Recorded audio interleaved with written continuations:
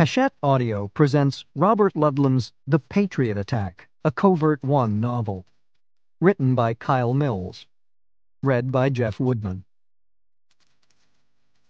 Prologue. Fukushima Daiichi Nuclear Power Plant, northeastern Japan. March 11th, 2011. Dr. Hideki Ito felt the floor shift and braced himself against the elaborate control console in front of him. He waited for the earthquake to subside, reminding himself that the structure had weathered a number of powerful tremors 2 days before, with no issues. Still, he could feel the tension creeping into his stomach, the way it always did when the earth decided to move. There was no reason for concern, he told himself again. The general had chosen to shut down Reactor 4 and use it as a research facility, ostensibly because of its ability to contain a radiation leak in the face of just these kinds of shocks. It wasn't radiation they were asking it to hold in check, though.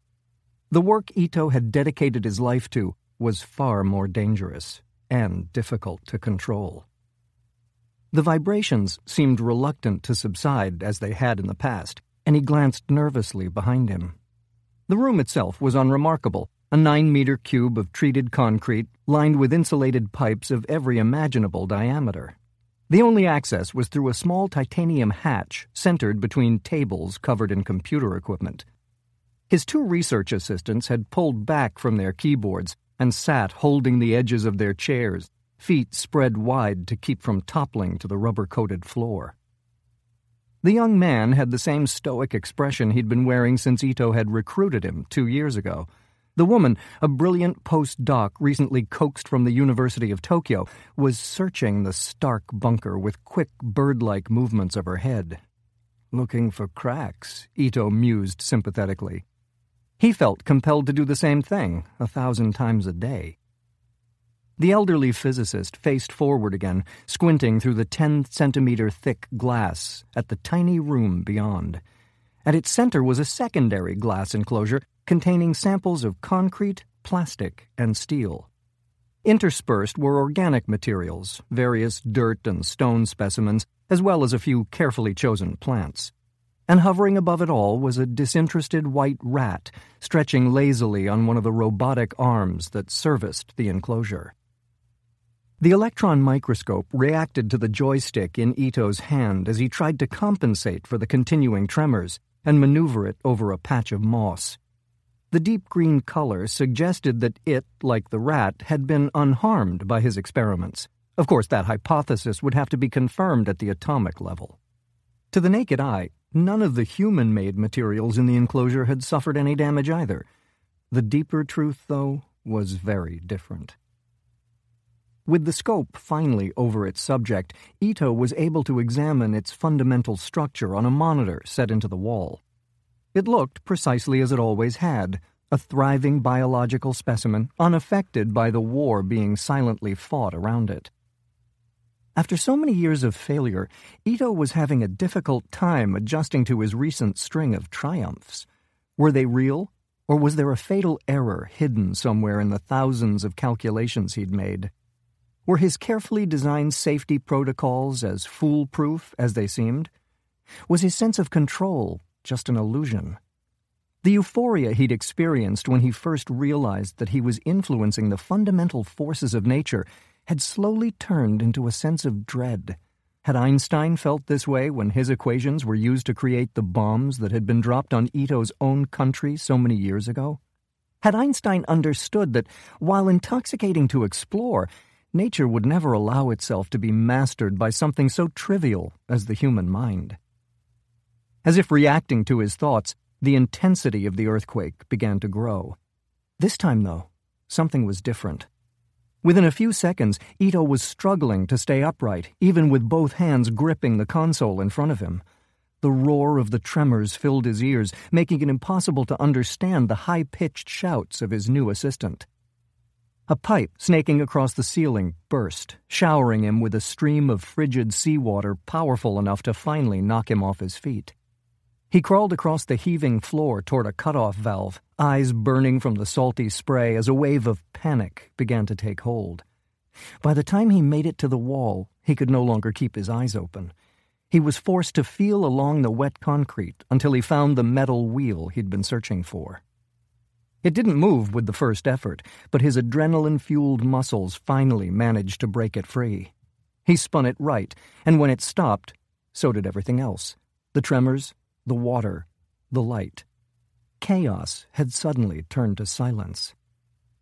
Ito pressed his back against the wall, struggling to fight off the disorientation brought about by the unexpected collapse of sensory input.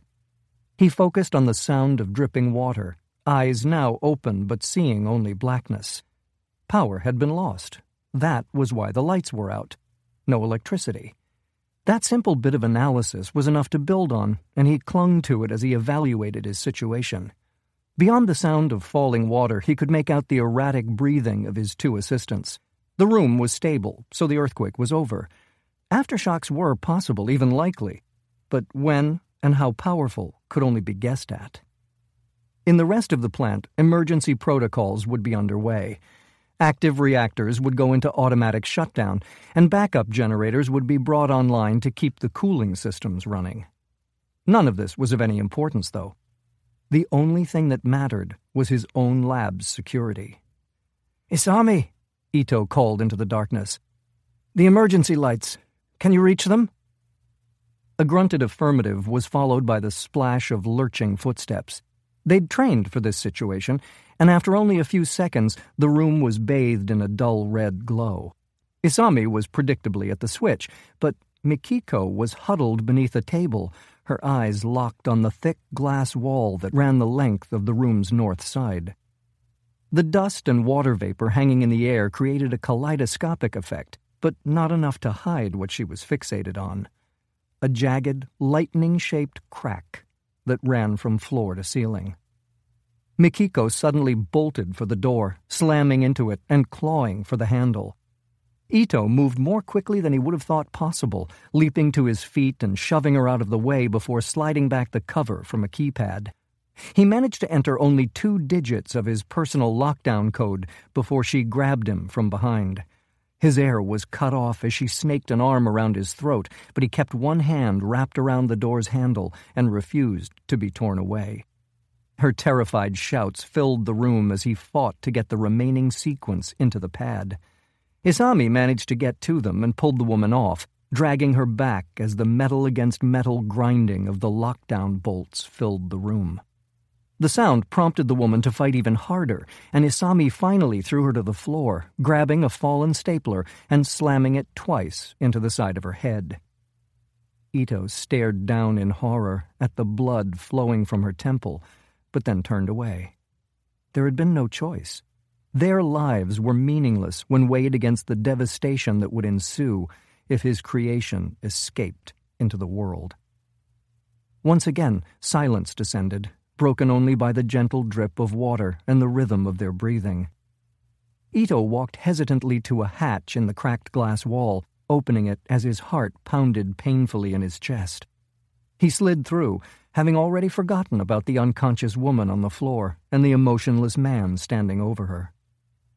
The glass cube containing his experiment was supported by hydraulic shock absorbers and thick rubber pads, additional insurance against eventualities exactly like this one.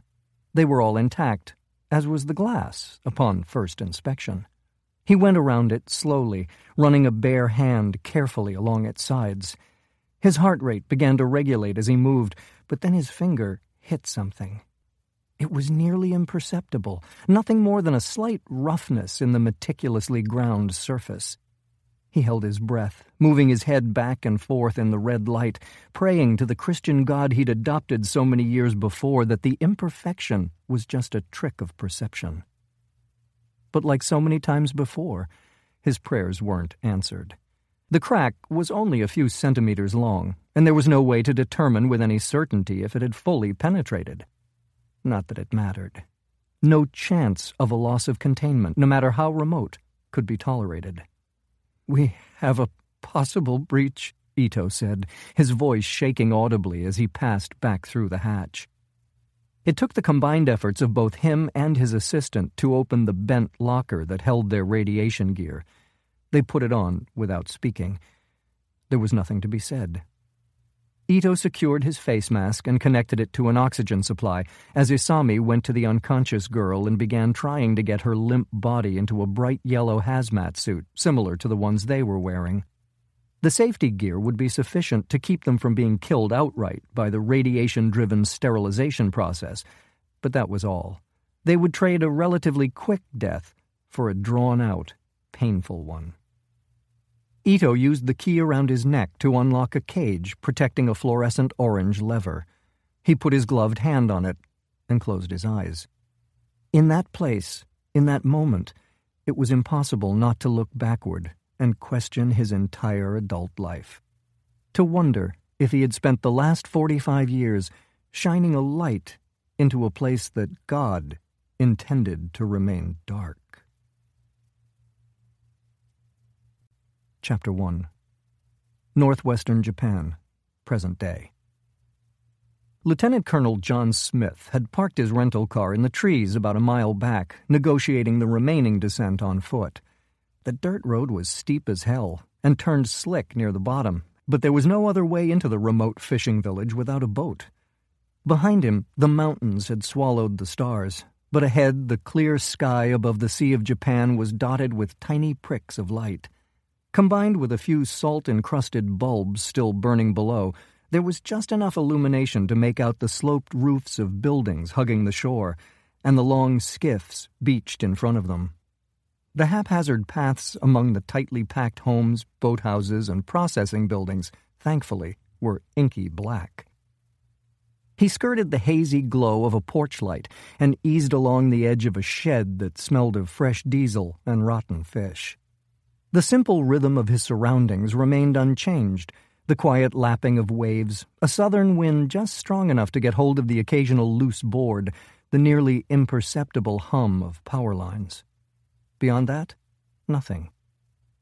Smith followed the dim arrow on his GPS watch toward a narrow passageway between buildings, still wondering why he'd been chosen for this job. While his complexion and military-cut hair were relatively dark, a 6-foot-tall, blue-eyed American slinking around rural Japan at 2 a.m. had the potential to attract more attention than would be desirable under the circumstances. And then there was the matter of his Japanese language skills, which consisted of a few phrases incorrectly remembered from reading Shogun in high school. There was just no way Covert-One didn't have access to Japanese operatives. Hell, even Randi would have been a vast improvement. A little makeup and hair dye would be good enough to make her 90% invisible, and while most of her operational experience had been China-based, Japan was at least somewhere in the general vicinity of her area of expertise. No doubt Klein had his reasons. He always did. And the job itself didn't seem all that difficult.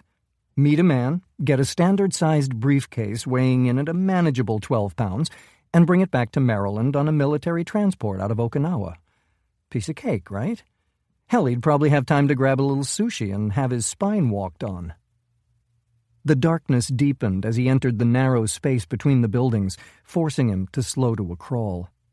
The GPS said he was only 20 yards from the rendezvous point, and he slid a silenced Glock from beneath his sweatshirt.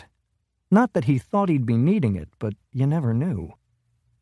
The passage came to a T, and Smith poked his head around the side of a warehouse to quickly scan both directions. Nothing but darkness. He was starting to regret not bringing light amplification equipment, but as hard as it was for a 6-foot blue-eyed American to remain anonymous in this part of the world, cover those blue eyes with an elaborate set of night vision goggles and he might as well be juggling chainsaws in a top hat.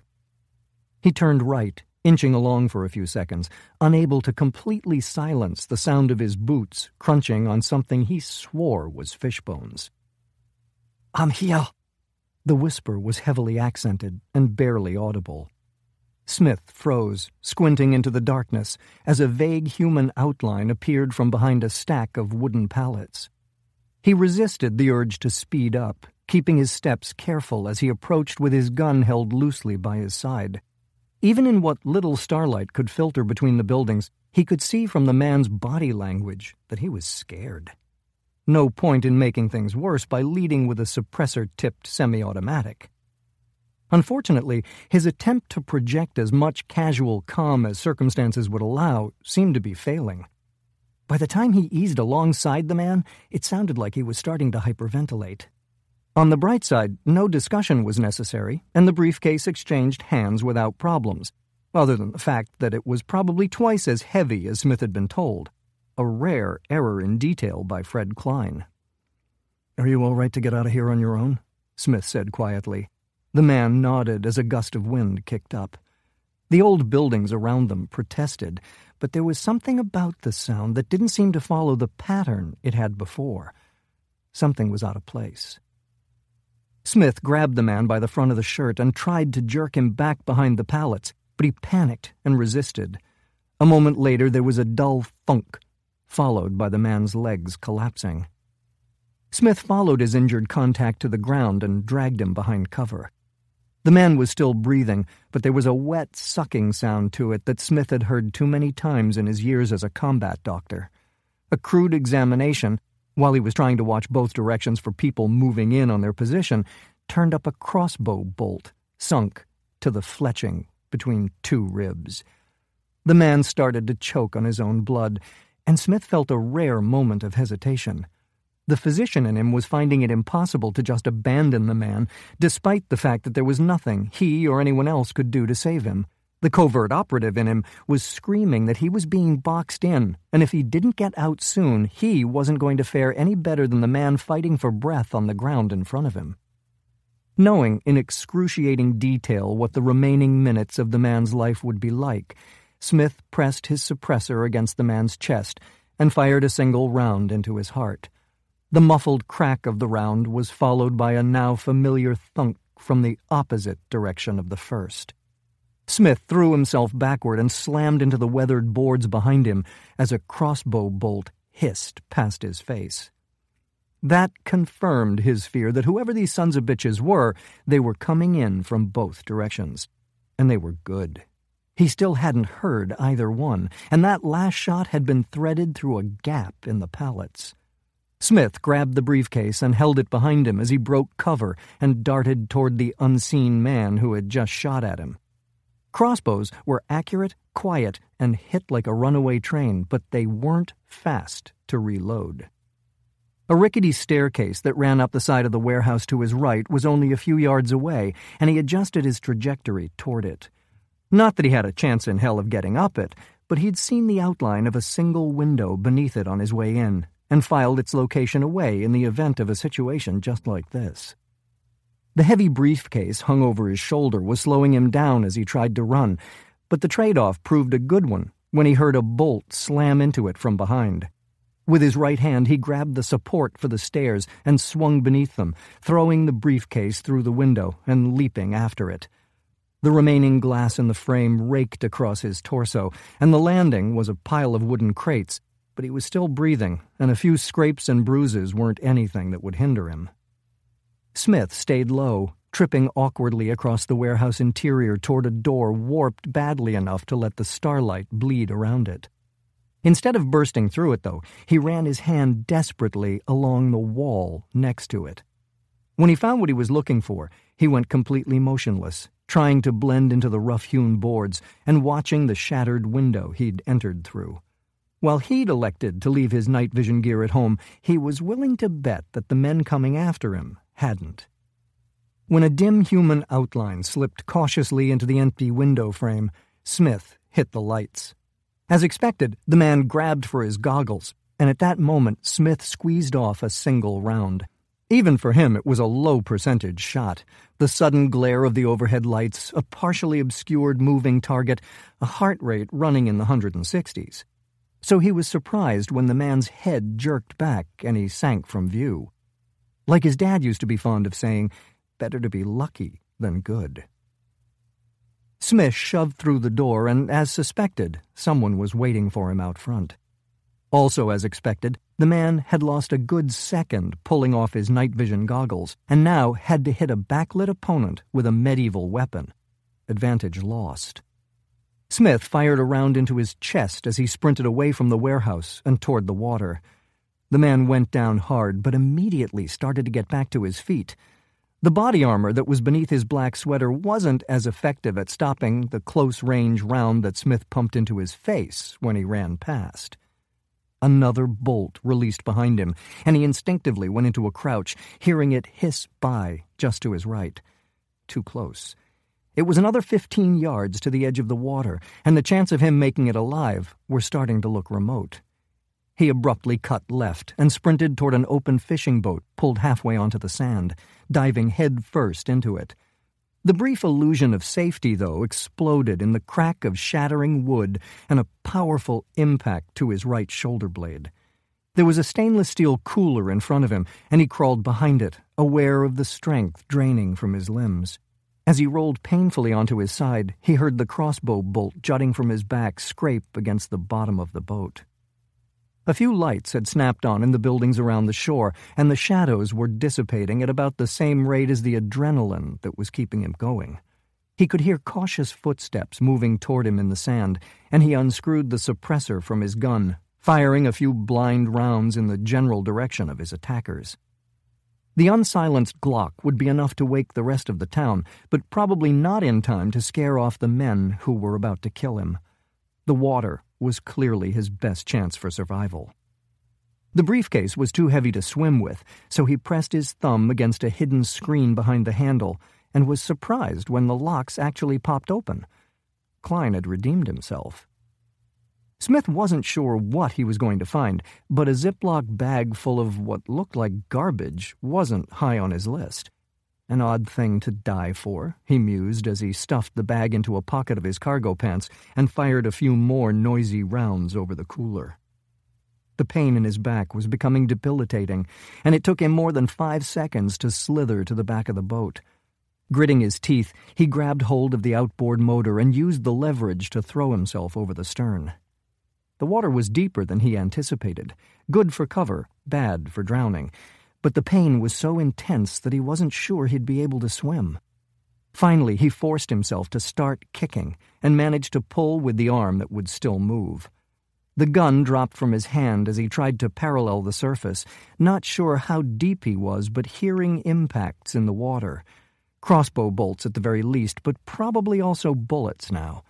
Stealth had been lost, and there was no reason for the men hunting him to be bashful. He went deeper, or at least he thought he did. His sense of direction was being swallowed by blood loss, pain, and lack of oxygen. When his head started to spin, he followed the bubbles up, breaking the surface only with his mouth as he gulped desperately at the sea air. When his mind started to clear, he brought his head far enough above the surface to look back in the direction of the beach. 3 men, all wading in after him. Smith dived again, swimming awkwardly and trying to ignore the drag from the bolt in his back as it carved into muscle and bone. He came up only when he began to feel consciousness slipping away and to make sure that he was still heading in the right direction. Unfortunately, that direction was out to sea. He had no idea how long he'd been in the water when he finally had to admit that he couldn't go any farther. Surfacing, he rolled onto his back and bobbed helplessly in the swells.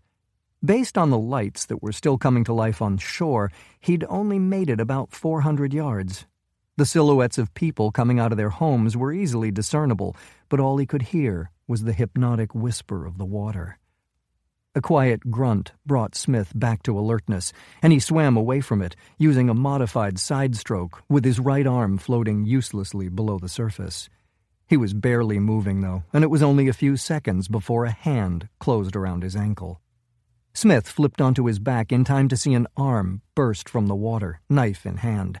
He kicked at his attacker's head, connecting solidly enough to make the man miss, but not enough to do any damage. With no other option, Smith took a deep breath and grabbed the man's knife hand. Then he dragged him under. The man started to fight, but Smith was too weak to do anything but try to control the knife. He wrapped his legs around the man's waist, their proximity and the density of the water taking the sting out of the blows he was absorbing.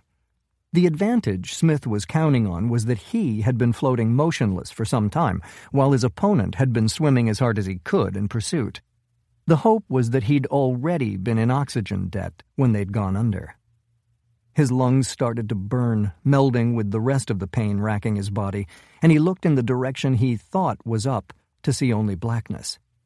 Eventually the pain started to fade, and he felt an unfamiliar sense of peace taking hold of him. The air was bubbling slowly from his mouth when he became aware that the man had stopped fighting. What did that mean again? What was he supposed to do? Primal instinct, more than anything, prompted him to push the limp body away and kick. He felt himself floating gently upward toward... what? The air flooding back into his lungs was accompanied by the return of the unbearable pain in his back and the reality of the hopelessness of his situation. The silhouetted crowd on the bank had grown, but there were still 2 men in the water coming toward him. Neither seemed to be as good a swimmer as their friend whom he'd sent to the bottom, though. Smith rolled onto his side again, moving away from shore and into the darkness. When he couldn't go on anymore, the lights from shore had disappeared, either turned off or lost in the swells. He floated on his back, feeling the crossbow bolt being tugged by the current. The pain had faded, like everything else. Blood loss, most likely. His head felt like it was full of gauze, and he was having a hard time remembering where he was. In the ocean, but which one? Or was it a sea? What was the difference between the two again? A sudden burst of light appeared in front of him, and he squinted into it. Not particularly bright, but startling in the complete darkness. Voices, the lapping of water against a wooden hull. A final weak burst of adrenaline brought him momentarily back to the present. The contents of the briefcase were still in his pocket, and he had no idea what they were or of their importance. No idea what kind of threat they could pose in the wrong hands. But the fact that he'd been sent, that Klein was involved, suggested that capture wasn't an option. He had no strength left to escape the boat or to fight the men in it, and that left him very few alternatives. Smith exhaled, reducing his buoyancy, and felt the water close in on top of him. One mission too many. Chapter 2. Al-Qabat, Egypt. The street market was packed with people, jostling, laughing, and haggling for everything from rugs to Tupperware to stuffed animals. It was late morning, and the heat of the day was already descending, mixing the stench of sweat with the aroma of spices and cooking meat to create an atmosphere that felt oddly comfortable to Randi Russell. It was ironic that Muslim countries had become the easiest environments for her to operate in. Covered head to toe in a hijab, surrounded by the constant roar of Middle Eastern life, she moved around with almost ghost-like anonymity. For all the chauvinistic morons looking right through her knew, she could have a rocket launcher strapped to her back. But why would they worry? What could they possibly have to fear from a woman? "Okay, Randy, he's right in front of you, no more than 4 or 5 yards. She acknowledged the voice in her earpiece with a short nod, though she wasn't sure it would be visible from her teammate's position in a multi-story hotel to the east. She felt sweat break across her forehead, but it wasn't from the sun beating on her black headgear. It was a mouth-drying, heart-pounding sense of childlike excitement. 4 or 5 yards. She'd started to doubt whether she'd ever get this close.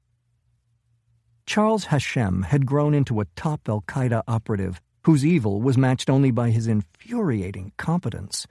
It had taken the CIA 2 years to even place him in Egypt, and her another 5 grueling months to find her way to this particular market on this particular morning. Got him. His gray shirt, sunglasses, and average-length black hair didn't provide much to differentiate him from any other man in the street, but she'd had every existing photo of him stuck to her wall for the last 1.5 years.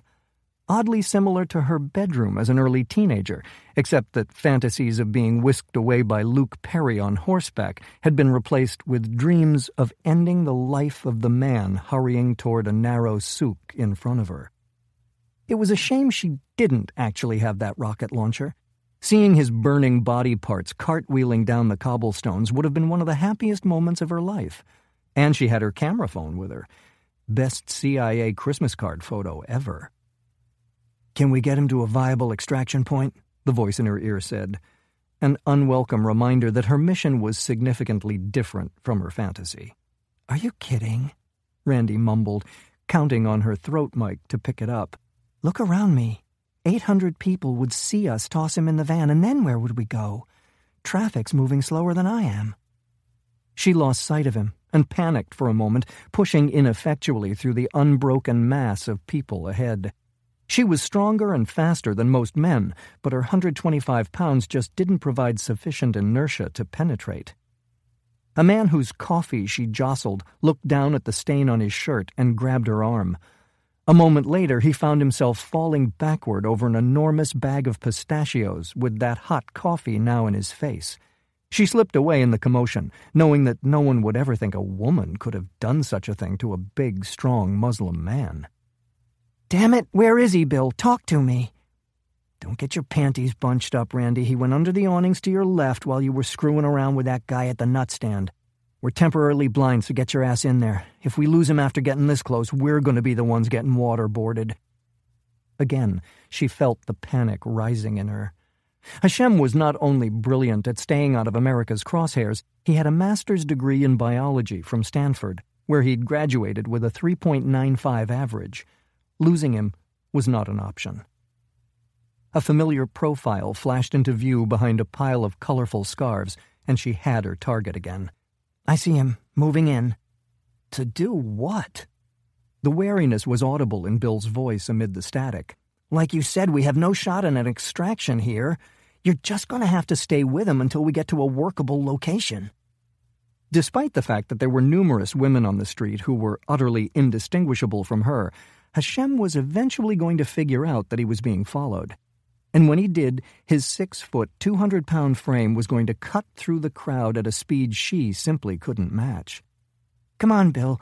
You know as well—" Randi fell silent when a powerful hand clamped onto her arm and spun her violently around. She went reflexively for a knife hidden beneath her hijab, but then recognized the coffee-stained shirt and burned cheeks. Pistachio Man. Normally, she'd have used her considerable language skills and a little groveling to quietly extricate herself from the situation, but today she just didn't have time to screw around. In a smooth motion not quite fast enough to look unnatural, she grabbed one of the fingers wrapped around her upper arm and broke it. The man howled in pain and dropped to one knee, cradling his mangled digit. "Someone help!" Randi shouted in Arabic. "I think he's having a heart attack." People surged in, once again ignoring her and allowing her to back away. "Where is he?" Randi said when she broke free. Ahead of her, the souk split. "Which way?" The fact that there was no immediate reply was understandable. An assassination had specifically not been authorized, for 2 reasons. The first was hard to argue with. An opportunity for an extended interrogation would likely turn up all kinds of interesting information. The second, though, was more bureaucratic. Charles Hashem was an American citizen. And not just some disaffected naturalized immigrant. He'd been born in Cleveland to a nice Persian couple who were grateful as hell to America for giving them the opportunity to escape Iran. In fact, they were the ones who had originally tipped off the government about their son's increasingly radical political and religious leanings. The next words she heard were muffled, as though Bill was talking to his partner. No, about an hour from now." Randi smiled. An hour from now would be 11 a.m. Hashem was at her 11 o'clock. She weaved gracefully, using skill to make up for her lack of heft, until she was right behind him. In place of the RPG she was sadly lacking, she retrieved a pen from her pocket and clicked the top, making sure to keep it pointed away from the innocent people jostling by. Hashem jerked at the sudden sting in his lower back, but by the time he looked back, Randi had put 2 people between them and was heading for a stand lined with barrels of olives. The pain would subside in a few seconds, and the tiny red mark in a few minutes. The microscopic pellet, though, would be slowly dissolving in his bloodstream. When it finally broke down, it would release a poison that would cause what she had been assured was an extremely unpleasant death. Word was that the whole thing was based on some kind of ocean-dwelling predatory snail. What would those guys at Langley think of next? Chapter 3. Northeastern Japan. White. The color of heaven, right? If so, Jon Smith could come to only two possible conclusions. Either he was still alive, or God had made a serious clerical error. His vision came into focus slowly, but it didn't take him long to realize that the second hypothesis was correct. No angelic choirs, just a ceiling. Smith tried to sit up, but the throb in his back became an excruciating dagger, forcing him to ease back onto the mattress. His torso seemed to move more or less the way it was supposed to, and after a quick evaluation he confirmed that his fingers and toes did the same. No paralysis. He carefully rotated his head through the few degrees it would move, taking in his surroundings and trying to get a read on his injuries from the nature and severity of the pain. His new home wasn't a hospital room. Too nice. Gracefully curved and scrupulously finished wood beams framed a modern take on Japanese paper screens. The expensive contemporary furniture was tastefully sparse, and the artwork was bright and incomprehensible. There were no windows to tell him if it was day or night, and little sound but the humming of the machines to his left. He squinted at the monitor next to his bed and noted the heart rate and blood pressure numbers. Neither was great, but neither suggested he was flirting with death. Smith closed his eyes for a moment and then tried to take a deep breath, hardly getting any air in at all before the pain forced him to stop. So he could add a few shattered ribs and possibly a broken scapula to the crossbow bolt-sized puncture wound in his back. As his mind continued to sharpen, he examined the IV running into his arm and tried unsuccessfully to read the label on the bag. Antibiotics, fluids, and probably an opiate-based painkiller, judging from the familiar nausea he was feeling. More concerning was the tube inserted between his ribs and draining into a jar on the floor. Collapsed lung. Outstanding. He reached weakly for a stethoscope hanging from the IV stand and put it in his ears. Steeling himself for the pain, he forced himself to take a moderate breath with the instrument pressed to his side. It sounded like the lung was inflating. Not exactly news worth celebrating, but better than the alternative. He'd given up his job as a MASH doctor in favor of microbiology a long time ago, but they weren't skills that faded easily. Given the facts, his prognosis was solid. With a lot of time, a lot of rest, and proper care, he could potentially make a full recovery. The fact that he wasn't in a hospital, though, made him doubt he'd ever get those things. There was a rustling on the other side of the only door to the room, and Smith watched it slide open. He considered feigning unconsciousness, but it seemed likely that he was being monitored by video and that his mysterious benefactor wouldn't be so easily fooled. Besides, what was the point? Daring escapes were pretty much off the table. He'd be lucky to crawl out of there in his condition. Better to figure out where he stood than to lie there and wonder.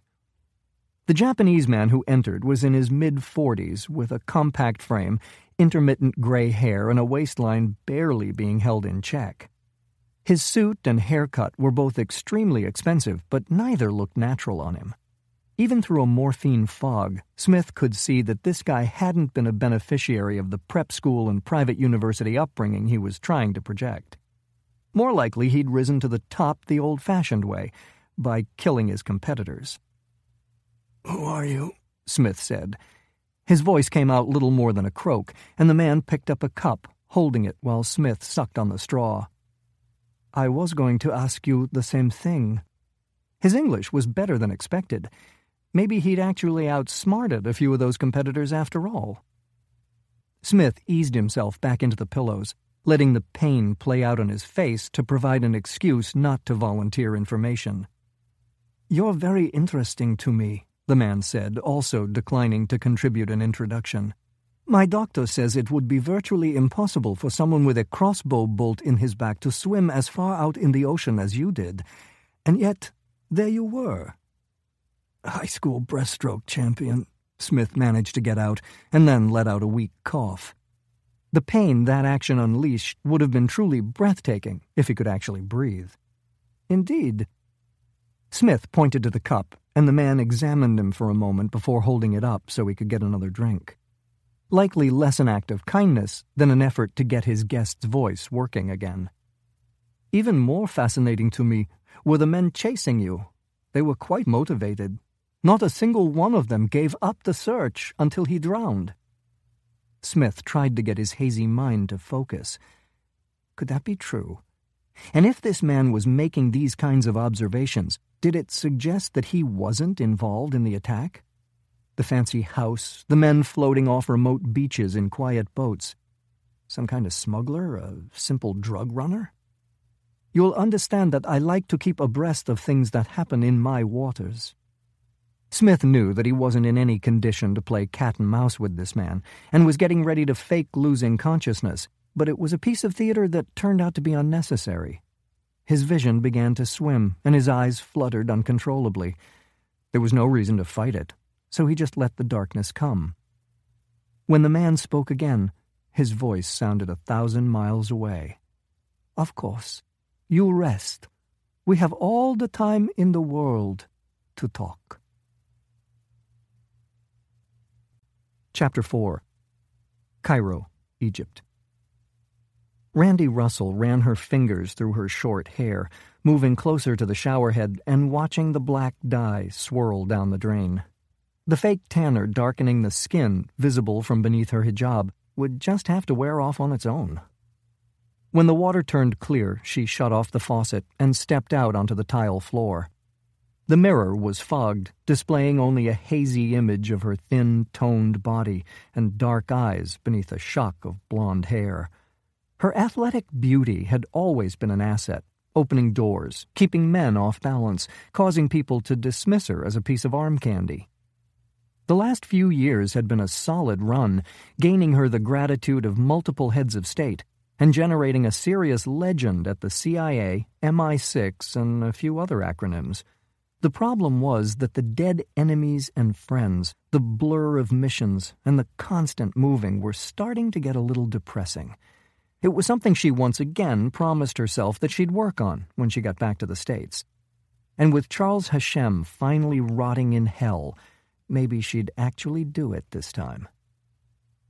She pulled on an old pair of sweats and a T-shirt with a giant smiley face and the slogan, "Have a nice day," a gift from a Mossad operative with a sense of humor. All she needed now was a drink, a comfortable bed, and 10 solid hours of unconsciousness. Tomorrow she'd mix in with the tourists and business people for a mid-morning flight to Reagan, and then a hysterical reaming for killing an American who everyone agreed needed to be dead. In the end, though, it would be little more than a bunch of bureaucratic ass-covering. Nothing she needed to worry about any more than last time, or the time before that. Sure, one day they'd throw her under the bus, but not yet. They'd wait until she slowed down and wasn't as useful anymore. For now, though, she had the comfort of knowing they needed her to do the things that they didn't have the skills for, or that they thought could come back to bite them at a confirmation hearing. People with her talents and track record were hard to replace. Randi rubbed the towel over her head a few more times and then pushed through the bathroom door into her hotel suite. One of the things that had kept her alive for so long was the fact that there was no loss in translation between what her mind commanded and what her body did. By the time the man sitting in the leather chair next to the bar looked up, she'd pulled a knife from the pocket in her sweats and drawn her hand back to throw it. He just frowned disapprovingly and looked at her over his wire-rimmed glasses. "Mr. Klein," Randi said, not yet lowering the knife. "What are you doing here?"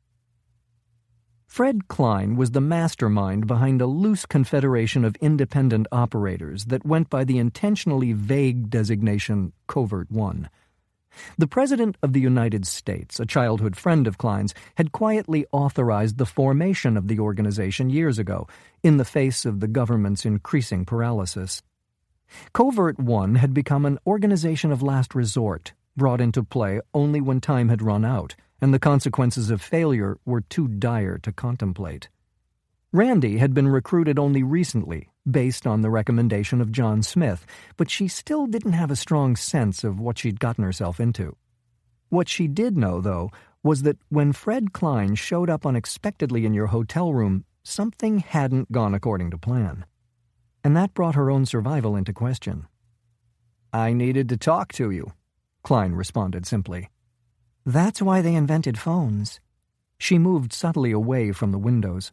The curtains were drawn, but there were other ways for a sniper to line up a shot. Klein wasn't particularly impressive to look at. Thinning hair, mediocre suit, slightly jutting brow. But in the short time she'd known him, she'd developed a healthy respect for the man.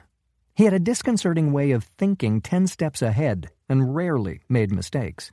Great if he was on your team, but in her business, team affiliation tended to be hazy and subject to sudden changes. "This is something I felt we should discuss face to face." He wiped away some imaginary sweat from his upper lip. "We've lost contact with John." "Lost contact?" "In a fishing village northeast of Toyama, Japan." "I know that area," she said, finally lowering the knife. "I'll go find him." Klein rose suddenly enough that her grip on the blade tightened involuntarily, but he just went to the bar and poured 2 scotches. After handing one to her, he returned to the chair. "He was hit in the back with a crossbow bolt and was last seen swimming out to sea with at least 3 men pursuing. I've had people out there for 2 days looking for him. And we're continuing the effort." His voice trailed off. The implication was clear. She made her way a bit unsteadily to a small sofa across from him. "I wanted to tell you before you heard somewhere else," he said as she sat. "The story we're going with is that he was cave diving off the coast of Okinawa, that there was an accident, and he's missing." Typically clever, Randi thought numbly. No one would expect to recover a body under those circumstances. "My understanding is that your mission in Egypt is finished, and you're flying back to D.C. tomorrow." He seemed a bit bowed when he stood again and started for the door. "We need to talk when you get back. About what John was working on." She watched him leave in silence, and then just stared at the closed door. For a moment, she thought she was going to throw up, but then it passed, replaced by an unexpected sense of loneliness that was even worse. No, John had been in tough scrapes before, and he always made it out. Klein's people just hadn't found him yet. Or for that matter, the man could be lying. What did she really know about him? Randi forced herself to her feet and picked up the phone on the nightstand. Scrolling through an encrypted list of contacts with a shaking finger, she finally came to the one she was looking for, an unattributed number with a Japanese prefix. Chapter 5. Off the Senkaku Islands, East China Sea. Being chosen as XO of Japan's new state-of-the-art battleship had been the proudest moment in a life that Gaku Akiyama had always considered charmed. He'd been an exceptional athlete, earned a master's in history from Oxford, and then joined Japan's Naval Defense Forces, as his father had before him. His efforts to honor his family for everything they'd done for him had succeeded beyond his wildest dreams. Like so many dreams, though, this one had finally revealed its dark side. He was standing at the edge of the deck, watching the setting sun backlight a Chinese missile cruiser sailing at an intentionally provocative and impossibly dangerous half-kilometer distance. Beyond were the deep orange silhouettes of 8 more Chinese warships, showcasing that country's resolve and the superiority of its arsenal. Finally, at the very edge of his vision were the jagged outlines of a group of useless rocks, known to the Japanese as the Senkaku Islands, and to the Chinese as the Daioyus. Akiyama looked behind him at the men going about their duties, at the helicopters lined up on the deck awaiting orders, and at the 250-meter flat deck that had caused so much anger on the part of China. Despite considering himself a great patriot, perhaps even a nationalist, he found himself in the rare and uncomfortable position of sympathizing with his opponent's position on this topic. Retrofitting the Izumo to launch offensive weapons would be a relatively trivial task that could be carried out in a matter of months. On the other hand, his own country's leadership was correct when it pointed out that there would be no point to such an operation. While it was true that Japan had overwhelmed China in World War II, those days were long past. Their increasingly belligerent neighbor to the west now had a standing army of over 2 million men, a budget 3 times that of Japan, and a navy boasting more than 700 vessels. In fact, credible rumors were circulating that the Chinese were sending their new aircraft carrier into the area in an effort to humiliate the Japanese further by physically dwarfing the crown jewel of their fleet. And for what? A few rocks sticking out of the ocean? Some oil beneath the ocean floor? Fishing rights? No, in truth, none of those things really mattered. This dispute was entirely about the past. The atrocities perpetrated by his own grandfathers on the Chinese people so many decades ago. The humiliation felt by the Japanese people at their eventual surrender. The newfound conviction of his own generation that they shouldn't be damned to a life of penitence for things that occurred years before they were even born. The Americans felt understandably justified at having fashioned the Japanese Constitution in a way that forbade military force and limited the country to defensive troops. His ancestors had been a warlike and often even brutal people, but that world existed now only in the books he'd studied in school. Japan had become an incredibly wealthy country, built on a fragile foundation of stability and economic cooperation. It had become one of humanity's great innovators and a responsible world citizen that spent billions aiding its less fortunate neighbors. Despite this transformation, though, the threats from China and the Koreas were real and growing. Could the United States be trusted to protect them in the current world order? And even more important, should this even be America's responsibility any longer? In Akiyama's mind, the answer was a resounding no. It was time for Japan to stand on its own feet. This was, however, a seismic shift that would have to be handled with the utmost political skill and cultural sensitivity. The events unfolding around him were anything but the careful first steps that he'd imagined. No, this was a senseless escalation, engineered by politicians concerned only with retaining their power. It had played out in history so many times, but no one ever learned. Once the nationalist flame rose to a certain height, it could only be quenched with blood. The breeze picked up, and Akiyama raised the collar on his jacket, continuing to watch the sun sink into the ocean to the west. He was about to head below decks when the deceptive peace was broken by a high-pitched wail. The executive officer spun and saw the men on deck behind him freeze for a split second and then begin sprinting in every direction. "Battle stations!" Akiyama shouted, dodging the men rushing by. "Battle stations!" Over his headset he could hear a nearly unintelligible patchwork of voices. For the moment, he ignored the calm drone of the captain's orders and instead focused on the more panicked voice of a junior officer stating the reason for the alarm. A Chinese Luzhou-class guided missile destroyer had locked on their targeting radar. Akiyama started to run the length of the deck, checking his men's positions, offering words of encouragement, and shouting harsh criticisms when warranted. Above all, though, he did everything in his power to encourage calm. "No one lifts a finger without direct orders," he yelled repeatedly. "Is that clear? I don't care what the circumstances are. No one acts without specific instructions from an officer."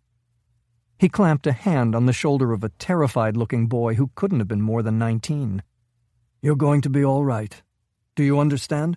You've trained for this, and you wouldn't be on the Izumo if you weren't one of Japan's finest." The boy nodded weakly, and Akiyama continued on. He felt a great sense of pride at the efficiency and speed with which his men were carrying out their duties, but much more than that, he felt fear.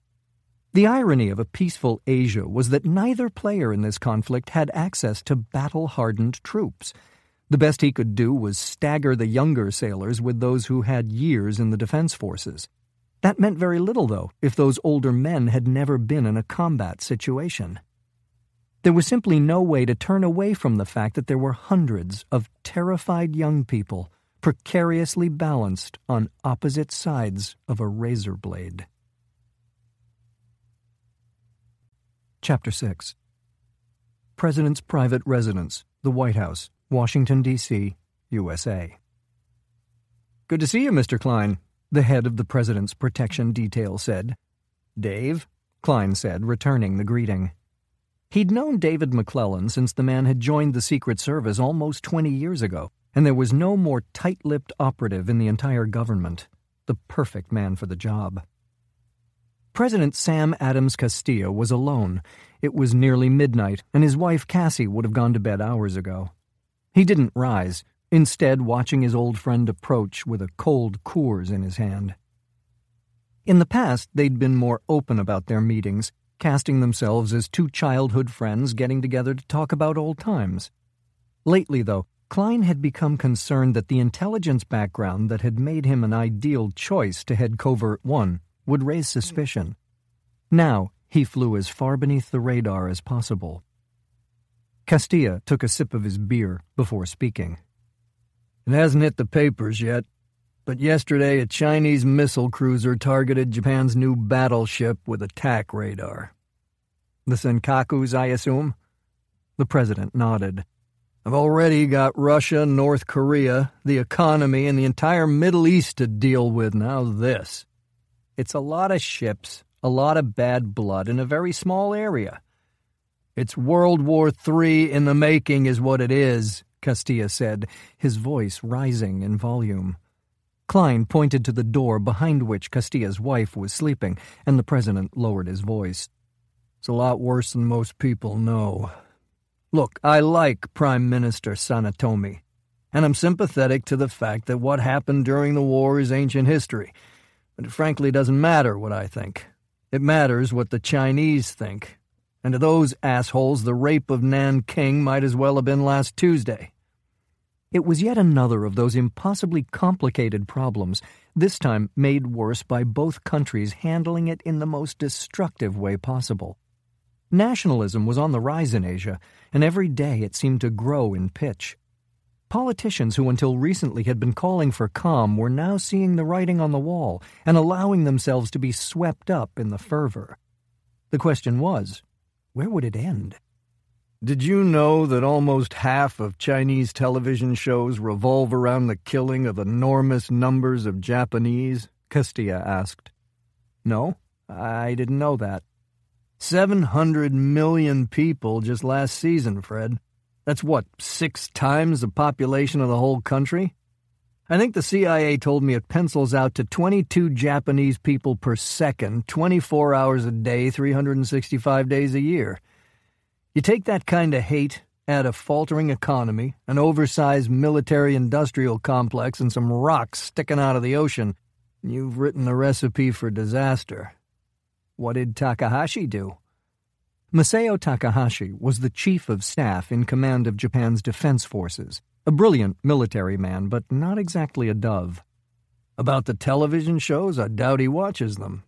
Klein frowned. I was referring to the attack radar, Sam. To his credit, nothing. The Izumo went to battle stations and then backed the hell away. He diffused the situation then. I'm honestly surprised. Maybe he's getting a little perspective in his old age. Yeah, just enough perspective that now I have to worry that the son of a bitch is thinking about getting into politics. You know he's one of the richest men in Japan, right? Klein nodded. Technology, energy, defense, contracting, gaming, and I don't even know what else. His family's built quite an empire since the war. And make no mistake, he's the patriarch. People will tell you that his siblings run the companies, but take it from me. They don't take a piss without asking Masao first. Klein leaned back and looked at his old friend thoughtfully. The United States was not a country accustomed to being caught up in the current, but this might be one of those rare occasions. Tensions between Japan and China went back to well before America was even a twinkle in Thomas Jefferson's eye. So now we got 2 of the world's largest economies staring at each other over the brink, Castilla continued. China's got the 2nd largest military in the world, including nukes. Japan technically doesn't have an army, but has the 5th largest defense budget on the planet and 250,000 active-duty soldiers. The Japanese constitution prevented the country from building a military or projecting power by force, but that clause had always been open to interpretation and was now coming under increasing criticism. In reality, Japan was one constitutional convention away from tossing 3/4 of a century of codified pacifism into the dustbin of history. something China would not take sitting down. Castillo waved his beer can a little frantically. "And do you know who's right in the middle of this shitstorm? Me. Because we have a treaty saying in no uncertain terms that the United States will protect Japan if it's ever attacked. If the Chinese decide they don't like the direction the political winds are blowing in Japan, even though they're partially to blame, what then? Do they sink that fancy new battleship? Mark my words, Fred, I'm in the process of getting painted into a very tight corner." The strength seemed to go out of him, and he fell back into the cushions. He didn't speak again for almost a minute. "Still no word on John?" Klein hadn't been prepared for the sudden change in subject and didn't immediately respond.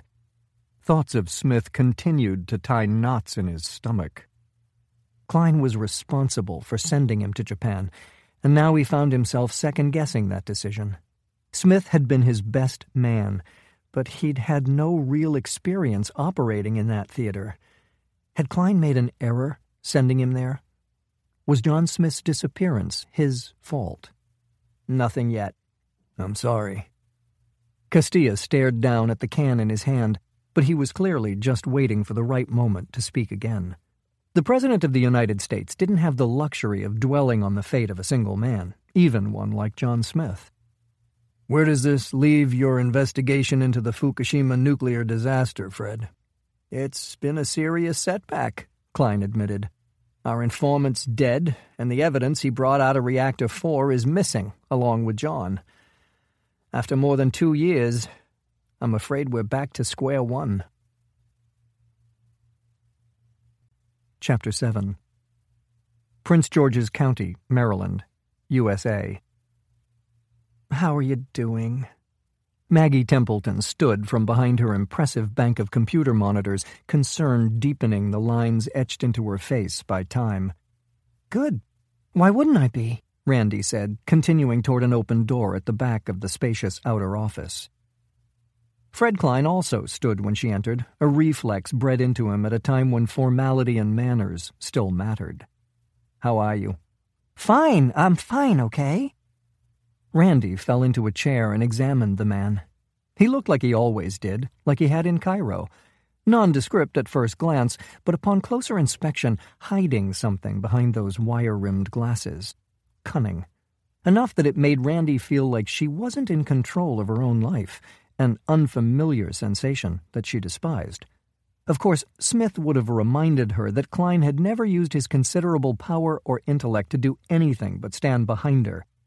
Then again, the last time he'd been heard from, he'd been swimming out to sea with an arrow in his back. "So, why am I here, Mr. Klein?" He settled back behind his government surplus desk. "What do you know about Fukushima?" "The nuclear disaster? Just what I saw on TV like everyone else. Earthquake, waves, explosions, radiation. Not really my area of expertise." He pulled out a pipe and went through his normal OCD ritual, lighting it while the elaborate ventilation system that Maggie had installed started up. The plant had 6 reactors. 1 through 3 were active, 5 and 6 were in cold shutdown for maintenance, and 4 had been defueled. After the earthquake, 1, 2, and 3 went into automatic shutdown mode. Emergency generators came on to run the cooling system. Then the wave hit. He nodded. 40 feet high. It came over the seawall and knocked out the diesel generators. When the battery backups ran down, things got hot and the explosions started. "Causing the radiation leaks," she said, completing his thought. "That was years ago, Mr. Klein. What's it to Covert-One?" "Some things have come to light about the disaster that don't completely make sense." Randi shrugged. "That's not terribly surprising. Whenever a screw-up that big happens, the only people working harder than the disaster relief teams are the corporate hacks and politicians covering their asses. They'd probably have had enough power to cool the thing down if it weren't for all the paper shredders firing up in Tokyo." "A fair assessment, but it goes beyond that," Klein said. "The highest levels of radiation were measured in Reactor 4. Randi pondered that for a moment. "Didn't you say that had been defueled?" "I did." I'm no nuclear engineer, but defueled sounds safe. It should have been. And setting aside the radiation levels for a moment, why, 4 days after the tsunami, was there an explosion in that reactor? She shrugged again. John's the scientist, but someone must have an explanation. Oh, there are a number of them. Not one is even remotely plausible, though. And that's what John was working on? Klein took a long pull on his pipe. I managed to make contact with a man who had smuggled out some suspicious samples right after the tsunami. He was passing them on to John when things went wrong. I assume you misplaced the samples, too. He didn't answer immediately, but her phrasing was clearly not lost on him. The samples are gone. I guess I don't understand what we're trying to get at here. Are you saying that the Japanese nuclear contractors might have cut corners and built an unsafe reactor? Or are you— The man I was in contact with suspected some kind of sabotage, Klein interjected, and he was scared. He wouldn't talk about it on the phone or even via encrypted email. He suddenly decided he wanted to be rid of that sample and told me if I didn't get someone over there in 24 hours, he was going to destroy it and disappear. So that's what got John sent to a remote fishing village in Japan. There was no time to bring someone up to speed. John was my top operative, so I sent him. Touché, Randi thought, keeping her face impassive. While she was closer to Smith than she was to anyone else in the world, she was also competitive. That was Klein's subtle way of telling her that he thought Smith was better.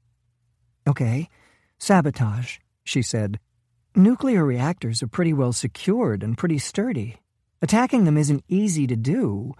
Who, an anti-nuke group? Maybe, but I'm more concerned about the possibility of foreign actors. China. Klein took another pull on his pipe. You know better than I do how the Chinese feel about Japan, and the situation in the East China Sea is headed nowhere good. The president's putting pressure on the Japanese prime minister to calm things down, but frankly it's easier said than done. That's an understatement, Randi said. Sanetomi is the Zen master of politicians, but the position he's in is impossible. If he goes far enough to appease the Chinese, his own people are going to see him as selling them down the river. And if he stands his ground firmly enough to keep his job, the Chinese are going to start polishing up their ICBMs. The Buddha himself would fall off the tightrope he's stuck on. And then there's General Takahashi, Klein said. While he's being typically clever about it, he seems to be going out of his way to provoke China. Okay, but why a nuclear plant? And why years ago, before things got really hot between them? Are they concerned that the Japanese might be using Fukushima to create a nuclear arsenal? We have assurances from Sanetomi that they're not, and the intelligence community seems satisfied by that. So maybe the Chinese were just trying to create an incident? Make the Japanese lose face and give them something internal to focus on? Or do you think they actually could have been trying to soften them up for an attack? An outright attack on Japan would be a serious enterprise. It would drag in the U.S. and the rest of the world from the first salvo. Randi tapped her fingers absently on the arm of her chair. Leads? Like I told you, the man I was in contact with in Japan is dead, the samples are gone, and there's nothing but silence coming out of China. But I know you're well connected there. Before turning her focus to the Middle East, she'd operated a great deal in China and spoke fluent Mandarin.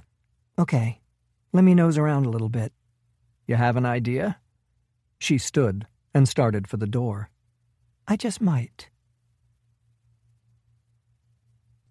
Chapter 8. Near Imizu, Japan.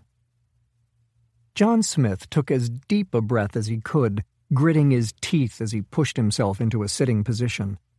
He closed his eyes for a moment to let the pain subside, then opened them again in order to examine the shackle anchoring his ankle to the bed. He'd have actually laughed if he didn't know how excruciating it would be. Of all the desperate situations he'd extricated himself from over his career, this was almost insulting. The strap was fashioned from a simple strip of leather, and the flimsy padlock securing it looked like it came off a piece of tourist luggage. He eased himself back into the pillows to assess his situation one more time. According to the machine he was attached to, his vitals had stabilized. Generally good news. The chest tube was gone, and the hole between his ribs had been closed with a few neat sutures. Even better. On the downside, though, the pain in his back was as bad as ever, and now he had confirmation as to why. The doctor caring for him didn't speak much English, probably by design, but with some universal medical jargon and a couple of X-ray films, Smith had been able to put together a mental list of what had happened to him. 5 broken ribs, 2 of which were smashed beyond recognition, a precariously reinflated lung, massive initial blood loss, a near-fatal case of hypothermia, a scapula held together with a couple of screws, and a sutured hole where the crossbow bolt had been extracted. Actually, extracted sounded better than the pantomime the doctor had used to describe the procedure. 2 hands on the shaft and a foot in the small of his back. In the man's defense, though, combat medicine sometimes rewarded those willing to just dive right in. So, he was technically on the mend, but not so much that the chintzy ankle restraint didn't look both a mile away and a little like Fort Knox. He scanned the medical cart next to him, but there was nothing sharp enough to cut with, or small enough to turn into a pick. And even if there had been, what then? The only escape he could realistically envision involved him shuffling along, dragging an IV cart behind him. Any obstacle more formidable than an unarmed Girl Scout or, God forbid, a set of stairs would be completely insurmountable. He reached out and carefully retrieved the cup next to his bed, sucking thoughtfully on the straw. No matter how many angles he examined the problem from, he always came to the same conclusion. He was completely, irretrievably screwed. Whoever the man was who had locked him to this bed and called in the medical team hadn't done it out of the goodness of his heart. He wanted answers, and he'd do whatever was necessary to get them. There was a creak outside that Smith had determined was a loose floorboard 10 feet or so down the hallway. He counted to 3, and right on cue, the sound of a key turning in the door disturbed the monotonous beeping of the machine monitoring his heart. Another 1 count, and it began to swing open. The unusually tall Asian woman who entered had an athletic grace that, in another place and time, he would have stopped to admire. A simple brown dress clung loosely to her curves, and a broad-brimmed hat completely shadowed her face. She set a small satchel on the medical cart, but didn't immediately come any closer.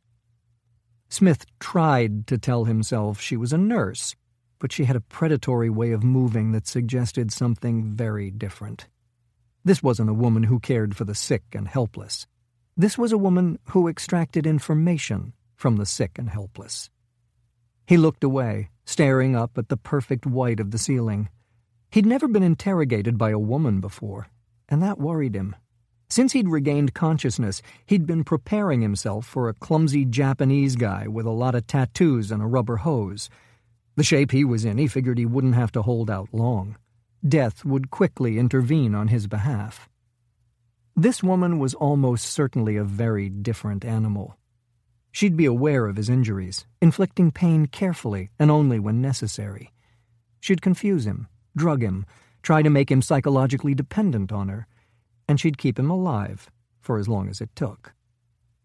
Smith started going over the story he'd concocted, trying to imprint it into his mind with enough force to make it real.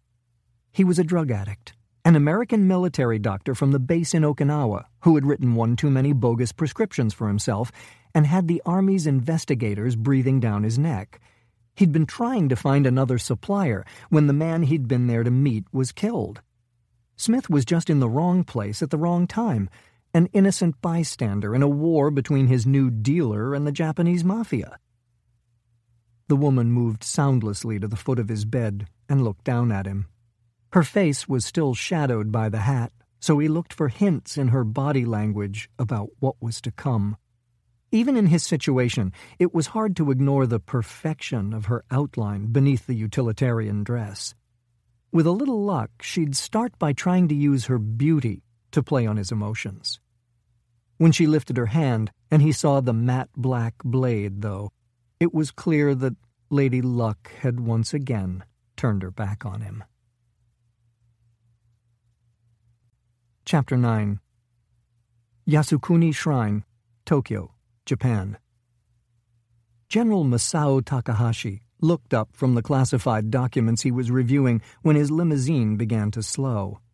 Outside, the street was filled with demonstrators, numerous enough to force his driver to come almost to a stop in order to pick his way through.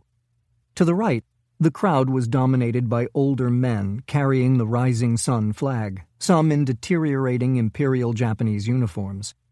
Takahashi nodded respectfully toward them, though he knew he was invisible behind the tinted windows.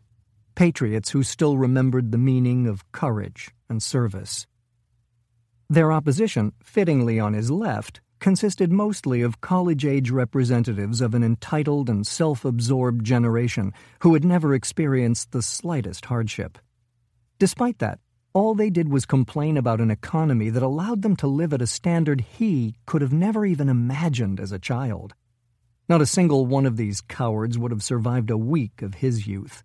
The hunger, the cold, the fear and confusion of being a defeated people in a country under occupation. His driver glided to a stop, and Takahashi looked away from the protesters in disgust. Their obscene placards dishonored the men who had fought and died for the country that they now believed owed them so much. He ignored the chants penetrating his vehicle and looked out over the well-tended grounds of Yasukuni.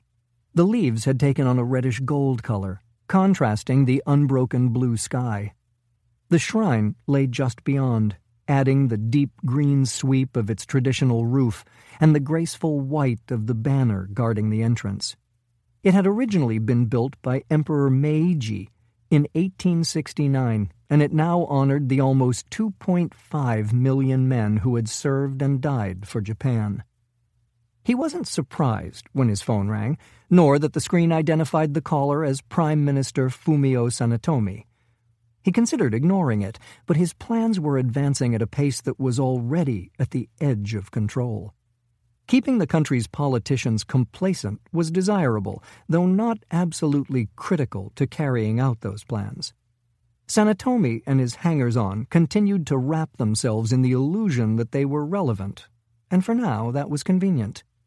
Soon, though, the politicians would be revealed for what they were: weak and honorless men who had spent 3/4 of a century slowly bleeding their own people. "Good afternoon, Prime Minister," Takahashi said, putting the phone to his ear. "And to you, General.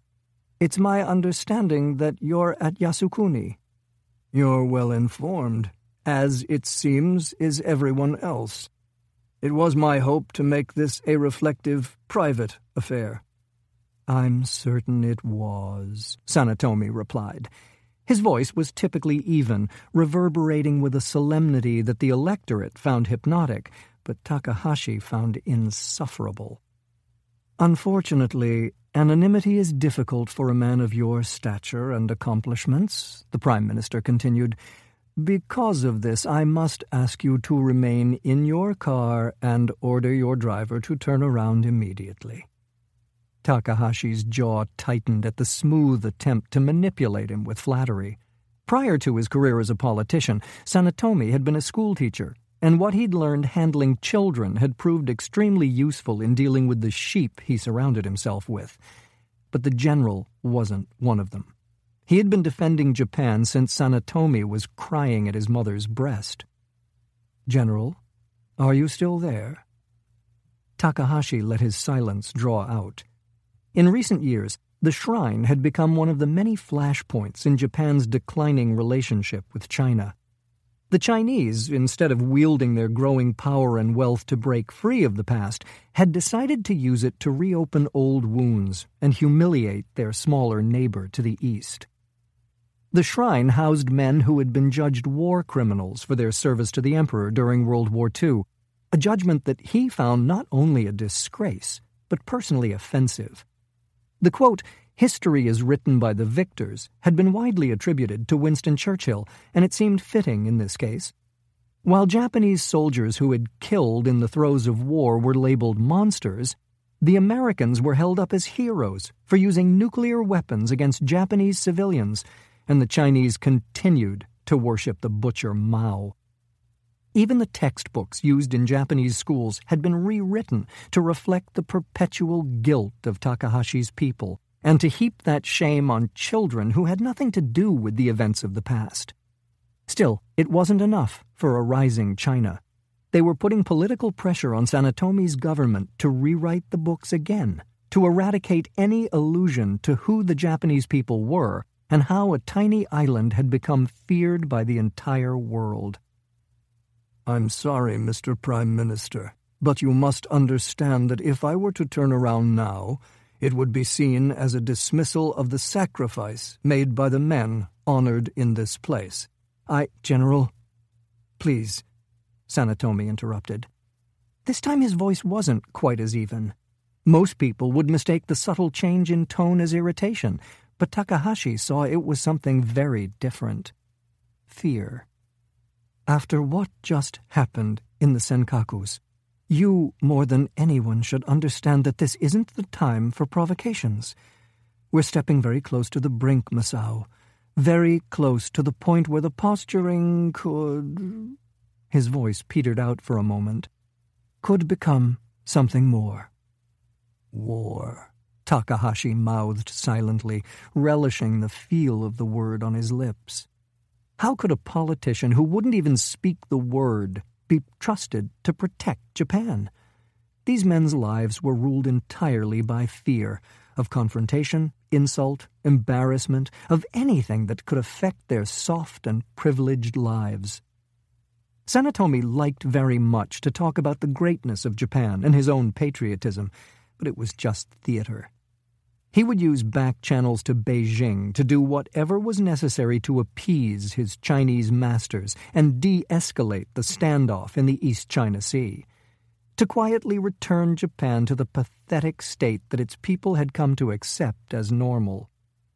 I don't understand, Takahashi said, feigning respectfulness. We demonstrated no aggression whatsoever in defending islands that virtually the entire international community agrees are ours. Further, I ordered the Izumo to retreat when the Chinese targeted it, even though that craft is more than capable of defending itself. How is it the responsibility of the Japanese people to de-escalate a situation that we didn't create? You are entirely aware that this isn't a matter of fault, Sanetomi responded. In addition to a substantial nuclear arsenal, the Chinese military has 10 times our manpower, 10 times our tanks and artillery, and 4 times our combat aircraft.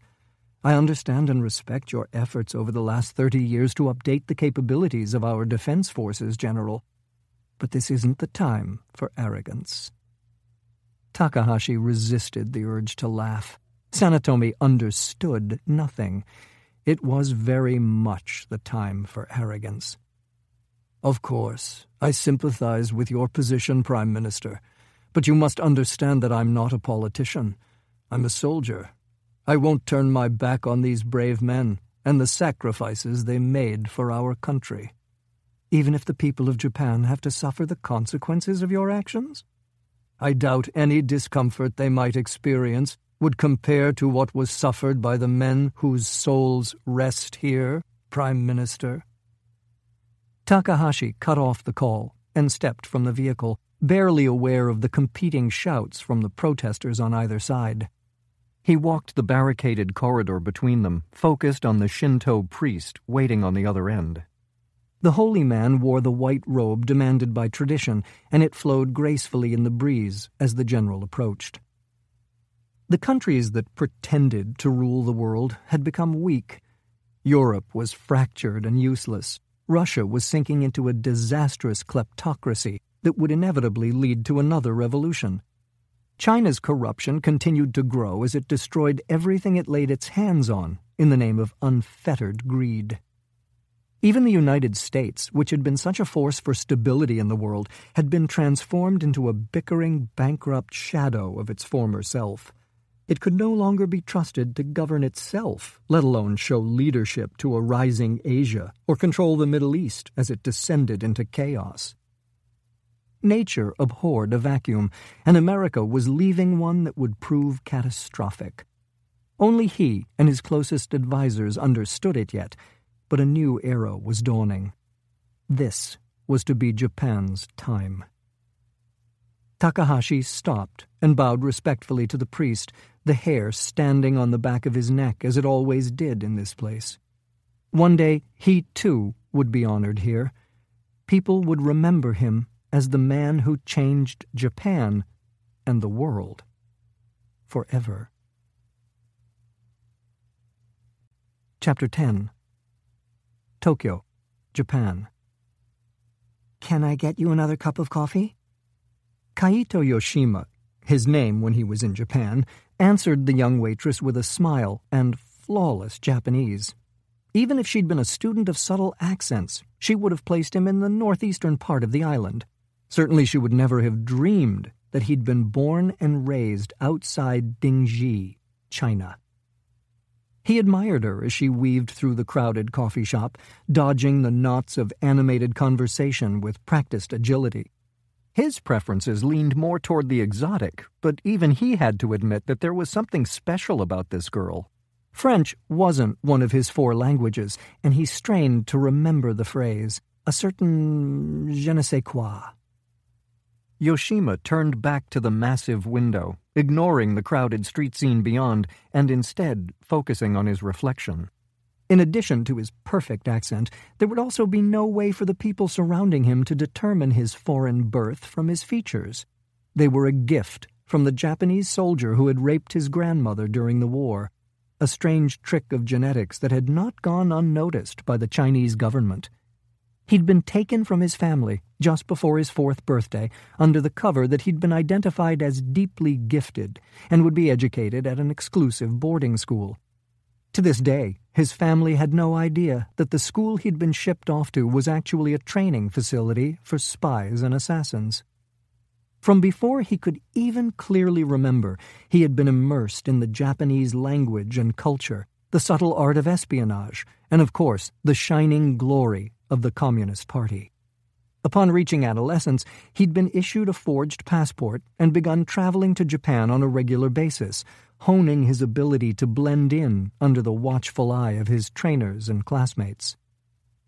There had been 30 of them in all, split equally between male and female.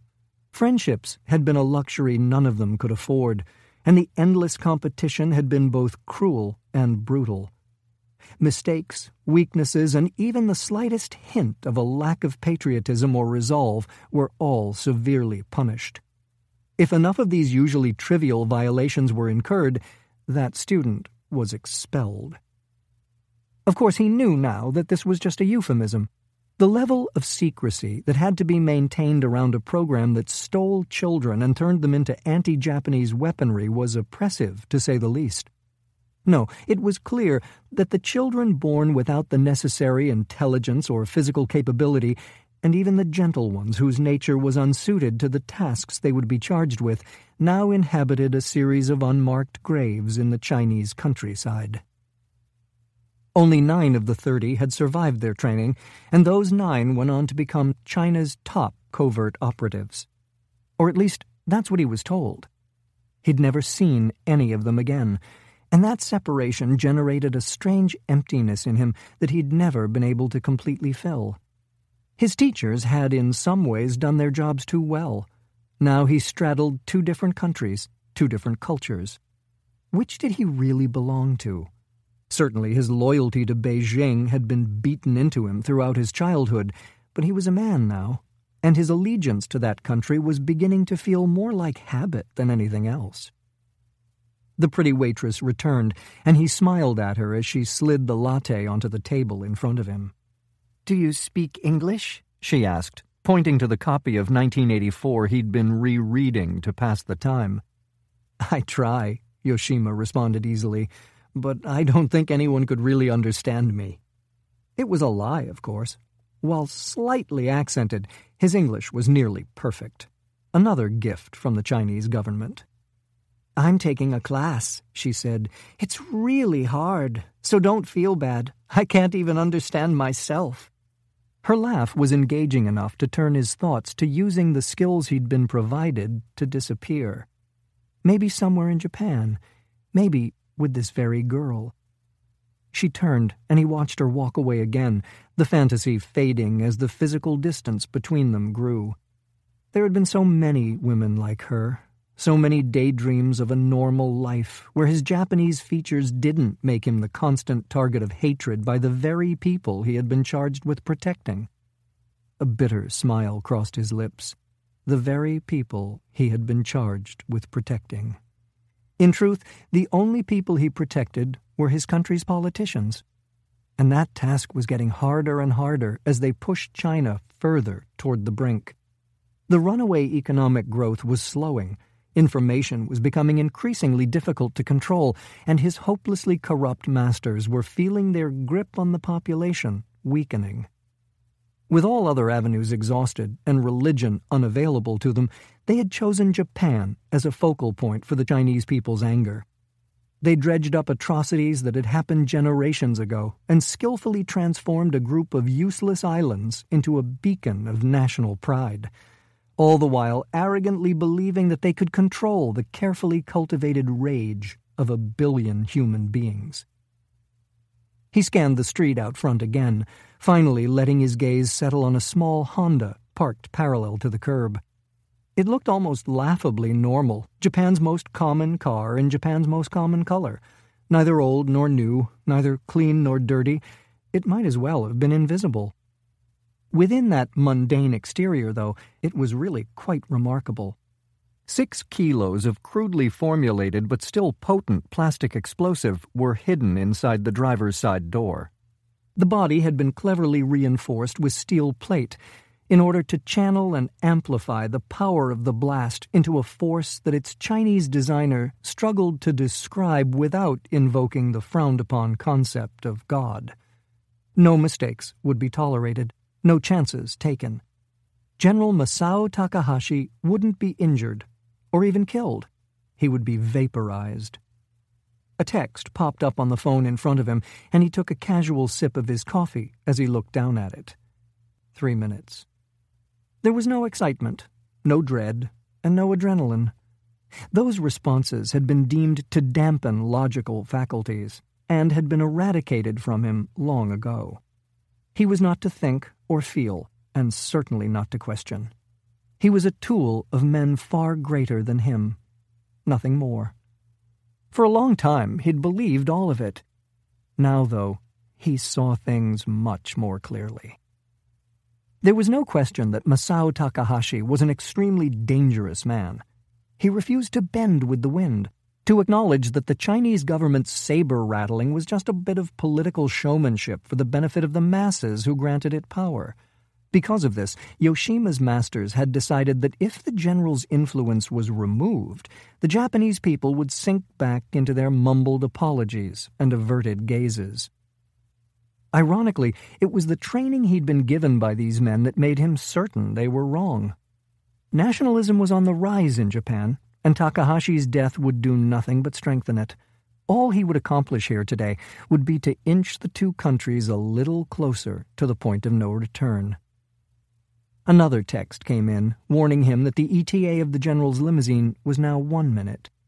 He carefully inserted a set of custom earbuds and plugged the cord into his phone. Anyone looking would think he was listening to music, but the headphones were actually designed for hearing protection. A drop of sweat ran down his forehead, and he wiped it away. His masters had carefully designed the assassination to look like the work of the Japanese Patriotic Front, a left-wing group that had recently set off bombs in Yokohama and Nagoya. The subtle poison he'd suggested had been deemed too exotic and easily traced to a foreign source if discovered, and the sniper bullet that was his backup plan had been deemed too professional-looking. So he was sitting in a coffee shop, waiting to unleash hell. Yoshima looked at the faces of the pedestrians walking by the colorful shop windows and at the drivers on their way home from work. How many would be disfigured or carry debilitating injuries for the rest of their lives? How many would die? He bobbed his head to imaginary music and watched out of the corner of his eye as Takahashi's opulent personal limousine came into view. Waiting until it was almost even with the Honda, he reached out and pushed the volume button on his phone 3 times in quick succession. A 2-second delay had been programmed in, and he used the time to force himself to relax. It was important that he not flinch before the blast. The modern world was riddled with cameras, and every second of footage would be examined by the Japanese authorities. Even after being briefed by the engineers in Beijing, he was stunned by the power of the blast. People around him screamed and dived to the floor, as did he, covering his head and making sure that panic read clearly on his face. He surreptitiously watched the people around him, not wanting to be the first or the last to look up. When others started to move, he lifted his head and peered through the cracked window in front of him. As promised, the explosion had indeed been tightly concentrated. The entire front of the building across the street was caved in and starting to burn. People who weren't lying motionless were fleeing desperately in every direction. Mangled cars, one still spinning on its roof, were scattered like a child's discarded toys. Yoshima stared into the smoke and dust billowing from the hole in the building across from him and felt his brow furrow involuntarily. The wind was pulling at the cloud, providing brief glimpses of what was behind. It took a moment for his mind to knit together the patchwork, but when it did, he forgot the cameras and rose to his feet. There should have been no more left of Takahashi's car than a few small pieces of twisted metal and burning rubber. But there it was, lying intact, on its side, in the rubble. Impossible. Chapter 11. Tokyo, Japan. General Masao Takahashi could no longer make sense of a world he thought he understood. There was no sound but the ringing in his ears, and there was no light beyond a few muted rays coming from above. The only thing that seemed familiar was the ache in his shoulder, though he didn't know why it hurt or when the pain had started. After a few moments, his equilibrium came back enough for him to realize that he wasn't sitting upright. His arm was jammed between the back of the vehicle's front seat and the door. The light filtering in was coming through a window. The car was on its side. "Genzo," he called out, but his driver didn't answer. Takahashi freed his arm, finally feeling his mind start to come back online. He was crumpled against the driver's side rear window, and through the glass he could see a mix of bright floor tiles and rubble. "Genzo," he said louder, righting himself to the best of his ability and leaning forward through the seats. His driver hadn't been wearing a seatbelt and lay motionless with one hand hanging loosely through the steering wheel. There was a blood smear about 10 centimeters in diameter on the undamaged windshield, and when Takahashi reached for the man, he discovered the stain had come from what had once been Genzo's forehead. He stood on the door panel and reached up to try to open the door above him. The latch worked, and he managed to crack it, only enough to let in a wave of black smoke and terrified screams. The handle was suddenly torn from his grasp, and he threw an arm up against the filtered glare of the afternoon sun. Someone was shouting at him, but the buzzing in his ears and the crackle of flames made it impossible to understand anything that was being said. He felt a powerful hand grip him under his injured arm, and he was immediately dragged out of the vehicle. "General!" a man shouted directly in his ear. "Are you hurt?" Takahashi just shook his head, still dazed. "Come on! We have to get out of here!" From his elevated position on the side of the limousine, Takahashi could finally take in his surroundings. The building was thick with smoke, but still recognizable as some kind of store. He remembered the roar and the flash now. An explosion. His vehicle had come partially through a cement wall and partially through a display window. The burning figures that had at first looked like mannequins were, he now realized, corpses strewn among shattered brick and shredded clothing. "Let's go, General! Now!" He was pulled off the car, and his arm was thrown painfully over a broad set of shoulders. Men from his chase car, some bleeding badly, others visibly burned, fell in around him as he was swept deeper into the wrecked building. As they progressed, the still bodies were replaced by ones writhing in agony or trying pathetically to escape the approaching flames. He saw a small child, half his body charred black, wailing next to a motionless young woman. Someone running past scooped the child up and disappeared like a ghost into the choking smoke. They slammed through a metal door, and the open space turned into a dark hallway. His head continued to clear, and after a few more moments, he forcibly slowed. "Where are we going?" "The fire exit," one of his men said. "Are you sure there is one?" Takahashi asked, feeling himself being pushed forward again. "We could get trapped by the fire." "We're certain, sir. We've been through all the buildings on your normal travel routes. This has a rear exit that opens onto the next street." He had no reason to doubt what he was being told. His security detail had been hand-picked from the best men the country had to offer. "My vehicle," Takahashi said. "Sir, we need to focus on getting you out of here." The man ahead of him had a hand against his earpiece as they ran, nodding at whatever was coming over it. "General, I have confirmation that a helicopter is on its way and will be airlifting the car out." Takahashi didn't respond. Justifying the urgency of the salvage operation would be difficult, but significantly simpler than the explanations necessary if the police got hold of the limousine. They burst through another door and came out onto a relatively quiet secondary street. Pedestrians were talking in frightened tones and pointing at the smoke just starting to clear the tightly packed buildings. Takahashi's men barreled right through them, going for a half-unloaded truck parked at the curb. Its owners were too stunned to offer any resistance, instead watching in silence as the head of Takahashi's security detail shoved the general through the driver's door and then leaped in after him. In the rearview mirror, Takahashi saw his remaining men stepping in front of cars and forcing their occupants out into the street. Within 30 seconds, 2 of his men had pulled a commandeered Prius in front of the truck, and another 3 had a BMW a few meters off its rear bumper. "Please get down, General."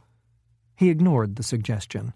The likelihood that there was a secondary team looking to finish the failed assassination attempt was remote at best.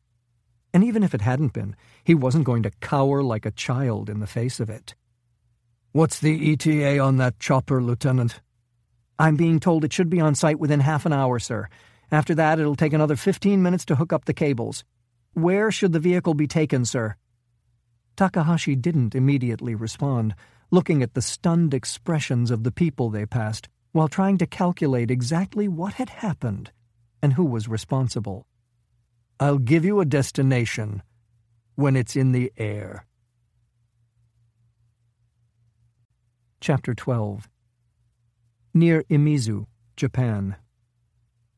"I'm going to give you the benefit of the doubt and assume you were having an off day when you let this happen." Jon Smith's eyes rose from the blade in the woman's hand to her face, still shadowed by the brim of her hat. The voice was familiar, but the drugs flowing into him through the IV made it hard to concentrate. She used the knife to cut through the leather strap securing his ankle and then stepped back into better light. The hair was an unfamiliar black, but the dark eyes and arrogant smile were unmistakable. "Randi, how the hell did you find me? Did Fred—" She scowled and shook her head. "Fred's the reason you got a crossbow bolt in your back. I thought we should talk before I let him in on where you were." He let her words sink in a moment. Had they increased his pain meds? He still hurt like hell, but his processing speed seemed to be crawling. "The guy I talked to, the one in charge." "Noboru Ueno, one of Japan's most successful—" She paused for a moment to consider her word choice. "Entrepreneurs." Smith shook his head weakly. "Jesus, Randi, is there an organized crime boss on the planet you don't have a relationship with?" She shrugged noncommittally. "Count yourself lucky that I have friends in low places. Noboru's plans for you weren't exactly all sunshine and lollipops. Unless I miss my guess, they'd have ended with you getting mixed in with the cat food at one of his meatpacking plants. And you trust this guy but not Fred? I don't trust anyone. You know that. But Noboru and I go way back, and we have some shared interests. With Klein, I'm never quite sure. Smith forced himself into a sitting position. She watched him struggle, silently calculating how his condition would affect her plans, but not offering any help. I take it you're here to spring me? She nodded. The doc says you're in pretty bad shape, but that it should be okay to move you if we're careful. They're bringing a wheelchair, and I'll take you to an apartment I rented through a dummy corporation. No way to trace it to either one of us. We can lay low there until you're a little more mobile, and we figure out how to get you back to the States. Fred can send a jet. We'll see. No need to jump into anything blind. He didn't bother to protest, instead pointing to a pair of cargo pants folded in the corner. He rarely won an argument with her, even when he was firing on all cylinders. Better to concentrate on getting the hell out of there before their host changed his mind. While he was struggling to get his zipper up with dead-feeling fingers, the door opened, and the man he'd spoken with when he'd first woken up entered, followed by 3 very serious-looking companions. "Randi," Noboru Ueno said, examining her from bottom to top, finally stopping at the dyed black hair. "What have you done to yourself?" "You know I hate to attract attention." He reached for her hand and kissed it. "Impossible. You look radiant as always." "Such a charmer," she said with a barely perceptible smile. "Now where's the wheelchair you promised me?" "And where are the items you promised me?" Randi pointed to the satchel lying on the table.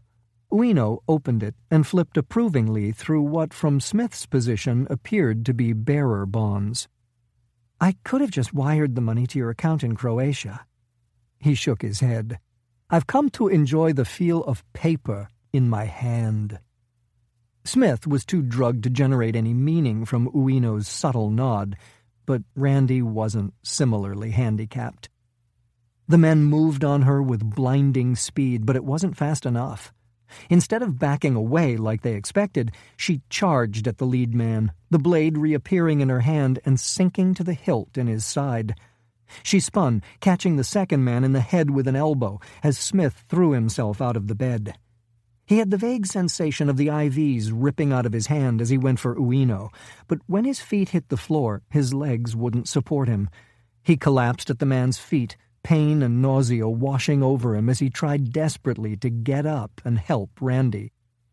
The man who'd caught the elbow was shaken, but didn't go down.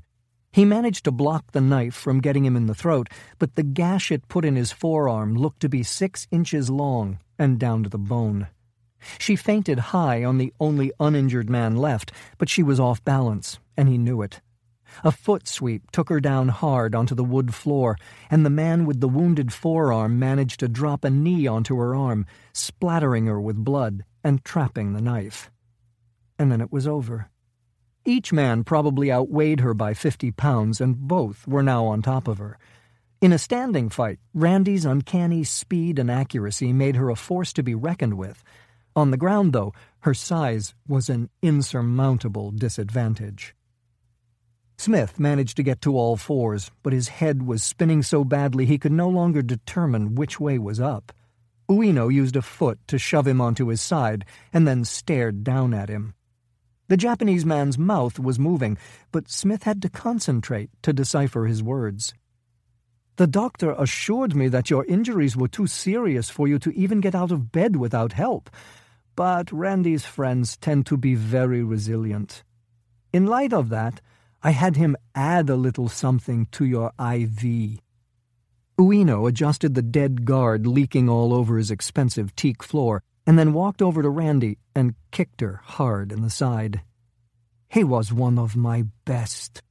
She thrashed wildly against the men holding her, prompting Ueno to take a cautious step back. "Not good enough, you son of a bitch, and these two won't be either."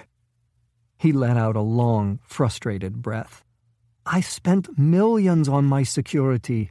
I was guaranteed that it would be impossible to smuggle a weapon past my entry hall. And now this."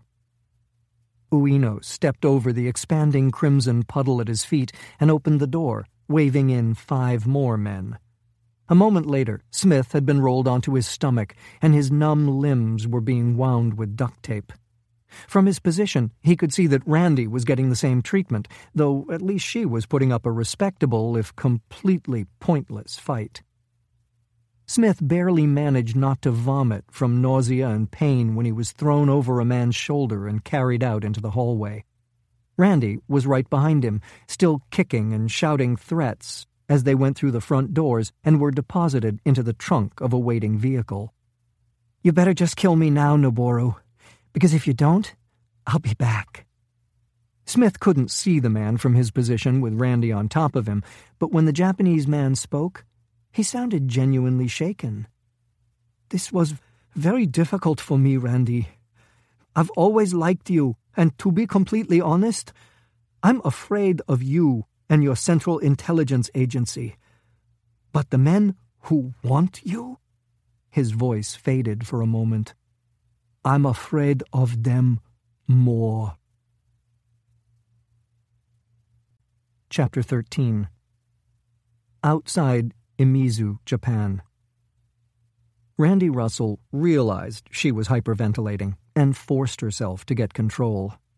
Her mouth was taped shut, and her face was crammed into the trunk lid, so the deep, cleansing breaths she normally used to keep her rage in check weren't an option. She tried to picture a peaceful landscape dappled with sun, but Noboru Ueno's face kept intruding. Fantasies of his death filled her mind, from the classic simplicity of a bullet between the eyes to more exotic scenarios involving stampeding cattle and Rube Goldberg dismemberment machines. "Pull it together, Randi." The white heat of her anger was one of her greatest strengths. It could keep her going when everyone else collapsed from exhaustion, and it could keep her locked on a target when everyone else had given up in frustration. But it could also run out of control and make it impossible for her to think. That's where John usually stepped in with a calm assessment and well-thought-out plan. From the looks of him when they were being carried out by Ueno's men, though, about the best he could do at this point was not drool down the front of his shirt. She held her breath for a moment, silencing the loud rush of air coming through her nose and trying to orient herself to her surroundings. The trunk they were stuffed into wasn't as spacious as the grandeur of the car would have suggested. She was wedged in hard, and beneath her, John must have been worse off. Ueno's men had left little to chance, winding the better part of a roll of duct tape around each of them and then securing them back to back. That made getting to the trunk latch or the electrical wires threaded behind the carpet pretty much out of the question. The sound of the engine was smooth and even, suggesting that the driver was a pro who knew enough not to get nervous and attract attention. After a number of turns and stops getting out of Ueno's property, they'd been mostly going straight and steady for the last 15 minutes. Other than that, there was nothing but darkness, and for some reason that bothered her. It took a moment to figure out why. John. He had always been an immovable object, unflappable no matter how bad the shit hit the fan, unkillable even in the most dire situations. Now, he wasn't moving at all. A jolt of adrenaline coursed through Randi when she realized that despite being crushed up against him, she couldn't feel him breathing. She jerked backward and felt a rush of relief when he grunted weakly. He was alive, but for how much longer? If he died, it would be her fault. She'd come there with no backup at all. Klein didn't know anything about Ueno, and no one at the agency had any idea where she was or that Covert-One even existed. That left it up to her to bail their asses out. But how? She tried to slide forward, planning to search the dark space for something sharp, a protruding bolt, a disconnected wire, but didn't have the leverage to move more than half an inch. She pulled harder, but it didn't get her any farther, and John wasn't even groaning anymore when she yanked on him. Had he lost consciousness? Or was he... "Pull it together!" she scolded herself again. There was precisely nothing she could do about his condition until she got them out of there. If he was dead, he was dead. The vehicle began to slow and finally rolled to a stop. For a moment, she feared they'd reached their destination, but then the car moved, gliding along for a few seconds before once again coming to a standstill. Traffic. Maybe someone with their window open would hear her if she started shouting. She ground her face on the inside of the trunk, trying to scrape the tape off her mouth. The carpet covering the surface was too soft to have any effect on the powerful adhesive. She kept at it, straining until her neck muscles were on the verge of giving out, and the skin felt like it was being torn from her cheeks. Then just let her body go slack. There was no way out. She'd killed them. Randi didn't know how long she'd drifted like that, thinking about John and Klein, about her dead husband and Ueno. The traffic didn't get any better, and the gentle rocking kept pulling her further into oblivion. The car stopped again, but this time there was a deafening crash, and she was thrown violently to the side. The trunk lid bent outward enough to let in a little light, and she rammed her knees into it, trying to get it to open the rest of the way. The latch held, but flexed enough to give her hope. Randi had pulled back for another try when the gunfire started, controlled bursts from 3, maybe 4 separate automatic weapons. She tensed, but none of the rounds sounded like they were hitting metal, just glass and flesh. After only a few seconds, the guns went silent, and all she could hear was the revving of motors and the crumpling of bodywork as people tried to escape on the packed road. A steel bar slid into the gap in the trunk near her feet, and another appeared above her head. A moment later, the lid had been pried open, and she was squinting at a Japanese man with a straight razor in his hand. She tried unsuccessfully to dodge when he swung it at her, but instead of going for her throat, he cut her loose from John. After a few more deft waves of his blade, she was free enough to pull herself out of the trunk under her own power. He pointed to an SUV stopped near the overturned delivery truck that was backing up traffic, but she refused to move until he'd pulled John from the trunk and was carrying him toward the waiting vehicle. Through the windshields of the cars blocked in around them, she could see that most people were just staring at her in horror. A few others were shaking their phones in frustration as they tried to film the scene. She counted 3 men still standing, all sweeping MP5s smoothly back and forth, searching for targets. The 4 men who were in the car she'd been trapped in were all dead. None had even managed to get his door open before taking multiple shots to the head. She stood behind the man shoving John into the back of the SUV, trying to figure out who the hell she was dealing with. By the precision of their attack and the classy setup with the delivery truck, there was no question they were pros, an assumption that was supported by the fact that no one's phone seemed to be working. The type of gear you needed for that kind of jamming wasn't something you picked up at Walmart. But whose pros? Should she make a break for it and let them take John with the idea of living long enough to track him down again? Or should she throw in with them? The SUV started backing up with the rear door still open. There was no more time. Running awkwardly with her hands still taped behind her, she dived through the open door and landed on top of John, who was sprawled unconscious across the seat. As soon as she was in, the driver floored it into the grass median, speeding around the crippled van and onto the open road beyond. She barely managed to pull her feet in before the acceleration slammed the door closed. The straight razor was on the floorboard, and she slid down to pick it up. A moment later, her hands were free, and she was carefully cutting the tape off John. The good news was that he was breathing. The bad news was that it was creating a wet, sucking sound that came not only from his throat, but from a reopened wound between his ribs. "John? Can you hear me?" His eyes fluttered momentarily, but that was about it. She tore his shirt fully open and pressed a wad of cloth against the hole in his side. Beyond that, she wasn't sure what else she could do. "Who the hell are you people?" she said, turning to look at the man calmly piloting the vehicle up the road. By way of an answer, he passed a phone back. It was already in the process of connecting to a number that came up all zeros. "Hello?" she said, putting it to her ear. "Hello, Randi." The voice was unmistakable and not entirely unexpected. Fred Klein. "You had me followed," she said, her indignation ringing a bit hollow. "When I found out you were on your way to the area where John was presumed to have died, I was concerned you were looking for revenge instead of pursuing the mission I assigned you." She had to admit that it wasn't a completely unreasonable supposition. "I have to say," he continued, "I'm so pleased with what you turned up, I can't even bring myself to be angry at you for doing one of the stupidest and most careless things I've ever had the misfortune to witness. Now tell me about John's condition." Her mouth tightened, but she didn't protest.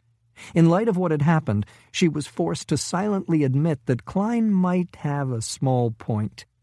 "He doesn't look good." "Understood. I have a jet with a medical team waiting not far away.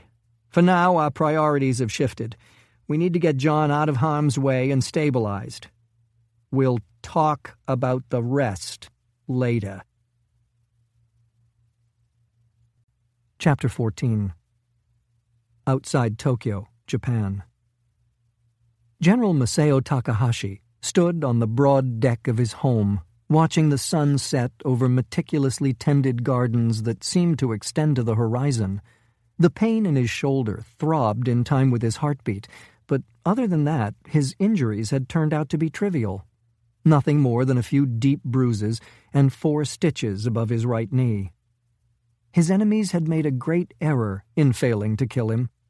Takahashi had always drawn strength from adversity, and this event was already an example of that. It demonstrated to him that he had become careless with his own life, something a man in his position could not afford. The unavoidable weakness in the elaborate operation beginning to unfold across the world stage was its dependence on a single man. No one else had the combination of history, knowledge, and authority necessary to carry out his plan. No one else had the resolve it would take to change the world order at its very foundation. If he had been killed, everything he and so many others had spent their lives working toward would collapse. His great country and its people would be doomed to continue their descent into irrelevance. He had doubled his security detail and would from now on take varied routes and modes of transportation when he was forced to travel. The men allowed close to him had been whittled down to those whose loyalty was entirely beyond question.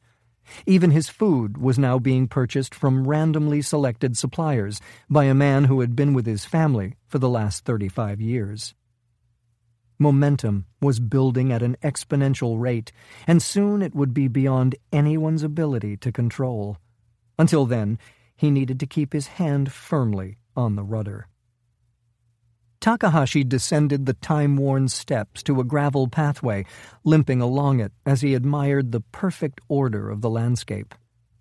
The property had originally belonged to his father, and he'd changed nothing since the man's death. In many ways, he saw it as a shrine not that different from Yasukuni, a place to honor not the soldiers, but the industrialists, who had transformed a defeated island nation into a power that would once again challenge the entire world. As he walked through the flowering trees and stone gardens, it was still hard to believe that it all belonged to him. His father had suffered a rare moment of speechlessness when young Masao had told him his plans to join Japan's fledgling defense forces. Of course, his father had been a great patriot and had given everything to the war effort, but the defense forces were weak and would be kept that way by the obscene constitution forced on the country by Douglas MacArthur. A brilliant man, Takahashi's father saw the future of Japan as economic and wanted his eldest son by his side, helping him build a new kind of world power. In the end, though, he had given his blessing. There were many ways to serve, and he'd respected his son's decision to choose his own path. It was a great tragedy that he'd died when he had. Japan was still mired in a decades-long recession. Its people continued to bow and scrape over long-dead history, and China was becoming a superpower in its own right, with a massively expanding economy and military. After a lifetime of devotion, he had passed with eyes filled by Japan's weakness. Now, though, things were finally changing. The recession was finally losing its grip, and a generation with no first-hand knowledge of the war was refusing to take responsibility for the supposed sins of their fathers. Most important, though, Japan's ability to defend itself, so long abdicated to America, was quietly re-emerging. For centuries, the Japanese had been the masters of their own destiny, and soon they would be again. His plans didn't end there, though. The mistakes of the past would not be repeated. This time, Japan would take its rightful place as the planet's supreme power. Takahashi heard footsteps approaching from behind and turned to watch Akio Himura, the director of Japan's intelligence apparatus, moving quickly along the path. "The trees are very beautiful this afternoon," he said, bowing. Takahashi returned the bow. "Walk with me, Akio." They remained silent for a few moments, admiring the evening light fading around them. It was Takahashi who finally spoke. "What has the media been able to obtain?" "Very little, sir.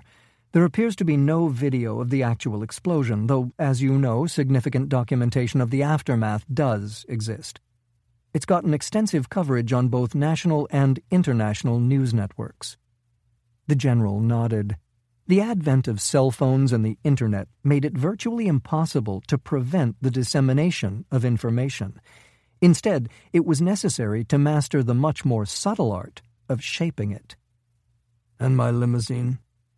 "The clearest images are relatively low resolution, and the car is intermittently hidden by smoke. It is, however, possible to see the lack of damage compared with the completely destroyed vehicles around it, as well as the destruction of the front of the building it was thrown through." "Has anyone publicly spoken to that?" "Not specifically. The assumption is that the blast wasn't properly focused. People tend to see what they expect to see and only look for familiar explanations. The media's calling it a miracle you survived, and my people are building on that to further increase your stature." Takahashi gave a silent nod, losing himself for a moment in the rhythm of their footsteps. His survival had been anything but a miracle, something that would be painfully obvious to anyone willing to open their eyes. His personal vehicle had been built from a next-generation carbon fiber ceramic alloy. For its weight, the new material was an order of magnitude stronger than steel and 6 times as resistant to heat. A far lesser version of it had been sold for hundreds of millions to the Americans for inclusion in their laughable F-35 fighter program, but they were completely unaware of its inferiority. And that ignorance was something Takahashi was very interested in maintaining. For now. "Its removal went smoothly, then?" "As soon as the fire was under control, our men covered it with tarps, so no more photographs could be taken. Less than 20 more minutes passed before we airlifted it out." "And the reaction to that?"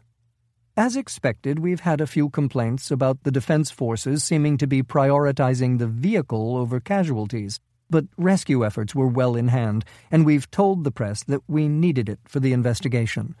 The complaints are already largely buried, and the car is safe at the North Base." "I trust that you'll continue to handle the situation with your normal competence," Takahashi said. "Now tell me about this investigation. Where has it led?" Himura smoothed his tie nervously. "To the Japanese Patriotic Front." The general's expression darkened. The JPF was a far-left terrorist group responsible for a series of recent bombings. Among other things, they demanded the immediate defunding of the defense forces, the nationalization of numerous businesses, including those owned by Takahashi's family, and the continued penitence of the Japanese people. The JPF was the only group of people in the world Takahashi despised more than the Chinese. They sabotaged their own homeland, attacked their own people, and insulted the men who had worked tirelessly to build the country that kept them safe and put food in their bellies. Himura's people had expended considerable resources hunting them over the past 2 years, all to no avail. It was suspected that these traitors lived almost entirely off the grid, perhaps even abroad. The possibility of foreign funding had also been broached, but no evidence of that existed. In truth, nothing existed. Despite the combined efforts of Himura, the police, and Interpol, the JPF remained a ghost. I don't know, Akio. Based on their history, this seems too bold for them, and the civilian casualties are far beyond what they've tolerated in the past.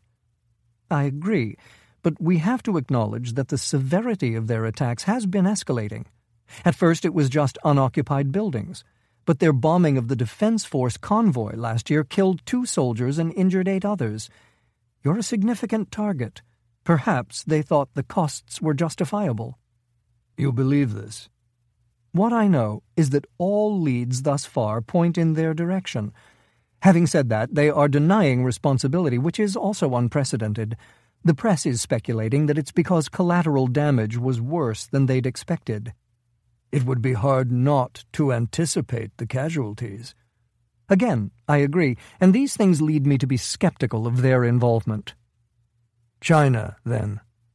I think that's the most likely answer, but finding sufficient evidence to make an accusation may be impossible. What about fabricating evidence? Himura was understandably surprised by the question. It would be dangerous. Tensions are running higher than they have since the war. I fear we're in danger of crossing a line from which we won't be able to return. I'm not sure we're ready. I'm not interested in your analysis of our tactical situation, Takahashi said, letting a hint of anger creep into his voice. I asked only if it was possible. Please accept my apologies for overstepping my boundaries, Himura said with a submissive bow. It was inexcusable. Yes, I believe it's possible. Takahashi took a deep breath and let it out slowly. There's more, isn't there? I know you too well, Akio. I can see it in your face. Yes, sir. Randi Russell and the injured man? His voice faltered. Go on. They escaped. Takahashi stopped short, feeling the pain flare in his injured knee. What? How? The car transporting them was attacked. It was a professional job. Our chase cars were blocked by traffic, and 4 of our men were killed. It appears that the entire assault lasted only a few seconds, and that there was sufficient electronic interference to prevent anyone from recording it. Were you able to track them? Himura's fearful silence answered the question. And the debris from Reactor 4? Noboru Iuno didn't have it. Either the injured man lost it in the sea, or he had it on him when he escaped. Takahashi felt the rage building inside him, but allowed only a hint of it to read on his face. The Americans now had samples from Fukushima, and there was no way to predict how long it would take for them to understand what they were looking at. He felt sweat break on his forehead and began walking again, letting the breeze cool what felt like a sudden fever. Find them, Akio. Find them now. Chapter 15. Outside Busan, South Korea. John? Can you hear me? John? A woman's voice, familiar but too distant to place. John! Smith opened his eyes and squinted against the fluorescent lights. Randi's face was hovering above him, and he could feel the warmth of her hand in his. Good to have you back. I swear you've been nothing but trouble lately. You get what you pay for, he mumbled, trying to figure out where he was and how he'd gotten there. He remembered Randi coming to rescue him and the wheels falling off that operation pretty quickly. Then a car trunk, and after that, nothing. John, how are you feeling? A man's voice. This time he was able to process it without too many skipped beats. He let his head loll to the left and saw Fred Klein standing there in his ever-present rumpled suit. His mouth was curled into a disapproving frown, but Smith sensed it wasn't aimed at him. I think I'm okay. My people had to do a little more work on your back and reinflate your lung again, but they said the screws in your shoulder blade were fine, and the broken ribs will heal on their own. Until they do, though, I'm told they'll hurt like hell. Smith nodded weakly and turned back to Randi, who seemed genuinely worried. Stop looking at me like that. It's making me nervous. How did you get us out of the trunk? She released his hand and backed away, the expression of concern turning uncertain.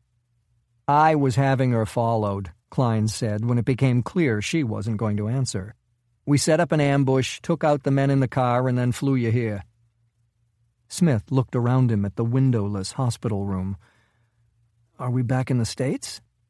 I'm afraid not. We had a doctor and equipment on the jet, but you were having a lot of trouble breathing. We had to make an emergency landing in South Korea. Seoul? What hospital are we at? I know the director of... He fell silent when Klein shook his head and walked to the door. Smith leaned forward as far as he could when the director of Covert-One opened it. The building beyond was nothing more than the rotting carcass of an abandoned warehouse.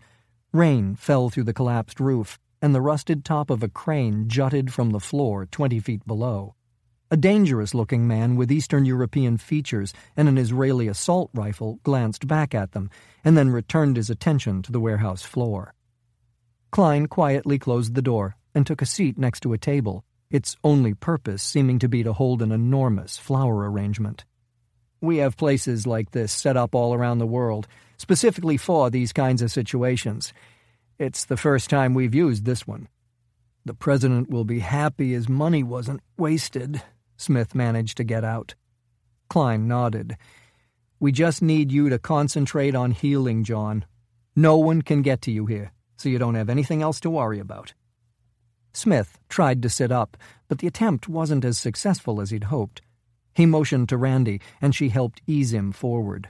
A few extra pillows kept him there. I'm still not clear on how we got out of the trunk. Your guys just started shooting on a public road? Klein's irritation was immediately visible, and Randi retreated again. Not only a public road, but a crowded public road. Randi discovered you were alive and went after you without telling me. By the time I found out, I didn't have the luxury of anything subtle. You sent John to Japan, Randi said defensively. You implied he was dead. I implied that because I believed it to be likely. What you believed doesn't make any difference. How could I be sure you didn't set him up, that you weren't setting me up? Klein let out a long, frustrated breath. Randi, you're as talented as anyone I've ever worked with. But without trust, this relationship isn't going to work. You're lecturing me about trust? I noticed you were having me watched. And where would you be if I hadn't? In my experience, trips that start in car trunks rarely end well. Fred's right, Smith said. And he walks the walk, Randi. He's always been there for me. And frankly, he's always been there for you, too. The past is no guarantee of the future. If you want guarantees, you're in the wrong business. Her face tightened as though she'd just swallowed something toxic. Fine. I screwed up and I apologize. Klein nodded. Apology accepted. Now let's put it behind us and start fresh. She crossed the room and offered her hand. Deal. But if you ever decide to cross me or John, make sure you finish the job. He held her hand in his grip. And if you ever decide to cross me, I suggest you do the same. She gave an almost imperceptible nod, and it was done. Now that we finally have that out of the way, Smith said, could someone tell me what the docs said about my prognosis? Sorry, Klein responded. You should have a full recovery, but it's going to take time and a fair amount of work. There's a medical rundown in the folder on the table next to you. You'll understand it better than I would. Having said that, I don't need a medical degree to know that you were lucky as hell." Smith nodded. "The bolt got slowed down by a boat hull before I got hit. If it hadn't been, it would have gone right through me." "And that reminds me," Klein said. "One issue we haven't discussed is that you had some fairly highly radioactive material in your pocket for an undetermined amount of time. It's all in the folder, but the doctor said it could cause problems with reproduction, and that you should get regular cancer screenings going forward." Smith would have laughed if he didn't know how excruciating it would be. "I think the family ship has sailed for me, Fred. And if I keep working for you, I doubt I'll live long enough to have to worry about cancer." Klein seemed a little bothered by that and changed the subject. "I appreciate you getting the evidence out. There was no second chance on this." "What happened to it?" "I have it locked down at the marina, waiting for you." "Any thoughts on who attacked me? And who convinced Randi's friend to turn on her?" "We don't need to talk about this right now, John. You should save your strength." "I'm awake, and I'm guessing the TV's in Korean. Give me something I can think about to take my mind off my back." "It had to be someone powerful," Randi offered. "Noboru isn't some small-time crook. I'd put his net worth at around $250 million and his IQ high enough to know better than to piss me off. Now that I know you're okay, I'll be going back to Japan, so he and I can have a little chat." "That might be problematic," Klein said, retrieving an iPad from the table next to him. He tapped in a few commands and the television bolted near the ceiling came to life, with video of a sprawling mansion overlooking the ocean. The flames consuming it looked to be rising more than 100 feet in the air. This was captured by a Japanese news helicopter. "Randi, I think you'll recognize the building." "Noboru's house." Klein nodded. "The blaze started about 15 minutes after you were taken away." "Can I assume that he and his men were inside?" "It would appear so.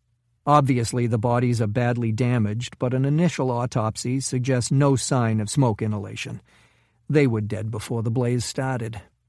"What about the men driving the car we were in?" Smith asked. "Did they work for Noboru?" "I don't think so. There wasn't much time, but I had one of my men take a photo and the index finger of the driver." "The index finger?" Randi said, sounding impressed. "I like to be thorough. Unfortunately, neither the photo nor the fingerprint nor a DNA analysis has revealed anything. Beyond his being of Japanese descent, I can't tell you anything about that man. He doesn't seem to exist." "What about the Japanese authorities?" "Complete silence on the issue. My men shot up a car in heavy traffic, killing 4 men, and it's like it never happened." "Like it never happened," Smith said. "That takes a lot of juice in an age of cell phones and Twitter." He started coughing and put a hand to his mouth.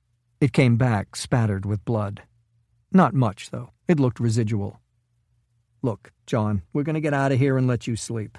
You focus on getting well, and when the doctor gives the okay, hopefully in a few days, I'll put you on a jet home. We can talk more then." Chapter 16. Beijing, China. The military had closed the road to cars, but pedestrians were being allowed to pass freely through the barricades. The angry crowd had grown to over 10,000 people, and Randi Russell was pretty sure that she'd collided with at least half of them. The wind direction changed, and the familiar smog was reinforced by the smoke from a series of burning Japanese flags. The spike heels she was wearing weren't exactly her first choice for massive political demonstrations, but she still managed to avoid getting run over by a pedal-powered food cart before finding some relatively clear sidewalk to the north. Protests like this were breaking out all over China, driven by social media posts that were being selectively ignored by the government censors, who spent their lives eradicating any hint of dissent from the internet. Of course, the requisite soldiers had still been sent. There was no way the corrupt old men who ran China would let a gathering this size develop without the presence of the military. As long as the anger was aimed at their neighbor to the east, though, there would be no interference. In fact, a few soldiers had joined in and were shouting anti-Japanese slogans with at least as much gusto as the civilians around them. The difference was that instead of pumping their fists in the air, they were pumping rifles. It was an image that even Randi found disturbing. This situation had been heading nowhere good for a long time, and now the recent Senkaku standoff had combined with the attempt on Masao Takahashi's life to fan the flame. It was time for the politicians on both sides to dump a bucket of cold water on this thing, but she doubted that would happen anytime soon. There was nothing like a little xenophobic paranoia to keep the rabble motivated. She skirted a banner with a Photoshop-generated picture of Takahashi's corpse and made a beeline for a high-rise condo building across the street. A security guard nervously watching the demonstration through glass doors let her in and then quickly locked them inside. The shouts and bullhorn-amplified diatribes subsided a bit, but enough still penetrated to stave off any illusion of calm or normalcy. 2 more security guards admired her as she teetered toward their desk, digging a lipstick from the huge leather bag on her arm. "Hey, y'all," she said, further reddening already garish lips. "I'm here to visit Lai Wong." She purposely mangled the pronunciation of Kaito Yoshima's Chinese name, but the guards just smiled. His passion for Western blondes would be well known to them. They told her in Chinese to go up, and she squinted at them, affecting a deep expression of concentration. That got another grin from the men, and they just motioned toward the back of the lobby. "You're sweethearts," she said, starting toward the elevators. "Have a terrific day now." She could feel them staring, but who could blame them? She'd gone all out with the miniskirt, glittery silver and short enough that it took all her discipline not to keep tugging it down. The look was completed by huge silver hoop earrings and a vest made of a fur she couldn't identify. Considering the market she'd bought it at, rat was her best guess. Randi watched the numbers light up as she rode to the top floor, grateful that no one else got on. Though she'd been blessed with the body and face for it, she found this persona exhausting. The hijab disguise had made her lazy. When the doors opened, no one was in sight. There were only 4 condos on this floor, keeping traffic to a minimum.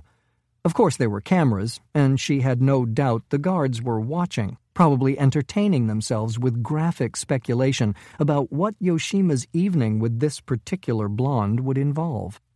She guessed that their imaginations were probably a lot less interesting than what reality would hold. Randi dug in her bag for a key card and then pulled out her cell phone, pretending to pick up a call as she shoved the key into the lock. She feigned annoyance and bent over to examine the doorknob, presenting what she calculated would be a fair amount of the white thong she'd purchased for that very purpose. It would keep the men's attention away from the thin wire connecting her phone to the keycard and the fact that it was taking the algorithm longer than normal to find the entry code. Leave it to Yoshima to upgrade his damn security. After an excruciating 10 seconds, the red light on the door flickered to green. "Show's over," she said under her breath as she straightened up and stepped into the dark condo. Her heart rate rose noticeably when she slid the silenced Glock from her purse and pushed the door quietly closed with her back. She'd run into Yoshima on a number of occasions, but they'd never had any reason to go at it. He was a bit of an odd guy, a unique combination of intellectual, philosophical, and ridiculously dangerous. She imagined that it was the result of him being forced into the spy business as a child, as opposed to choosing the profession himself. It was a background that could create personalities pretty far from the norm. She had a pretty good nose for people in her business, and even she would have probably pegged him as a history professor or engineer if they happened to meet in a bar. There was no sound at all, and the place had the smell of having been closed up for a while. After almost a minute of complete motionlessness, she felt along the wall for a light switch. A moment later, the expansive room was illuminated in a subdued glow. The Chinese clearly compensated their covert operatives better than the Americans. The decor was a vague take on ancient Rome, but managed to avoid kitsch. The art tended more toward the modern and looked original to her eye.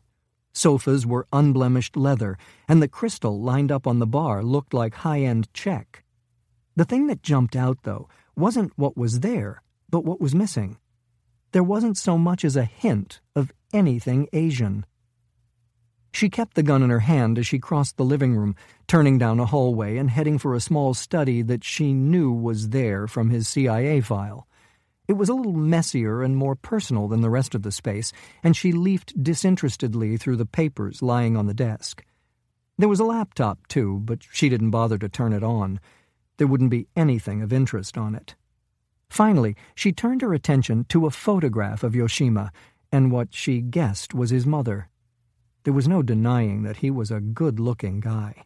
Beneath glasses his files said he didn't need were eyes that always seemed to be looking at something he couldn't quite fathom.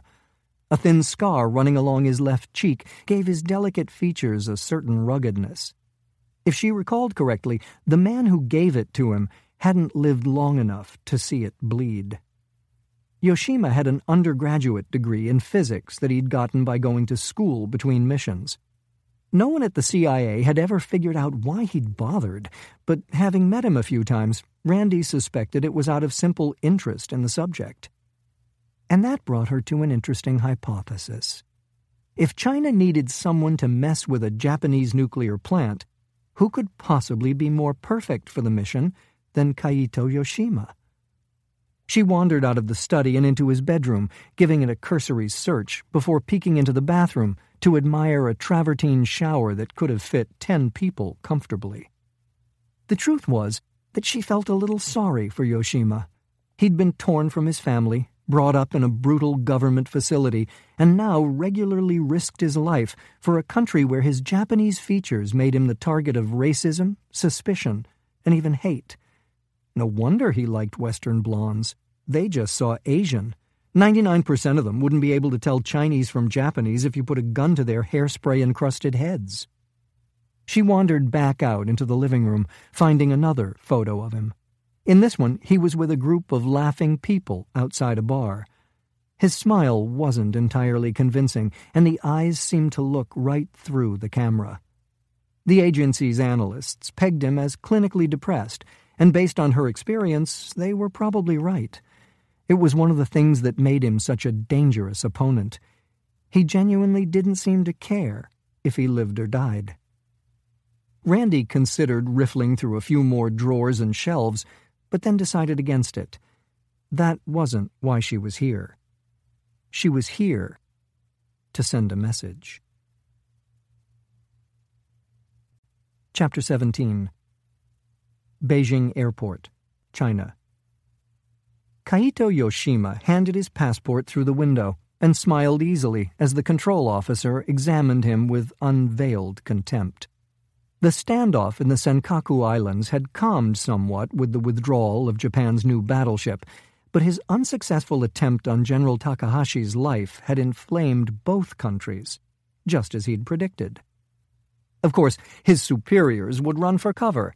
They'd blame his inexplicable failure for the escalation between the two countries, as though a successful assassination would have been more palatable to the Japanese people, and China would treat Takahashi's death with solemnity instead of celebrating it in the streets.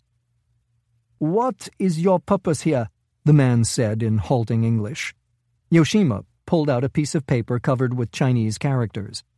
The document said that he was an economic consultant under contract to the Chinese government, a convenient cover story for when it was impractical for him to travel under his Chinese identity. In the past, the document had made these low-level workers snap to pretty quickly, but that power seemed to be waning. Instead of handing it back to him with a curt nod, the man examined it with an expression turning from contempt to disgust. Finally, he slammed his stamp into the well-worn Japanese passport and looked past him to the German tourist next in line. Yoshima walked through the crowded hallway toward baggage claim, spirited along by the flow of people around him. It had been impossible to know how to react to his situation, so he'd done what he always did, taken the most dangerous course. Now, though, he was beginning to regret his decision. There had been nothing but silence from his masters after Takahashi's survival was confirmed by the press. And while he was confident that he would soon find himself in the role of scapegoat, there was some question as to what that meant exactly. After the inevitable flurry of politicians looking to leverage the failed assassination to further their careers, would it be quietly acknowledged that he had followed his orders to the letter, and that Takahashi's survival was a bizarre fluke? Would he receive a formal reprimand that would be completely meaningless in a profession as clandestine as his? Or would he disappear, like so many of his classmates before him? In truth, though, that wasn't what was causing him to hang back and obsessively scan the crowd surrounding him. No, at least in the short term, he had a much more dangerous situation to contend with. Of course, he had cameras and other security devices hidden in his condominium, each uploading to its own secure site on the internet. He knew Randi Russell had been there, but he also knew that she'd made no effort to disable his security, disguise her identity, or even make her search look workmanlike. Why? Was this her idea of a request for a parley? Or was that just what she wanted him to think? Perhaps her real goal was to draw him close enough to kill. Yoshima felt someone press a hand against the back of his neck, and then a sudden weight in his jacket pocket. He spun violently, only to find the startled face of an old woman who quickly scurried into the crowd. A quick brush of his fingers beneath his collar turned up a strip of tape stuck to his skin and the small, hard bump beneath it. A search for who had put it there would be futile, he knew. It could have been anyone, even the old woman. Randi loved criminals, and he had no doubt that in a scenario like this, she would have employed one of the finest pickpockets in the country. His jacket vibrated, and he reached for the phone that had been placed there, once again letting himself be swept forward. There was little point in further caution or worry. He was entirely at the mercy of the person on the other end of the line. "Hello, Randi." "Kaito, or should I say Lee, who are you today?" "I'm Kaito." "The thing stuck to the back of your neck is an explosive. It's one of our latest. Tiny, subtle, surprisingly quiet. Not qualities you appreciate, apparently, but enough to snap your spine." He sighed quietly. Undoubtedly, her words were an allusion to the massive explosion in Tokyo and the admittedly unconscionable number of innocent victims. "I suspected as much." "It's one of the things I've always liked about you, Kaito. You're not stupid. Did you check luggage?" "No." "Come out through baggage claim. I'm in a blue BMW." When he stepped out onto the sidewalk, Randi leaped from the car in a silver miniskirt that bordered on the obscene. She had long blonde hair that Yoshima suspected was a wig, and narrow heels that he noted would make it hard for her to move quickly, a detail he filed away in the chance it might become useful in the future. She threw her arms around him and kissed him hard on the lips. She was hardly the first blonde to pick him up from the airport this way, and it would look completely normal to anyone who might be watching. She had a cell phone in one hand, and he focused on it for a moment while playing along with the charade she'd crafted. Undoubtedly, the detonator for the device on his neck was integrated into the phone, but he had no way of knowing how it worked. Did she have to push a button? Or perhaps she was already pushing the button, and it was releasing it that would separate his vertebrae. "Why don't you drive, sweetie?" she said, climbing into the passenger seat and closing the door. It started to rain while he was standing there, and he walked deliberately around the back of the vehicle, tossing his hand luggage into the back seat and then slipping behind the wheel. "It's good to see you," she said as they merged into traffic. "How long has it been? 4 years?" He shook his head. "You're forgetting Cambodia." "Oh, God, you're right. It was 106 degrees with 90% humidity, and don't even get me started on the snakes." "Is the car clean?" he asked. "I got it out of the lot, so I assume it is. But with this police state you live in, it's hard to say for sure." "You stole it?" "Me? You're the one driving." She flashed a broad smile. "Relax, I'll return it when I catch my flight tomorrow morning." "After you've killed me?" "For God's sake, Kaito, can't a girl visit an old friend? Catch up a little?" He didn't respond. "Is your condo clean?" "Yes." "Great. We'll do our catching up there." Chapter 18. Northeastern Japan. General Masao Takahashi sat silently in the open vehicle, looking ahead at the rail it rode on disappearing into the gloom. The tunnel was almost perfectly round and 5 meters in diameter, dug into a mountainside in a remote part of Japan. Widely spaced overhead lights intermittently illuminated the rock walls and the security detail seated around him. Beyond that, there was nothing. They would descend nearly a kilometer into the earth before arriving at a set of blast doors leading to what had originally been conceived as a storage facility for Japan's nuclear waste. After the Fukushima disaster, though, many of the country's plants had been shut down, leaving the complex largely idle. It was then that he'd had control transferred to the defense forces, under the cover of making certain the radioactive refuse was secure. The real reason was that he needed a replacement for the Reactor 4 lab that had been lost. A replacement that offered both foolproof containment and distance from prying eyes. It took another 10 minutes to reach the entrance, and Takahashi could feel the cold from the cave beginning to penetrate his uniform. Or maybe it wasn't the temperature at all. Maybe it was something more. The massive doors opened automatically as the vehicle approached, and they glided to a stop inside. Before his takeover of the facility, this section had been lined with concrete. All that was gone now, replaced by the natural dirt and rock. As they continued deeper into the earth on foot, the passageway constricted until it was only 2 meters across. Ahead, one of his men paused at a turn and then signaled that it was safe to proceed. Living surrounded by constant security made Takahashi feel like a coward, but there was little choice at this point. Most of his meetings were now being held at his heavily secured home. This trip, though, had been unavoidable. Moving Dr. Ito was becoming too difficult to do with the required efficiency and anonymity. They finally came to a door made of a reddish woven material, the same material his limousine had been constructed of. His men fanned out, taking up strategic positions along the corridor, while he pressed his thumb against a screen set into the wall. Inside, the light was much better, though the walls remained the necessarily unadorned dirt and rock. The only furniture was a wooden table, surrounded by similarly constructed chairs. The 2 men seated in them immediately stood and bowed. Takahashi returned the bow, nodding at his intelligence czar, Akio Himura, and then walking over to Hideki Ito. He put a hand warmly on the scientist's back. "How are you, Doctor?" "I'm well, General.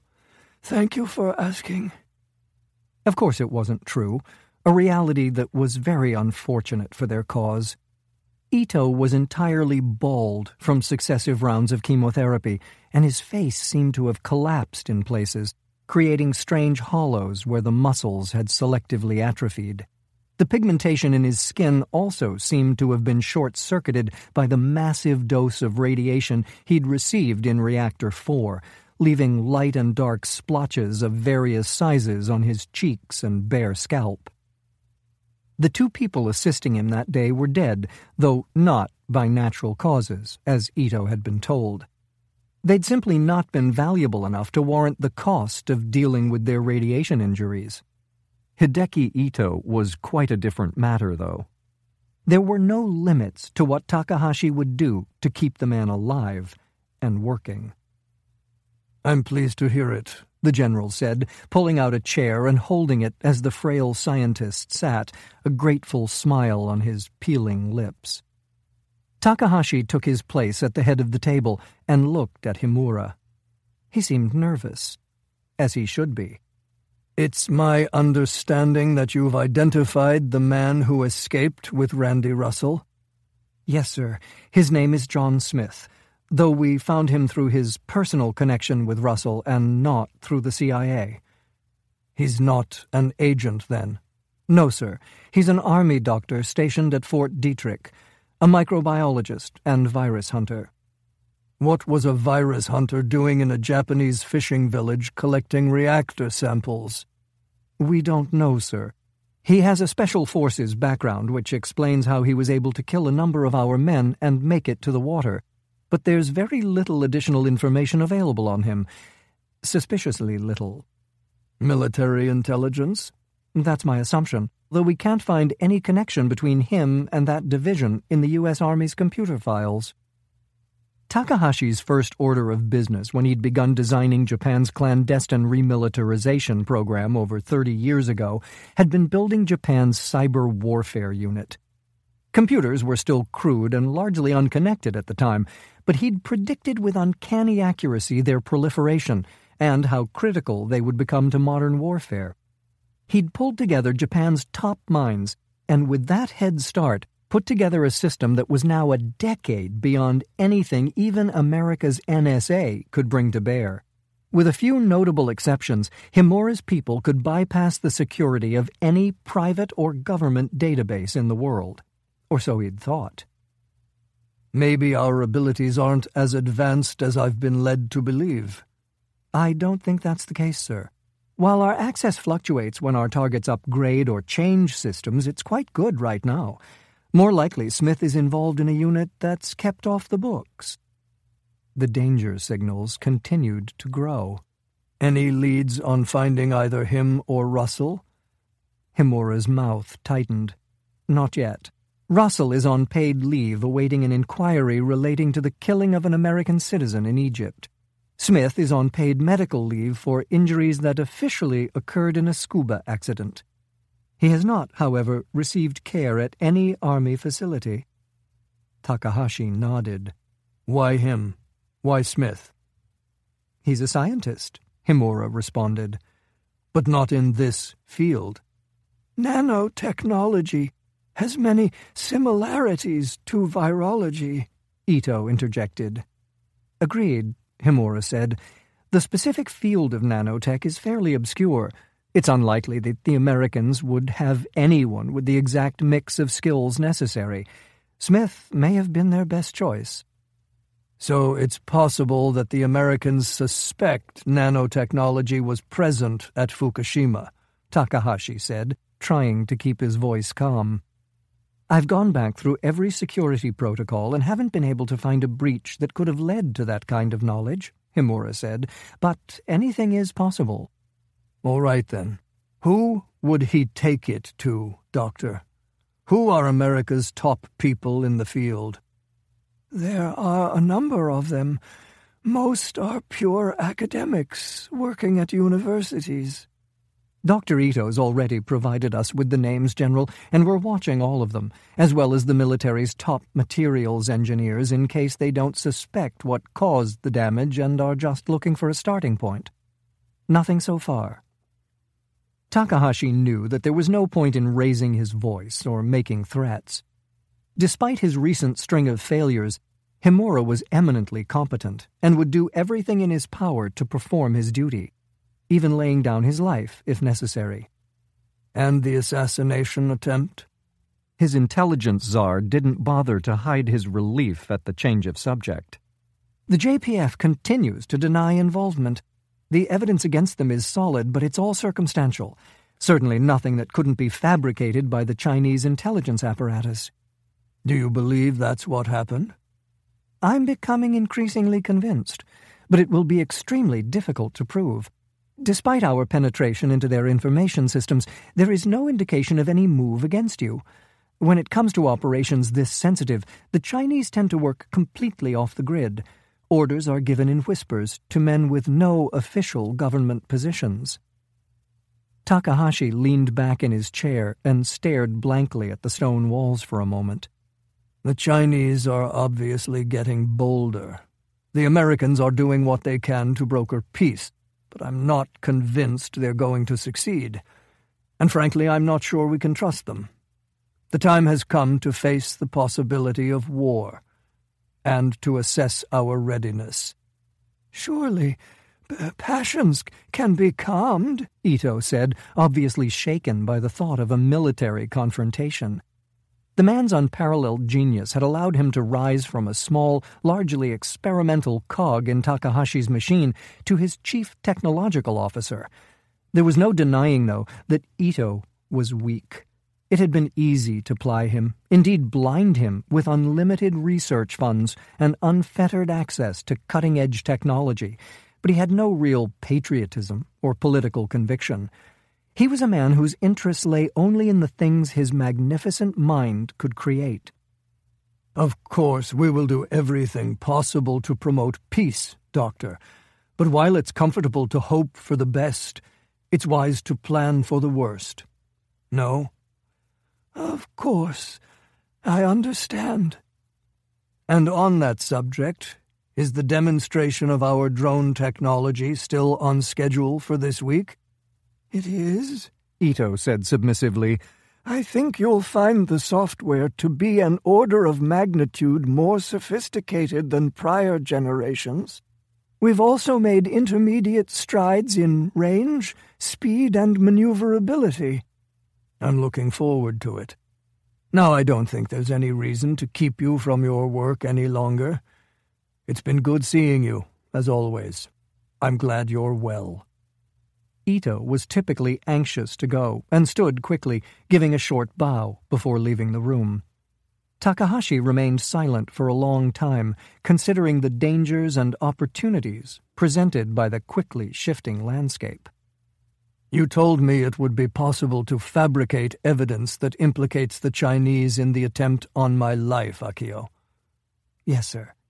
Can I assume you've created a plan to do just that? I have. Good. Leak just enough to get the press speculating about a possible link to Beijing. Himura wiped a hand nervously across his mouth before responding. I would advise against it. Why? First, creating something like this out of whole cloth was extremely complicated. Our efforts could be discovered. And second, his voice faded. Speak up, Takahashi prompted. The intelligence chief gave a jerky nod. Sir, you understand that this... Again, he hesitated. Dr. Ito is right. Passions are running high. Very high. I trust it's not lost on you that U.S. military intelligence has physical evidence from Fukushima, and just as important, Ito's health is failing. I don't know how much longer our doctors can keep him alive. I assume that you agree his presence would be desirable in case there are problems with the deployment of his weapon? Yes, sir, but... We don't have the luxury of waiting any longer, Takahashi said, standing and smoothing his uniform. Do it. Immediately. Chapter 19. Beijing, China. Kaito Yoshima walked to the bar in the corner of his living room and poured 2 drinks. Randi hung back. She had her phone in her hand and her thumb hovering over the touchscreen, but was still starting to regret suggesting coming back to the condo. Who knew what surprises he'd built into the place? She'd given him the home field advantage. He walked over to her and held out a crystal glass filled with what was undoubtedly very good scotch. She just shook her head. It's not drugged, Randi. You have my word. It's not that I don't trust you, Kaito. Of course not. It's the calories, you know. He smiled and fell onto a sofa, patting the cushion next to him. She took a chair opposite, keeping a heavy coffee table between them. So, can I assume you're here because the CIA suspects that I had something to do with that attempt on Masao Takahashi? It was a good bet, but she actually had no idea what agency analysts had come up with on that. It did provide a convenient way into this interrogation, though. A bit of misdirection. Shouldn't we? He waved a hand dismissively, as though the attempted assassination of Japan's ranking soldier was too trivial a topic to dwell on. We don't get paid enough for this, Randi. More and more we've become the eminently expendable pawns of insane and stupid men, whose only interest is to cling to power. You won't get any argument from me. Have you ever thought about leaving the government and taking your skills private? It occasionally crosses my mind. I think about it more and more every day. And now... He fell silent for a moment. They're going to lose control of this situation, Randi. And when they do, millions are going to die. For nothing. For a piece of political theater meant to keep people's minds off their real problems. Pick a category of people and tell the masses that everything wrong with their lives is that group's fault, Randi said. It's been a winning message for thousands of years. With terrible consequences, even when humans were limited to swords and clubs. He took a sip of his drink. My country has always been difficult to govern. Too big, too diverse, too opportunistic. Frankly, too racist. The government has bribed the population with economic growth, but that growth is unsustainable. And now that it's beginning to falter, we face a very dangerous situation. Perhaps even the breakup of China, it wouldn't be the first time. And if your country broke up, where would you go, Keito? He crossed his legs and spread his arms across the back of the sofa. I thought perhaps Japan, but I don't belong there either. I don't belong anywhere. So, a mercenary? What better job for a man without a country? Randi nodded silently. As was so often the case with Yoshima, what was most interesting about this conversation was what was missing, a denial of his involvement in the Takahashi assassination attempt. China's banging the war drum, Randi said, but like you say, it's only for show. Everybody knows it except General Takahashi, Yoshima said, finishing her thought. He's a brilliant man. His grasp of technology, strategy, history, and the art of war is unparalleled. In many ways, he's a perfect military being. If he'd led the Japanese during World War II, I wonder if things would have gone as well for America. Lucky we were allies by the time he enlisted. Yoshima finished his drink and reached for the one he'd poured Randi. His family was one of the wealthiest and most powerful in Japan before the war. MacArthur considered them part of the feudal system that had created Imperial Japan and stripped them of everything. Did you know that? Takahashi's childhood was one of cold and hunger. His family was forced to find shelter with former servants and do hard labor just to survive. I guess you can't keep a good man down. Clearly. His father began rebuilding his empire almost immediately. During the American occupation. At first, his business affairs were less than legal, but eventually he managed to legitimize them. Now the family is once again one of the wealthiest and most powerful in Japan. I'm not sure I understand, Keito. If Takahashi's as smart as you make out, why isn't he playing the game? Why is he courting a confrontation that would turn into a disaster for his country? I admit that it's perplexing. Perhaps his mind is going. Sometimes the past looms large to the elderly. The defeat at the hands of the Americans, the years of humiliation, the loss of self-determination. He smiled. All things too complex to be considered by crude weapons like ourselves, right, Randi? Now, where were we before I was diverted into this subject? I believe it was our business enterprise. And what enterprise is that? Think about it, Randi. You and me, hanging out our roof tile. Shingle. Of course, shingle. We would name our own price and be turning away work within 24 hours of moving into our luxury office suite. I was thinking Dubrovnik. Lovely place. But of course I'm open to suggestion. Paris, Rome, Istanbul. The world is our... Help me, I find American idioms so challenging. It's not clam, oyster. Precisely. The dull thump of helicopter rotors became audible, and Yoshima laid down his drink to walk to the window. We'd have the power to choose our jobs. Think of it. Nothing we aren't interested in, nothing we don't believe in. I'd rather trust my own conscience than... Suddenly, he was in motion, diving to the right and slamming a hand into what looked like a blank section of wall. A moment later, a series of steel curtains fell from the ceiling, covering the windows. Startled, Randi grabbed the Glock from her bag, but then spun at the sound of a battering ram hitting the front door. The crack of splintering wood accompanied the first impact, but the second blow generated the dull ring of steel on steel. Clearly not the stock condo door. When she turned back, Yoshima was calmly punching a code into a safe set into the floor. He pulled out a Sig Sauer and a small bag that Randi assumed was full of passports, fake credit cards, and cash. She had similar bags, stashed all over the world. "You must have been recognized at the airport. I was afraid that might happen." "Then why the hell did we come back here?" "Where better? Besides, I thought perhaps we'd have a few drinks, some conversation." He studied her for a moment. "Who knows where it might have led?" The hammering on the door continued, growing louder as the men holding the ram became increasingly frustrated. The sound of machine gun fire erupted outside, and the metal curtains billowed inward with the impact.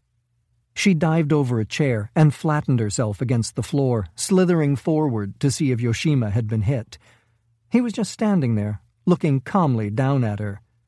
"It's an internal security helicopter," he shouted over the sound of bullets slamming into steel. "I assure you that I'm quite familiar with them, and they don't have anything on board powerful enough to penetrate." He pointed toward the door behind her. "That, though, could be a problem." She stood and looked back, seeing that the door was now bowing dangerously with every impact. "Can I assume you have a way out?" "Maybe," he said, starting for the kitchen with her close behind. "But more important, what do you think about my proposal?" "Which? Going into business together or going to bed together?" He paused for what seemed like an inordinately long time in their current situation. "Both." She had to admit that he was an attractive guy, and intriguing as hell. "Bed, maybe. But I'm thinking no on the business idea." He smiled and went for a pantry-sized cabinet next to the stove. "It's an answer I can live with." The machine guns out front fell silent, but the hammering on the door got even louder, and the shouts of the men on the other side were no longer fully muffled. "That remains to be seen, Kaito." Chapter 20. Outside Washington, D.C., USA. Jon Smith eased himself from the car and then reached back in to retrieve his duffel. "I can get that, John," the driver said, running around the front bumper. Smith waved him off.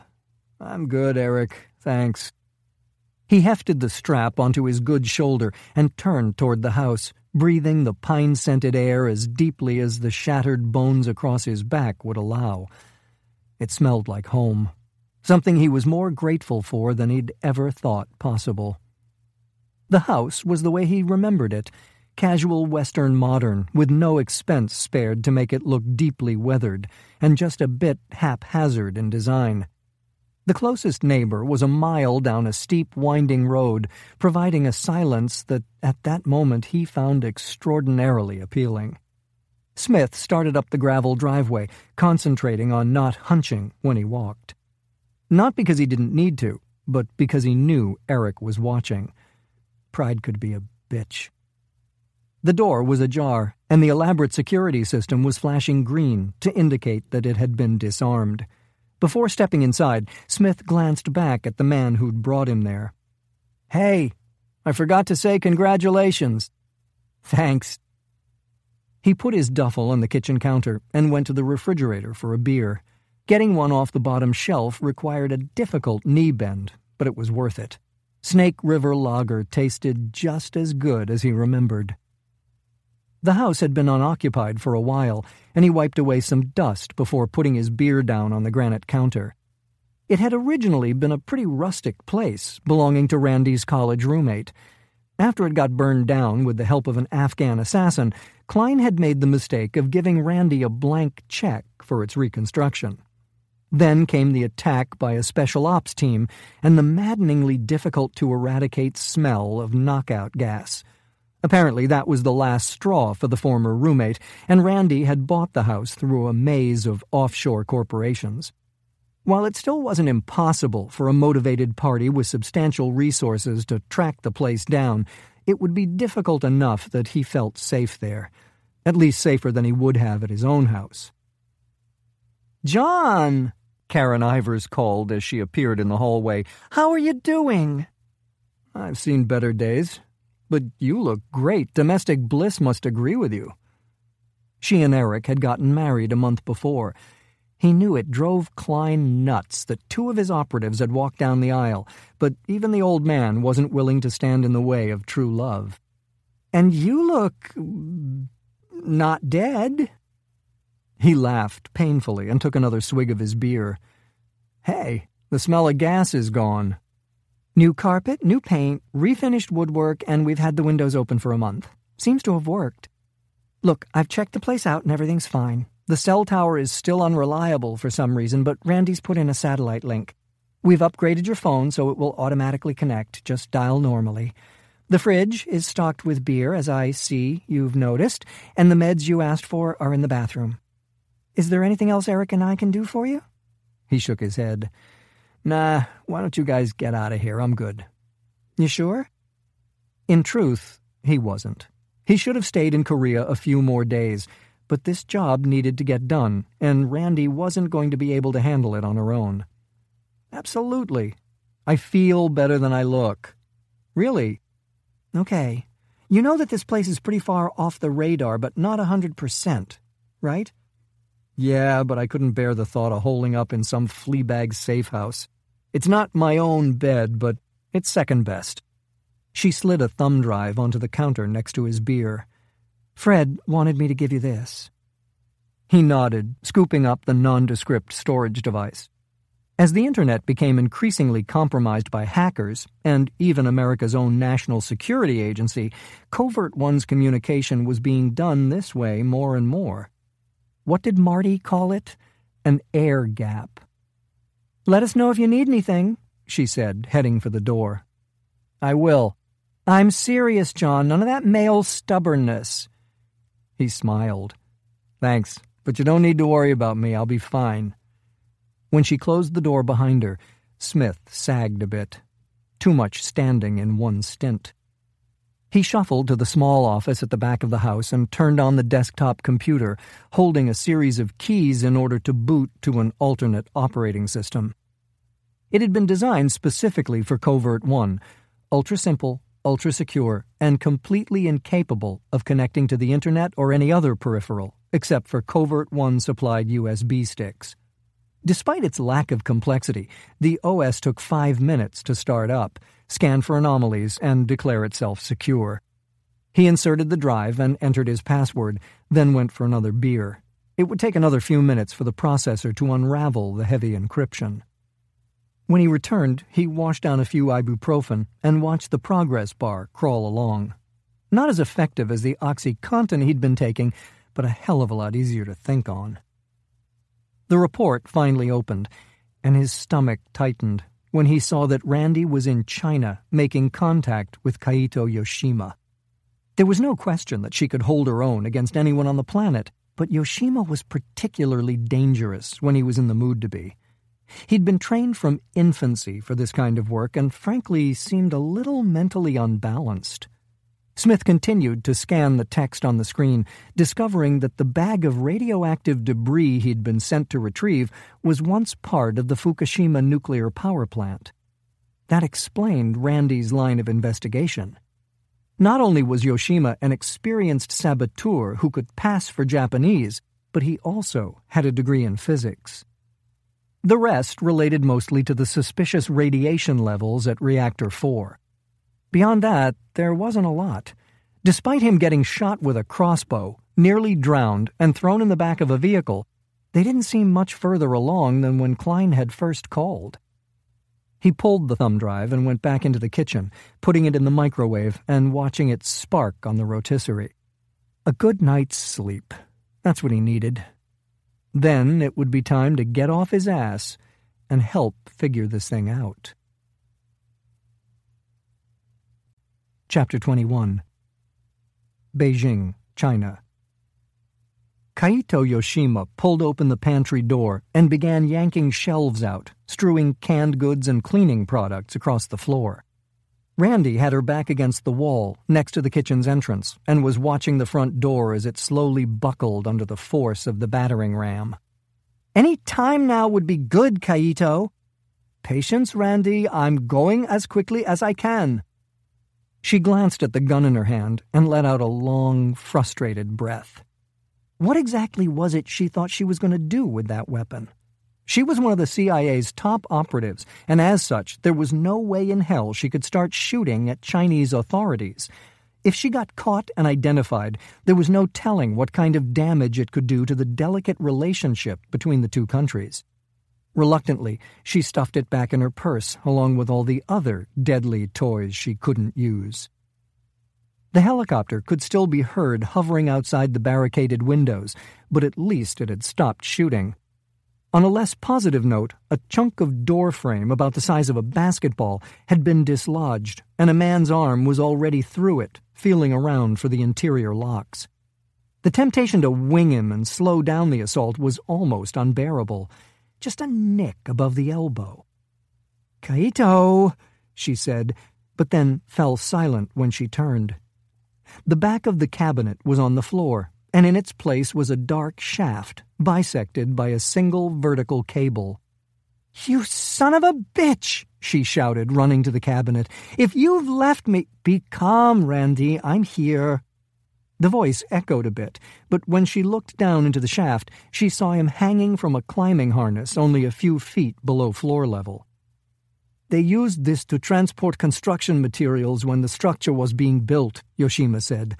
"Unfortunately, it's small enough that the only way this has a chance of working is for you to stand on my shoulders." She reached down and twisted the heel on her shoe, unlocking the mechanism that held it on, and then repeating the process on the other foot. She'd have to remember to send the machinist who'd done the modifications a nice bonus, if she lived that long. Randi grabbed a kitchen towel to protect her hands from the thin metal cable and stepped onto Yoshima's shoulders. The front door finally gave way, followed immediately by excited shouts and the sound of combat boots running in their direction. "Close the cabinet door, Randi." When she did, a dim red light came on, providing just enough illumination to see. "There's a latch on the left side. Can you find it?" She squinted into the gloom, finally spotting it as the voices grew louder and the footfalls grew closer. At least one man was in the kitchen, probably two. The mechanism was completely silent, and she managed to engage it right before someone jerked on the handle from the outside.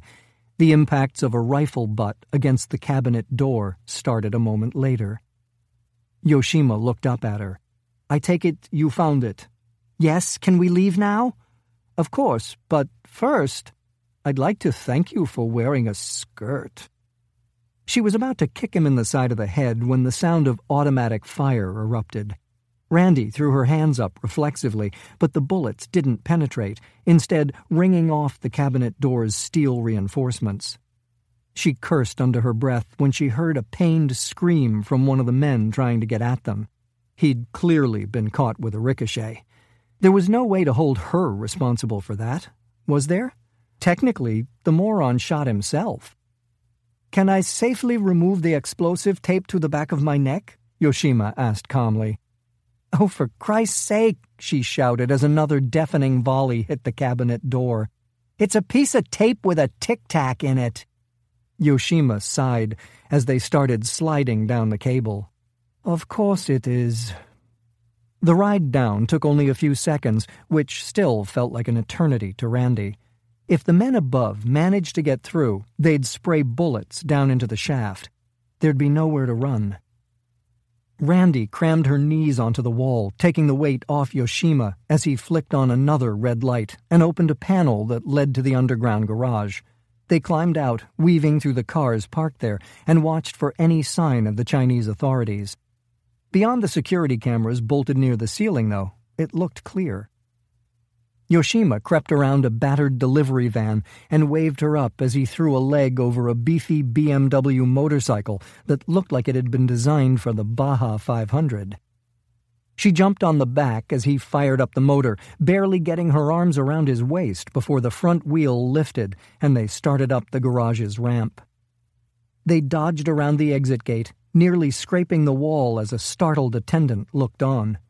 Yoshima put the bike into a well-practiced slide, and she tried to keep her weight neutral enough to allow him to turn onto the sidewalk. Pedestrians dived in every direction as they accelerated, but to his credit, Yoshima managed to miss each of them. Behind, 2 unmarked cars started after them, leaving a cloud of tire smoke as they forced their way into traffic. The pursuing vehicles were bigger and less nimble than Yoshima's bike, though, and were doing little more than racking up serious body panel damage as they receded into the distance. "Tell me about Fukushima!" Randi shouted as they shot up the white line between 2 lanes of crawling traffic. The bike's speedometer read almost 80 as they crossed an intersection against the light, nearly taking out a group of cyclists. "The nuclear plant?" he yelled back. "What about it?" The regular police had joined the chase, and she now saw one turn into the intersection they'd just blown through. Traffic got denser, and Yoshima grabbed the brakes, putting the bike into a nose wheelie that barely kept them from going broadside into an SUV. Behind, the sirens were multiplying and getting louder. "What happened there?" "I don't understand what you're asking me, Randi. A tsunami hit it and knocked out their power. I don't think now is the time for an explanation of how nuclear reactors overheat." "You didn't have anything to do with it?" They managed to get around the SUV and were accelerating again. Distracted by her questions, Yoshima didn't see the car door opening in front of them until it was too late.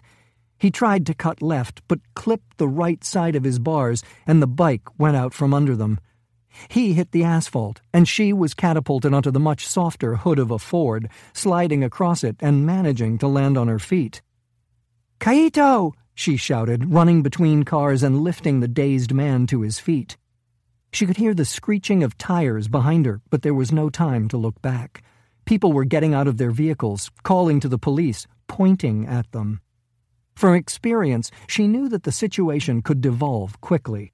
It would only take one bystander to decide he was John Wayne and try to grab them for this disaster to turn into complete chaos. "Get on," she said, lifting the still-running bike and jumping on. Yoshima wrapped his arms around her waist, and she twisted the throttle, going right for an angry-looking man blocking their path. He briefly held his ground, but then thought better of it when she goosed the throttle and lifted the front wheel in preparation for running straight over him.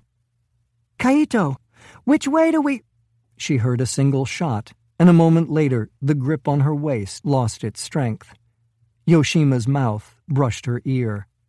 "I'm sorry we won't spend that night together." Randi tried to get hold of him, but he was already toppling backward off the bike. She slammed on the rear brake and skidded into a 90-degree stop, looking back at him, lying in the street. 2 men were running in their direction from a black Audi parked horizontally across the road. One stopped to take aim at her. Yoshima managed to prop himself on an elbow and wave her off, with a smile full of bloody teeth. Her purse was hanging across her back, and she instinctively reached for it, but again stopped herself. She couldn't shoot these sons of bitches, and that made getting to Yoshima impossible. With no other alternative, she planted a foot and twisted the throttle again, spinning the bike 180 degrees before accelerating toward an alleyway. Hopefully, it would give her cover from the chopper she could hear approaching from the north. Chapter 22. Alexandria, Virginia, USA. Jon Smith kept his pace slow and steady as he walked down the hallway. The woman at the front desk had told him the man he was looking for would be in the first lab past the offices, but who knew there'd be so many damn offices? Ironically, the stitched-up hole and titanium screws in his back weren't bothering him all that much. It was the shattered ribs. Deep breaths were completely impossible, and just getting out of bed was a project that involved him sliding off the mattress and onto the floor. Still, it was good to be out and moving around, particularly with no one trying to kill him. He stopped in front of an open door and tapped quietly on the frame. The woman inside glanced up from her computer.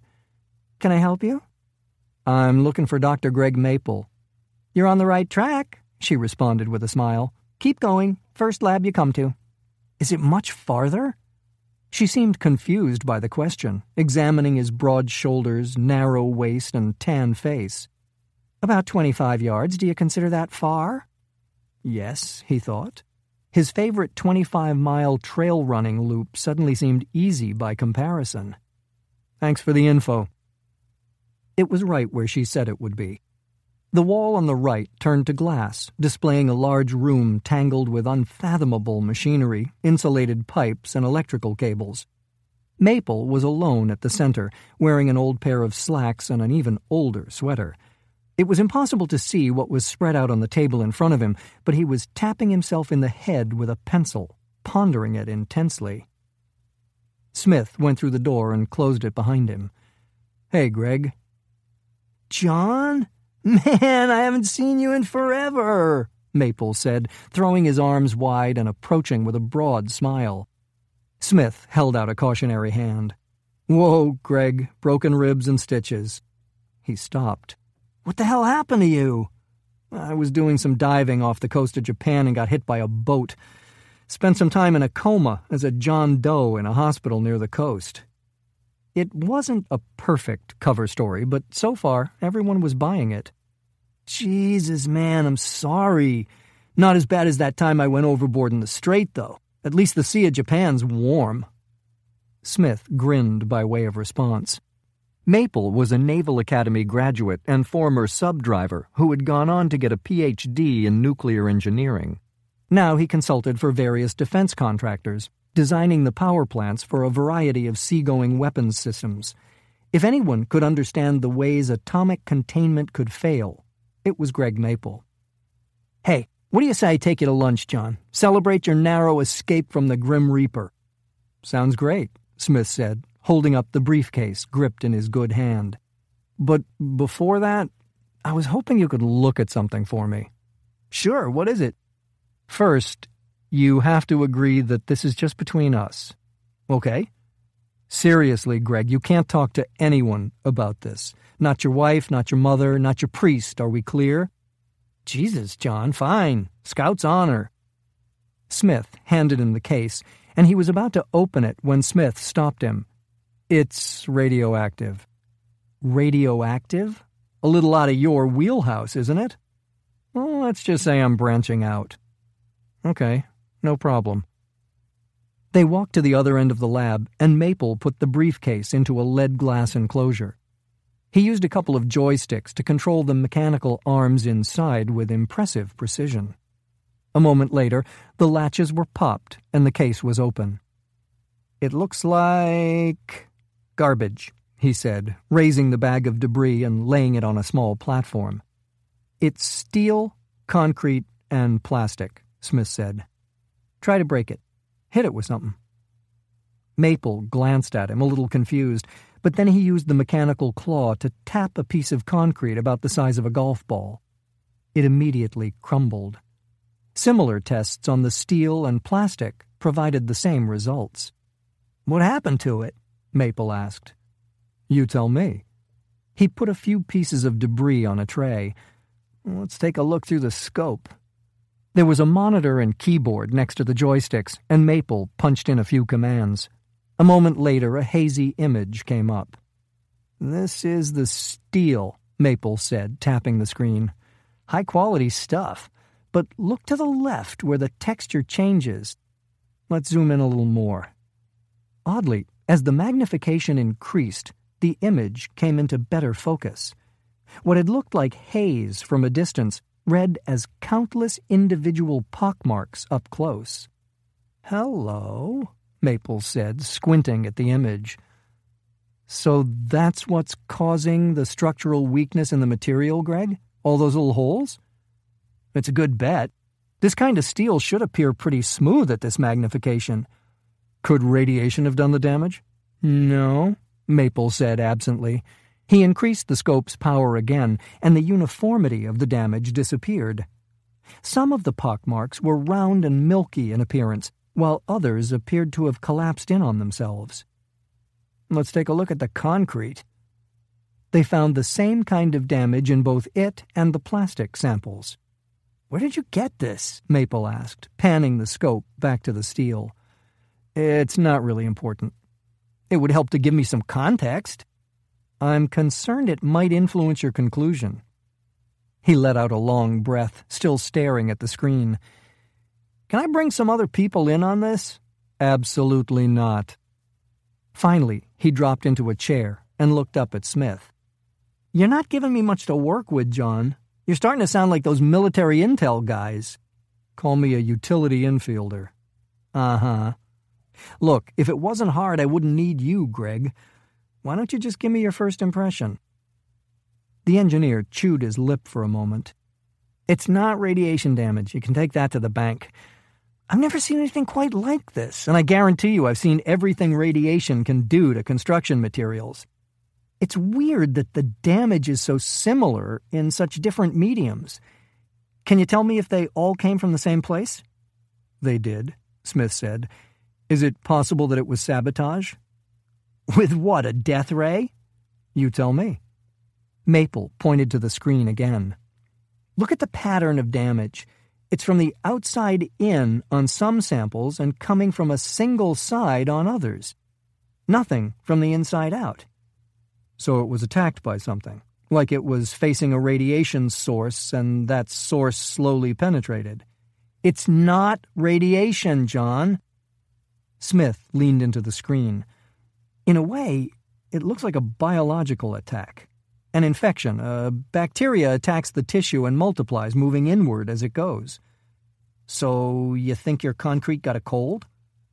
Just thinking out loud. What about some kind of corrosive liquid, an acid? It gets on the material and essentially soaks in, weakening it as it goes. A reasonable guess, but there's no real indication of that kind of fluid movement. And again, the damage in all three materials looks so similar. If you dump the same acid on concrete, steel, and plastic, you don't get the same result, right? The plastic maybe gets melted, the steel gets etched, and the concrete just gets a stain. Obviously, I'll run some tests, but I can tell you that this isn't like any chemical agent I've run across. My gut says no. What else does your gut say? He leaned back in his chair and stared at the image on the screen. That you've found something very new and very dangerous. Chapter 23. 912 miles northeast of Papua New Guinea. General Masao Takahashi stood on the bridge of the cargo ship and looked out over the deck. Longer than that of an American aircraft carrier, it was empty, with the exception of 3 massive containers directly beneath his position. As forecast, the weather had come in, creating a perfect environment for the test they were about to run. The thick layer of clouds was high enough not to hamper visibility, but it would still blind the American satellites that were becoming virtually impossible to schedule around. An intermittent mist was collecting on the glass in front of him, and winds were gusting to 40 knots, creating what he considered realistic battle conditions. Wars were not won only under temperate skies. He looked behind him at the 5 men on the bridge and at the banks of equipment far too sophisticated for this type of ship. Dr. Hideki Ito, wearing a wool hat and dark glasses to obscure his radiation injuries, was talking quietly to the captain. The other men were glued to their computer screens, making the necessary preparations. "Is everything ready?" Takahashi asked. Ito gave a jerky nod. "Yes, of course, sir. The planes are being uncrated as we speak." "I'd like to meet the pilots." The scientist looked through the window, suddenly seeming a bit pensive. He was not a man to brave the elements, or indeed to leave his lab if he could avoid it. "Akifumi," Takahashi said, "perhaps you would like to join me?" Captain Akifumi Watanabe gave a short bow and motioned toward the bridge's exit. He was a man of few words who, despite current appearances, had never been involved in the merchant marine. He had retired from Japan's Naval Defense Forces 5 years ago, and it was unlikely that there was a more patriotic or competent officer in the country. The wind lashed the stairs as they descended, but the rain began to dissipate. On deck, crews from the Air Defense Force were preparing 2 Mitsubishi F-15 Eagle fighter jets. Another crew was farther forward, setting up an aircraft carrier-style catapult that had been specifically designed and built for that vessel. The 2 pilots were standing together at the front of the planes, and both snapped to attention when they saw Takahashi approaching. There were no words spoken. None were necessary. He bowed deeply and then backed away to watch them climb into their cockpits. Automation was the future of warfare, particularly for a country with as few resources as his own. It was a reality he both accepted and despised. There was a time when wars created heroes, when loyalty and courage rose to unparalleled heights, when men came to understand who they were and form bonds stronger than anything civilian life could ever hope to produce. It was nothing more than nostalgia now. Let the Americans and Chinese bankrupt their countries with weapons and tactics that were nothing more than incremental improvements over those used against his own country so many decades ago. Neither he nor Japan could afford such childish illusions. Another, smaller crate had been opened behind him, and Takahashi walked to it, with the ever-silent Watanabe trailing close behind. The next-generation missile it contained was finally small enough, though he frowned as he passed a hand over its titanium shell. At 2 meters, it was at the very limit of the guidelines he'd set out. The mantra, small, cheap, and independent, had been coined by his mentor, and Takahashi had remained loyal to its spirit for more than 30 years now. He moved around the weapon, careful not to interfere with the men preparing it for launch. There were 2 flexible forward wings and a set of oversized tail wings that allowed for the extremely high level of maneuverability the system demanded. When all this began so long ago, Takahashi had wondered if he would see this class of weapon operational during his lifetime.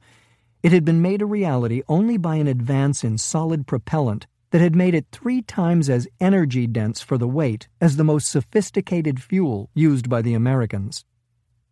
His people had focused first on an underwater version, a rocket-propelled torpedo that was crucial to the defense of an island nation, and relatively easy to develop in secrecy.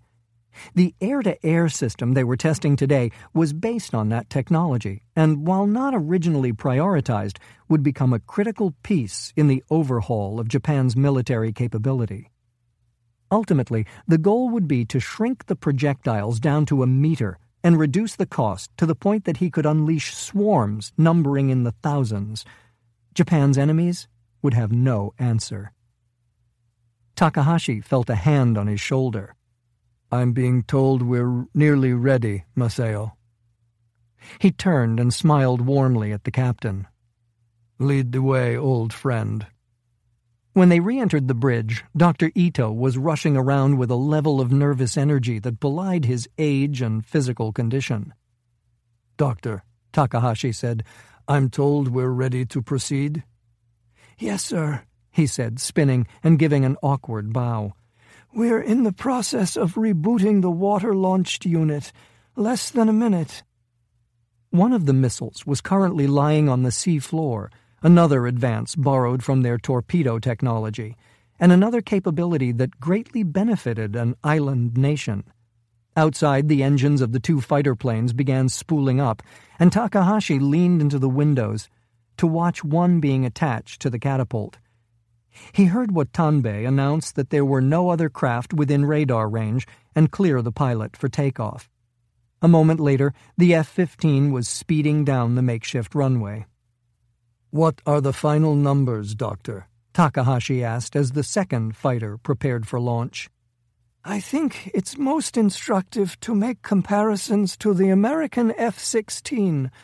Our weapon has 5 times the operational range, partially due to more advanced propellant and lower weight, but also because they can simply be destroyed when their fuel is expended, as opposed to having to return to base. In mass production, we're estimating a unit cost of $4 million US, as compared with $25 million for the F-16, not including the pilot and an order of magnitude more maintenance. Our maximum speed is approximately Mach 8, compared with Mach 2 for the plane, and we can pull 23 Gs in a turn, whereas the most a human pilot can endure is 9. But a pilot can think, Takahashi said. So can our computers, General. In fact, our systems are consistently outperforming human pilots. In simulations. I know you have a great bias against simulations, General, but they've become quite sophisticated. He looked down at the floor for a moment, and then raised his head, daring to meet the General's gaze. I want to say again that this test isn't necessary. Takahashi held up a hand, silencing the man. Ito's concern for the two pilots demonstrated his complete inability to look past his tiny world of equations and experiments. These pilots had been honored with an opportunity to sacrifice for their country. Their courage would be remembered for generations. Proceed, Takahashi said, leaning into the glass in order to track the two F-15s as they flew loops around the massive container ship. Ito tapped the shoulder of a young man sitting at a computer terminal. Almost immediately, the rocket on deck began to smoke. A moment later, flame exploded from the back, blackening the deck and sending it streaking into the air. It leveled off and entered a holding pattern above them.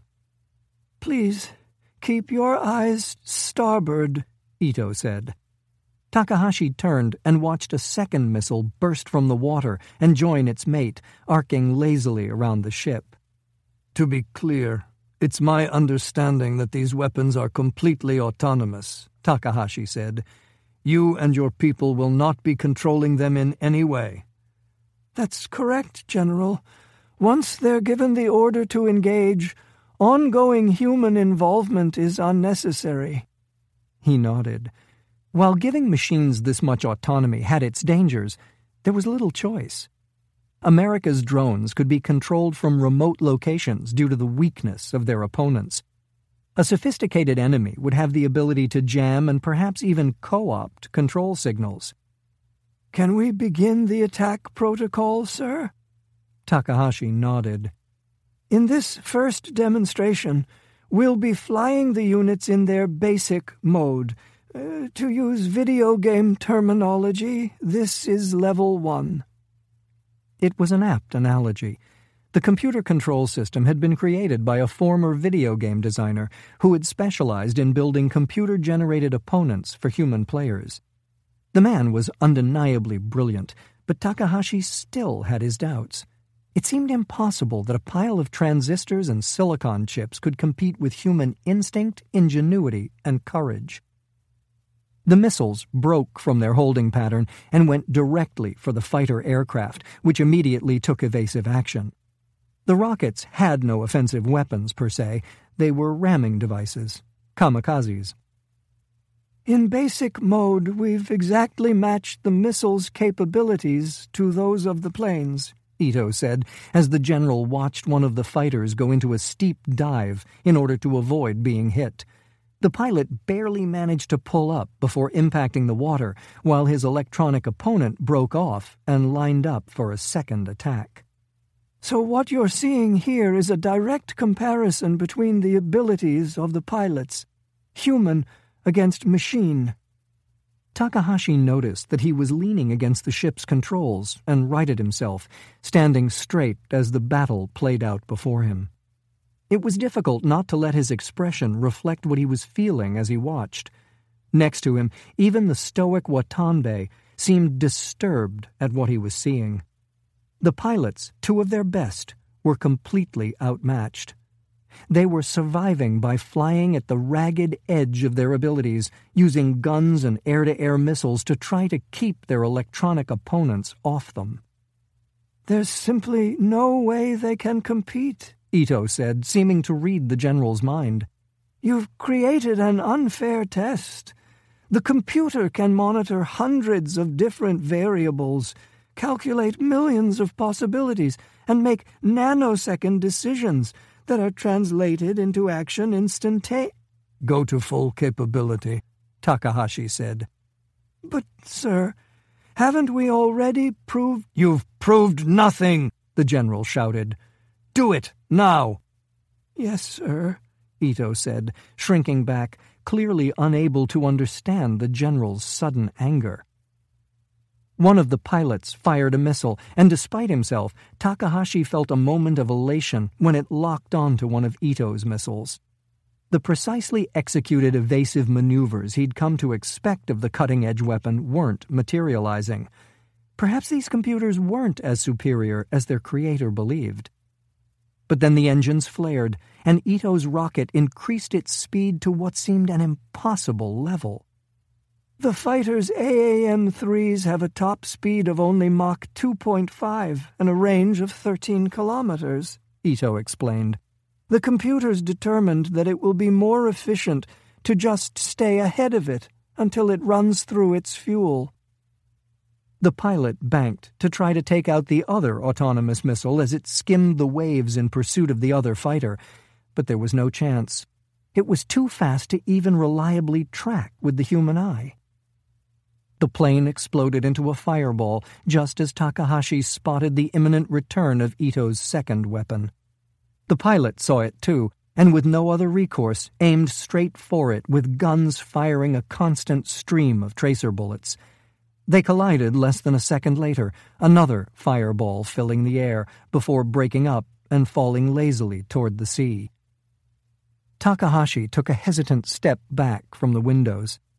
The test had been a resounding success, but his only sensation was one of numbness. He had set out to change the world, and done just that. He had created a new reality in which men like him, men like those magnificent pilots, were of no importance.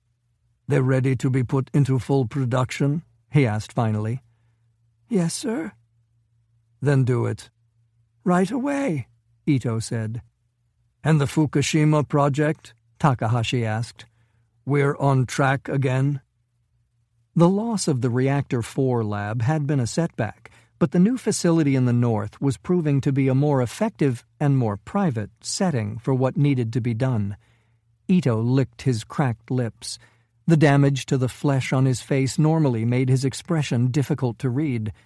Today, though, his fear was on full display. Progress is difficult, General.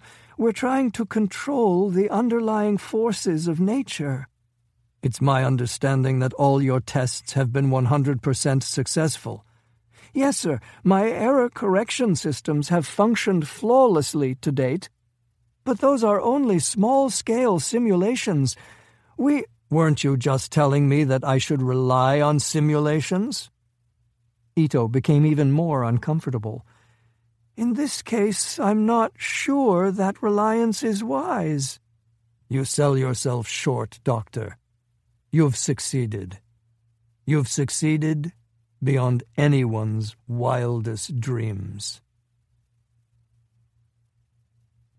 Chapter 24. Prince George's County, Maryland, USA. Fred Klein rose from his chair when Randi charged into his office, but Smith had finally managed to find a comfortable position and stayed put. "Is Yoshima dead?" she asked by way of greeting. "We believe so. Reports are that his body was taken by Chinese authorities, but we haven't been able to find out anything more." She stood, frozen, in the middle of the floor. "And me?" "It appears that you were identified, but the Chinese government isn't sure yet how to handle the situation. After all, you were the one who was attacked, and you showed impressive restraint. My guess is that the Chinese will be happy to let this just fade away." "You said we had to move on this thing," Randi explained unnecessarily. "Yoshima seemed like our best lead." "I agree." It was clear that she was blaming herself for the man's death, and Smith sympathized. He'd been in the same position more times than he wanted to remember. "It's not your fault, Randi. If anyone understood the risks of this kind of life, it was Kaito. I'm not even sure he cared. Her face fell a bit, and she eased silently into a chair. "Were you able to learn anything?" Klein prompted. "I'd say he was behind the attempt on Takahashi's life, but he didn't know anything about Fukushima." "You're sure?" "Not 100%. He could have been playing me, but my gut says he wasn't." Klein let out a long breath and reached for his pipe. "So, not back to square one, but close." "None of this makes sense to me," Smith said.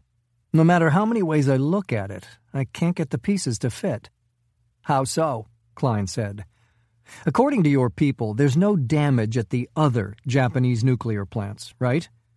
We went over all of them looking for any sign of the kind of structural weakness you and Greg Maple described and came up empty. So the Chinese develop some new kind of weapon, and they use it on that particular plant and only that plant?" "It could have just been the first one," Randi interjected. "Then the tsunami hit." "But why Japanese nuclear power plants? What was their play?" "To discredit them," Klein said. "Make them lose face?" "A serious nuclear incident would also keep the Japanese pretty well occupied," Randi added. "And let's not forget that killing Takahashi would throw a wrench into their defense forces' readiness. Maybe they were setting up an attack." Klein shook his head. "The Japanese have other competent generals. And let's not forget our treaty. In a war with Japan, the Japanese defense forces are the least of China's problem.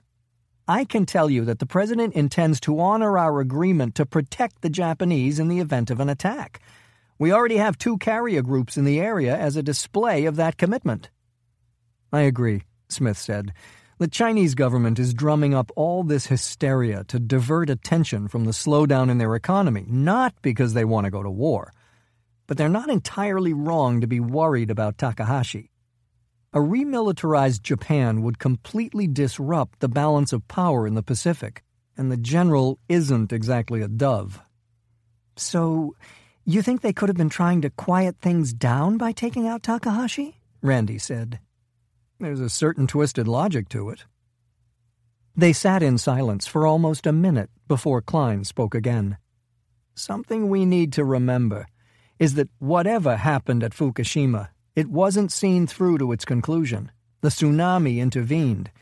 Could it have been a terrorist group? The JPF has been escalating their attacks. What about an anti-nuke group? Japan has their share of those for obvious reasons." "It's unlikely," Smith said.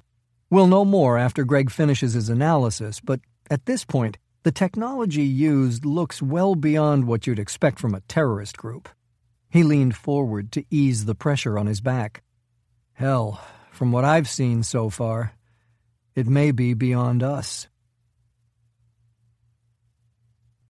Chapter 25. Tokyo, Japan. When General Takahashi entered the office, the 2 men inside immediately stood. Prime Minister Fumio Sanetomi walked quickly toward him and bowed before extending his hand, an American custom he'd adopted in recent years. "How are you, General? I'm happy to see that you look well, despite your recent ordeal." "I'm fine, thank you for asking, sir. I was extremely lucky. Many others weren't." Sanetomi nodded gravely and swept a hand toward the other man in the room. "You know Akio Himura?" Takahashi bowed respectfully to Japan's intelligence czar. Of course, the Prime Minister had no idea of their close relationship. Politicians were men without honor, who came and went with the whims of the Japanese people. Admittedly, Sanetomi was better than most. His economic policies had accelerated Japan's escape from recession, and he seemed to have at least a vague notion of his country's potential to again rise to world prominence. Like his predecessors, he had supported the growth of Japan's defense forces, but also, like his predecessors, he had been kept in the dark as to the full scope of that growth. In the end, neither his conviction nor his courage could be counted on. "Please," the Prime Minister said, "sit with me."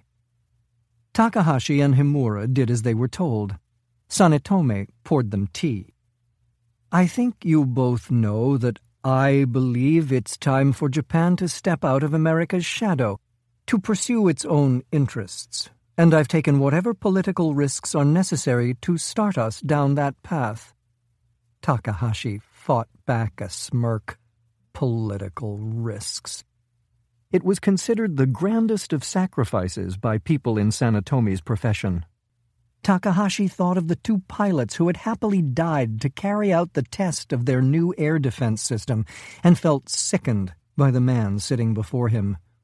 While the veneer of politeness demanded by their culture obscured it, Takahashi despised the Prime Minister and was certain that the politician felt the same way about him. It mattered little, though. The power and wealth of the Takahashi family, combined with his popularity, would make it political suicide to try to remove him from his position as the commander of the defense forces. The Prime Minister put down the teapot and continued his thought, choosing his words carefully. "You're pushing too hard, General. You're fanning flames that could consume us all."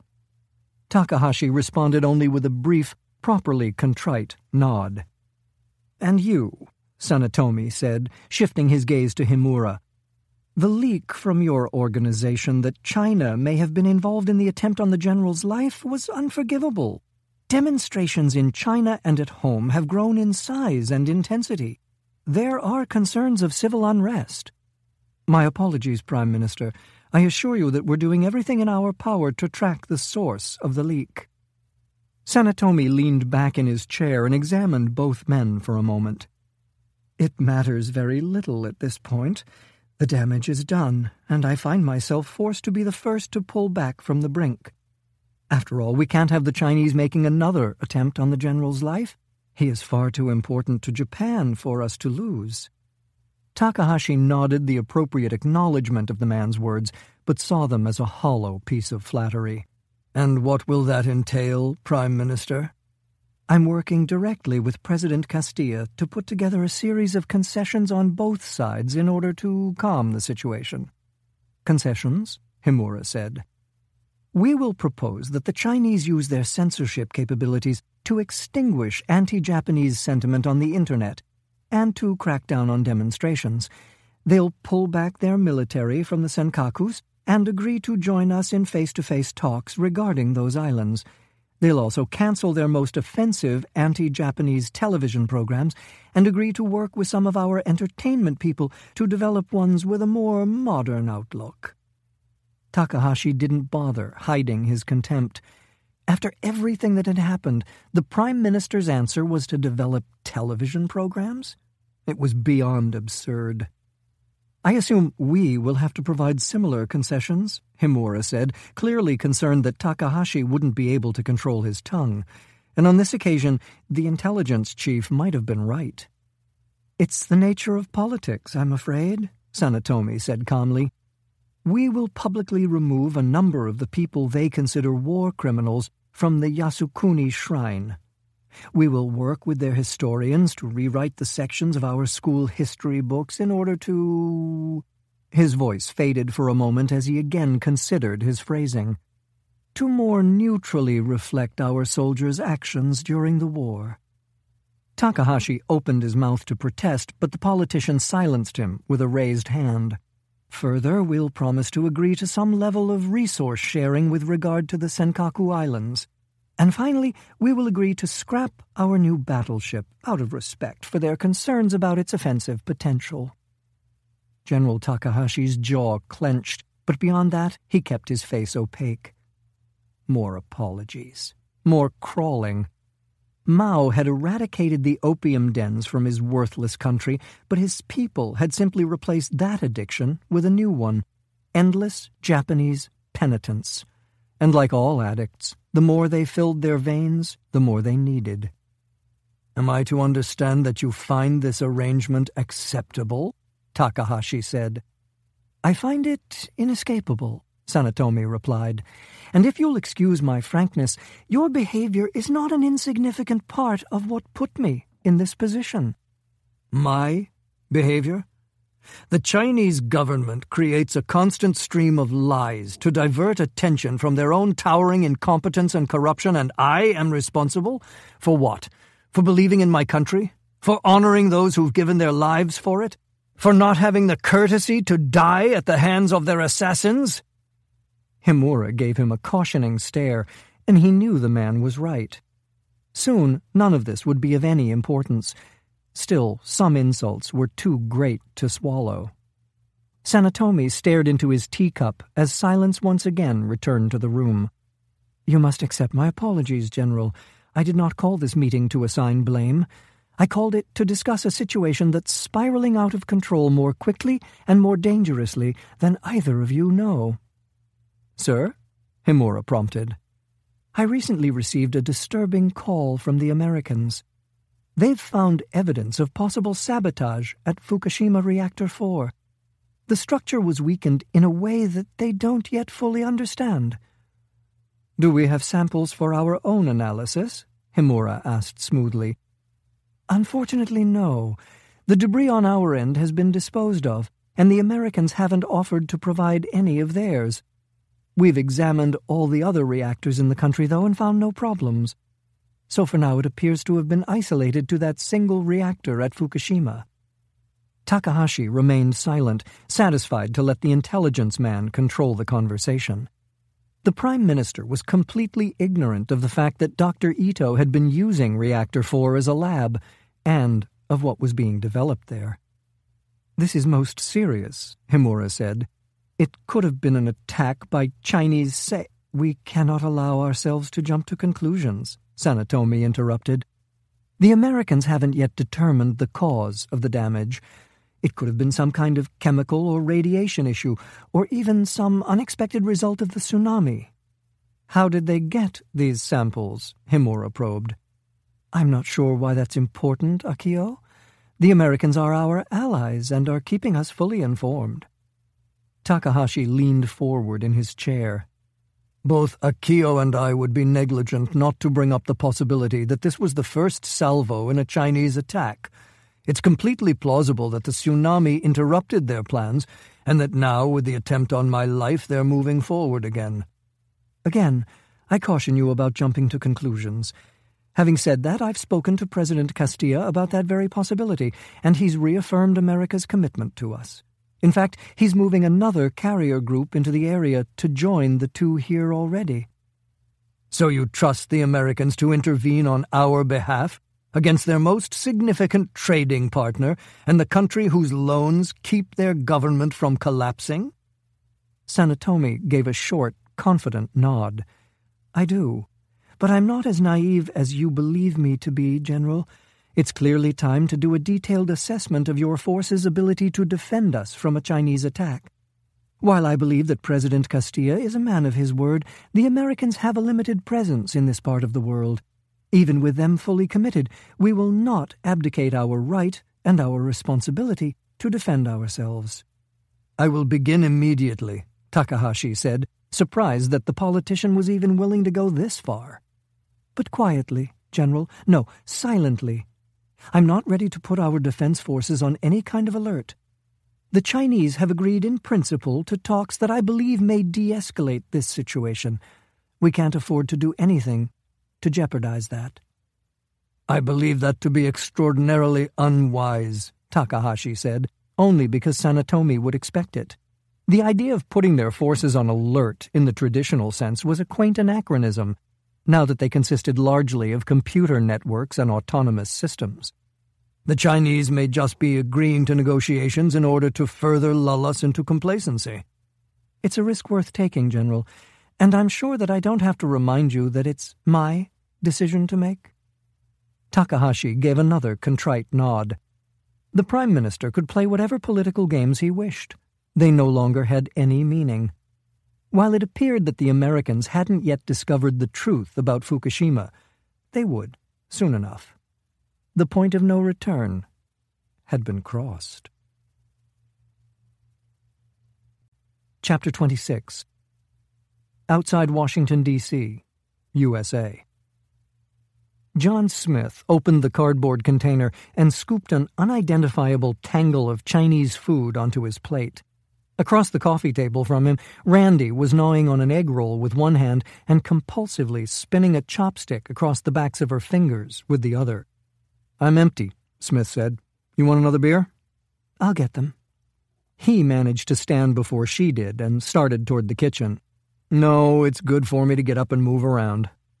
"Doctor's orders?" she said sarcastically. He ignored her and dug around in the fridge, finding a couple of fat tires at the back. "Thanks again for putting me up," he said, popping the tops and starting back for the living room. "Mi casa su casa."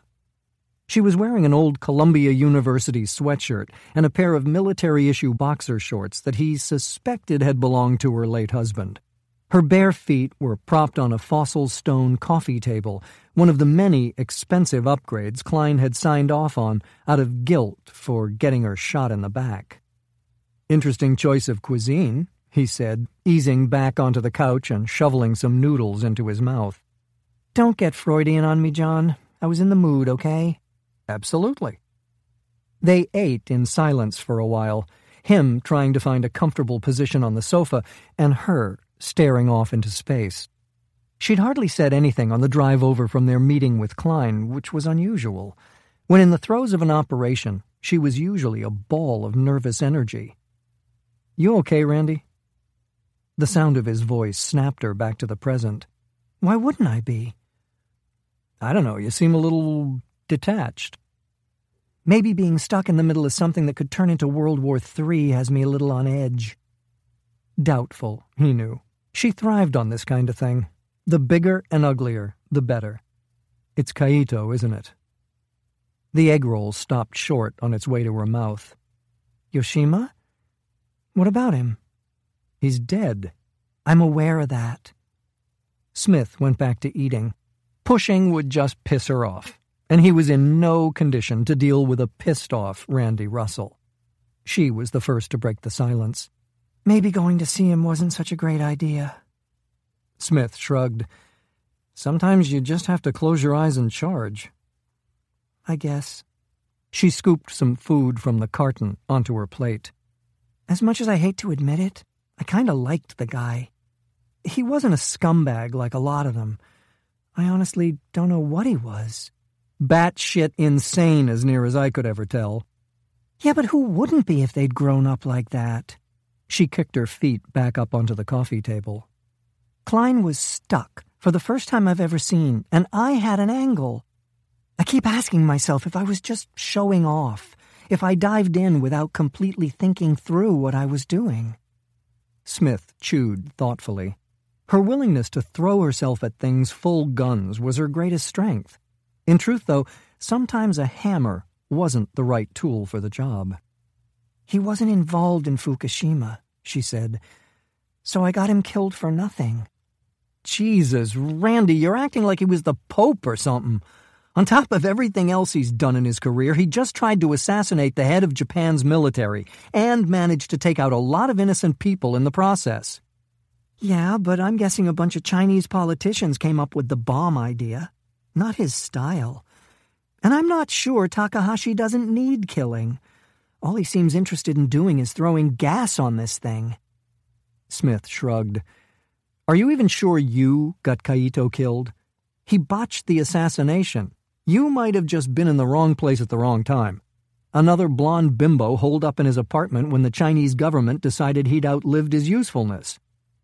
She threw a fortune cookie at him, bouncing it off his chest.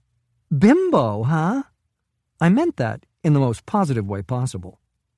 "I have a bad feeling about all this, John. You know how these things can go? One minute, everyone's flipping each other the bird from the deck of their ship, and the next, 1,000,000 people are dead. Delicate situations just aren't my forte." When he laughed, the pain wasn't quite as bad as it had been over the last few days. "You said a mouthful there." Chapter 27. Off the coast of the Senkaku Islands, East China Sea. "Contacts?" Captain Isao Matsuoka asked. "No change, sir." He looked out at the calm water for a few more seconds, then turned to scan the bridge of Japan's newest battleship. It was magnificent, even by American standards, a testament to flawless design manned by sailors he believed to be unparalleled in all the world. And yet it meant nothing. The truth was that the JDS Izumo was little more than 20,000 tons of scrap metal, an antique before the first steel plate had been welded into place at the shipyard. Still, it had been his honor to command her, and it would be an even greater honor to die with her.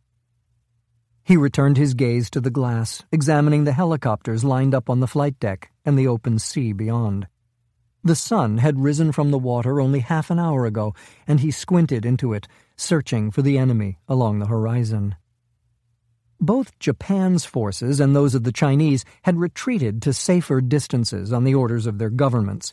It created a deceptively peaceful scene of blue skies and gentle swells, the calm before the storm. "Captain," his XO said, coming up behind him, "we have a secure call coming in for you on the satellite link." Matsuoka nodded. "I'll take it in my cabin." He walked quickly, giving respectful nods and even a few smiles and clapped shoulders to his men as he passed. It wasn't his normal custom, poor for discipline in his experience, but this day was different. A captain was only as good as the men beneath him, and this was the finest crew he'd ever had the privilege to command. He was confident that they would face what was to come with courage and resolve that would be remembered for centuries. He entered his cabin and closed the door behind him before retrieving the satellite phone from his desk. "This is Matsuoka." "Good morning, Captain." He stood a little straighter, suddenly feeling the urge to look around his utilitarian quarters for anything out of place. It would be a pointless exercise, of course. There had been nothing out of place in his life since he was a child. "Good morning, General Takahashi." "Situation report?" "Calm seas under clear skies, sir. The Chinese have retreated from their forward positions and are holding at the locations outlined in my last report." "Can you confirm to me that there's still a single Song-class submarine within torpedo range?" "As of 2 minutes ago, that was correct, General." Matsuoka lowered himself into the cabin's only chair, suddenly feeling an unfamiliar weakness in his legs. Was this to be the moment? The beginning of a new Japan? "It has been a great honor to serve with you, Isao." "The honor has been mine, sir." The line went dead, and Matsuoka switched off the handset. He didn't understand the general's plan. In fact, he knew almost nothing of it. All he could be certain of was that Takahashi was the greatest patriot and most brilliant military man he had ever known. His family had served Japan for centuries, and after the war had been one of the driving forces behind the country's rise to economic power. It was only fitting that a Takahashi would be the one to lead Japan into a new era. Matsuoka reached for a photo on his desk, one of the few personal items visible in the room. It depicted his wife and his 2 young boys. He wouldn't see them grow up or have a hand in what they would become, but they'd remember him. And everyone they ever met would know that they were the sons of Captain Isao Matsuoka. Chapter 28. Northeastern Japan. General Masao Takahashi stepped into the room and paused while the head of his security detail took a position against the dirt and stone wall. The 2 other men in the room were so absorbed by the monitor they were staring into, neither noticed them enter. The engineer sitting behind the console that dominated the room was Rentaro Fujii. He had been with the Defense Forces for more than 25 years and was largely responsible for designing their autonomous torpedo technology and the air-to-air system that had been so successfully tested the day before.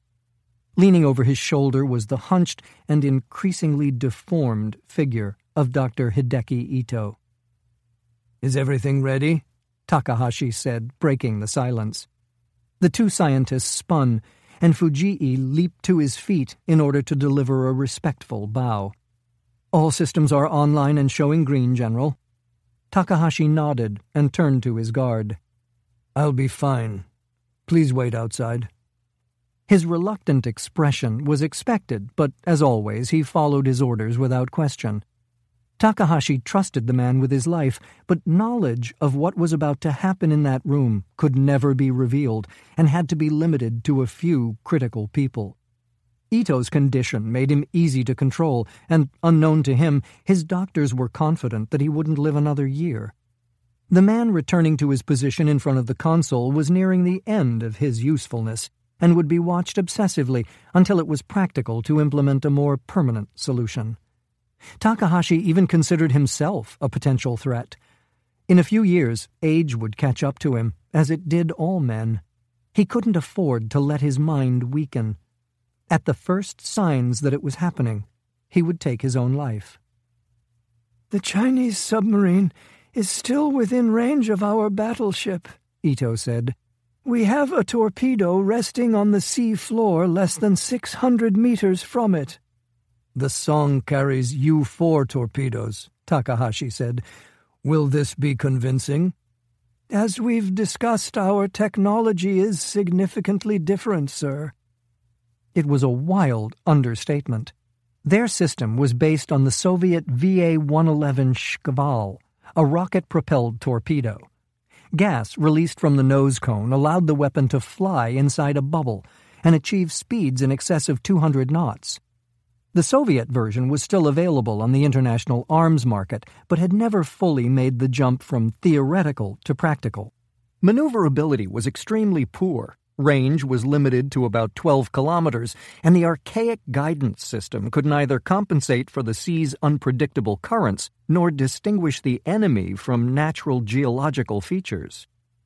Fujii and his people had overcome all those problems and more.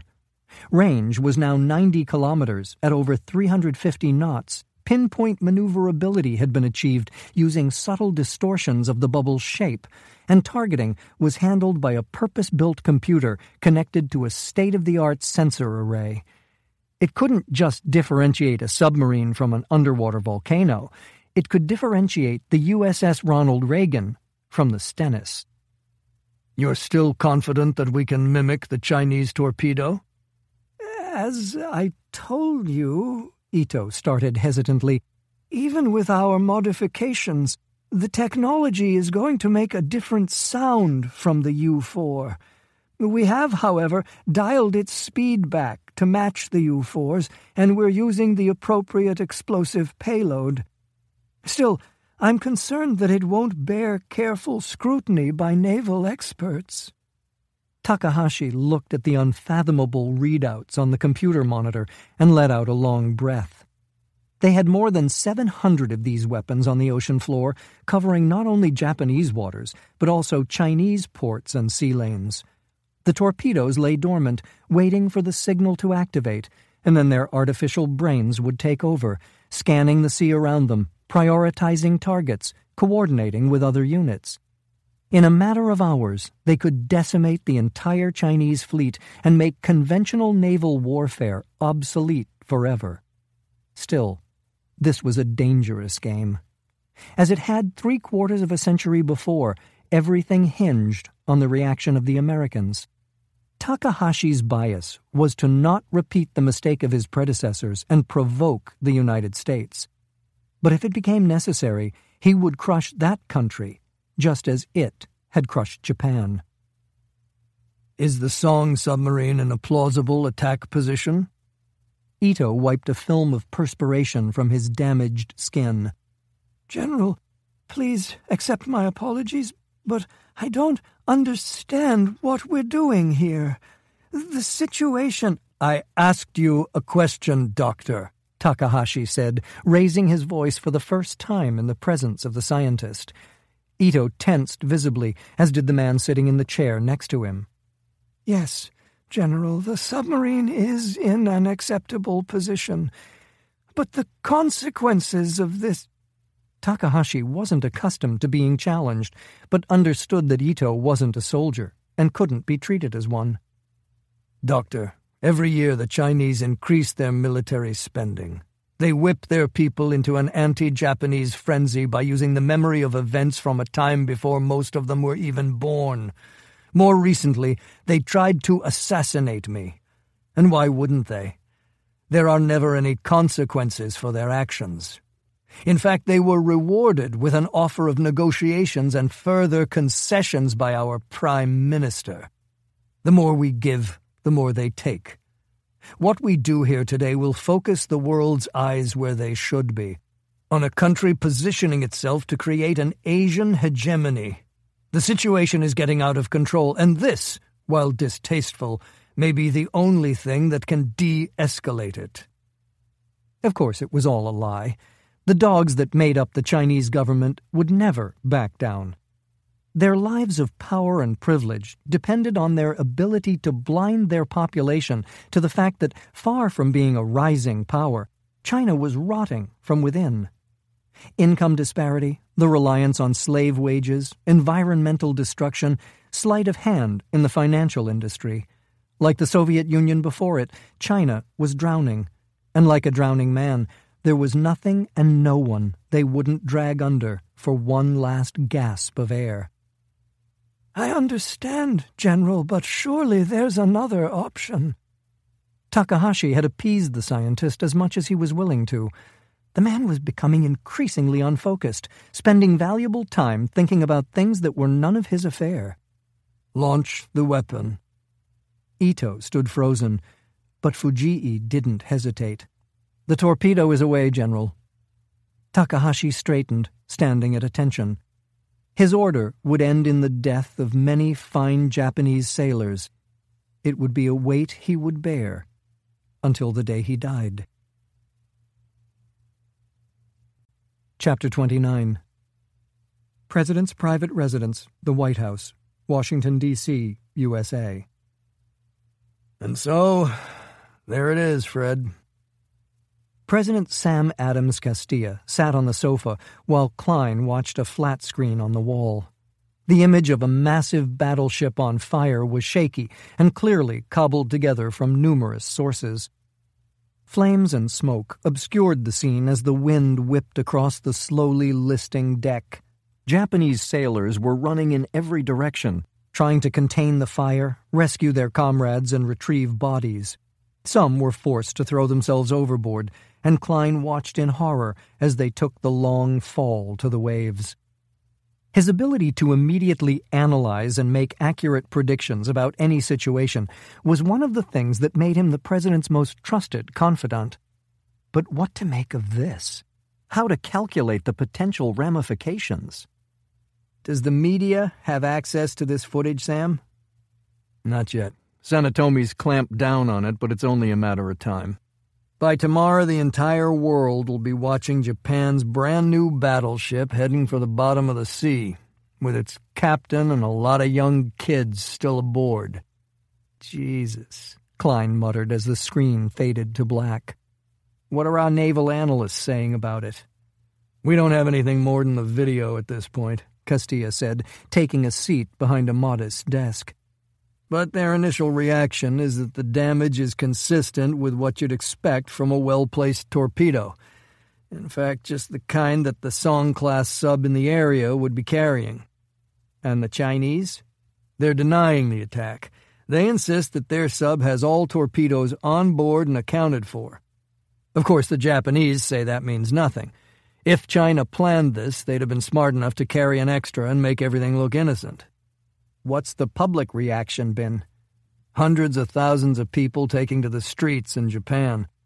The Prime Minister's been trying to calm them down, to tell people all the facts aren't in yet, but about all that's accomplished is to get people calling for his resignation. Of course, there are similar riots in China, but to their credit, the leadership is trying to crack down on them. The question is whether it's too little too late.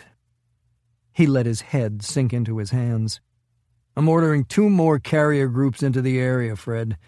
The Chinese are backpedaling and Sanatomi's calling for calm, but General Takahashi isn't. He's been on Japanese TV 5 times today with enough fiery rhetoric that I told the CIA to stop sending me translations.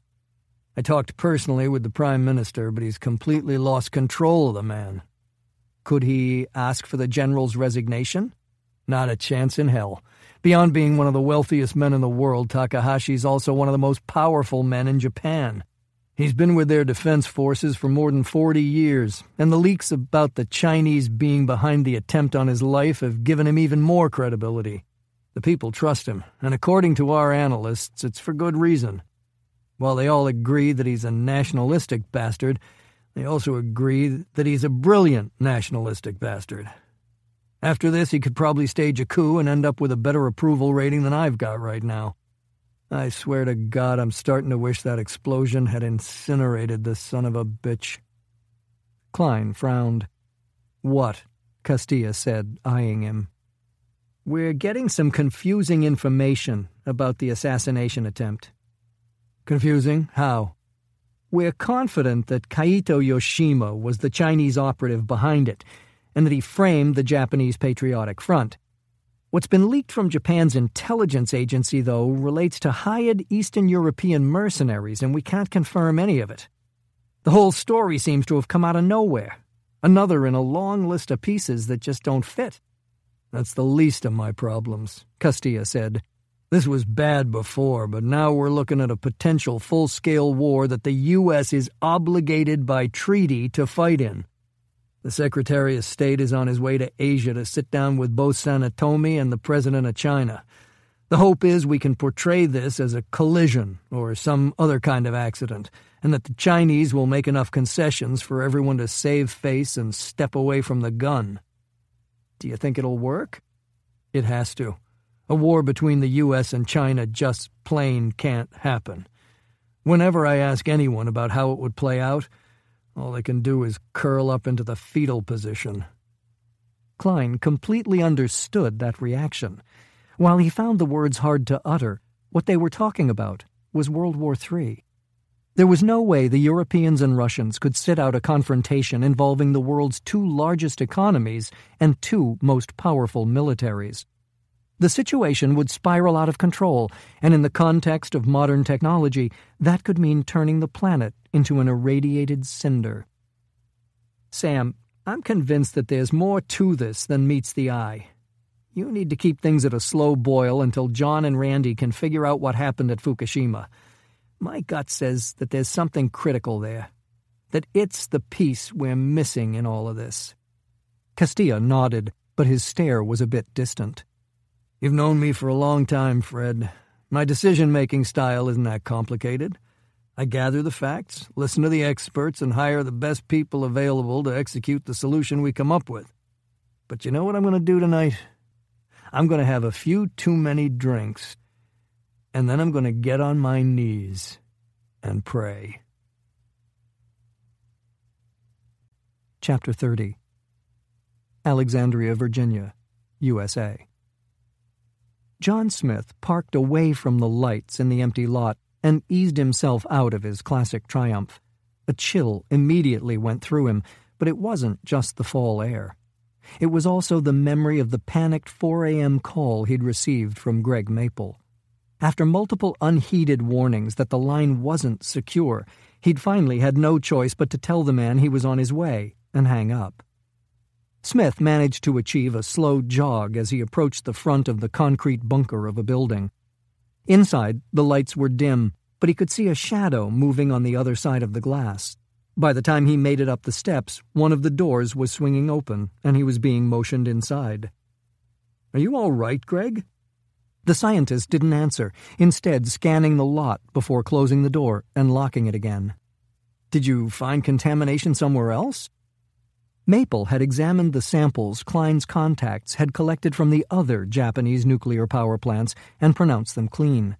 Smith was concerned that the man had discovered he'd missed something and that another Asian nuclear disaster was in the offing. Maybe more than one. Maple just shook his head and started back into the building at a hurried walk. "They're fine. The first samples you gave me are unique." The ribs in Smith's back felt like they were grinding a bit as he caught up, but not anywhere near as badly as they had been.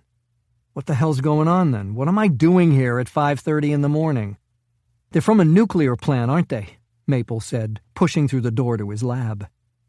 He'd been bound to figure it out. Frankly, if he hadn't, Smith would have started to wonder if he'd come to the right man. Yes. Japanese? Fukushima. Reactor 4.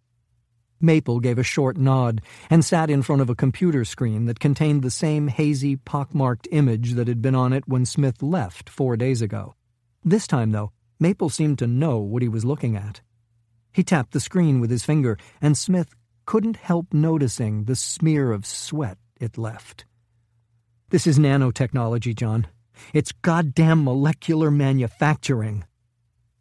As a biologist, Smith had a better-than-average grasp on nanotech. The problem was that it was an ever-shifting category that had come to include basically everything human-made and small. He'd never heard the term molecular manufacturing. Explain. Maple let out a frustrated rush of air. It's the Holy Grail, John. But even if the government decided to throw truckloads of money at it, we're 20, maybe 25 years away from coming up with anything that would work. Jesus, man, Greg, calm down and start from the beginning. What am I looking at on the screen? The scientist paused for a moment to get control of himself. Okay, listen, nanotech has all kinds of applications. The most basic is creating next-generation materials, right? If you can put the individual molecules, even atoms, into a certain structure, you get a material that does what you want on a very fundamental level. I'm familiar with that kind of research. Basically making stuff harder than diamond, improving heat dissipation, electrical conductivity, that kind of thing. Exactly. The next step would be making very tiny, very simple machines. I'm with you, Smith said. I've worked with some experimental nanoscale machines that can close battlefield wounds. Amazing stuff with a lot of potential. Yes, right.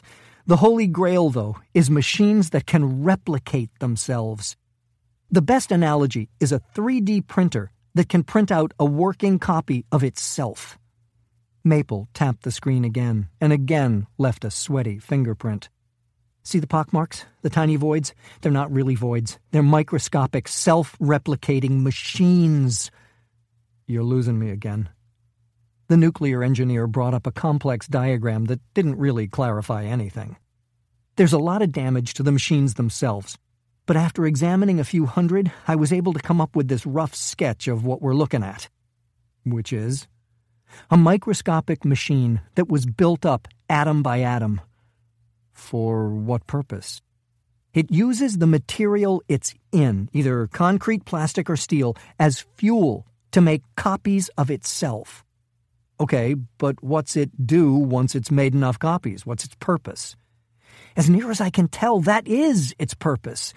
There are structures on it that seem to have other functions, but I can't say yet what they are. Probably some kind of command and control system. Smith let that process for a moment. Okay, let me get this straight. If I set a bunch of these loose on a piece of concrete, they'll eat the concrete and spit out replicas of themselves. 1 will become 2, 2 will become 4, 4 will become 8, and so on until they run out of concrete. Unless some of those command and control structures are designed to shut it off, yes. So the weakness in the material is caused by these little robots eating holes in it for fuel. Exactly. The structural problems are just a byproduct. The machines aren't as strong as the surrounding material. It's like drilling holes in a piece of steel and filling them with styrofoam. Eventually, you're able to just break it apart with your fingers. But if these things can eat concrete, plastic, and steel, why not rock? Why not people?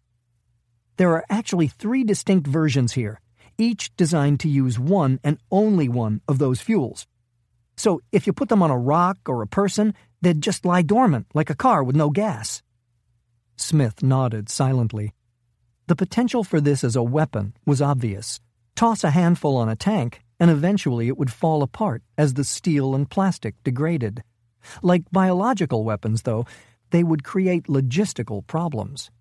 What would happen if a stiff wind blew them back onto your own tank? John, Maple started again, reaching out and gripping Smith's forearm. I can't stress enough how dangerous these machines are. I'm not exaggerating when I say they make nukes look like wooden clubs. Remember what I was saying about how these can't use dirt as fuel? Well, what if I changed the design to make them do just that? They'd start making copies of themselves, and their numbers would climb at a geometric rate. Depending on how fast they work, in a few months, maybe even a few weeks, the only thing left of the planet would be endless trillions of microscopic robots fighting over the last bit of fuel to make another copy. Chapter 31. Above the Senkaku Islands, East China Sea. General Masao Takahashi peered out the window of the air defense transport plane, following the sun as it began to rise from the horizon. He squinted into the glare, searching the sea below for the U.S. carrier group holding to the northeast. It was the fourth such armada to steam into Asian waters, a display of power and resolve meant to counterbalance the growing threat to what the Americans assumed was still the helpless country they had created so many decades ago. China would take a half step back, Japan would continue to grovel over its past, and Western economic interests, the only interests that mattered to the United States, would be preserved.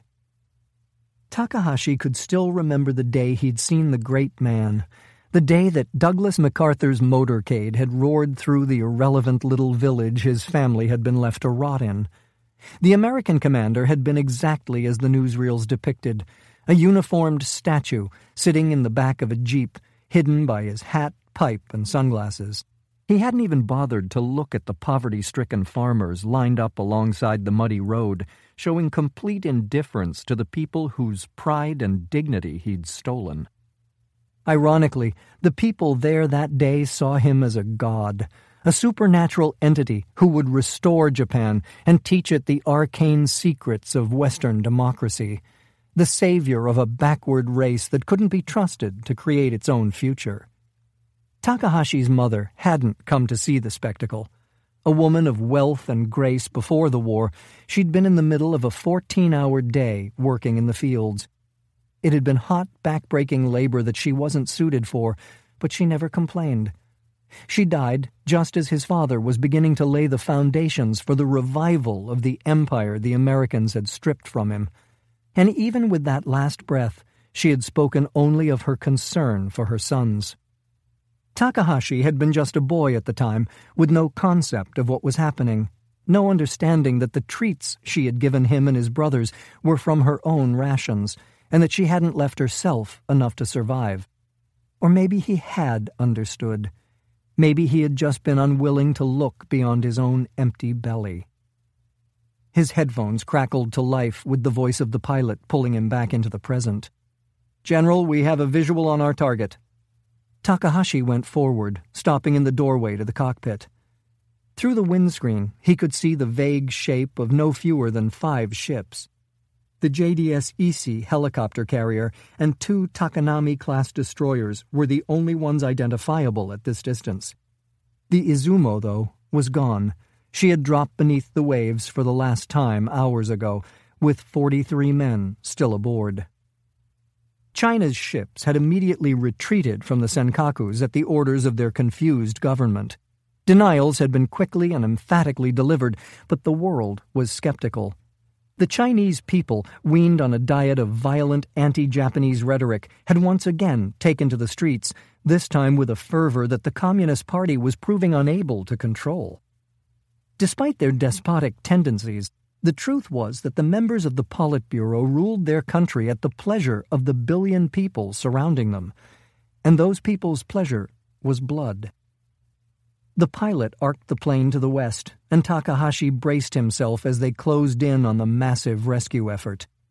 After a few moments, he could see individual divers working from rafts, and the men standing at attention on the deck of the Ise, watching over the rows of flag-draped bodies. He had spent most of his adult life studying Japan and the complex nature of its people. How could a small island in the Pacific have taken on the world?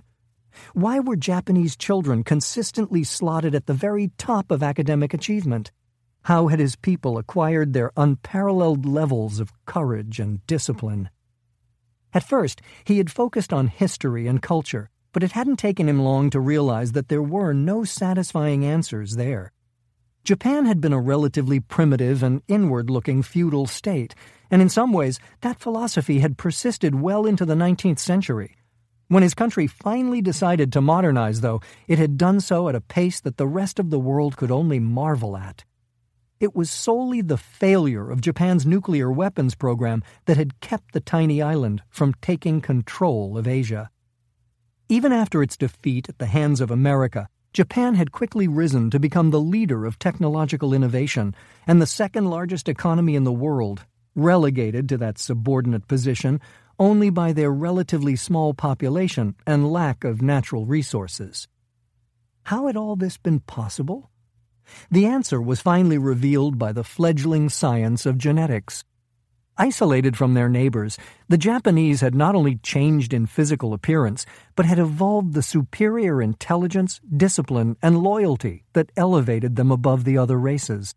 In a very real sense, they were born to rule. "General," the pilot said, twisting in his seat and pulling one of his earphones off, "you have a call from the Prime Minister." Takahashi nodded and pointed through the windscreen at the bodies on the EC's flight deck. "Get a picture of that." It would be a powerful image for his people to rally around. Of course, it wouldn't be difficult to determine who had leaked the photo to the press, but what could the government do?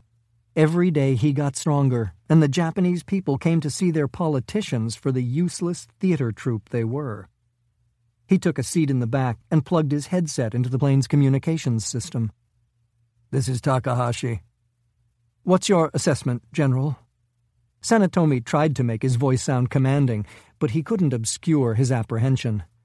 There was nothing in his life that could have prepared him for what he now found himself faced with. He had been a simple school teacher before he'd gone to law school and discovered his gift for public speaking and making powerful friends. This was a situation that demanded leadership, and in the end, Sanetomi was just a man who looked good on television. "The Chinese sank the Izumo in waters the entire international community agrees are ours," Takahashi said. The Prime Minister tried to respond, but Takahashi talked over him. "According to the Americans, it's also likely that they attempted to sabotage the Fukushima nuclear plant. And according to our own intelligence people, they almost certainly tried to assassinate me." Chinese involvement in the problems at Fukushima is little more than conjecture, General. And of course, that's all it ever would be. "My apologies, Mr. Prime Minister. Of course you're right." "We must step back," Sanetomi said. "This can't go any further." "And how would you have us do that, sir? Should I tell our captains to scuttle our ships? Would that satisfy the Chinese? Or perhaps we could just reward them for their unprovoked attacks by giving them—" "I won't be spoken to in that tone, General. Do you want to fight a war? Do you think it would be glorious? Even with the Americans' help and the paltry toys you've developed, the destruction would be beyond anything we experienced during World War II. Is that your goal? To die with your family's sword in your hand while our country burns? Is that your idea of honor?" Takahashi didn't immediately respond, instead looking out the window at the rescue efforts that were quickly becoming futile. No survivors had been found for more than 6 hours. "Sometimes destruction is needed before creation is possible." Sanetomi's stunned silence wasn't entirely unexpected. "You've been out there long enough, General. Return. Now." "As you wish," Takahashi said, cutting off the link. He leaned back in his chair and listened to the drone of the aircraft's engines. They were on the inevitable path to the world's first and perhaps last postmodern war. Technology would eventually progress to the point where battles between advanced nations would be unthinkable. At that point, the world order would likely be fixed for generations. It was his duty to make sure Japan led that world order. Takahashi felt the plane level out, and he assumed that they were on their way back to Japan at Prime Minister Sanetomi's hysterical bidding. It was impossible to know how long it would take for the Americans to understand the meaning of the Reactor 4 samples. Perhaps they already did. And if that was the case, they would do anything in their power to stop him from using Ito's weapon. They might even go so far as to warn the Chinese, or even join them in a preemptive attack on Japan. He needed just a little longer to prepare, to ensure that his plan would succeed. Soon there would be no one who could stop what was to come. Chapter 32. Alexandria, Virginia, USA. Jon Smith wandered around the lab, looking at the stainless steel tables, computers, and other machinery, but not really seeing any of it. Maple watched him with a confused, helpless expression that was more than a little worrying. When a guy who made his living marrying advanced weaponry with nuclear power got scared, the shit had officially hit the fan. "How would you develop something like this?" Smith said, finally coming to a stop in the middle of the floor. "With a lot of dedication, brains, and funding. So, in your opinion, this is not the work of a terrorist group?" "No way in hell, John. This is government money, and a lot more than we were willing to throw at it." Smith nodded. The field of nanotechnology was fairly theoretical, and while it would get some nominal funding from the Pentagon, it was the kind of long-term, pie-in-the-sky project that didn't tend to be a priority for the United States. He'd run into the same problem himself over the years. The Department of Defense tended to be most interested in developing ways to make existing technology tougher, faster, and more accurate.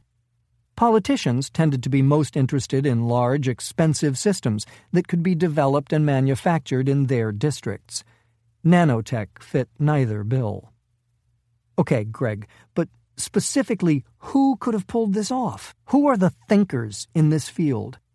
Well, there's Gunther Heisenberg in Germany. He's doing interesting stuff at the University of Munich. And then you've got Sean Baxter at MIT. He's focused on creating new materials with nanotubes, though. I guarantee you that neither one of those guys is anywhere near doing something like this. You know how it is, John. They've got a bunch of grad students working for them, and they fight tooth and nail for every research dollar. Then think harder, Smith said, letting his frustration get the better of him. Asia was about to explode into a war that would drag in the entire world, and now it seemed that someone had gotten hold of a goddamn doomsday weapon. Sorry, Greg. It's been a long couple of weeks. Don't worry about it. I understand exactly what you're feeling. I can't even believe I'm looking at this. I keep thinking I'm going to wake up and find out it was just a nightmare. I mean, even if you could build something like this, you'd have to think long and hard about whether you should.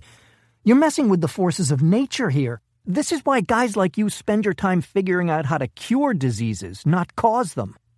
Once something like this gets out of control, you don't get that control back. Okay, Greg, let's take a step back for a second. This didn't just come out of thin air. Unless we want to start considering aliens, we can be confident that right now there are people working on this in a very well-equipped, well-funded, and well-secured lab. Who are they? We should talk to Gunther and Sean. No one else hears about this. Come on, John. I know a fair amount about nanotech, but it's not my field. I know both those guys, and I can vouch for them. It's not just a matter of secrecy, Greg. Whoever did this knows I have those samples, and they sure as hell have the resources to watch the obvious people in the field. Maple sagged a bit and stared blankly at the diagram he'd created. I keep coming back to the same answer. What's that? Think about it. Who has the money, will, and access to talent that you'd need to get this done? Smith knew where this was going and shook his head. It's not us, Greg. So you say. Look, I know you're a hell of a scientist and you're pretty well connected, but it's not hard to believe that something like this could go on way above your pay grade. It was completely understandable and logical that Maple would head down this road, but Smith didn't have the luxury of letting his friend get trapped in a blind alley. I'm going to say this just once, Greg, and then we're going to leave it alone. There's no such thing as above my pay grade. Maple looked at him skeptically, but then quickly realized that Smith meant what he'd said. What if we cast a wider net? Maybe someone doing brilliant work in a related field? The engineer shrugged and shook his head. Okay, what about someone who worked in nanotech and died? Another shrug. Someone who worked in the field in the past but then moved on to something else?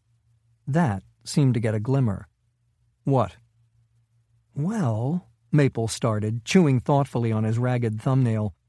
"There was a guy, but it was a long time ago. And by a long time ago, I mean when you and I were still using Clearasil and chasing cheerleaders. He wasn't the theoretical father of nanotech. That was probably Richard Feynman. But he was the practical father. He was the first guy to make something actually work in the real world. But then he left his university position and started up a consulting company. As far as I know, he never worked in the field again." "Name?" "Ito." Smith felt a jolt of adrenaline at the Asian-sounding name. "Chinese?" "Hideki Ito," Maple said. "Japanese." Smith began pacing around the lab again. "What's Ito done since he started consulting?" The engineer frowned. "I honestly don't know. I mean, I assume he's alive because I haven't heard otherwise, but I'm not aware of any meaningful work coming out of him since the nanotech stuff early in his career." A Japanese scientist, a Japanese reactor. As the pieces fell into place, the picture seemed to get hazier. Smith continued to pace, stopping short less than a minute later. "What?" Maple said. "Do you have something?" Smith looked him directly in the eye. "First of all, I want to reiterate that this is so far beyond top secret we don't even have a category for it. If this leaks, there would be consequences." "Are you threatening me, John?" "Yes. Look, I'm sorry I got you involved in this, Greg, but the fact is you are involved and there's nothing I can do about that now." "Are you kidding? I have honest-to-God molecular factories in my lab. I wouldn't have missed this for the world. You've known me a long time, John. This isn't my first rodeo.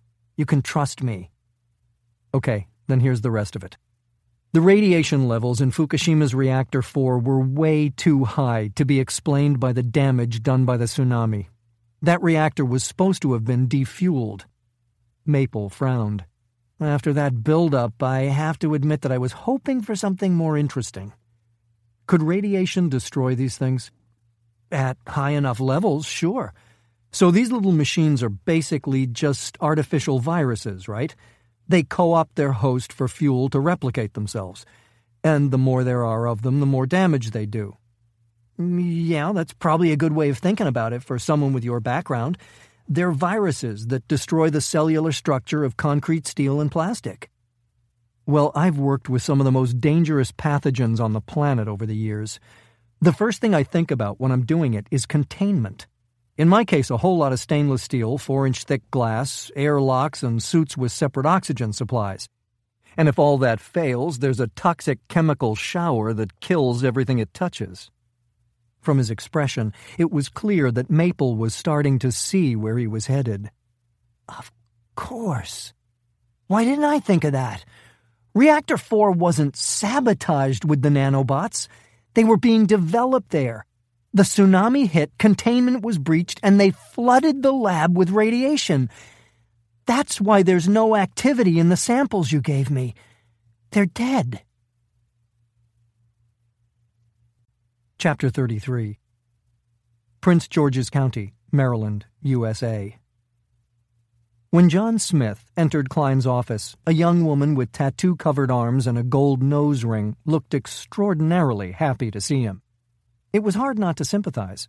Being stuck in a small room with Fred Klein and Randi Russell could be a little intense. "How are you feeling?" she said with genuine concern. "Better every day, Star. Thanks for asking." Star Minetti was a 30-something who looked like she'd spent most of her life dealing drugs from the back of a Harley. In fact, she was a former librarian and research genius. If you threw her in a warehouse full of unsorted government documents, she'd come up with the exact crumpled Post-it note you wanted inside of 3 hours. The fact that the old man was willing to overlook all the piercings and body art pretty much said it all about her skill level. Klein greeted him with a subtle nod as he took a seat, but Randi ignored him in favor of fiddling with the lid of her travel mug. It was to be expected. Their conversation about Kaito Yoshima had strayed pretty far into the personal, and after those kinds of exchanges, she always seemed to pull back a bit. "Did you find Dr. Ito?" Smith asked. "Not exactly," Starr replied, standing against the wall in what seemed to be an effort to blend in with the artwork. He does have an address, though, a nice house outside Ono. It's right there in the local phone book. Smith started to ask a question, but she anticipated it. It's a few miles from the Fukushima plant. That's what I was afraid of. Can I assume he's not living there anymore? It's closed up. And when did he move out? It was one of the areas evacuated after the tsunami. He never came back. Smith let out a long breath. Go on, Starr, Klein prompted. Yes, sir. Dr. Ito started a private consulting company after leaving his research position at Kyoto University. He makes good money, around $400,000 according to his tax returns, and all of it comes from 3 corporate clients. What corporations? Randi said, finally looking up from her mug. I could give you the names, but they wouldn't mean anything. As near as I can tell, they're just shells. They seem to have been set up solely to pay him. Does he have any employees? None. It's a one-man show. Smith pushed his chair back so he could see her better. And what about that other thing I wanted you to look into? General Takahashi? You were right. It's a bit of a maze, but it appears that his family has significant ownership in the company that operated the Fukushima plant. Not what he wanted to hear. A few days ago, he would have said that discovering the Chinese were behind the nanotech at Fukushima would have been a worst-case scenario. This, though, had the potential to be a hell of a lot worse. Great job as always, Starr. Thanks. She made a beeline for the door, obviously anxious to escape before Smith changed his mind and asked her to stay. "Shut the door behind you, please," Klein called after her. She did, and they sat in silence for a few moments before Smith spoke. The dangers involved with a weapon like this can't be overstated, and neither can the chances that it could go completely out of control. "Are you sure it's meant as a weapon?" Klein asked. "I read your report and looked into the technology. Is it possible that this was one of the Takahashi family's commercial pursuits? Nanotech is a growing field, and I wouldn't be surprised if they were interested." "It's possible," Smith admitted. "But why so much secrecy? And why self-replication across 3 materials that are critical to modern civilization and warfare? If I were working on this, I'd fuel it with some incredibly rare material. Then, if I lost containment, I wouldn't have to pump a bunch of radiation into it to keep it from wiping out the industrialized world." Klein leaned back in his chair, staring for a moment at an antique map hanging on the wall. "There seems to be reasonable agreement that the Japanese are looking to expand their military capability and move out from under our umbrella. If I were an island nation with limited resources and manpower, this might be just the kind of weapon that would attract me." Randi suddenly stood. "I know a couple of analysts at the agency who keep tabs on the Japanese. Maybe they could give us some context." Klein gave her a brief nod. "Talk to them. Quietly." She spun on her heels, but then paused. "You look good, John. It's nice to see you not shuffling around like an old man." A moment later, she was through the door and gone. Smith pulled a piece of paper from his pocket and slid it across the desk. "I've got a little shopping list for you, Fred. You know, just in case." Klein's eyes widened when he read the note. "Jesus, John. I'm not sure America even has one of these anymore." "See what you can do." "I assume you don't want it dropped in your garage." Smith shook his head. "Send it to the Okinawa Air Base and put it under wraps. Then hope to God we never get a chance to use it." Chapter 34. CIA Headquarters, Langley, Virginia, USA. Randi Russell hustled down the hallway, already late because of a number of wrong turns. It never ceased to irritate her that she could flawlessly navigate the tangle of ancient streets and alleyways crisscrossing the Middle East, but every time she came to headquarters, she got lost. Of course, she set foot in Virginia rarely, and then only when there was no other option. She spotted the conference room she'd been searching for and picked up her pace a bit. The men waiting for her were the agency's top minds on Japan, and in light of the shitstorm going on in the Pacific, probably had better things to do. Randi juggled her notepad and coffee, gripping the door handle and grimacing as she entered the room. She hated office buildings and everything about them.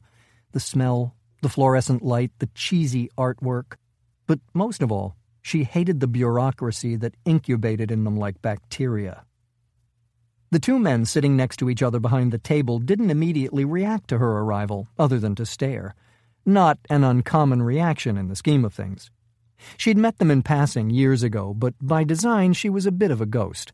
And she'd apparently built quite a reputation based on a bunch of outlandish stories quietly passed around Langley's back offices. Most weren't true, of course. The vast majority of the CIA's employees would never have the clearance to hear the even more outlandish real ones. The man on the right suddenly leaped to his feet and strode around the table. The two analysts had picked up the nicknames Laurel and Hardy at some point, and the monikers seemed even more fitting now than when she'd first run across them. "Randi! Randi!" Carl Rainsberg said, taking her hand and kissing it. "What a pleasure it is to see you again." He was probably 6'6" and no more than 170 pounds dripping wet. A sandy-haired Caucasian who had a master's degree in Japanese literature from a school near Tokyo. His still-seated companion was of first-generation Japanese descent, a bit chubby with an awful haircut and a habit of chewing his lower lip when he got nervous. At that moment, he was gnawing on it like he'd missed lunch. "So smooth," Randi said, retrieving her hand and finding a chair. Rainsberg rushed to pull it out for her, before rejoining his companion on the other side of the table. "Nice to see you, Miss Russell," Stephen Sato said, briefly interrupting his quest to ingest his lower lip. "You too. I appreciate both of you taking the time to meet with me. I guess you're pretty busy right now." "Not at all," Rainsberg said. "It's not every day we get to sit down with a beautiful legend like yourself." "Uh-huh. You'll have to excuse my colleague," Sato said with a grin that came off a little slyer than she'd have given him credit for. "We always have time for the people hanging it out there in the field, beautiful or not. What can we do for you, Ms. Russell?" "I'm concerned about what's going on in Asia." "You and everyone else on the planet," Rainsberg said. "And take it from us, you should be. That's a pretty serious staring contest they've got going on right now." "What I want to know is why. I understand what the Chinese are getting out of this, but what do the Japanese have to gain?" Sato let out a loud breath. "How long do you have?" "Give me the Reader's Digest version." "It's all about history," Rainsberg started. "Thousands of years of it, culminating in some serious nastiness during World War II. Let's just say that the two countries despise each other. You know that. You've worked in China." She nodded. "But it seems like Masao Takahashi would be backing away from this thing like his ass was on fire. Why isn't he? Am I wrong when I say that the Japanese military is no match for the Chinese?" "Japanese self-defense forces," Sato corrected. "Officially, the Japanese don't have a military because of the constitution we wrote for them after the war. Having said that, they do have the 5th biggest defense budget on the planet." "Still, she's right that they're no match for China," Rainsberg interjected. "Not even close. Don't get me wrong. Their people are well-trained and they have some decent gear, but against the Chinese? No way. You're talking about 250,000 troops with conventional weapons versus 2.25 million troops with a nuclear arsenal behind them. Last time I checked, those ain't good odds." "But," Rainsberg said, "there's a rub." "I know," Randi said. "We have a treaty saying we'll defend them." "Exactly, and that makes the whole situation a lot more complicated. The Japanese people are understandably tired of taking it on the chin for things that happened before most of them were born. They want respect, and they want to stand on their own 2 feet. But Takahashi courting a war and then letting us fight it for him isn't Japan standing on its own 2 feet, it's Japan stepping on ours." "You make an interesting point," Sato said. "Takahashi's a complicated guy. He's nationalistic as hell, but he isn't stupid. And frankly, he doesn't have any great love for the U.S. He blames us for his family having a hard time after the war. To be honest, Carl and I have been struggling to figure out what his endgame is here." "Could he be starting to lose it? He's in his 70s, right? A little dementia, maybe?" Sato shook his head. "No indication of that at all. Trust us when we tell you that Takahashi has an angle." Maybe he's changed his mind about politicians and he's looking to run for office. We haven't been able to figure it out yet." Randi chose her next words carefully, not wanting to give away too much. "What if he thinks he can win?" "What?" Rainsburg said. "By dragging us in? What would—" He fell silent when Randi shook her head. "What if he thinks he can win without us?" They looked at each other and burst out laughing again. "Sorry," Sato said, while Rainsburg continued to snicker. "Look, Takahashi's a little nuts, and there's no question that his notion of Japanese superiority goes beyond disturbing. But that guy knows more about military strategy and history than most of our top generals combined. It doesn't take a genius to look at the Asian chessboard and see that Japan doesn't have any pieces." "So you're saying that if he did believe that," Randi offered as innocuously as possible, "there's a chance that he'd be right?" "Believe what? That the Japanese Defense Forces could defeat China? Why would he?" "I'm just throwing it out there," Randi said. "What if, for the sake of argument, the Japanese Defense Forces have capabilities we're not aware of?" Rainsburg rolled his eyes. "Sounds like we should introduce her to Eric." "Who's Eric?" "Eric Fujiyama," Rainsburg said. "He used to work here, but he let it get to him. You know how it is. We're all conspiracy theorists, but Eric went a little too far." Sato pointed to his head. "Tinfoil hat territory. He thinks Japan is in the process of taking over the universe." "Interesting," Randi said. "Maybe you should." "Should what?" "Introduce us." They looked at each other, but this time without the laughter. Their sudden hesitance seemed to suggest there was more to this story, and Randi suspected she knew what it was. "You still stay in touch with him, don't you?" Both men stared guiltily down at the table. Sato was the first to speak. "He's a wacko, but he's also really smart. The guy's forgotten more about Japan than most people will ever know. Maybe even us," Rainsburg said. "Okay," Randi said. "Sounds like he might be my man. You got a number?" They both grinned. "What?" "He doesn't really like phones," Sato said. "Carrier pigeon?" Rainsburg scribbled something down on a sticky note and held it out to her. "This is his P.O. box in Portland. Handwrite a letter and send it there." "Not certified or registered or anything," Sato interjected. "Just give him an anonymous P.O. to get back to, put a stamp on it, and drop it in a public box. If he's interested, you'll hear from him in a few days."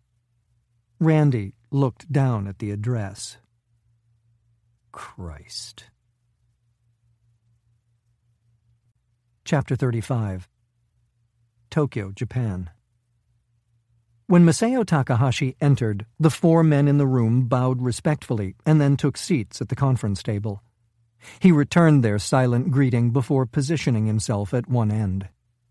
The commanders of the Japanese Self-Defense Forces and the director of the country's intelligence efforts had been called there by the Prime Minister to discuss China's continued hostile stance.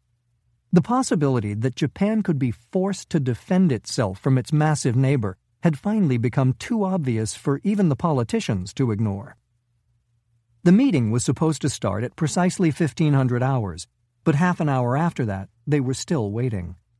It was to be expected. A cheap power play on Fumio Sanetomi's part, but one that would have no effect on the men in this room. Undoubtedly, someone on the Prime Minister's staff had been ordered to quietly watch them and report back any sign of discomfort. They were wasting their time. Each man sat in silence with eyes fixed straight ahead. They would do so for as long as was required. Sanetomi finally entered 45 minutes late. "Good afternoon, Prime Minister," Takahashi said with a bow. "My humble apologies, gentlemen," Sanetomi said. His refusal to acknowledge the general's greeting undoubtedly meant to signal his displeasure. "I received an unexpected call from President Castilla, and our conversation only now finished." Takahashi smiled passively at the intentional insult and then sat unbidden. The photos of Japan's dead sailors were being displayed on every news channel across the world, and there was little doubt that the Prime Minister knew who had leaked them. But what could the politician do? As the threat to Japan grew, People looked away from the circus performers they had elected in favor of the military men who actually had the expertise and resolve to protect them. "Everyone understands that this meeting is not officially happening," Sanetomi said as he took a chair at the head of the conference table. "Is that clear?" All nodded. The Prime Minister locked his eyes on Takahashi. "No leaks will be tolerated." The general bowed an acknowledgement, safe in the knowledge that he was untouchable. Sanetomi was completely ignorant of the inevitability of the path they were on. Even the men around him, men whose loyalty the Prime Minister thought he could count on, were not what he believed them to be. All had sworn their loyalty to Takahashi and to an emergent Japan. "We'll begin with the investigation into the sinking of the Izumo, Admiral." Sachio Inoue cleared his throat before beginning. "It was undoubtedly a torpedo, sir. Analysis of the damage and chemical residue, as well as the reports of the surviving sailors, are consistent with it being fired from the Chinese submarine that we know was in the area." "And the Americans?" "We turned over our data to them, and they concur." Takahashi watched the Prime Minister's face fall at the news. Of course, Admiral Inoue had altered the evidence as necessary before handing it over to the U.S. Navy. The one factor they had struggled to control was the difference in the sound of their torpedo and that of the Chinese U-4. Those recordings had been modified after the fact, and the Chinese were trying to use their own tapes to support their claim of innocence. The world, though, wasn't inclined to listen. "Could it have been an accidental launch, perhaps a rogue captain?" "There is no way to know," Takahashi interjected, "and it makes little difference to the final outcome.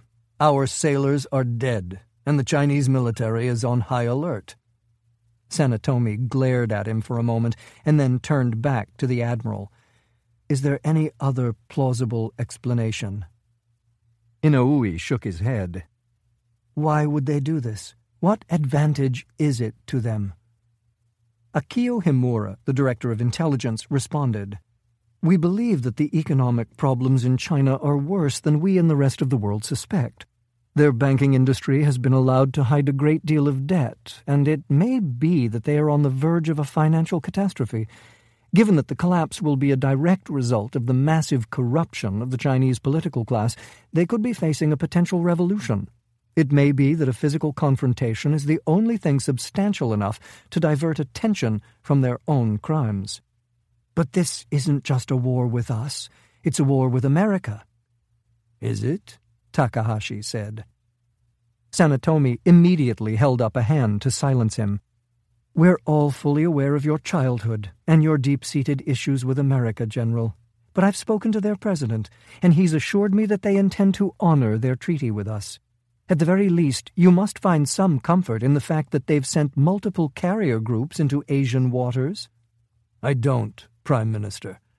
China controls their debt. It holds over 1 billion potential customers for American companies, and Chinese sweatshops keep stores stocked with the cheap goods the American people demand. Our importance to the U.S. pales by comparison." "Enough. I'm not here to debate politics or economics. If I were, I would have invited people with knowledge of those disciplines. Your job is to defend this country should it become necessary, that's all. Am I understood?" Takahashi gave a practiced nod. In all likelihood, the military would control the country after all this was done. The question was whether it would be more advantageous to let this little man continue on as a figurehead or whether his public execution for treason would be more beneficial. President Castilla has offered to personally host face-to-face talks between myself and China's leadership. I've agreed to attend, as has President Yandong. Every effort will be made to bring a peaceful solution to this situation, and I believe those efforts will be successful. However, I have to consider the possibility that they will not. In light of that, we need to discuss our readiness." He turned to Himura. "Let's begin with intelligence." Himura gave a jerky nod and sat a bit straighter in his chair. "With regard to cyber warfare, our penetration into civilian and government systems is excellent. I expect to be able to shut down 70% of China's power grid within minutes of them launching an attack." The internet will become virtually useless, and phone communication should see around a 40% degradation. We're hampered there due to the archaic technology used in much of their landline network. And military computers? Obviously, the systems are much more heavily guarded. The access we have, combined with the loss of public power to a number of the bases, should be enough to cause significant chaos in the chain of command. It will also reduce their missile launch capacity by at least 20%. Sanetomi turned to the head of their air defenses. And what will come of the other 80%? Our missile shield has been a priority for obvious reasons. General Tadeo Minami, the director of the country's air defenses, replied, "We expect to be able to intercept virtually all of the incoming projectiles and to create a zone in which enemy aircraft, as well as our own, unfortunately, will not be able to operate." Sanetomi's reaction was understandably subdued, despite what, on the surface, seemed like an excellent prognosis. The Americans had focused on the bullet-hitting-a-bullet strategy of missile defense, but all of Ito's research suggested that this was a dead end. Even if it could be made to work under idealized test conditions, effective countermeasures were almost comically simple for the enemy to deploy.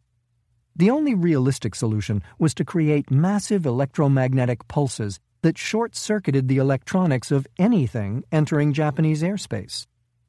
The only way they'd found to achieve that goal was with a very specialized set of tactical nuclear weapons.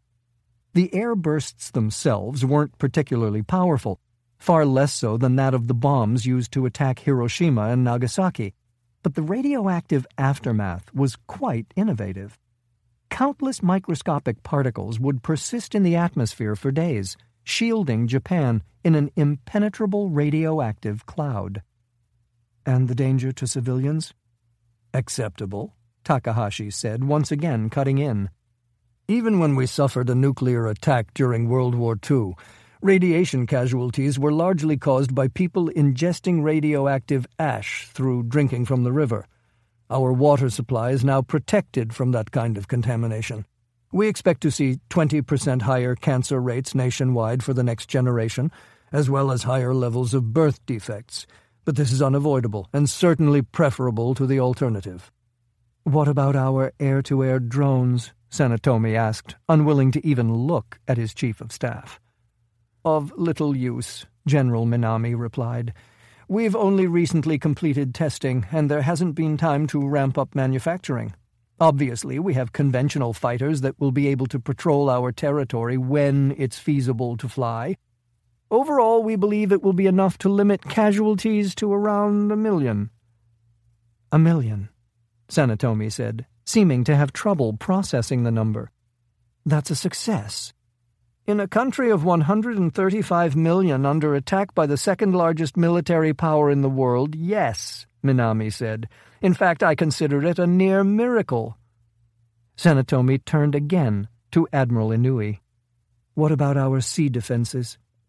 As you know, our self-cavitating torpedoes are in their 3rd generation and have proven extraordinarily effective. We have hundreds covering Japanese waters as well as Chinese ports and sea lanes. We'll rule the sea within hours of your attack order. That's a great deal of confidence, Admiral. Well warranted, I assure you. Neither the Chinese nor the Americans are aware that this technology has been perfected, so they haven't developed any defense against it. Our system is virtually flawless in the face of current countermeasure technology. Sanetomi turned to the only person in the room who hadn't yet spoken, a gray-haired man almost Takahashi's age. And our ground forces? Due to our sea and air capabilities, it is unlikely that we'll be in a position to have to fight an invading army, General Zenzo Kudo said. Our preparations are primarily for disaster relief in the areas hit by Chinese weapons, and for keeping civil order. On both counts, I'm confident that we will be extremely effective. Sanetomi leaned back in his chair and stared blankly ahead for a few moments. What if the Chinese decide to use their nuclear arsenal? In that extremely unlikely event, our missile defense will defeat the majority of their attack, Takahashi said. And even I agree that if we see a nuclear escalation, The Americans will intervene with whatever force is necessary. I wonder if it wouldn't be wise to announce to the world that we've created an electromagnetic pulse-based missile defense system. If we launch our shield, it could be misconstrued as a nuclear attack and prompt retaliation from the Chinese. It would be a serious breach of international treaties, Takahashi said, and it could serve to escalate the situation further.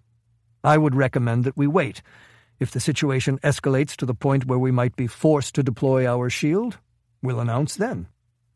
Sanetomi nodded reluctantly, but didn't immediately speak further. Of course, they had discussed only Japan's defensive systems, continuing the policy of keeping Sanetomi in the dark about their offensive capability.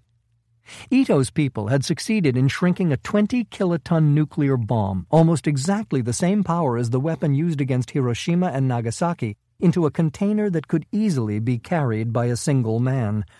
33 had been buried across China, as well as in strategic points throughout America, Europe, and Asia. In all likelihood, though, none of the weapons in Japan's nuclear arsenal, including its missile defense system, would ever be deployed. In the face of Ito's nanoscale weapon, atomic bombs were all but obsolete. What role would we need the Americans to take in all this? Sanetomi asked. Limited, Takahashi said. They're unlikely to take offensive action against the Chinese mainland in a conventional war, and their naval power is unnecessary in light of our torpedoes. Their fighter aircraft could potentially be useful in engaging Chinese sorties, but if our missile shield has been deployed, they won't be able to approach our airspace. So the best-case scenario is a stalemate where 1 million of our people die. And the worst-case scenario is that this could descend into nuclear war in which millions on both sides die, all for no reason at all. Takahashi remained expressionless, but inside he felt as though an electrical current were running through every nerve in his body. It wouldn't be millions. It would be tens of millions. And it wouldn't be for no reason. China would be completely decimated, left scraping at the dirt like animals, just to find enough food to survive. At the same time, the rest of the world would enter a new age. The age of Japan. Chapter 36. Outside Portland, Oregon, USA. "Try it again," Jon Smith said, leaning a little farther under the hood of the rusting AMC Gremlin. Randi twisted the key, and the engine turned over, but it wouldn't catch. The wind picked up, tearing colorful leaves from the trees lining the empty rural road and depositing them in the dead motor. Smith brushed them off the air cleaner cover and began unscrewing the wing nut that held it in place. "What's wrong with it?" Randi said, leaning out the open window. "It's a 40-year-old piece of shit is what's wrong with it. Couldn't you steal a better car?" Randi had gotten in the habit of taking cars from airport long-term parking when she needed something untraceable. She always got them back before the owners returned to find their vehicles detailed and full of premium gas. "Fujiyama said that if I showed up in anything modern, he'd walk." Smith let out a frustrated breath and dug around in the carburetor with a stick. Eric Fujiyama had agreed to talk to them, but under conditions that even a paranoid schizophrenic would consider excessive. They couldn't just talk on the phone or get together at a Portland restaurant with a decent microbrew selection. No, they had to drive an ancient car with shovels in the back to the middle of nowhere. And what about those shovels? Smith seemed to be the only person who was concerned that the host of their clandestine meeting in the woods requested that they bring tools suitable for digging graves. "Kick it again." This time the starter sounded a little sick, but the engine caught. After replacing the air filter, Smith slammed the hood and ran around to the passenger seat. "Whatever you do, don't stall it." Randi scowled and pulled out, with her eyes on a map taped to the dash. According to the highlighted route, their turn was just ahead. She eased right onto a rutted dirt road, the geriatric suspension protesting loudly enough to overcome the steely Dan flowing from hidden speakers. Smith tried again to silence the stereo, but the volume knob was broken, and the 8-track resisted every attempt at ejection. "Slow down, Randy." "What are you talking about? We could walk faster than this." "And that's what we're going to be doing if you break what's left of this thing's axles." "What's up your ass today?" He flipped her off and turned toward the window to watch the trees creeping by. What was up his ass was that being crammed into this car had reinserted the dagger in his shoulder blade. But it was more than that. He'd been lucky enough to inherit a nearly ideal set of genes from two extremely athletic parents, and had spent his life honing those natural gifts with a workout regimen that would make a Navy SEAL squirm. Feeling like Superman was his natural state, and he was damn well ready to go back to it. It took another 20 excruciating minutes, but they finally dead-ended into a small clearing. Smith slid a Sig Sauer from between the seats and scanned the shadows in the surrounding forest, while Randy did the same. Fujiyama had insisted on no phones, GPS, or radios, so there wasn't going to be any backup should things go south. "Does this seem inordinately stupid to you?" Smith said as they stepped out and crouched on either side of the vehicle. "Come on, John, you love this stuff. You're just in a snit today." He frowned and examined the clearing through the sights of his gun. Nothing but wilderness. Of course, that didn't mean anything. With the complexity of the terrain and the dense foliage, there could be an army out there, and they wouldn't know it until the shooting started. Instead of shots, though, an engine became audible on the road they'd come up. He and Randy both took cover in the trees and watched in silence as an Asian man in his late 30s pulled up in an open CJ-5.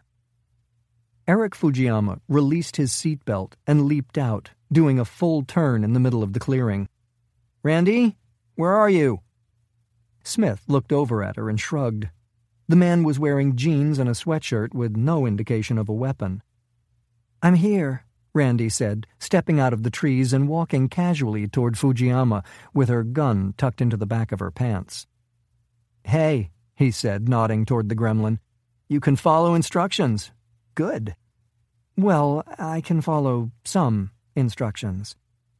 Smith appeared from the trees with his Sig Sauer hanging loosely from his hand. Fujiyama froze for a moment and turned to run, but Randy grabbed him by the collar. "Relax, Eric. We're just here to talk." "Who the hell is he? I told you to come alone." "I know, and I apologize. He insisted on tagging along." Smith took a seat on the bumper of the Jeep and gave Fujiyama a disarming smile. "It's nice to meet you, Eric." He didn't seem particularly happy about the change in the meeting's dynamic, but understood that there wasn't a lot he could do about it at this point. "So let me guess. Masao Takahashi is suddenly starting to look a little crazy, and Laurel and Hardy can't figure out why. Now the CIA's worried, and you need the help of a guy you fired because you thought he had a tinfoil hat in his desk drawer." "I didn't fire you," Randy clarified. "I'd never even heard of you until a few days ago." He folded his arms over his chest. "Fine. What do you want to know?" Smith laid his gun down on the bumper and pushed it to a less intimidating distance. "You nailed it on the head, Eric. Takahashi seems to be almost anxious to start trading blows with an 800-pound gorilla. And sure, we're obligated to help out, but Japan's still going to get the shit kicked out of it. What's his angle?" "What's his angle?" Fujiyama repeated with a smirk. "Did you know that Japan, a country with no official military, has the 5th largest defense budget in the world?" "I did know that, actually. What you don't know is that the published figure is probably less than half of their actual expenditures. It's one of the reasons their recession lasted so much longer than anyone predicted." "That would put it pretty close to equal with China," Randy pointed out. "Doesn't seem like they're getting value for their money." "No, it doesn't, does it? The Japanese are famous for their efficiency, and yet they manage to spend over $100 billion a year on defense and not have much to show for it." His voice took on a sarcastic edge. "Who would have thought?" "So you're saying that they do have the weapons," Smith said. "We just aren't aware of it." "Seems like we'd notice all those ships and tanks," Randy said, baiting him. Based on what they knew about the nanotech, it was obvious where Fujiyama was headed with this. The Japanese don't have the option of building an old-school military. There's the cultural push-pull inside the country relating to what happened in World War II, the Constitution MacArthur wrote for them, the possibility that it would create an Asian arms race, and they don't have the population base or natural resources to support it, Smith said, finishing his sentence. Ding! Give that man a cigar. So they had to create something new. What about the battleship they put to sea? Randi said. That was pretty standard stuff. The one that's on the bottom of the ocean now? It was just a diversion. Hell, I wouldn't be surprised if Takahashi sank that thing himself. Smith opened his mouth to question him on that point, but the young analyst seemed to be warming up to his subject. Better to just let him talk. Look, do you remember back in the day when all the cool technology came out of Japan? Betamax, DVDs, video games, portable music players? Sure, Randi said. What happened? Fujiyama asked rhetorically.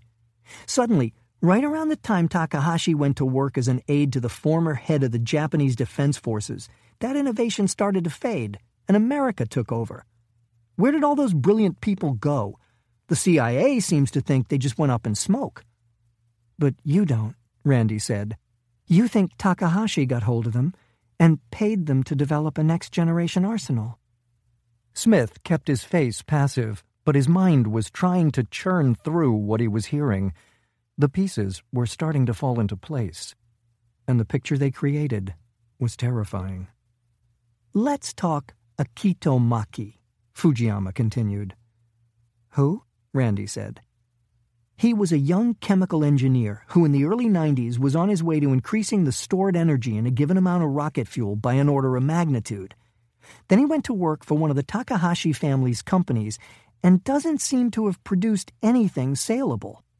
Or Genjiro Ueda, a materials engineer who was combining carbon fiber and ceramics into incredibly tough materials. He went to work for a private contractor and makes an excellent living not producing anything. Then there's the granddaddy of them all, Hideki Ito. Smith glanced at Randi at the mention of the familiar name. To her credit, her expression didn't even flicker. Ito's one of the fathers of nanotech. Decades ago, he was doing really interesting things with it, and then he went to work for himself, and no one really ever heard from him again. And that's only a few of the programmers, biologists, engineers, and nuclear physicists who've just kind of faded into Japan's woodwork over the last 3 decades. Do you have any evidence to back up what you're telling us? Smith asked.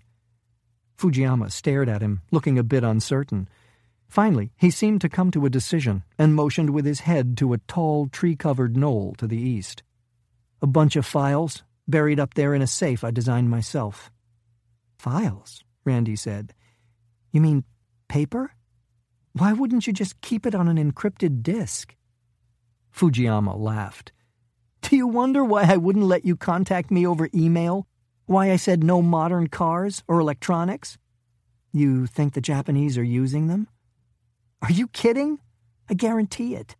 They say they really don't have much of an intelligence network, but Takahashi recognized how important computers would become when we were still churning out slide rules. What modern car or electronic device doesn't contain something either designed by or made by the Japanese? You know all this large-scale hacking that we blame on the Chinese? You're saying that it's actually the Japanese intelligence network? Of course it is. China's a mess. They still farm with donkeys, for Christ's sake. And while they're definitely starting to flex their muscles, they're an inward-looking people by nature. Not the Japanese, though. They're always peeking out from that little island of theirs at what their neighbors have that they can use. Okay, then, Randi said. Can we assume you asked us to bring the shovels because you're agreeable to letting us make some copies? Again, his expression turned uncertain, and again, his reticence didn't last long. Yeah, I know your rep, Randi. But you didn't get any of this from me, right? Never heard of you, she said, opening the hatch on the gremlin and pulling out 2 of the 3 shovels inside. She handed one to Fujiyama, who immediately pointed at Smith. What about him? He's going to hang back, watch the cars, and keep an eye on our 6. She set off, with Fujiyama hustling to keep up with her, and Smith said a silent thanks. Normally, He'd think a knoll like that looked good for running a few laps. Today, it looked like Mount Everest. Randi knew she was going too hard up the steep grade, but getting her blood pumping helped her think. She had one hand wrapped around the shovel and the other around a Beretta, but was still starting to wish she hadn't let Smith off the hook. They were exposed as hell, no electronics, no backup, and in terrain that favored an ambush. That wasn't what scared her most, though. What had her charging up the mountain at a pace few people could follow was the fact that the wild tale they'd just heard seemed completely plausible. She almost wanted to turn around and drive away, to never have to look at a stack of paper that told her World War III was winding up a few thousand miles to the east. She couldn't hear Fujiyama's ragged breathing anymore, and she slowed to let him catch up. "Is it all the way at the top?" she asked as he dropped his shovel and bent at the waist to breathe. A weak nod. "Why here?" she said, starting out again, this time at a slower pace. "No reason," he managed to get out. "That's the point. No trail to lead here." It took another 15 minutes to cover what she estimated at about 5 minutes worth of ground, but without him, she wasn't going to find much. When they finally crested the top, Fujiyama pulled out a compass and a measuring tape, starting to make calculations based on a jagged rock set into the ground next to a stump. Randi watched in silence as he crawled around, making marks in the dirt, and then setting his bearings from them to get to the next point. A GPS would have sped things up, but he obviously wasn't interested in taking the risk that the device could be tracked. It took about 5 minutes, but Fujiyama finally jammed a stick in the ground as a marker and went for his shovel. "This is the spot?" Randi said, walking over to help. "Yeah. It's about 4 feet down, though, and I remember the ground not being all that soft." They each picked a side and started attacking the dirt. Unfortunately, he was right about the digging. Roots and grass had tangled the area since he'd buried his little treasure, slowing their progress. The fall air wasn't cool enough to counteract the sun coming directly overhead. Sweat dripped off Randi's nose as she slammed the shovel repeatedly into the ground and tossed the dirt onto an ever-growing mound behind her.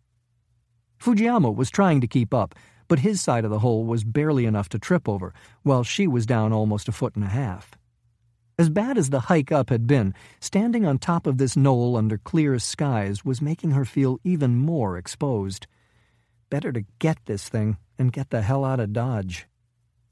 She stuck the blade of the shovel in and jumped on the back of it, barely catching herself when she was suddenly thrown backward. It took a moment to figure out what had happened, but the fact that the blade was still in the dirt and the handle was still in her hand was a good clue.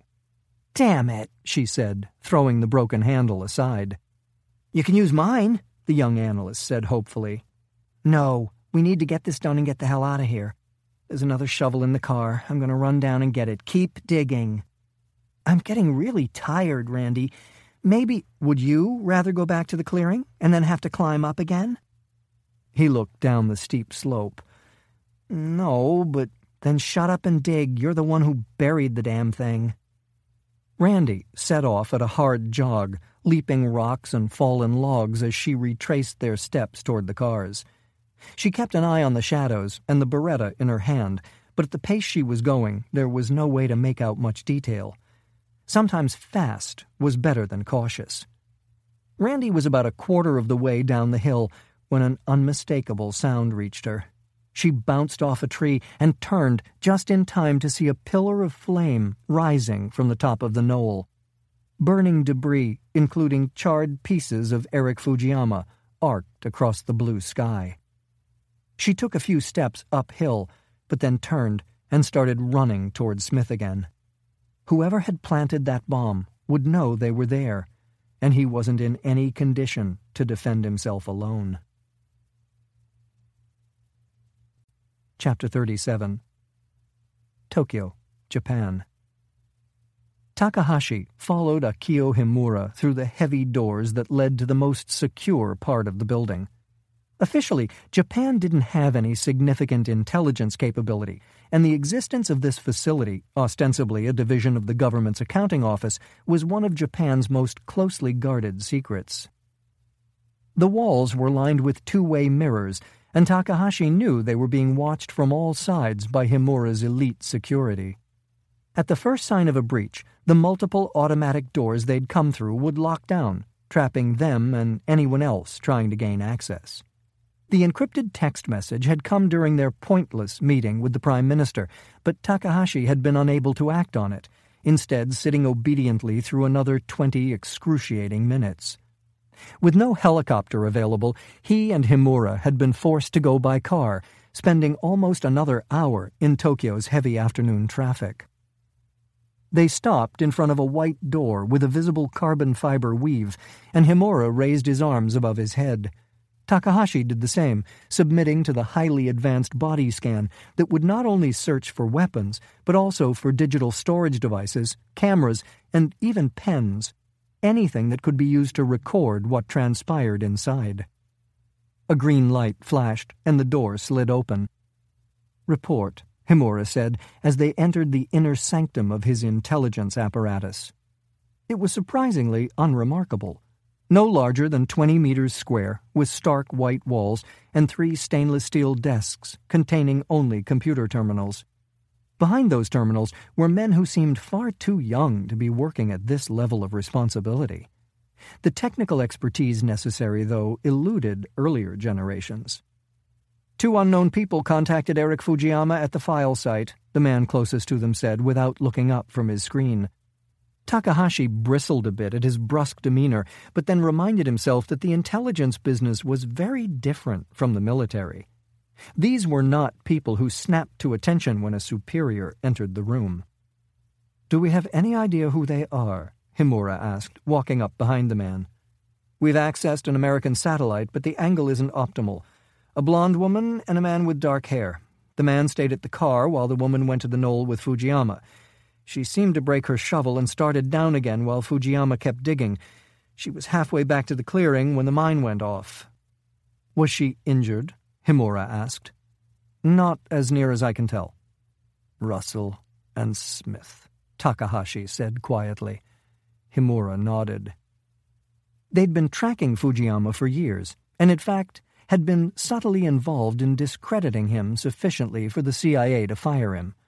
After he was let go, though, he'd continued working on his theories and buried a cleverly designed safe with what they assumed was physical evidence supporting his ideas. When Takahashi had discovered the existence of this buried treasure, he'd ordered it dug up and replaced with an explosive.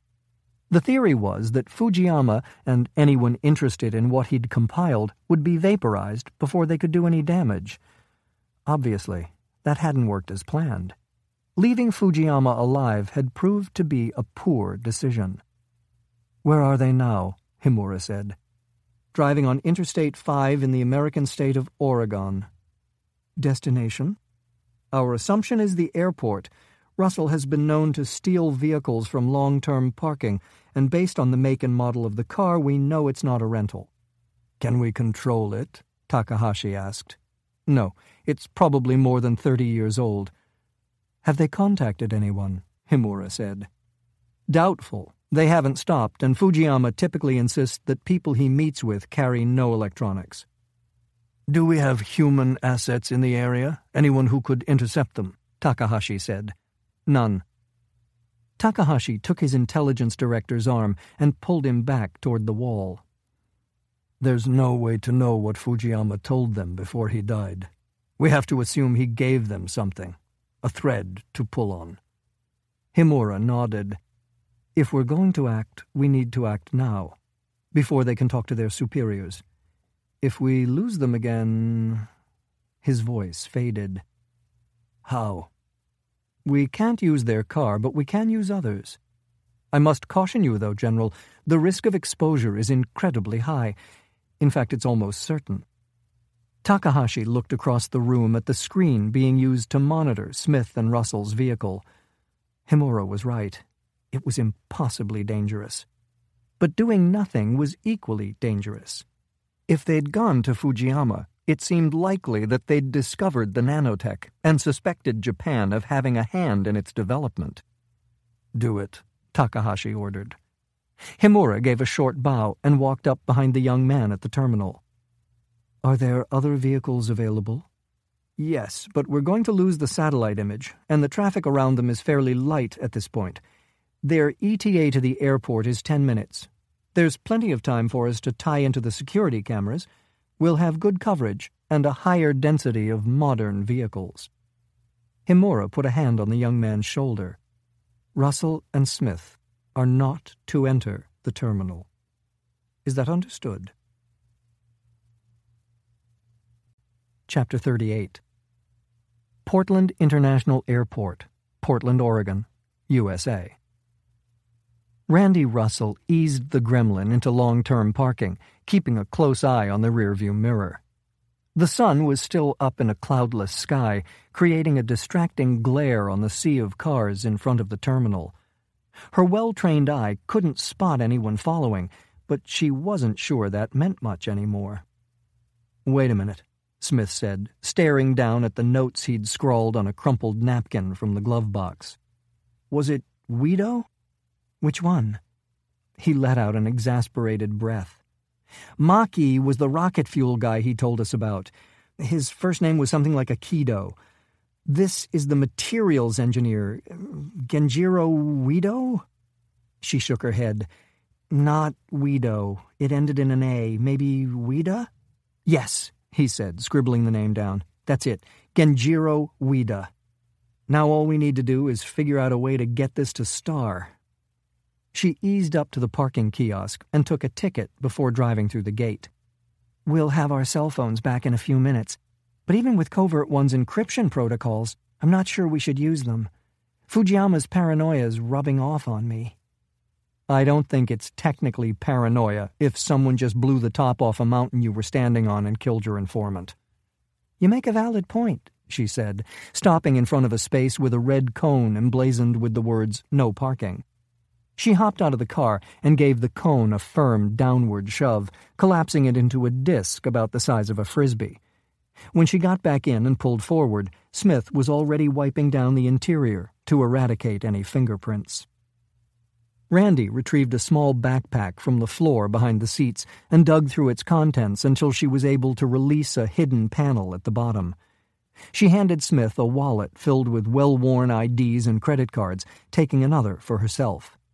"I assume you agree we should split up and buy return tickets under different names?" "Hell yes," he replied, replacing the wallet in his pocket with the new one.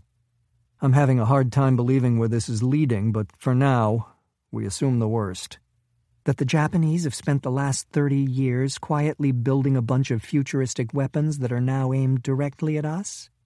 "When you put it that way, it sounds kind of bad, doesn't it?" Smith said with a weak smile. Randi mumbled something under her breath and stepped out into the bright sunlight, turning slowly as she took in everything around her. There were a few widely scattered people pulling suitcases to and from the terminal, but no one closer than 50 yards. Beyond that, there was a couple in a BMW paying at the kiosk, and a woman in a Prius driving slowly up their aisle looking for a space. "I say we skip the airport transportation and walk," she said, slipping the backpack on. "We'll get our phones out of storage and head back on different airlines." "Sounds about right," Smith said, getting out and slamming the door. "The Gremlin's not getting a detail and a full tank, huh?" "First time ever," Randi said. "I must be slipping." She started across the road toward the terminal, and the moment she did, a high-pitched engine whine started to their right. Smith watched her spin, pulling a Beretta from beneath her jacket and bringing it level with the windshield of the Prius, suddenly bearing down on them. Randi had a gift for that kind of reaction. There was no time lag at all between her mind perceiving danger and her body dealing with that danger in the most efficient and final way possible. It was undoubtedly why she was still alive, but sometimes the speed of her instinct caused her to miss details. Smith darted into the road, ignoring the pain in his back as he launched himself at her. He knew that her mind had transformed the human outline in the driver's seat into nothing more than a target, and that she was thinking only about how to hit that target in the most effective way possible.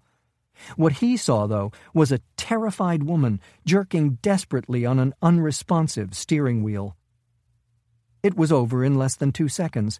He hit Randi broadside, and they both toppled toward the row of cars parked behind her. Smith got clipped by the Prius's front quarter panel, but the metal was so thin that it did little more than send him sprawling awkwardly onto the pavement. Randi managed not to fall, instead slamming into the back of a Nissan Pathfinder just as the Prius jumped a sidewalk and rolled onto its top. She recovered quickly, turning a full 360 with her pistol held out in front of her, searching for a secondary attack. Around them, pedestrians were dropping their luggage and running in every direction, undoubtedly thinking this was the beginning of some kind of terrorist attack or mass shooting. "What the hell, John?" Randi said, finally daring to glance down at him as he struggled to get back to his feet. "You could have—" The empty Nissan she was standing behind suddenly started up, and Smith saw the reverse lights flash on. This time, her reactions were dulled by confusion, and she was a split second too slow. The engine gunned, and she went down, disappearing beneath the vehicle. "Randi!" Smith shouted as the Nissan slammed into a Volkswagen in the next row. He bolted toward her, hearing the Pathfinder shift into drive for another try. She was dazed and bleeding badly from one arm, but her thin frame, combined with the Nissan's enhanced ground clearance, had kept her from being killed. He grabbed her by the front of her jacket, not bothering to look back at the vehicle bearing down on them from behind. Thank God she was light. He threw her across the hood of a low-slung Mazda and leaped after her just as the Nissan collided with its rear bumper. They both tumbled over the side and landed in the narrow gap between the Mazda and the minivan next to it. Randi had managed to shake off the impact and aim over the hood, putting 2 rounds neatly into the windshield of the Nissan. Predictably, both were dead center on the driver's seat headrest. Unfortunately, it was empty. Smith grabbed her by the collar and yanked her back, pointing at the terminal building. "We got to get out of here. Now." She took point, and he realized he was coughing up blood again as he fought to keep up. Randi started to cut right in front of a brand-new Mercedes, and he warned her off. "No, go left." She hesitated, but then did as she was told, breaking into a sprint when the Mercedes started up and turned hard toward her. She barely managed to get in front of the old pickup Smith had been trying to direct her toward when the Mercedes rammed it. He dodged around the car and leaped onto the truck's bed, throwing himself over the top of the cab and coming down next to her. "Stay behind me." Smith crouched, running what must have seemed like a random pattern as he went for intermittent cover between older vehicles. She shadowed him, with her pistol still at the ready, but unsure what to shoot at. "Go!" he shouted when they reached the road that ran directly in front of the terminal. It was clogged with cars and hotel shuttles, most stopped because of the panicked people fleeing in every direction. A cab suddenly accelerated toward them, but it was too low-slung to chase them up onto the sidewalk. Instead, it slammed into the curb and ripped off a good chunk of its front end in a shower of sparks. Smith went for the doors, fighting against the people flowing out of them. Inside the terminal, armed guards had their weapons out, but, like everyone else, had no idea what the threat was or where it was coming from. Most people were going for the doors out of instinct, but others were running deeper into the building, spreading the hysteria. Randi let the gun slide from her hand as she took off her jacket, keeping her head down as they passed the security cameras that were so ubiquitous in modern airports. Smith stripped off his coat, too, letting it fall to the floor amid the travelers darting around them. He threw an arm around Randi and pulled her close, partially in an effort not to get separated, but mostly trying to camouflage her blood-soaked sleeve. With nowhere to go, they stayed in the densest part of the crowd, mimicking their movements and trying to blend in. With a little luck, whoever was watching would lose them in the chaos. Chapter 39. Northeastern Japan. "Doctor, the general is on a secure line for you. He says it's urgent." Hideki Ito looked up from the computer terminal and saw the guard standing in the doorway. "I'm sorry. Did you say the general?" The man nodded. "If you could follow me, please." Ito stood and walked nervously down the corridor behind the man. Takahashi was a fanatic about security, particularly when it came to their primary research facility. He rarely came to the retasked nuclear waste dump, and he never called there. The vulnerability of electronic communications had been made crystal clear to the old soldier. What could have happened that would prompt Takahashi to ignore his own security protocols? Had the Chinese retreated in the face of world pressure? Ito began to sweat despite the cold emanating from the earthen walls. Had they attacked? There were almost no connections to the outside world in this place, a lack of distraction that he normally appreciated. But he was beginning to ask himself if the general was taking advantage of his propensity to submerge himself in his work. Ito had always known he was a pawn in Takahashi's grand plans. An important one, of course, but a pawn nonetheless. Now, though, he was wondering if he had allowed himself to become a prisoner. "Through here, please, sir," the guard leading him said, indicating a door cut into the wall. The communications room was understandably small and sparse. In his entire time working at the facility, this was the first time Ito had ever seen it open. A lone computer screen was flashing a message requesting his password. He typed it in and slid a headset over the damaged skin stretched across his scalp. "Hello? General?" "We need to access the Fujiyama files," Takahashi said by way of greeting. The normally disciplined voice had an angry timbre that caused Ito's stomach to clench. Eric Fujiyama had stored a series of paper files in an extremely clever lockbox that he'd buried in the American West. Takahashi had discovered its location and transported the box there, but accessing it had proved far more difficult than anyone would have expected. A careful examination using various advanced imaging systems had revealed a complex series of interlaced mechanisms, measuring such things as vibration, changes in air pressure, and temperature fluctuation. Inside was a vial that spectrum analysis suggested was full of acid that would destroy the fragile paper the moment anyone attempted to breach the box. "I'm not certain that they're accessible, General. One error and—" "Just get them. You said you could use the nanotech." "I said it was possible that the bots could weaken the structure sufficiently to safely open it, but there's no way to guarantee that it won't trigger—" "Fujiyama talked with Smith and Russell. We don't know what he said, but it's likely that he gave them information that's in those files. We need to find out what he suspects so that we can anticipate their next move." "Smith and Russell survived? How?" While he had never been told directly, Ito had inferred that Takahashi had replaced the strongbox with a powerful mine. "That's not your concern, Doctor. Your only concern is to retrieve those files without damaging them. I want to be clear that you're not to work on anything else until you've succeeded. Is that understood?" "Yes, sir," Ito said reluctantly. What choice did he have? The line went dead, and he removed the headset before lowering himself unsteadily into the only chair in the room. What if he failed? What if the files were destroyed in the process of trying to access them? Even isolated for so long, Ito could feel the change in Takahashi and the security men who prowled the facility.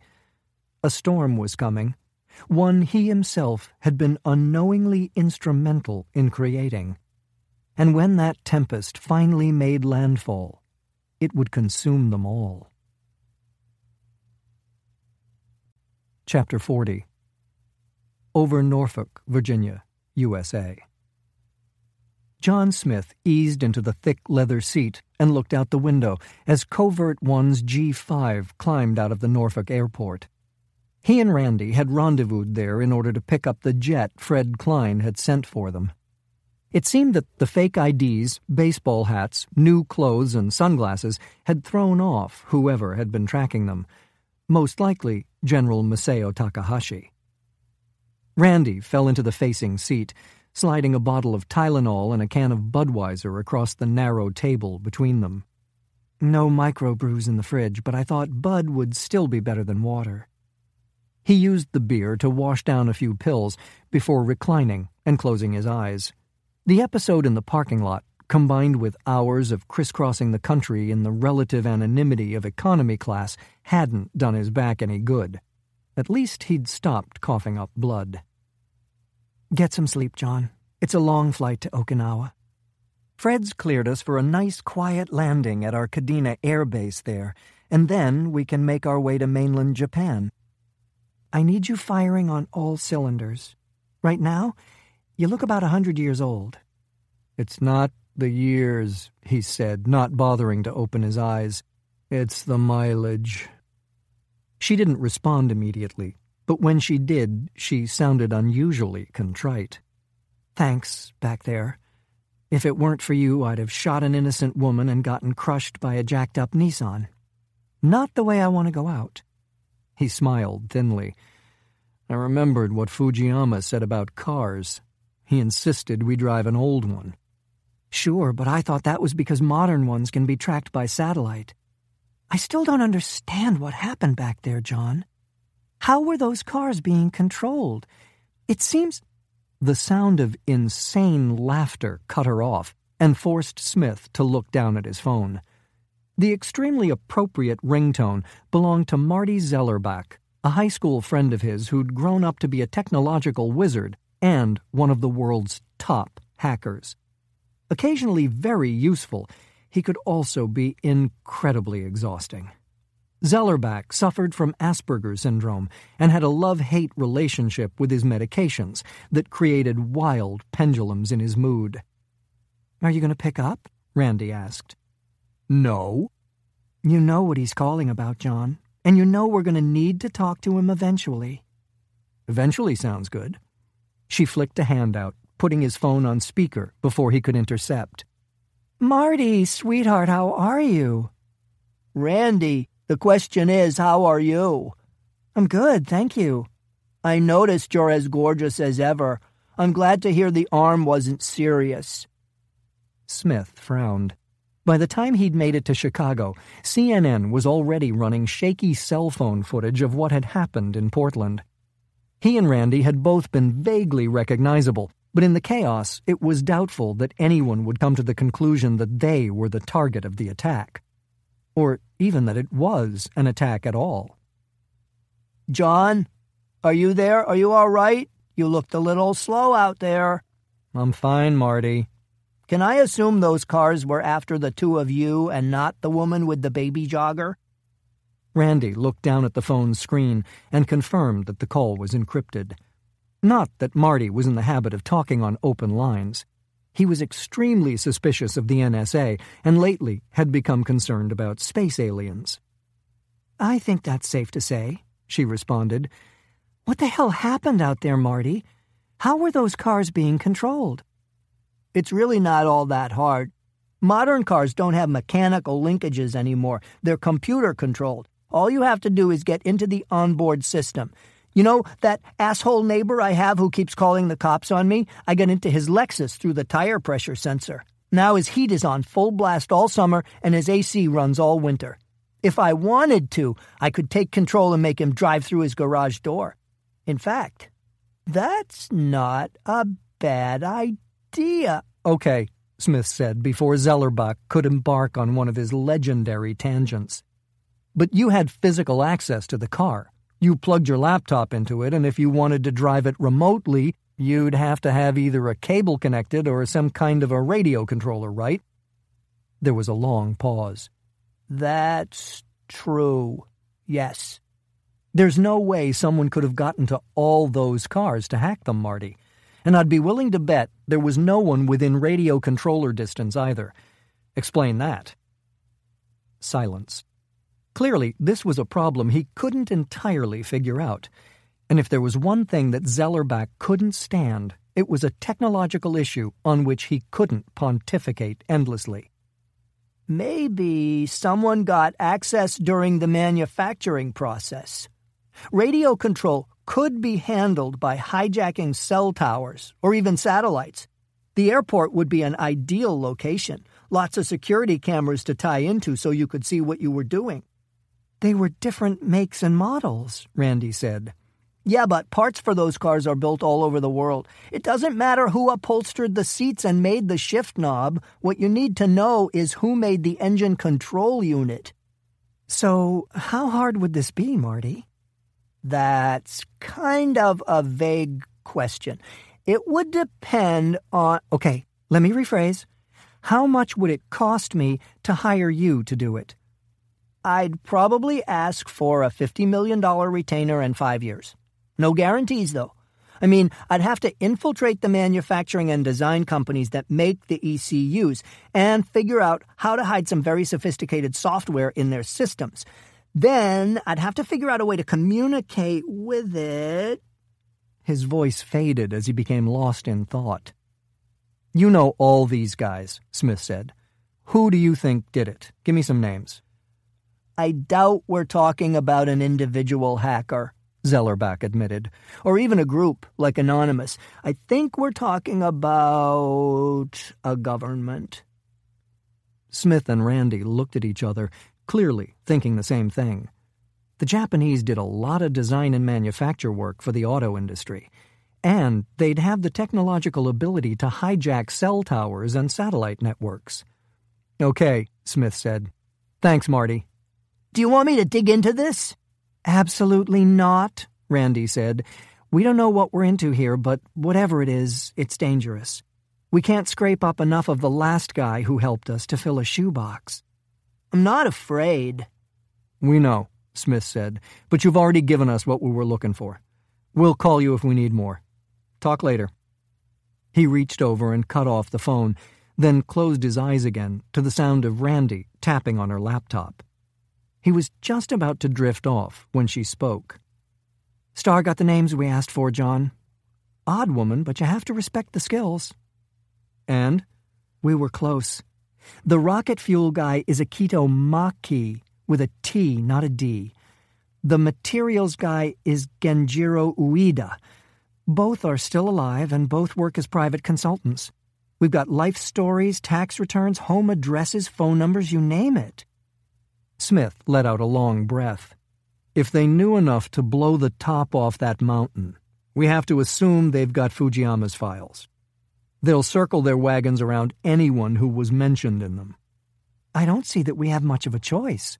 We're talking about Japan spending the last 30 years building a clandestine military and now purposely courting a war with China. The president can't march into the UN with a bunch of conjecture. We need something concrete. Smith just couldn't stay awake anymore. His body was draining his normally limitless reserves to heal itself, and it wouldn't be denied any longer. As he started to drift off, his mind began to project images of war. He'd been through too many, seen too much, but what he'd experienced was nothing compared with the scale of a confrontation between the two Asian giants. What would that look like? Not anything anyone had seen before. Takahashi was too smart to let China overwhelm him with its superior numbers and the sheer weight of its hardware. No, much more likely, the first shots fired in this conflict would be silent. Takahashi would simply have a handful of men fly to China and deploy his nanoscale weapon. The country would quietly rot from within. Eventually the power grid would falter, machinery would crumble, buildings would collapse. By the time the Chinese figured out what was happening, they'd be living in the Stone Age. No food, no transportation, no heat. Not even help from the outside, because any relief effort would be attacked by the same nanotech that had destroyed China. And in truth, that was a best-case scenario. Based on what he'd seen of Takahashi's technology, Smith wasn't confident that it could be controlled. A few minor mutations, and it could run amok, spreading across the planet and destroying everything in its path. Chapter 41. Northeastern Japan. "Status report," General Takahashi said as he entered the expansive lab. Dr. Hideki Ito was standing in front of a thick glass wall, using a set of mechanical hands to pry open a metal box on the other side. The scientist started to turn, but Takahashi motioned toward the glass. "Continue what you're doing." After an awkward bow, he returned his attention to the box. The nanobots have significantly weakened the structure of the safe, General, and we've confirmed that they have fully penetrated. The vial that we believe contains acid is made of glass, so it's still intact. The papers are unharmed for the same reason. Paper can't be used as fuel. "But you're not in yet." No, these arms were designed for structural testing, not trying to perform delicate operations like this. It's a slow process. "Then why not go inside and use conventional tools?" Takahashi said impatiently. The safe has been irradiated to destroy the bots. Levels are above safety thresholds even for someone in a suit. Takahashi's jaw tightened as he watched Ito's clumsy attempts to get a firm grip on the lockbox's combination dial. His people had lost contact with Smith and Russell in the Portland airport, and so far had been unable to reacquire them. What did they know? It seemed likely that they were on their way to Japan via either private or military aircraft, and he had to assume that Fujiyama had discussed what was in his files to some extent. Perhaps he'd relayed only general suspicions, but he could just as well have given them specific names, projects, and locations. There was no way to know, and Takahashi didn't have enough men he trusted to cover every possibility. The mechanical hand slipped off the dial, and Ito let out a frustrated grunt before lining up again. "How much longer, Doctor?" It's impossible to say, General. Even if the arms had been designed for this, I'd have to go slowly. There's no way to be certain that the linkages connecting the acid to the triggers have weakened enough. "Open the enclosure." Ito turned toward him, obviously not sure he'd heard correctly. "Sir?" Takahashi went to the far side of the lab and began putting on the radiation suit hanging on the wall. "Open it." "General, the levels are far beyond what that suit was designed to handle. "Your objections are duly noted," Takahashi said. Fear was etched deep in the scientist's ravaged face. After what had happened to him at Fukushima, it wasn't difficult to determine why. "Enter your access code to open the enclosure and leave the laboratory," Takahashi ordered. "But, General, you can't—" "Do it now." Ito stood frozen as Takahashi put the headgear on and linked to a small air tank. Finally, the scientist punched his code into a keypad next to the airlock and then hurried for the exit. Takahashi passed through the airlock and walked directly to the box centered in the enclosure. There were a number of tools designed to be used with the mechanical arms, and he picked up the heaviest, struggling to control it in the thick gloves. His breath fogged the suit's faceplate as he swung the instrument repeatedly into the combination dial. On the fifth try, it shattered, and pieces of it scattered across the stone floor. Selecting a more delicate tool, he dug into the exposed mechanism, carefully breaking off the various linkages and wires. He tried to push back memories of the radiation victims the Americans had left in Hiroshima and Nagasaki, but was unable to keep them fully at bay.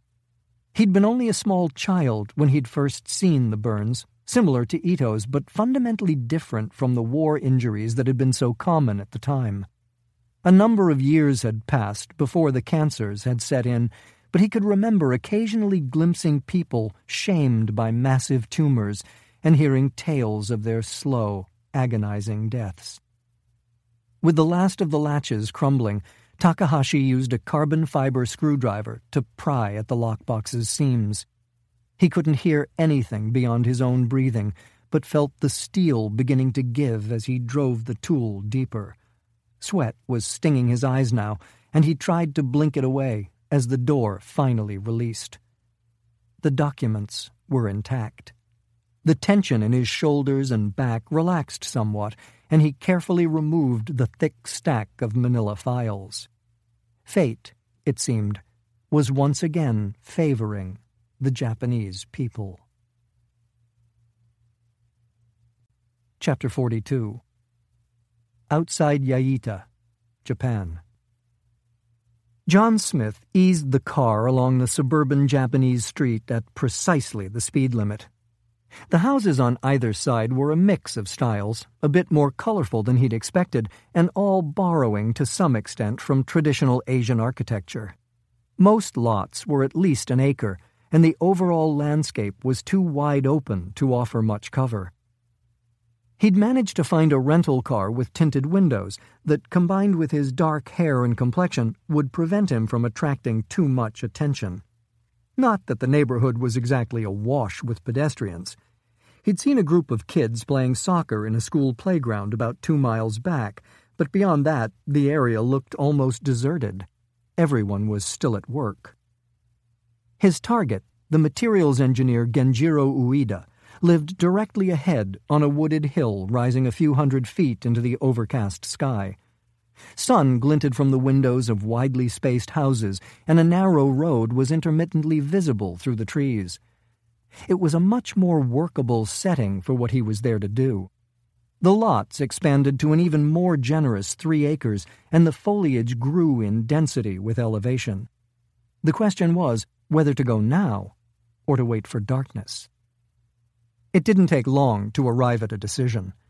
When he and Randi had split up so she could go after Akito Maki, they'd agreed that speed would have to take precedence over discretion. If they were right about Takahashi, he'd be circling the wagons around his people as fast as he could. Smith kept a close watch on his rearview mirror as he ran through the details Starr had uncovered about his target.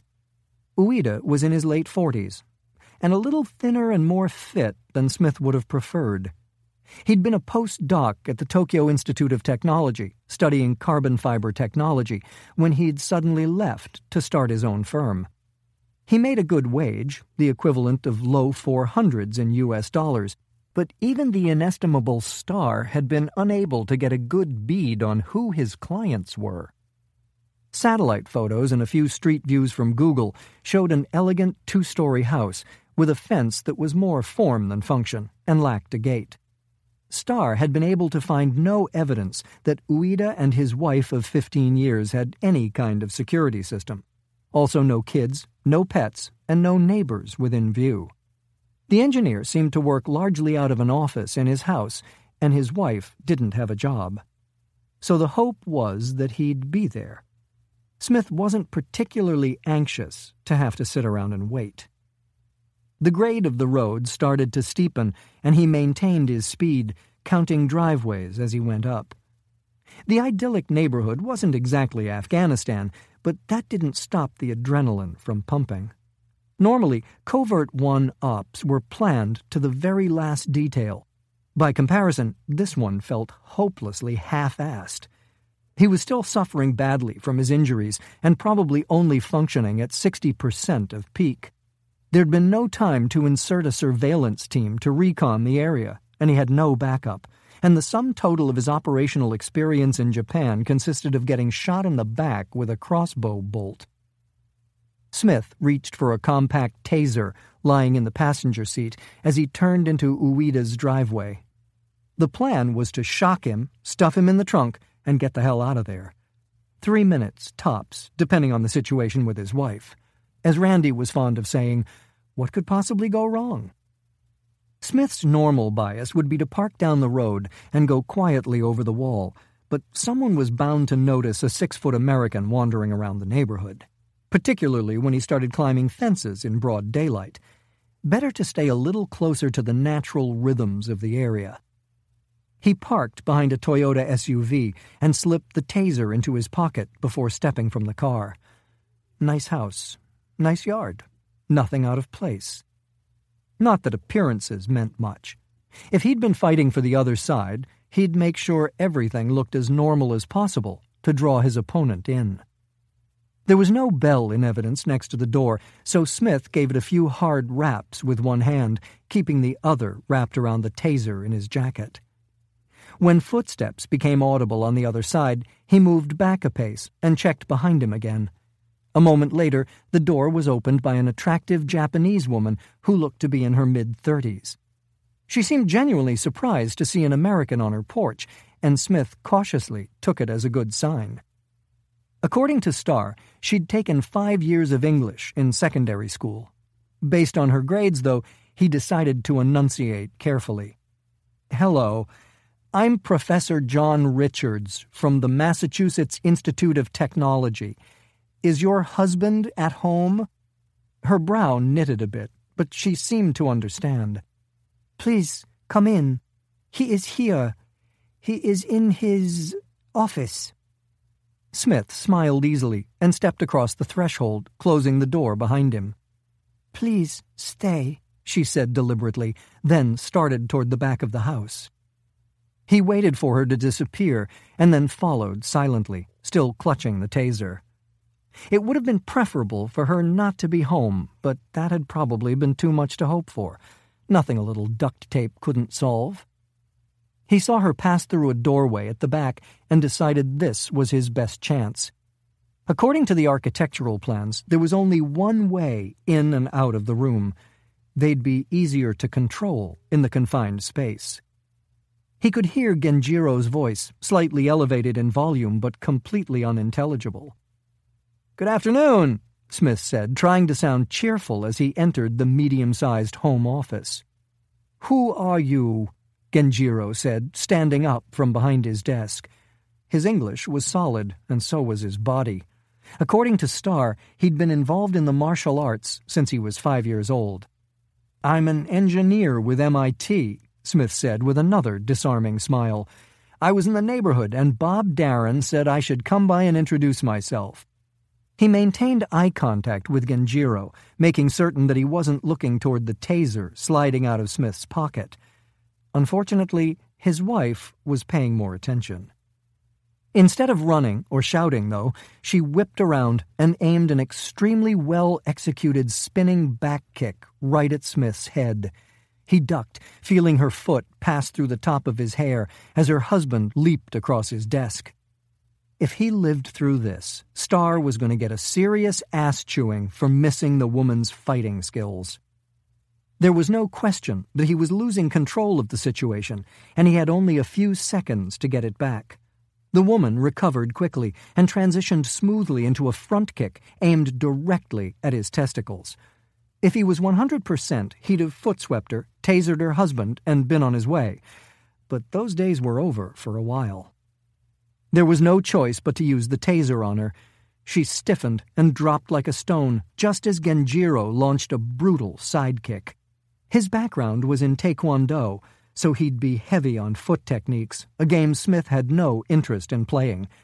He slipped the kick and grabbed hold of the man, going for his neck, but mostly trying to stay close enough to shut down his offense. Genjiro managed to swing an elbow, but Smith moved even closer and was struck by the man's triceps. He took a vicious stomp to his right foot, but the light hiking boot he was wearing absorbed the brunt of it and gave him time to snake an arm around the engineer's throat. After decades of training, though, Genjiro wasn't going to make it that easy. He went for Smith's fingers and almost got hold of one before Smith could close his fist. The Japanese was off balance, and Smith managed to spin him to the ground, landing hard on his back with both knees. That dazed the man enough for Smith to sink the chokehold deeper and tighten it as much as his injured back would allow. Genjiro clawed blindly behind him, and Smith buried his face into the man's back to protect his eyes. After 30 seconds, the engineer started to weaken. Smith kept the pressure on, not easing off until Genjiro was on the verge of slipping into unconsciousness. When Smith rolled the man over, he reached out weakly, but stopped when he felt the suppressor of Smith's Sig Sauer pressed up under his chin. "We can all walk away from this. No worse for the wear, Genjiro. I just want to talk to you about your work." "I'm a consultant. You work for Masao Takahashi." Smith realized he'd been hoping that Genjiro wouldn't have any idea what he was talking about, that he and Randi were wrong about all this. It was clear from the man's eyes, though, that he knew exactly what was being asked. "Who?" the Japanese said, obviously too panicked and oxygen-deprived to come up with a more elaborate denial. "You're telling me you don't know who Takahashi is?" Of course, but..." "Your country is on the brink of war, Genjiro, and Takahashi's doing everything he can to make sure it happens." "Make sure it happens," the man said as his head cleared. "The Chinese attack our ships. They try to kill him. We have a right to defend ourselves." "What if I tell you that I think Takahashi sank the Izumo, that he wants this war?" "Impossible. We can't defeat China. The Americans would get involved and we would end up in a bloody stalemate that serves no one. Takahashi knows this better than anyone." Smith nodded imperceptibly. Of course Genjiro wouldn't have the big picture. He was just a soldier. A brilliant one, but a soldier nonetheless. "Do you think you're the only one he recruited? What about Japan's other geniuses? The ones who used to make your country the world's technological capital? Where is Hideki Ito? Where is Akito Maki?" Genjiro didn't respond, considering what he'd just heard. "Takahashi has an army of men like you designing weapons for him," Smith pressed. "But you've done too good a job. Mutual assured destruction no longer applies. Takahashi thinks he can win." Genjiro opened his mouth to speak, but whatever he said was drowned out by the sound of shattering glass. Smith dropped and rolled to his side with his pistol held out in front of him. A large projectile had come through the east window and slammed into the back wall. It shattered on impact, sending what looked like a bunch of thinned .50 caliber rounds cascading to the floor. Genjiro used the confusion to pull away and struggle to his feet amid a sound that reminded Smith of the Independence Day bottle rockets his father used to buy on the black market. "Get your ass down!" Smith shouted, as tiny jets of flame erupted from the backs of the objects lying around the room. A moment later, they began to skitter across the floor and take to the air. Smith managed to grab Genjiro's ankle, but it was too late. One of the projectiles hit him in the right side, puncturing his heart and both his lungs before erupting from his back in a spray of blood, tissue, and bone. It cartwheeled out of control, finally hitting a wall and going dead. Most of the others hadn't gotten off the ground yet, and Smith stayed low, going for Genjiro's wife. He had no idea what the hell these things were or what their capabilities were. Did they have a targeting system, or did they just fly at random and cut down everything in range? Either way, he wasn't planning on hanging around to find out. Smith heard a loud whoosh behind him, and he dived, rolling over the top of the woman who was just starting to shake off the effects of the taser. The projectile barely missed him, rocketing past his right shoulder and sticking in the heavy wood molding near the ceiling. If all these things managed to get into the air, Smith knew that his survival would be measured in seconds. He grabbed the dazed woman, dragging her toward the heavy desk that dominated the room.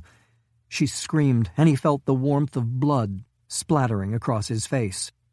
When he looked back, a chunk the size of a baseball was missing from her right thigh. His plan to get beneath the desk and pull it toward the wall as cover was starting to look completely pointless. It was quickly becoming clear that these things weren't just high-tech shrapnel. They had some kind of command and control structure. If they weren't able to get around the desk, they'd go right through it. Smith lifted the struggling woman into a fireman's carry and went for the broken window, falling through it and bringing what glass was left in the frame down on them. He rolled on top of the woman, lying on his back with his Sig Sauer aimed toward the open window, more out of habit and training than an expectation that it would do any good. After an excruciatingly long 2-count, he came to the realization that they weren't following.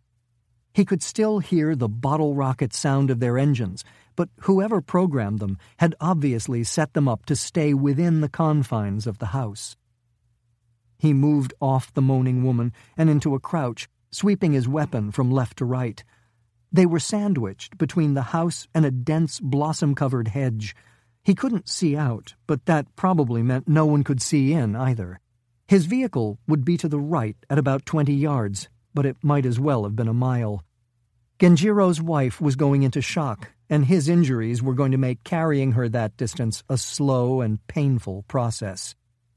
Smith pulled his cell from his pocket and dialed Randi, sliding cautiously along the rough-hewn boards that sided the house. "Yeah," she said, picking up on the second ring. "Abort.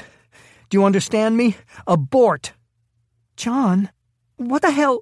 His body was suddenly racked with a kind of pain he'd never felt before. Randi's voice turned to static, and he felt his legs buckle. The gun fell from his hand as he fought to stay upright.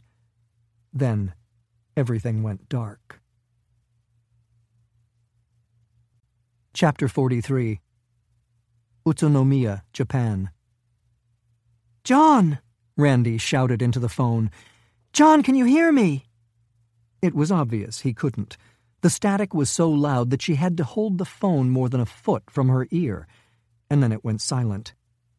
She resisted the urge to slam the cell repeatedly into the dashboard of her rented car, and instead threw it on the passenger seat. The traffic was bumper to bumper, and she gunned the car into oncoming traffic, turning onto a slightly less crowded street lined with high-rise apartment buildings. As expected, there were no empty spaces, so she pulled into a loading dock decorated with emphatic signs that she assumed said no parking. "Calm down," she said in the empty confines of the car. People walking by on the sidewalk started looking at her with vague concern, probably based on her expression. She picked up the phone again and pretended to be in the midst of a cheerful conversation. A few moments later, no one was giving her a second thought. What the hell had happened? She'd seen Smith bleeding from an artery, getting shot at, and playing with viruses that could wipe out half of humanity. He always sounded like he was speaking at a PTA meeting. This call had been different, and it unnerved her. He'd sounded desperate. She turned the wheel to pull back out into the street, but then stopped before releasing the brake. Her first instinct was to try to make it to him, but what was the point? It would be almost an hour's drive, and that was only if the GPS in her phone stopped inexplicably switching into Japanese. Her target was only about a mile away, and her second instinct was to go for him despite Smith's warning. Akito Maki was the last lead they had, and if they blew it, what was the next step? Snatching random Japanese scientists, hooking them up to car batteries, and asking if they'd been spending their weekends building a science fiction army? She looked across the street and saw an Imperial Japanese war flag flying over the entrance to an apartment building. It was one of probably 20 she'd seen that day. And then there were the demonstrations, T-shirts, banners, and barricades erected in front of Japan's government buildings. Grocery stores were having a hard time keeping their shelves stocked as people squirreled away supplies to get them through what everyone seemed certain was coming. She slammed a hand into the wheel, and it felt so good she did it a few more times. Normally, she'd assumed that Smith had escaped whatever he'd gotten himself into, but his injuries were slowing him down badly. More likely, he was dead or captured. A man in a police uniform was approaching from the north, and he pointed sternly at her. She gave an apologetic nod and eased back into traffic. The GPS in her phone warned her in Japanese that she was headed away from her destination. She turned it off and dialed Fred Klein. If they ever needed one of his miracles, it was now. Chapter 44. Northeastern Japan. Jon Smith opened his eyes and stared up at the fluorescent light hanging above him. Beyond it was an earthen ceiling, and judging from the rock jammed into his spine, the floor was similarly constructed. He eased into a sitting position and made a quick survey of his surroundings. A small cave that, based on the uniform striations in the walls, had been created by machine. The space was no bigger than 10 by 10 feet, and there was a single door built out of a reddish material with a visible carbon fiber weave. Other than that, there was only a simple wood table and a couple of matching chairs. He stood unsteadily, focusing for a moment on his physical condition. His back wasn't as bad as it could be. Thank God Ueda's office had been on the first floor.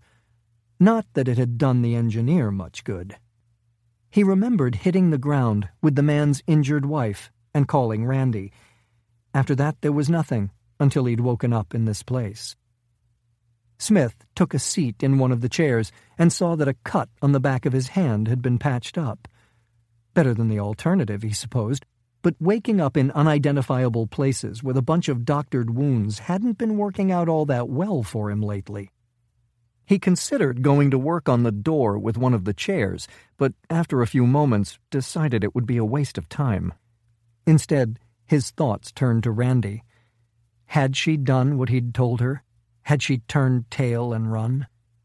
He hoped the fact that she wasn't there with him suggested yes, but she could just as easily be dead, or imprisoned at a facility closer to her target.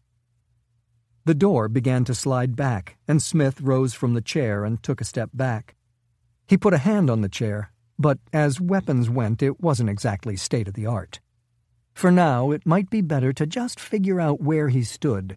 If an opportunity arose, he could always take it.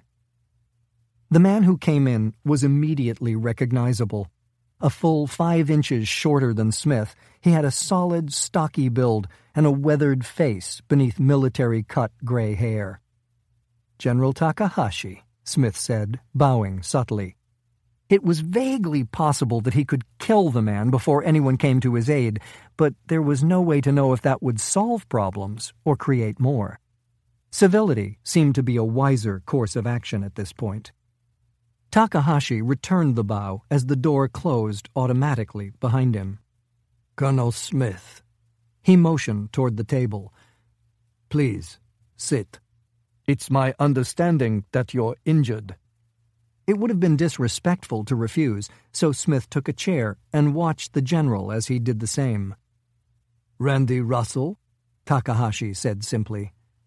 His first reaction was to lie, but that would just insult the old soldier's intelligence. "She was on a similar mission. I told her to abort after I ran into your toys." The old man nodded. "A self-propelled, self-directed, anti-personnel weapon. As yet a bit unsophisticated. We can limit them to a certain area, but beyond that, they just seek out body heat signatures. I'm told that more advanced targeting computers are too heavy." That explained why they hadn't gone for him specifically, and why they hadn't chased him through the window. Lack of sophistication notwithstanding, the weapon had terrifying potential if dropped into the middle of an advancing infantry. And as far as Smith knew, nothing even remotely similar was under development by the United States. "But that's not what got me, is it, General?" "No.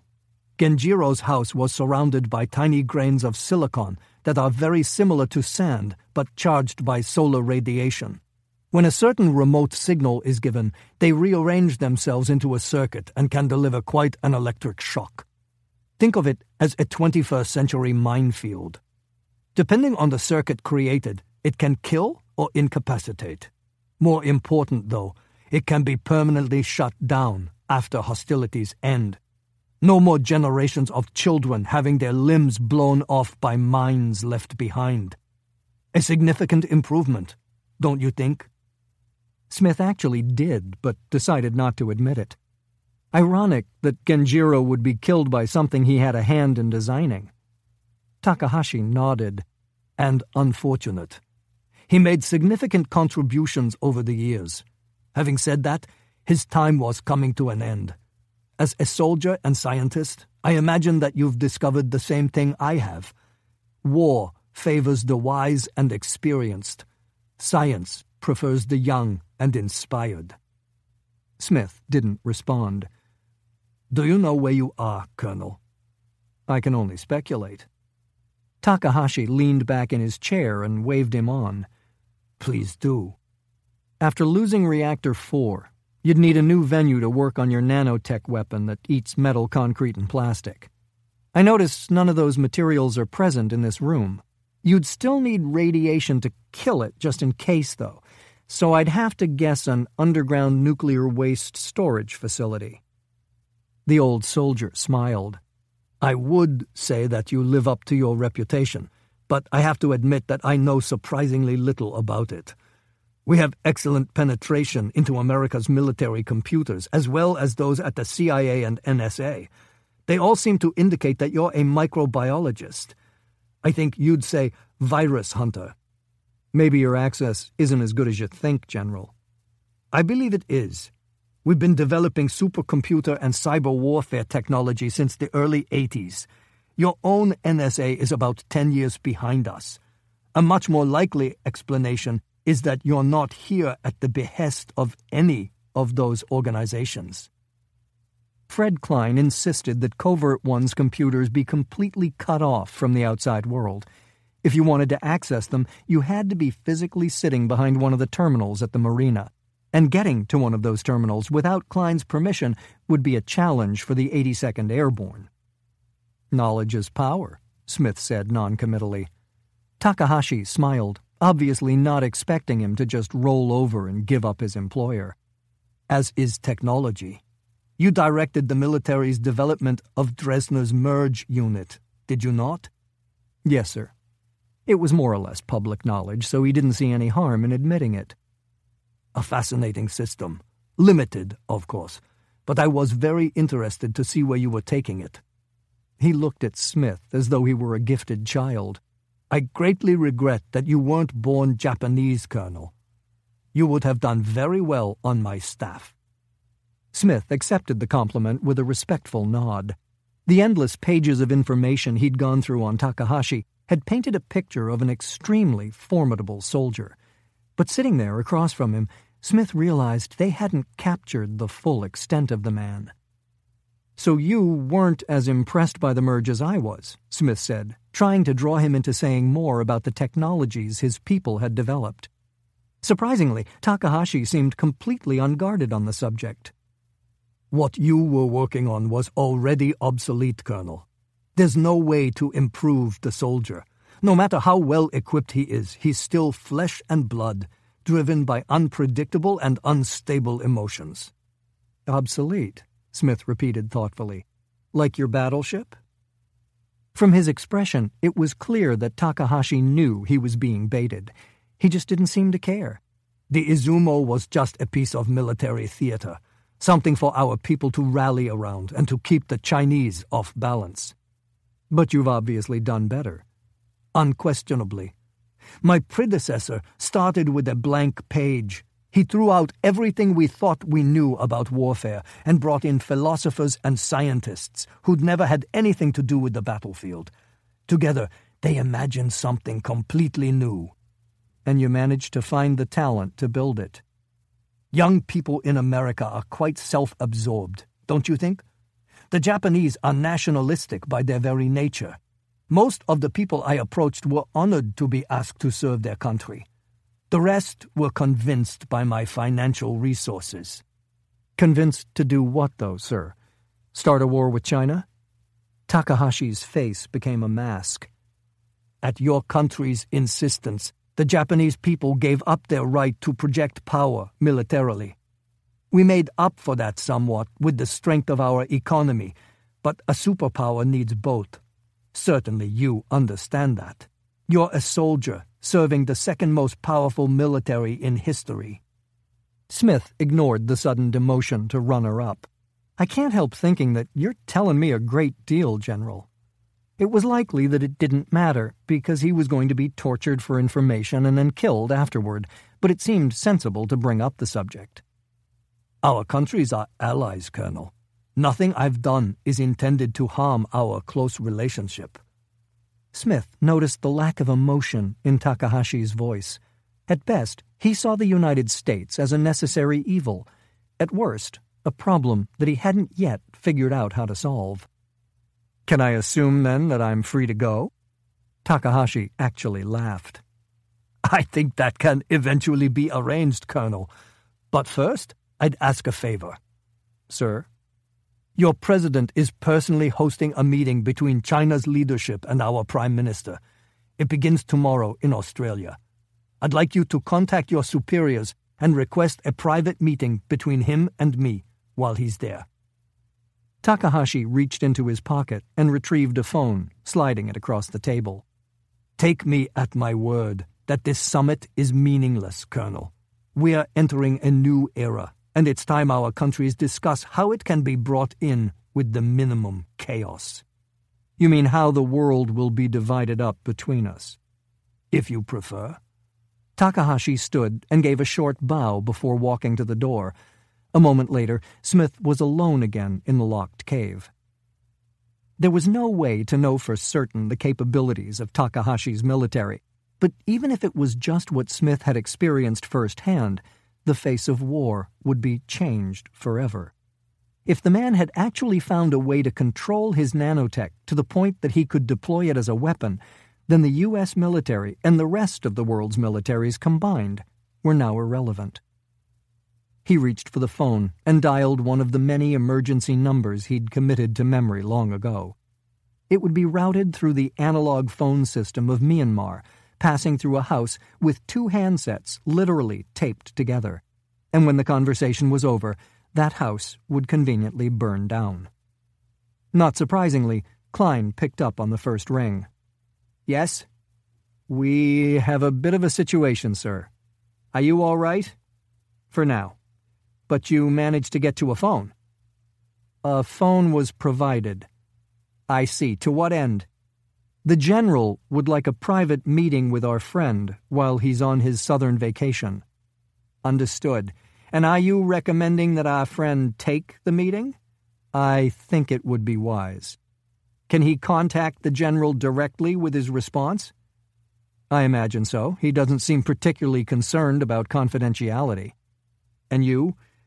Is there anything we can do to help you?" It was an interesting question.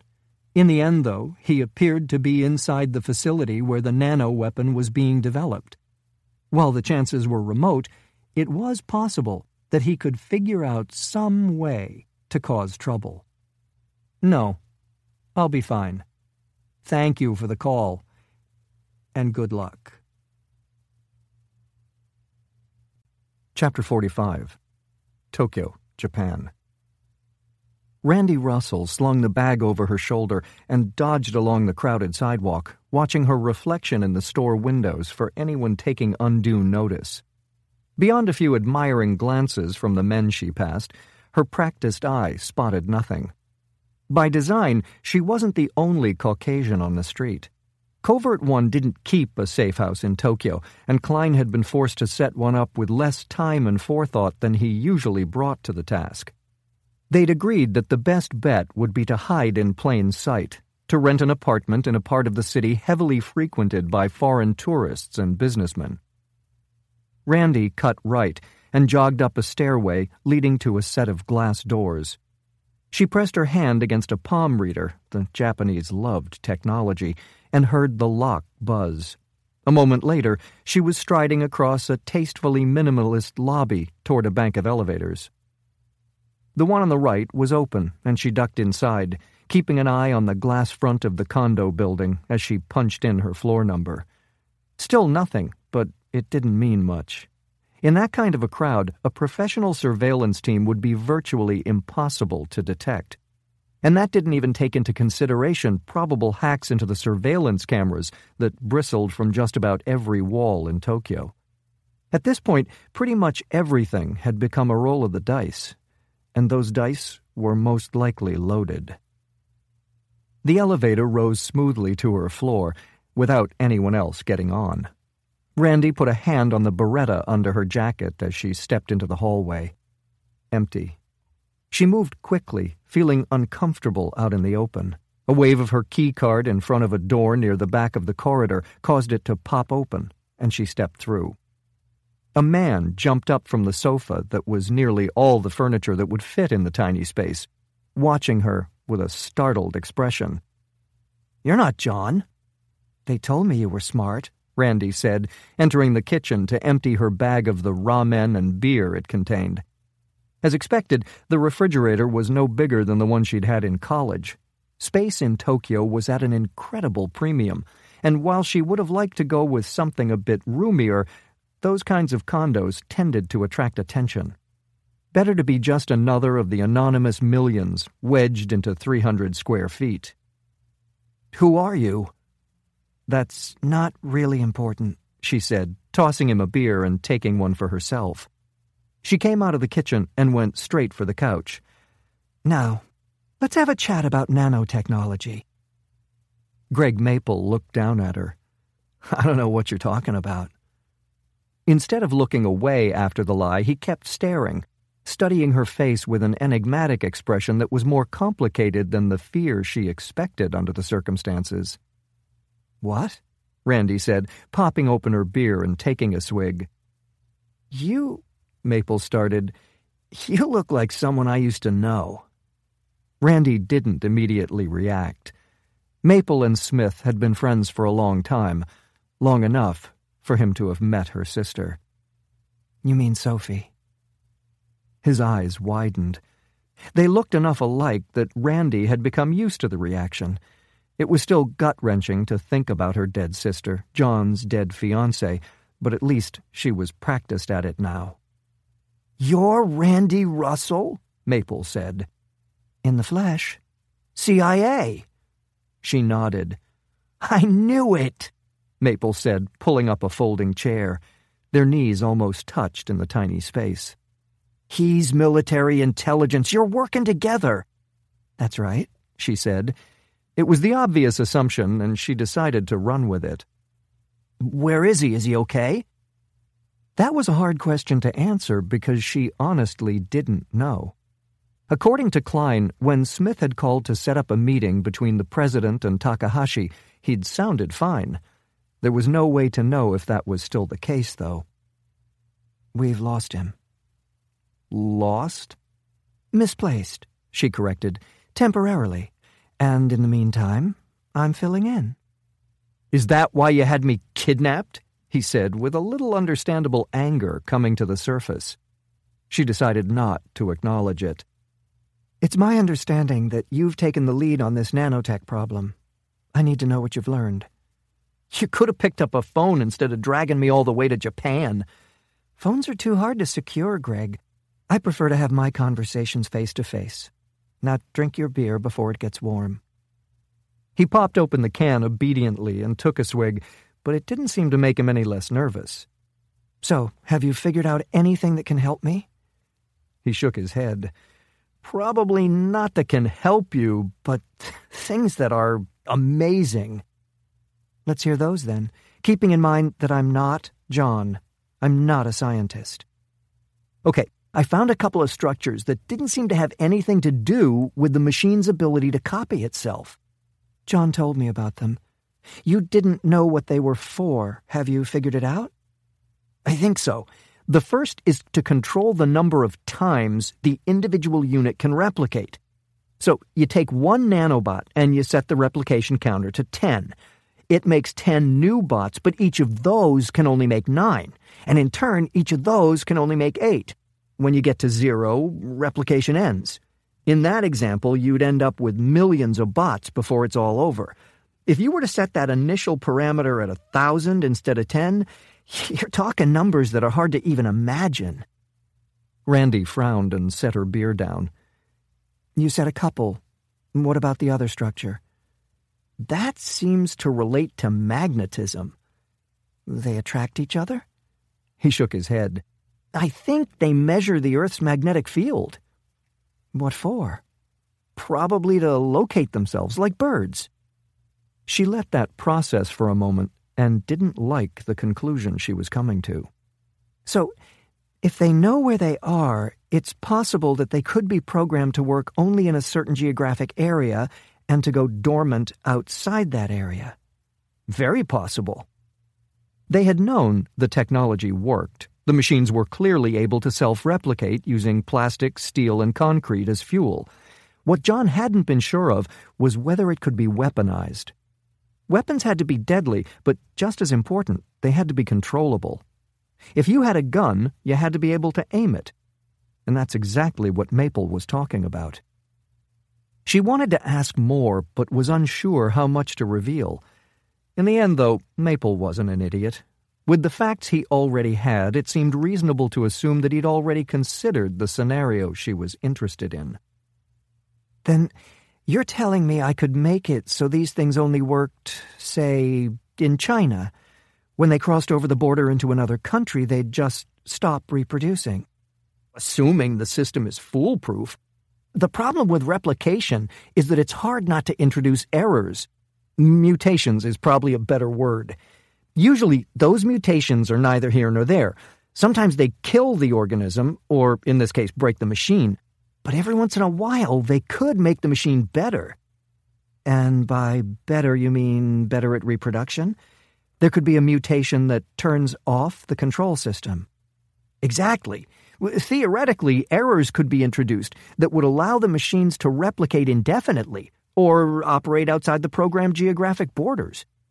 Even worse, though, you could get changes to the type of fuel the bots use. What if they become capable of eating rock or water or flesh? That's potentially end-of-the-world stuff. What if that happened? How would we stop them?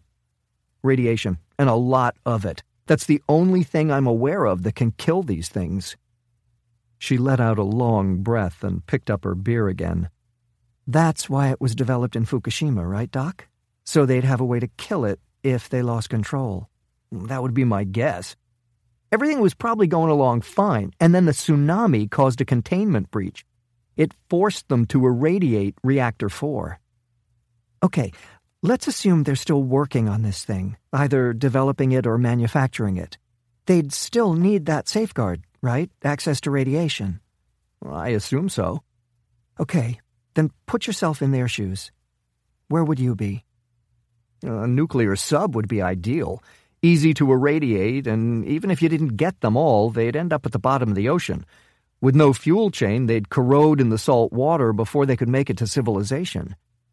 It's a little hard to make pronouncements about the Japanese military right now, but building something as big as a nuclear sub without anyone knowing doesn't seem plausible, even for Takahashi. Yeah, I thought of that too, Maple said. But I have a theory. Do you want to hear it? Hell yes, I want to hear it. A few years ago, the Japanese built a facility to store the nuclear waste from their reactors. It's carved out of a mountain in the northeast. That's it. If I was working on this thing, that's where I'd be set up. Chapter 46. Outside Melbourne, Australia. President Sam Adams Castilla stood at the massive window and looked out over the rows of vines stretching to the horizon. The sun had just set, casting long shadows across the landscape and obscuring all but one man patrolling the grounds with a German shepherd. The house was on loan from an Australian manufacturing magnate whom he'd known since he was the governor of New Mexico. Its relative isolation made it easier for the Secret Service to secure, as well as a more appealing venue for the negotiations he was hosting. Setting was more important than most people realized. Warm, comfortable, and serene. Those were things that put people in the mood to compromise. A quick glance at his watch confirmed that it was time. As the President of the United States, it was his prerogative to keep people waiting, but he sensed it would be a mistake in this case. He walked across the expansive bedroom suite and into the long second-floor hallway. Two Secret Service men fell in behind, talking quietly into microphones hidden near their wrists to tell their team that he was on the move. Normally, he would have greeted them by name, but not today. Today, he was lost in his own thoughts. The direct talks between Prime Minister Sanetomi and President Yandong of China had been going surprisingly well. Or maybe it wasn't so surprising. Both men had a nasty nationalistic streak, but both also seemed to understand that they had taken this particular drama a little too far, that it wouldn't be long before the situation metastasized beyond anything that either country could handle. It was only the first day of the summit, and the 6-hour meeting that had ended earlier that afternoon already was generating compromises from both sides. Of course, the question of the Senkaku Islands was still open, but Castilla was convinced that it could be resolved in principle over the next few days. What he wasn't sure of, though, was whether it mattered. He continued around the corner, blind to the expensive artwork and historical pieces that normally would have caught his eye. Instead, he focused on a closed door at the end of the seemingly endless corridor. Were the Prime Minister of Japan and the President of China even relevant anymore? Or had the power to control this situation shifted into the hands of a single man? The man he was about to meet.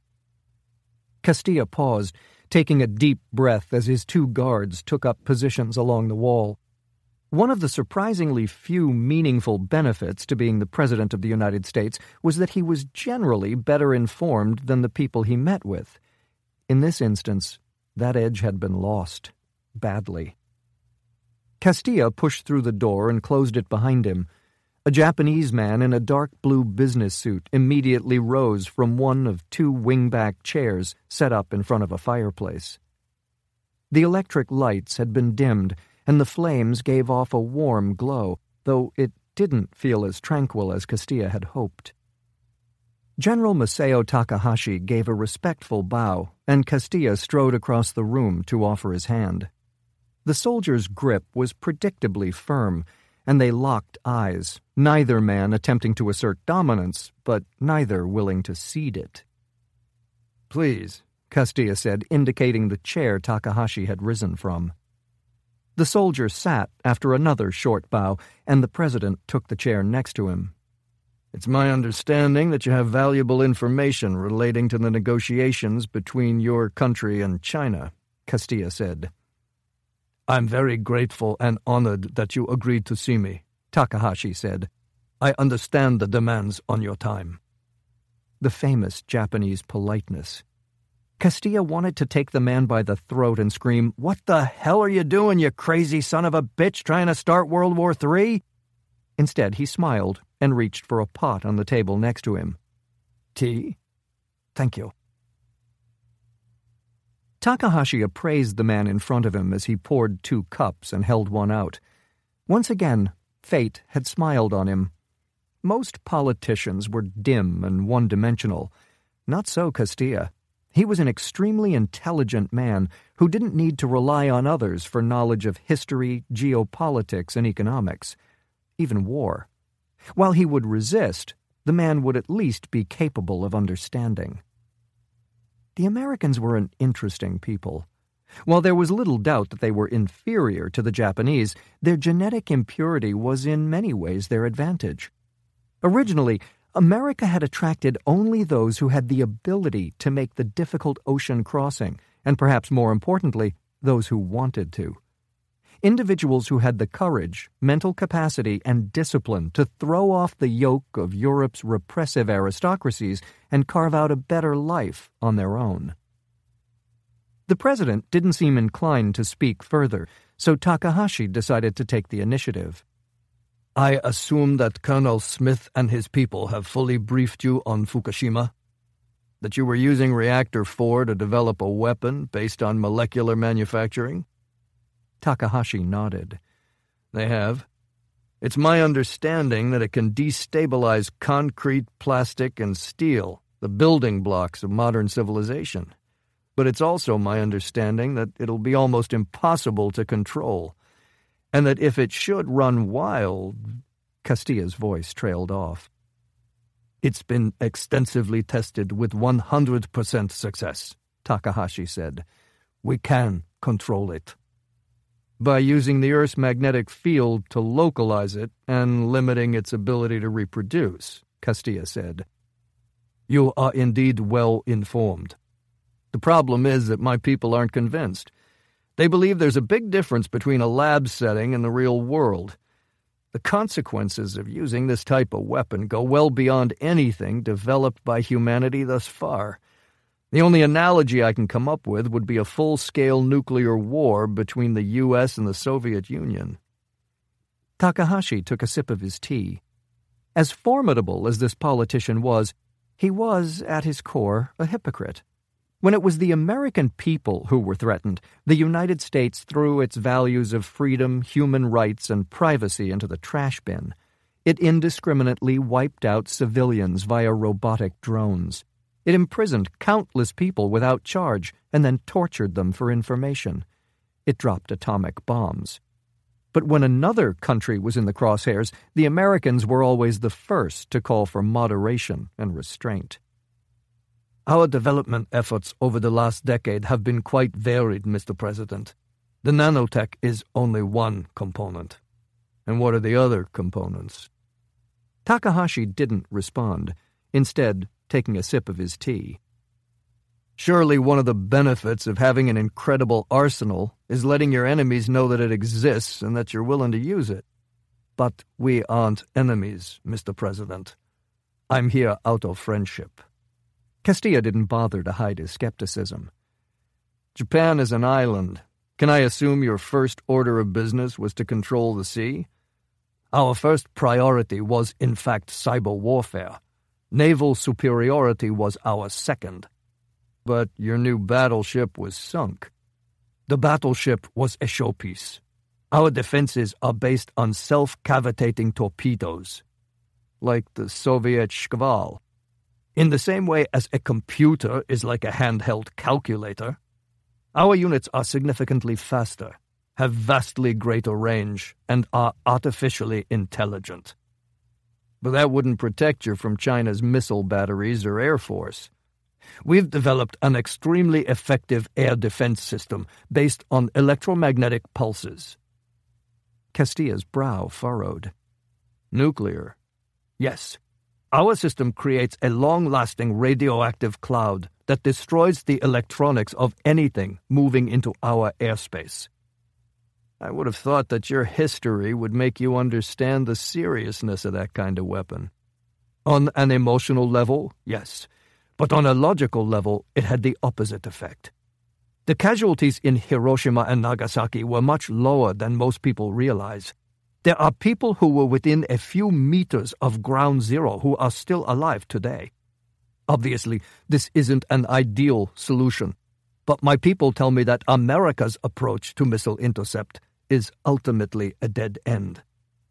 If the Chinese were to see nuclear weapons detonated...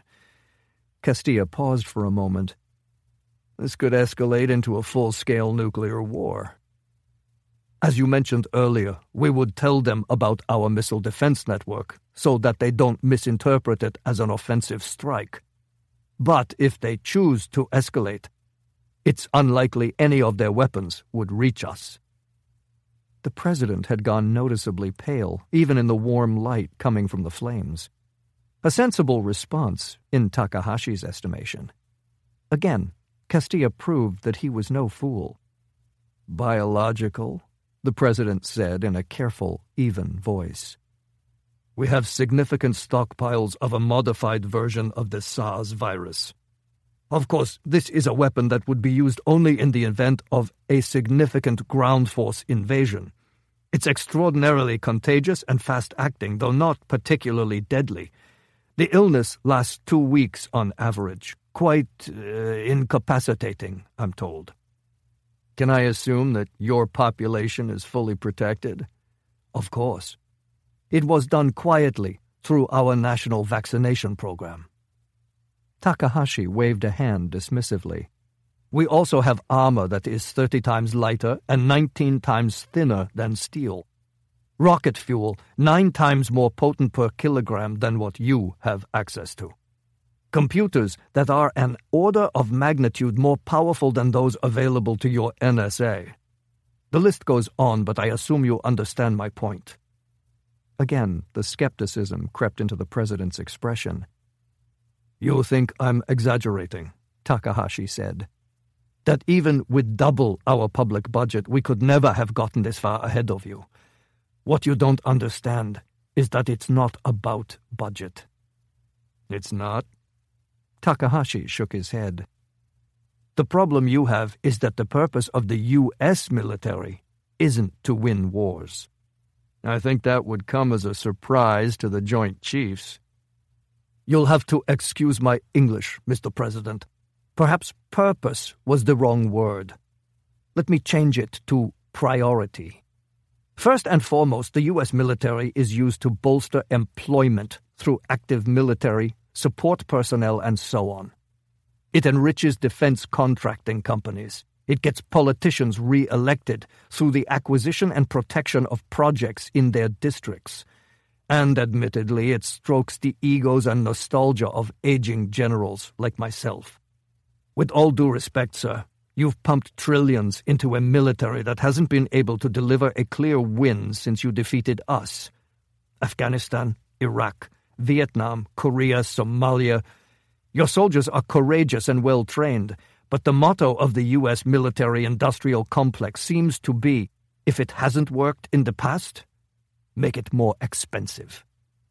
But that's not your motto. Takahashi shrugged noncommittally.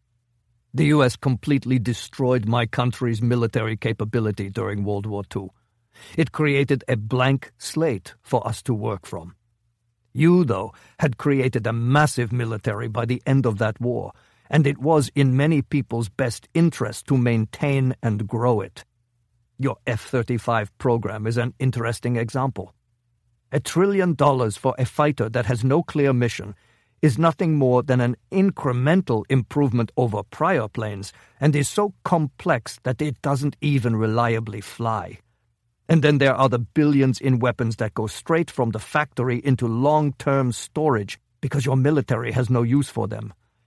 I'm buffeted by no such wins. Castilla picked up his tea, warming hands that had gone cold while listening to the man across from him. Can I assume that you'll be publicly announcing what you've just told me and perhaps giving the world a demonstration? I suspect you'd see a very quick change in attitude from the Chinese. And that's your goal, right? Peace. Takahashi watched the man in front of him drink from his cup. He was surprisingly formidable, this politician, a worthy ally, or a very dangerous enemy. I'm not sure that would be in my country's best interest, Mr. President. Castilla had obviously been prepared for this response, and no emotion showed on his face. You want this war. That's a gross overstatement. But I think you have to agree that the Chinese present numerous challenges to both Japan and the world. They steal other countries' intellectual property. They manipulate their currency. They use de facto slave labor to take critical manufacturing jobs from places like the United States. They are creating border disputes with virtually every country in the region and are building a military to press those claims. They protect the North Koreans. Their environmental problems are scaling to the point that they're causing damage outside their borders, and their demand for resources is becoming almost limitless. Obviously, I could go on, but the basic point is that they aren't contributors to the world. They're leeches. 1 billion tiny leeches. This time, Castilla was unable to hide his feelings. The blood drained visibly from his face. Takahashi leaned forward, putting his cup on the table and meeting the eye of the man who had once been the most powerful in the world. I tell you all this as a courtesy, Mr. President. Japan neither wants nor needs your protection. Finish your summit if you must, but pull your carrier groups back and stay out of this. It's none of your affair. What if the American people are unwilling to just stand by while you perpetrate genocide? Castilla expected Takahashi to take offense at his characterization, and his horror grew when the soldier's expression didn't even flicker. Make no mistake, Mr. President. I will protect my country's interests at all costs, and against all enemies. Chapter 47. Northeastern Japan. Randi Russell ducked under the branches of a tree and continued upward toward the intermittent flashes of blue sky. The mountain was just one in the endless rolling carpet of green that covered this remote part of the island. The complete lack of trails was comforting from an anonymity standpoint, but not ideal for speed. The foliage was nearly as dense as she'd run into in Laos, though it wasn't as hot, thank God. She put her back against a tree and lifted the nozzle of her camelback to her mouth. Visibility was only about 10 feet, but she was confident she wasn't being followed. In order to even approximate silence, someone would have to slow to a rate of no more than a couple hundred yards an hour, and that would have left them crawling along the canyon below. She decided that plausible deniability was completely lost. No one was going to believe that an American bushwhacking toward a nuclear storage facility was a lost hiker. In light of that, Randi had equipped herself with ultralight hiking boots, fatigues dyed specifically for the environment, and a silenced Beretta with 2 spare clips. If anyone spotted her, there would be no doubt about her purpose, but at least there would be a reasonable chance for escape. She started out again, weaving between trees and crawling under bushes as she made her way methodically to the summit. Hopefully, this one wouldn't blow up like the last. When the terrain started to level out, she dropped to her stomach and slid across the dead leaves and sticks, scanning for surveillance equipment and booby traps. Not that she really had any idea what to look for. Based on the latest from Fred Klein, goddamn space-based lasers and genetically modified glow-in-the-dark Rottweilers weren't out of the question. Randi slowed further, slithering through the tall grass until the slope turned downward. It took a few moments to mat down a hole sufficient to see through, but when she did, she was pleased to learn that her map and compass skills hadn't entirely disappeared in the GPS era. Below, at a distance of about a mile, was exactly what she'd come to see.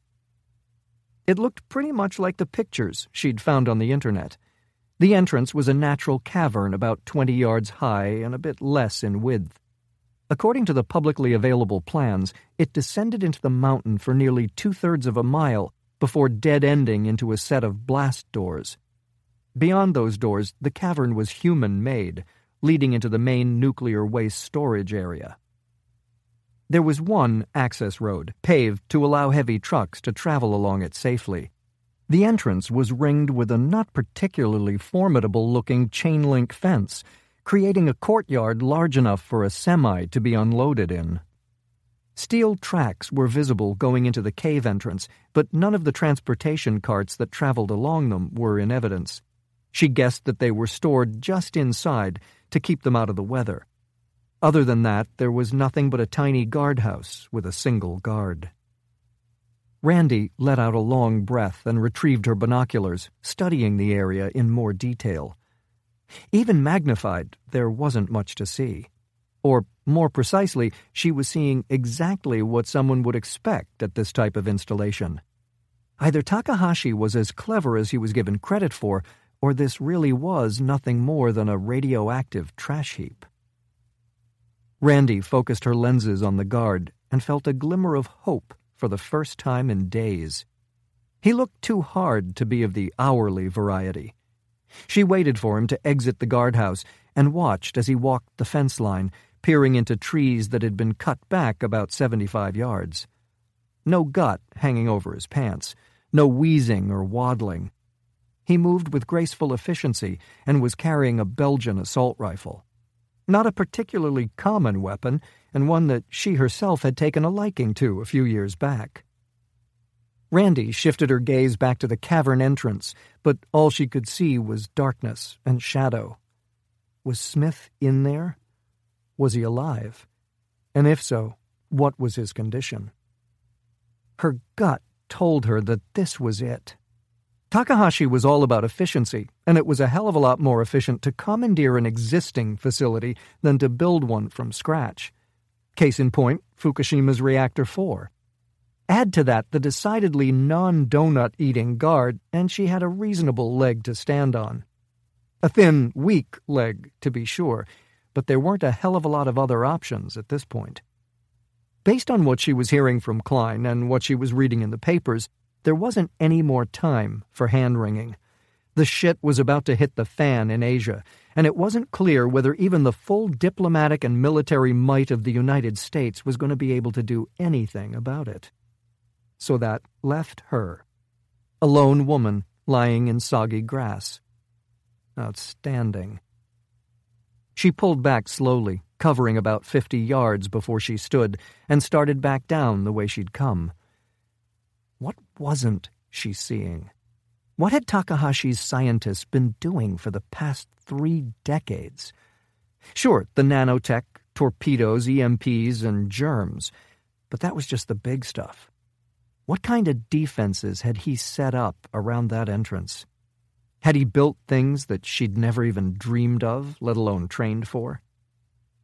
And what about the nanotech? If it was indeed being developed and stored inside, was it possible that an assault on the facility could release it? According to Greg Maple, that had the potential to be an end-of-days scenario. Bottom line, she was screwed. Takahashi had won. Randi jumped off a boulder, dropping to the dirt 5 feet below. When she landed, she shook her head violently and forced a few deep breaths of the mountain air. This wasn't the time to start feeling sorry for herself. Nothing was impossible. Chapter 48.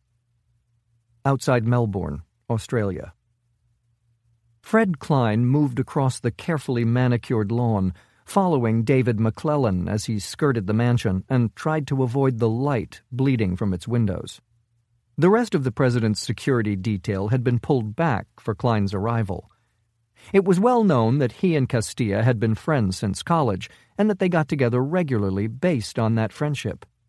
It also seemed likely that people assumed he gave the president occasional advice based on his background with the CIA and NSA. Showing up in Australia, though, would push those assumptions a little too far. Better to make his entrance and exit as quiet as possible.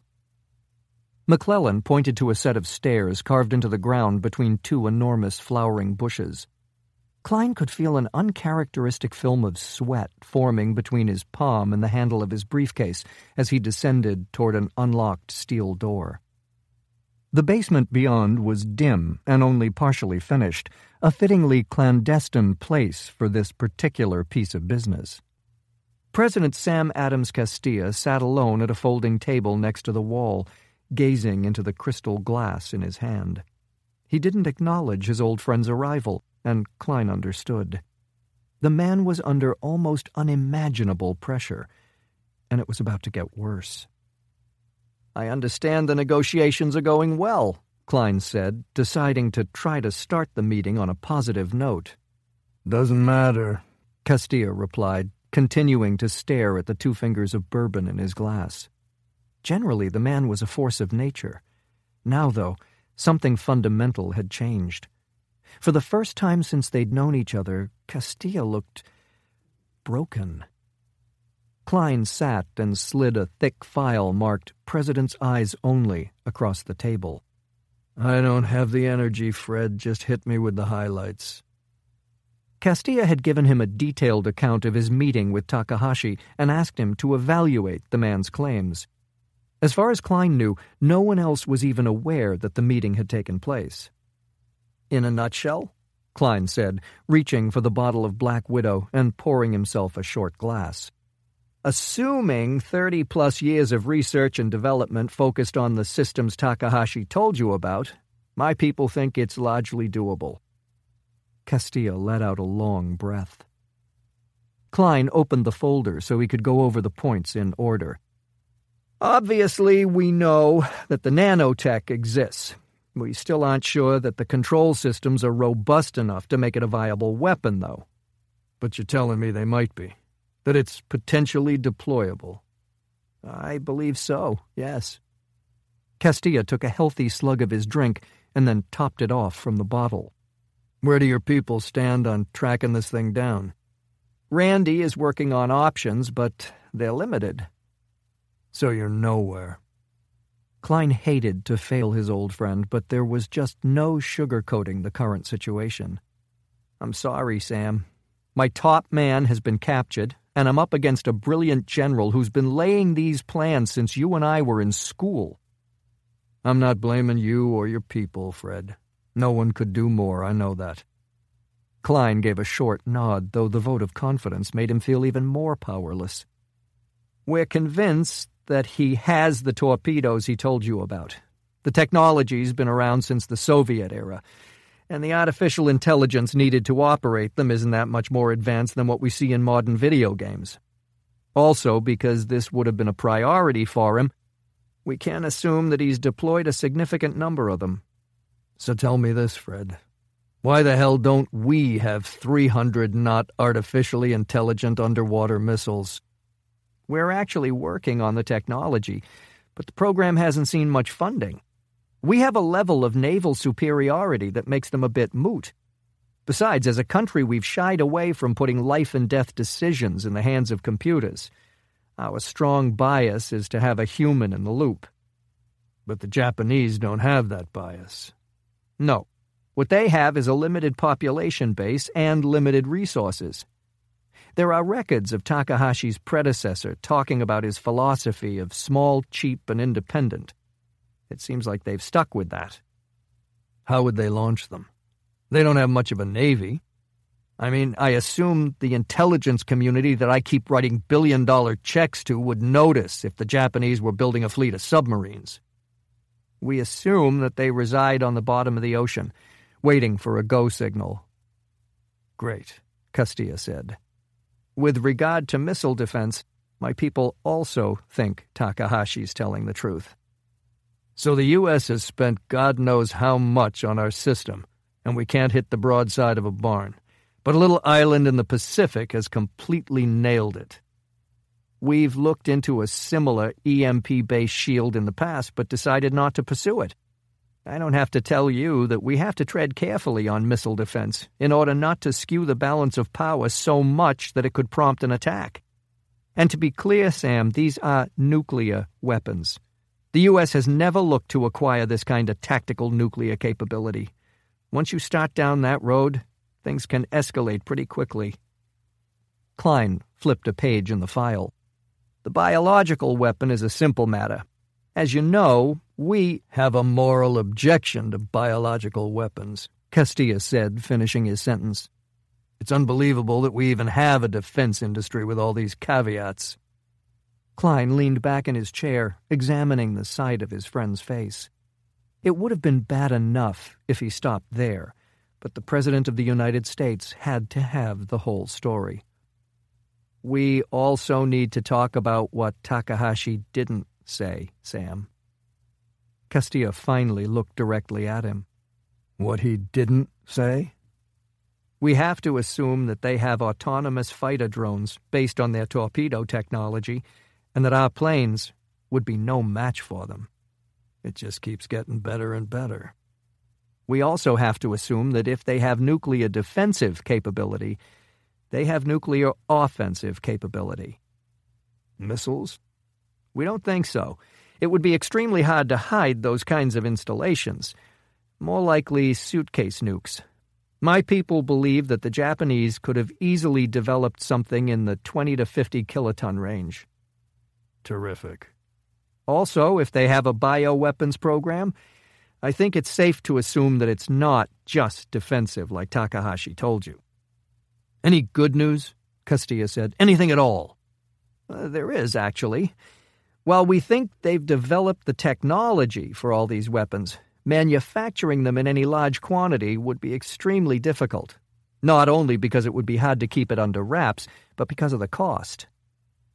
Castilla suddenly stood and began pacing back and forth across the stone floor. I sat 3 feet from Takahashi, Fred. I looked into his eyes. He didn't build his army to defend Japan. He built it to annihilate China and to turn his country into a superpower. The government there will end up a military puppet, and Takahashi will start his march across the east. He turned and looked back at Klein. Wielding power is hard, Fred, but the U.S. has struck a pretty good balance. Now, I'm not going to stand here and blow sunshine up your skirt. It's true that some of our restraint has been because we have a strong belief in freedom, both our own and others, but that's not the whole story.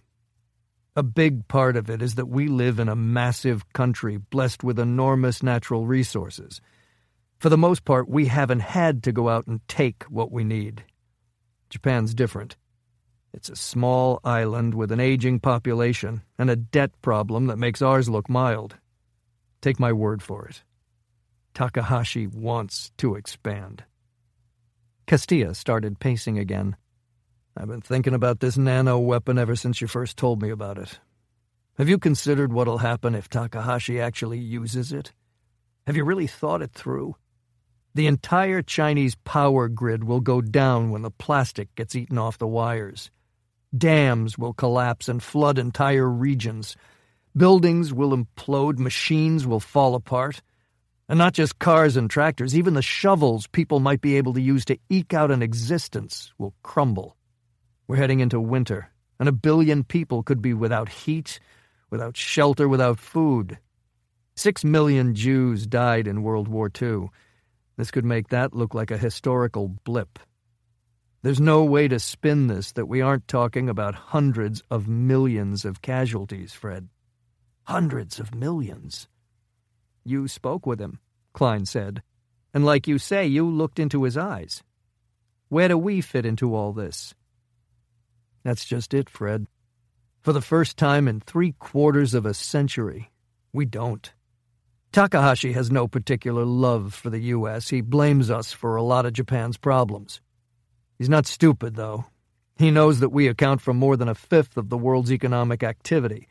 We're necessary to keep the world from complete economic collapse and to maintain the status quo to the degree it's possible. All he asks of us is that we stand back and watch him butcher millions of women and children. Simple, right? Castilla reached into his pocket and pulled out a small case, retrieving a single cigarette from it. The president had been carrying that cigarette around since he quit smoking 12 years ago. For emergencies, he liked to say. Klein was going to voice his disapproval, but instead remained silent as his old friend flicked a lighter to life. I don't sleep too well, Castilla said, letting the smoke roll from his mouth. But one of the few things that let me catch a few hours here and there was knowing that if everything went pear-shaped, I had the most powerful military on the planet. Now you're telling me that it was all bullshit. Klein put his palms flat on the table in front of him. We still do, Sam. A modern military isn't just a tool to destroy an enemy. We use ours to rebuild countries after they've been devastated. We're the most effective disaster relief organization in the world. We provide security. We promote stability. We create technology that trickles down to private industry and moves the world forward. And let's face it, Takahashi has a point. We provide jobs and fund defense contractors. What you have to understand is that Japan hasn't built a 21st century military. They've built a 21st century war machine. Chapter 49. Northeastern Japan. Randi Russell paused at the entrance to the kitchen and looked around. The shades were drawn, and the only light was coming from a lamp hanging over a tiled island in the room's center. The house was a bit dilapidated, but also large and isolated, which was what she'd asked for. Besides, it had power and heat, so it was one step above most of the places she'd haunted over the last decade. She watched the 4 people inside run their fingers along a map spread out on the island and talk in hushed tones. On the left were Eric and Karen Ivers, Covert-One operatives she'd known since she'd first signed up. In fact, they'd snatched her at gunpoint and taken her to her first meeting with Fred Klein. The man in the middle was probably 6'5", blond and wiry. Since Klein had sent him despite the fact that he would stick out like a sore thumb in Japan, it seemed likely that he had serious skills. The man to his right was a good foot shorter, but Japanese, thank God. While Randi had re-dyed her hair black and used makeup to color the skin on her face, it was only enough to fool a casual observer with very bad eyesight. He'd have to be their point man for all things public. The rest of them would be forced to move around at night, keeping to secondary roads. If spotted in this rural setting, they'd garner a lot of interest from the widely scattered locals. "Any brilliant ideas?" she asked, continuing into the room. Everyone turned toward her, and she shook hands with the tall blond man. "You must be Vanya. Pleasure." "The pleasure is mine, Randi. I'm looking forward to working with you." His accent was a little vague. Eastern European for certain, but she couldn't place the region. probably by design. Turning to the man next to him, she gave a short bow. "And you're Reiji. An honor." He returned the bow, but didn't say anything. Hopefully because he was the quiet type, and not because Japanese was his only language. Finally, she gave a nod to the Iverses. "Congratulations on the wedding. Sorry I couldn't be there." They both responded with an understanding shrug. As she looked into their faces, she wasn't really sure what to think. They were only 5 in all, and 2 were completely unknown to her. The fact that they had Fred Klein's confidence meant a lot, but she still preferred working with people she'd seen in action, or at least knew by reputation. "I take it you've all been briefed on the nanotech we're concerned with?" Nods all around. She leaned over the map and tapped a red dot in the center of the island. "We believe that the weapon's being developed here, at a nuclear storage facility, bored through the side of a mountain." She slid her finger along a thin line. "This represents the only road in. Everything else is steep and densely wooded. There's a relatively flat section to the south of the facility that's bordered by a deep canyon with steep but negotiable walls. The nearest population center is a small village about 40 miles east." She pulled out her phone and brought up a photo. "This is the entrance. Call it 5 meters in diameter. The bottom's been flattened and there are rails leading inside. It's about 1 kilometer through the cavern before you get to the main blast doors." She swiped to a second photo. "Here you can see the chain-link fence that surrounds the facility, 4 meters high, topped with razor wire. Beyond the obvious cameras, the one guard is the only visible security." "Can we assume that there's a lot that's not so visible?" Karen asked. "Definitely, but I can't say what it is." "Certainly. That tunnel is a shooting gallery," Vanya said. "I'd put chain guns in the walls and operate them remotely. In a matter of seconds, the air would be so full of bullets you wouldn't be able to breathe." "Don't forget mines," Reiji said in respectable English. "Anti-personnel mines would be extremely effective in that confined space." "And that's just the conventional stuff," Randi said. "The Japanese military seems to have spent the last 30-plus years developing whole new classes of weapons. The truth is, we have no idea what to expect. If we're right about this place, we could be facing things we've never seen before." "And if we're wrong, we're going to be facing a lot of very confused forklift operators," Eric said. That actually got a round of subdued laughter. Not enough to break the tension, but at least enough to take it down a notch. "Do we know anything about the blast doors?" Karen asked. "The specs call for a foot of steel, but we think it might be stronger than that." "Stronger than a foot of steel?" Klein's military brain trust had been going through Takahashi's claims and had recently come upon something that everyone, including her, had missed. The good general's limo. Everyone attributed his surviving Yoshima's assassination attempt to luck, but if you looked at the tape with no preconceived notions, it was clear that luck had nothing to do with it. His car should have been completely vaporized. Instead, it seemed to have suffered barely a scratch before being whisked away by helicopters, never to be seen again. "Maybe a lot stronger, actually."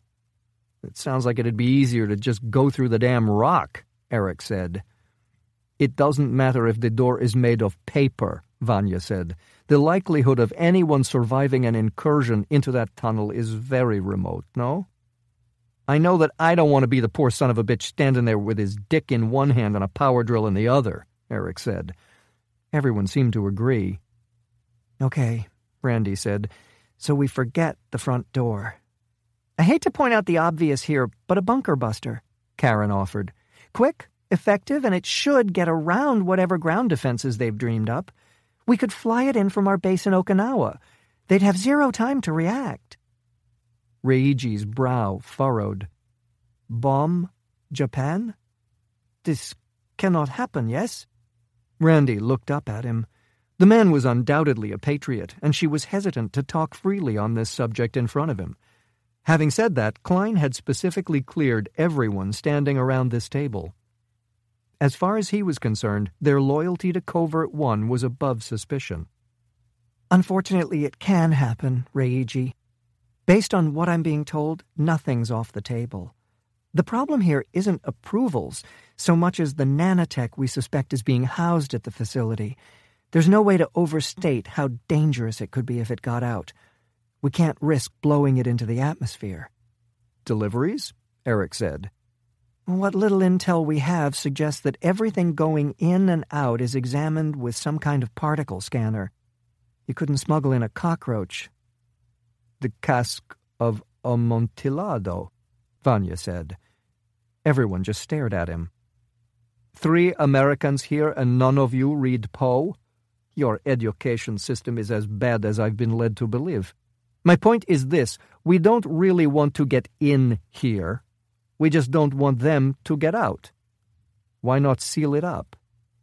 That's the kind of out-of-the-box thinking we need, Randi said. But in this case, I don't think it's workable. We believe there's a lot of mental horsepower and equipment in there. She's right, Reiji interjected. When the workers and scientists realize what we're trying to do, they will panic and try to get out any way they can.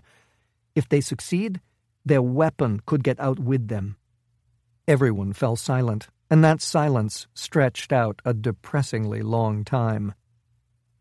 I don't read much Poe, but I like movies, Eric said finally. This thing reminds me of the alien in those Sigourney Weaver flicks. In the unlikely event you find a way to hurt it, it bleeds acid all over you.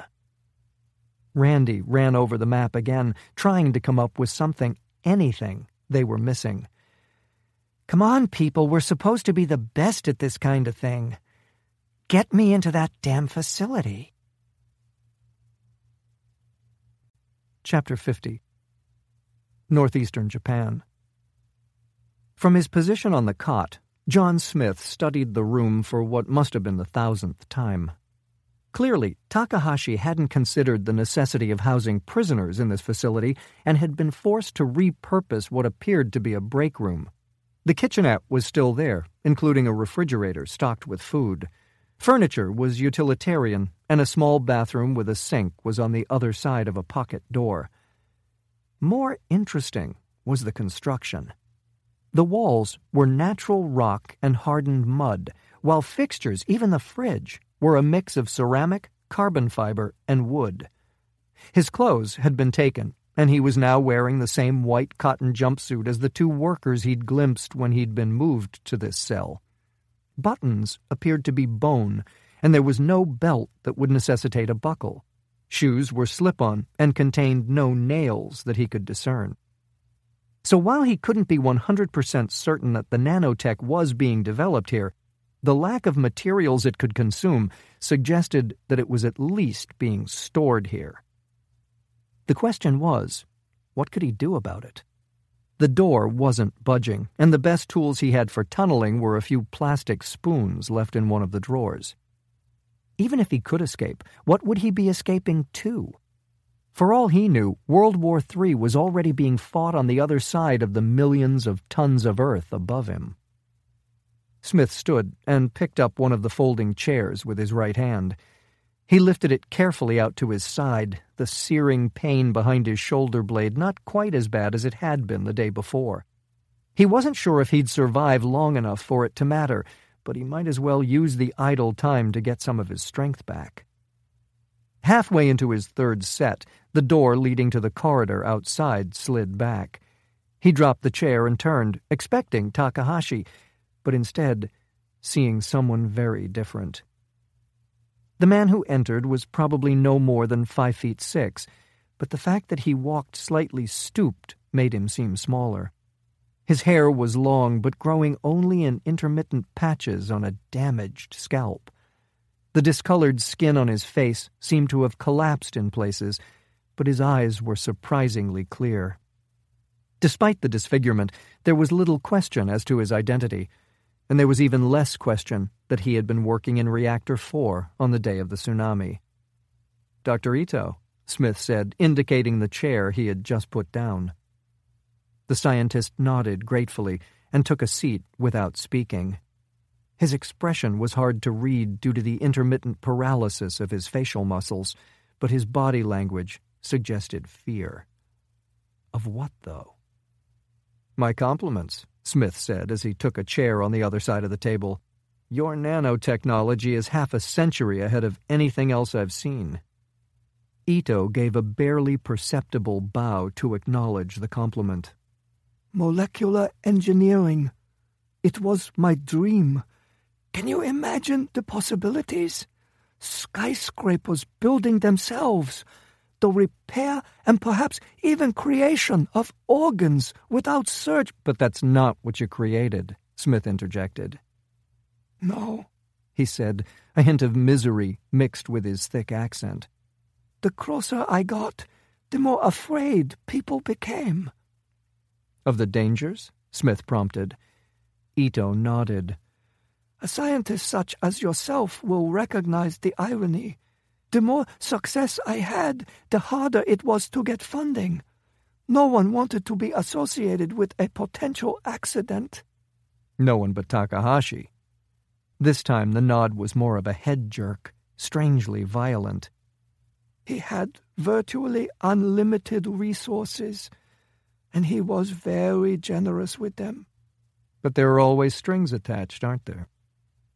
Ito leaned forward, suddenly seeming to need the table for support. He wanted my invention to consume concrete, metal, and plastic. This wasn't ideal from a safety standpoint, but the dangers were acceptable. After I made self-replication work, of course, I wanted to branch out in other directions, to find practical uses for the technology. Takahashi, though, wasn't interested. As a scientist, Smith could sympathize. It was easy to become blinded to everything but the next breakthrough.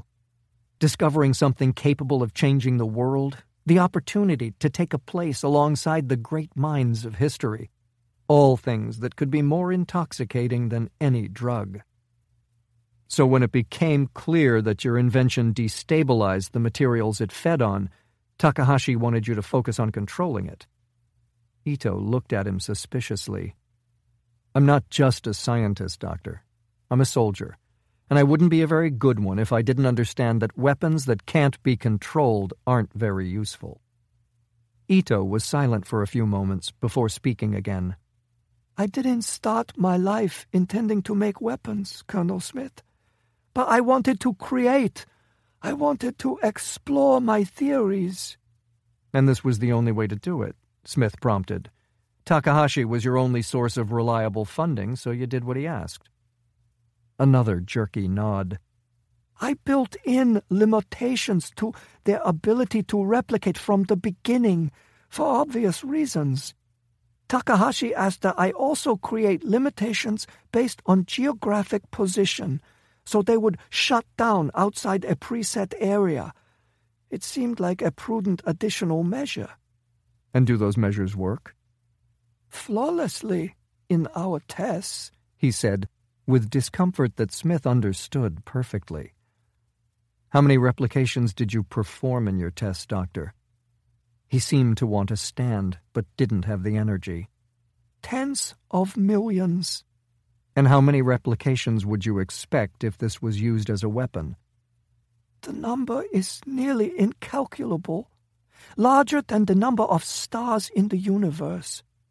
I've explained this to the General many times, that as the number of replications increases, so do the chances of a disastrous mutation. But he seems less inclined to listen with every passing day. He's changed, Colonel. You're still a young man, so you wouldn't understand. Takahashi doesn't have many more years left. He's dedicated his life to this. He dedicated his life to what? Ito looked around him as though someone might be watching. I thought it was to create a new Japan, one that could rival or perhaps even surpass America. Imagine what the weapons we've developed could accomplish. We could destroy North Korea's military-industrial complex without harming its citizens. Or even specific weapons in precisely defined regions. Can you imagine? There's no limit to where our technological and military power could have led the world. In many ways, Ito was right. What if his nanotech could be targeted at bomb-making materials, or even gunpowder in the Middle East and Africa? Hell, in certain neighborhoods in inner-city America. How many lives would be saved? How many countries could be stabilized? The problem, though, was one of intent. America had done shockingly well in wielding its overwhelming power. While imperfect, the U.S. had a stable government with built-in checks and balances, a deep-rooted culture of democracy, and a general reticence to project power unless it was absolutely necessary. Takahashi, it appeared, had none of these virtues. I understand that this isn't what you intended, Dr. Ito, but you know as well as I do that what you intended doesn't matter. Takahashi's provoking a war with China, and he plans on demonstrating Japan's new military superiority by wiping that country off the map. Ito nodded miserably. And he won't stop there. His vision is the same as his father's, the rebirth of Imperial Japan. But this time, because of me, he will succeed. Chapter 51. Outside Tokyo, Japan. General Masao Takahashi walked alone through the stone and earth corridor, feeling a familiar resentment. It was an insult to him and the men loyal to him that they had been literally forced underground. It wouldn't be long, though.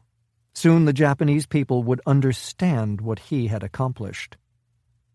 The door in front of him slid open without his bidding, having read various biometric markers as he approached. Inside, he found the heads of the 3 branches of his defense forces, as well as Akio Himura, the director of Japanese intelligence. Takahashi chose not to sit and indicated for his men to dispense with the customary greeting of their superior. The meeting was, after all, a formality. Plans for the attack on China had been carefully laid over years, and every detail of those plans was being meticulously adhered to. As the day finally approached, though, it was appropriate, even in the new technological era he had ushered in, for the men leading the war effort to meet face to face. Perhaps for the last time in this place. It is my understanding that all defensive measures are in place and ready to be deployed. That includes civilian rescue missions in the event an attack reaches our soil. The men seated around the table in front of him all nodded. To reiterate, there are no problems that I'm unaware of. More nods. Despite having known the answers to his question already, seeing his staff's acknowledgement allowed him to relax a bit. Then we're waiting on Ito. He's completing the individual canisters containing specifically targeted nanotechnology. They'll be smuggled into China and released in all major cities, military bases, and power installations. Do we have an updated estimate of the time to failure on the dam? Admiral Inoue asked. The Three Gorges Dam across the Yangtze River would be the first structure attacked. Its collapse would unleash a flood that they projected would kill millions, as well as cutting off electricity to critical sections of the country. The catastrophe would overwhelm China's military and civilian network as they carried out rescue efforts and tried to determine the cause of the failure. While the country was consumed with that disaster, the rest of their infrastructure would quietly disintegrate. When their machines began to fail and their cities crumbled, the Chinese would have no idea of the cause. And even if they did, it would be too late. We expect a full breach within 6 weeks of deployment, Takahashi said. The rest of China will be 3 weeks behind that. And the Americans? What of your meeting with President Castilla? Tadeo Minami asked. He was too brilliant a soldier to remove as head of the air defenses, but Takahashi considered him the weakest of the group. He saw Japan's future as one of the most powerful members of the international community, while the others shared a vision of Japanese dominance. Takahashi crossed his arms over his still powerful chest. Their reaction is difficult to predict. While their president seems intelligent enough to understand his country's new subordinate position, I'm not sure of the depth of that understanding. Further, we have to acknowledge that he's only one facet of the American government, and that the Congress he answers to is largely populated with half-wits and fanatics. In light of that, we have to be prepared for America to act stupidly. The faces of the men in the room darkened. Some carried more than a hint of apprehension, but it was something Takahashi was prepared to tolerate. History created a powerful current in Japan, and they all remembered the consequences of the attack on Pearl Harbor. Don't misunderstand me, gentlemen. I've made it abundantly clear to the President that this is not an attack on America, and that we have no intention of mounting one, unless we are provoked. And if we are, Minami said, they're the cornerstone of the current world order and account for almost a quarter of the world's gross domestic product, something that will be even more important to us when China's economic output disappears. How much damage can we really afford to inflict on them? Takahashi was unaccustomed to being challenged and stiffened perceptibly at what he saw as an attack. If the Americans side with the Chinese, we will respond. Is that understood? His men all responded in the affirmative, but the concern persisted on their faces. While he would deeply enjoy crushing the United States for what it had done to Japan, it was admittedly impractical. In the end, the pleasure of slowly bleeding it of its power and influence, watching its arrogant population face the reality that their every action was subject to approval from Tokyo, would be so much more satisfying. As you know, I understand and appreciate the importance of America to Japanese interests, he continued, making an effort to moderate his tone. I've created a slowly escalating battle plan against them that should prove a sufficient deterrent without the use of Ito's weapon. And does that plan involve an attack on their mainland, against their civilian population? Again, Takahashi stiffened. He had responded to Minami's concerns, but now the man was courting insubordination. We'll destroy America's naval capability in the Pacific. If they don't immediately disengage, yes, we'll move against their homeland. The American people are weak and unable to endure even the mildest discomfort. We've identified a series of 14 individual power stations that are protected by nothing more than chain-link fences. If destroyed, virtually the entire country will go dark for a minimum of 3 weeks. After only a few hours of that, the country's citizens will be demanding that their politicians agree to an unconditional surrender. And if they're stronger than you give them credit for? Minami pressed. Then America will cease to exist, Takahashi shouted. We will release Ito's weapon there and watch it rot. Is that understood? Minami looked down at the floor, unwilling to meet his superior officer's glare. Of course, General. I understand completely. Takahashi looked around the room, and finding no further dissent, gave a short bow before leaving. There was no more to say. He'd chosen his men well. Even Minami would die before he failed to carry out his duty to Japan. The general hesitated at a tea in the corridor. He had matters in Tokyo that demanded his attention, but instead of turning left toward the exit, he turned right. The grade steepened, sinking farther into the earth as he traveled its considerable length. The door at the end didn't automatically slide open at his approach like the other. He had to put his hand against a glass plate and punch his personal code into a keypad.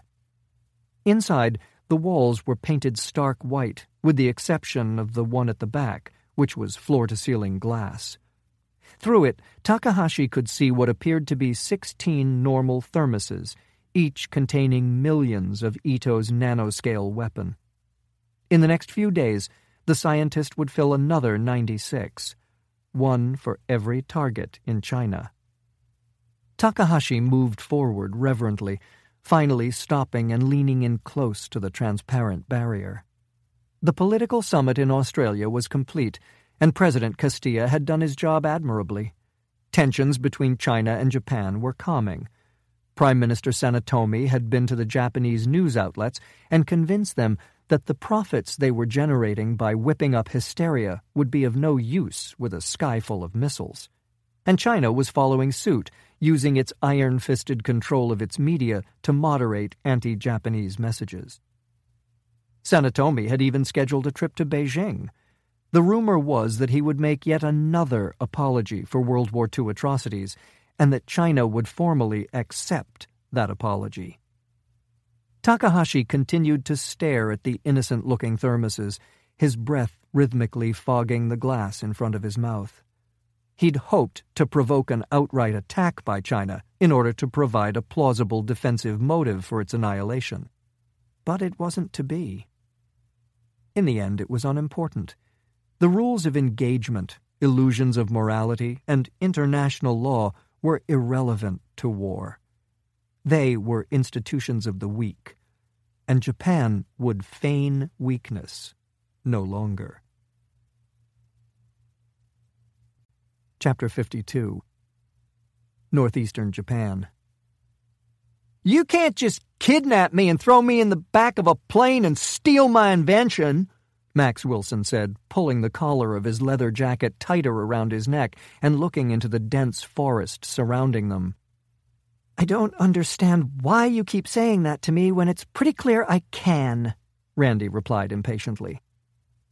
The man was a good 4 inches shorter than her, with a heavy build, calloused hands, and a nose that looked like it had been broken more than a few times. Not a person you'd guess had PhDs from both Stanford and Caltech. His father had died in an accident in a West Virginia mine when Wilson was only 12. Out of what seemed like an extremely misguided sense of loyalty, he'd followed in the old man's footsteps, dropping out of high school and descending into those same shafts. It hadn't taken long before the mining company's engineers noticed that young Max seemed to be able to come up with solutions to problems that were cheaper, more workable, and more elegant than their own.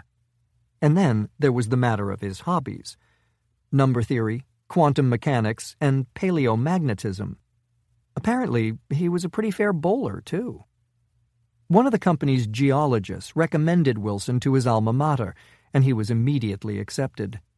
He spent the next 10 years in academia, but eventually returned, in his own way, to the mines.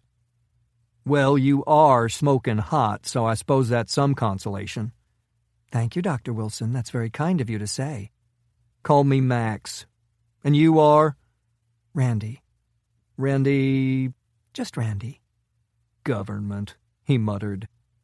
You came highly recommended by Greg Maple. This time his words were too low to fully understand, but she was pretty sure they had something to do with kicking his colleague's ass when he got back to the States. Randi put a hand on his back and led him deeper into the trees, winding along until they reached an area that had been covered with a camouflage canopy. Where are we, anyway? The woods, Randi replied. Not American, though. Too long a flight. It's not important. That's because you know where you are, and you weren't kidnapped. She shrugged. Hard to argue the logic. They came over a rise, and Wilson stopped short. Just ahead was a silver cylinder, about 20 yards long and a little less than 2 in diameter. It had been in multiple pieces when it arrived, making it a hell of a lot easier to smuggle into the mountains of middle-of-nowhere Japan, but the 5 kids swarming around it almost had it back together. Hey, Wilson said, those are my grad students. I thought you might appreciate the help.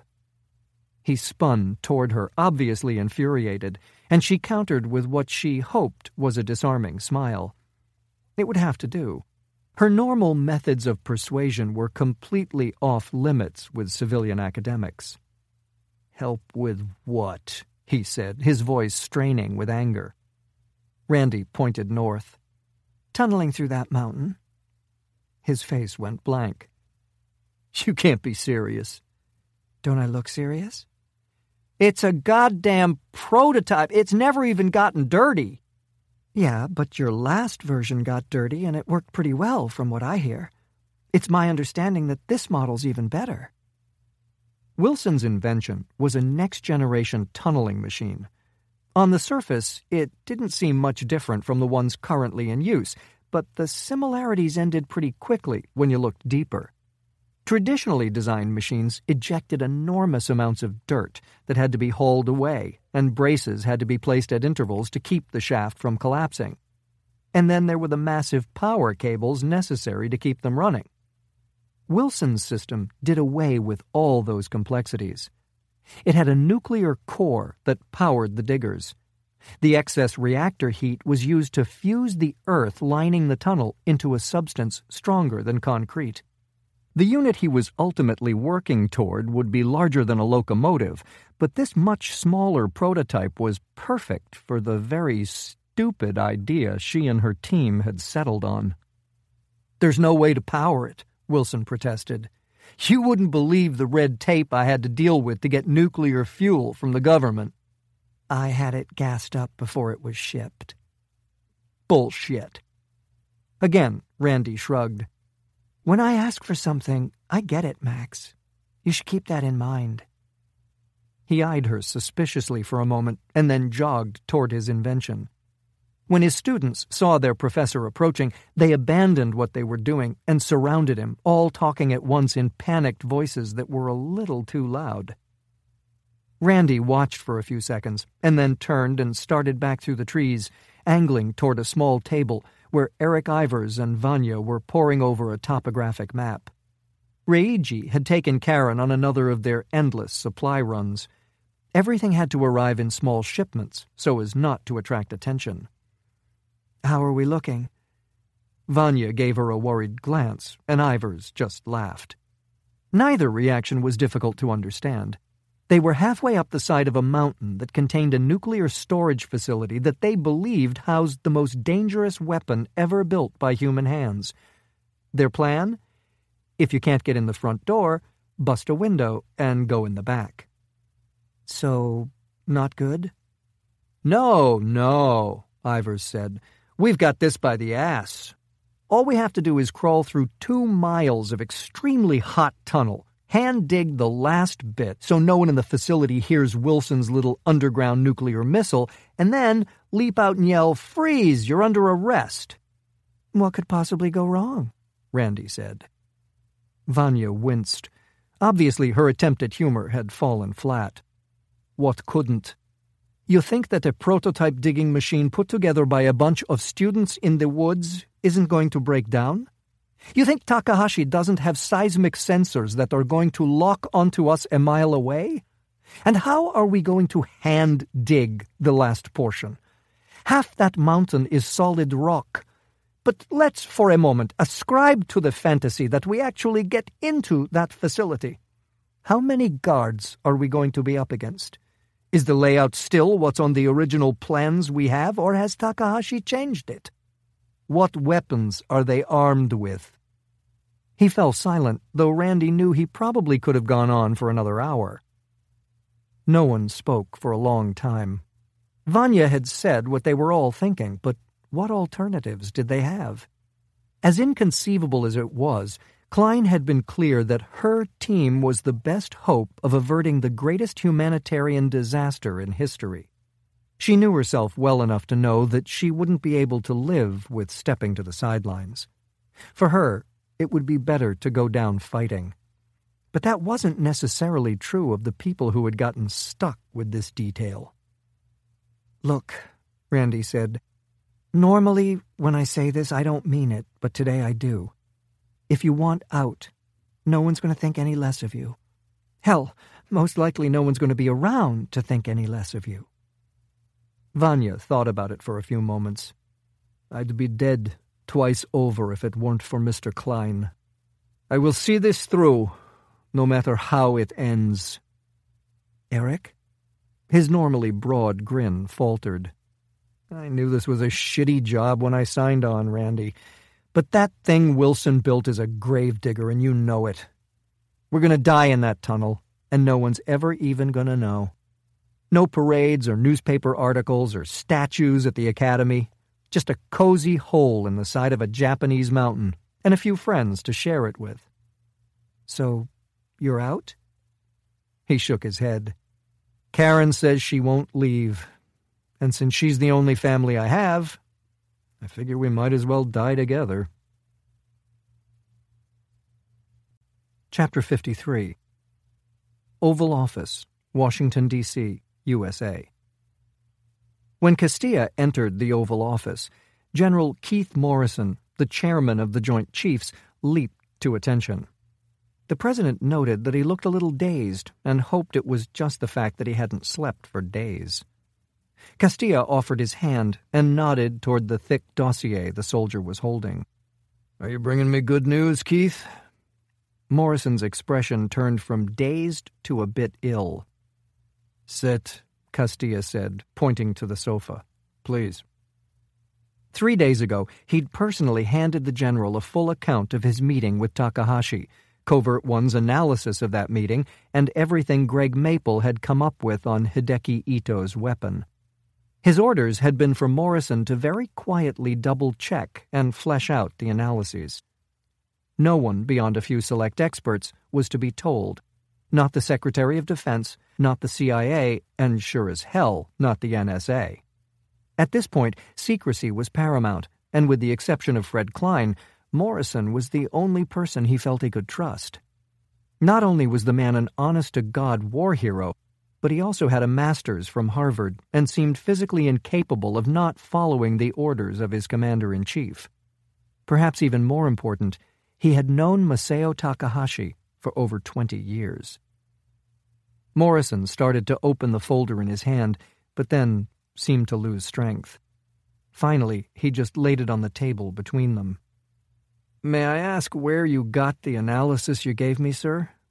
"No," Castilla responded simply. The soldier nodded. "Well, it was a hell of a job. I wish whoever did it worked for me." The president had had plenty of time to prepare for this meeting, so he was able to keep his expression impassive. He'd hoped that Morrison was here to tell him that Klein and Takahashi were completely full of shit, but the truth was that neither man ever had been before. "Tell me about Takahashi," Castilla said. This was one of Klein's few blind spots. He could lay out the intel better than anyone, but he'd never worked with the Japanese general, never gotten drunk with him. Morrison chewed his lip for a moment. "Masao is a complicated man. He's brilliant, there's no question of that. He has an encyclopedic knowledge of history, but manages to avoid getting bogged down in it. He's always leaned toward a progressive view of the military." His voice faded for a moment. "But I wasn't aware it was this progressive." "Let me ask you a question, Keith. Do you like the man? Do you consider him a friend?" Morrison shook his head. "I've always admired Masao, but when you get to know him, you come to understand that he has a dark side." "Explain." First of all, let's be clear that he blames the U.S. not only for the defeat of Japan, but for what he sees as Japan's weakness over the last 3/4 of a century. And on a personal level, he holds us responsible for the deaths of a number of his family members during and after the war, including his mother. So the fact that after everything the Japanese did, we helped rebuild them into a major economic power doesn't hold any water with him at all? He doesn't see that as generosity, he sees it as fear. Fear of what? Morrison didn't respond immediately, obviously wanting to choose his words carefully. In addition to history, Masao has a keen interest in genetics. And while he's never come out and said it directly, I can tell you that he believes the Japanese people are— "Please don't say the master race," Castilla said, starting to feel a little ill. The world had been down this path before. As much as I want to say no, that's an accurate portrayal. In his mind, we singled out Japanese Americans for internment during World War II because we subconsciously acknowledged that they're a homogeneous, superior group that has to be suppressed. He sees our rebuilding of their country as a desperate attempt to control them, to make them dependent on us and prevent them from reestablishing a military capability. Jesus, Keith, why am I just hearing this now? Because Takahashi's personal feelings were never important before. He doesn't run the country, and Japan is an ally with virtually no offensive capability, or so we believed. Castilla didn't immediately respond. The thought of Takahashi using his new arsenal against the American mainland had made his mouth go dry. If he thinks the Japanese are at the top of the genetic hierarchy, can I assume he thinks the Chinese are at the bottom? Unquestionably. So where do we slot in, Keith? I'm afraid I don't know the answer to that, sir. My gut says that we aren't in his crosshairs. The Chinese have a deep hatred for the Japanese, and they're pushing the entire region hard. Castilla nodded knowingly. If he'd been the Prime Minister of Japan instead of the President of the United States, it would be an issue that consumed him. The situation between China and Japan was starting to parallel that of the United States and Soviet Union during the Cold War, except that Japan had to trust the U.S. to intervene on its behalf, a very precarious position to be in. Okay, but why escalate this, Keith? Why not demonstrate their capabilities publicly? Put China in its place?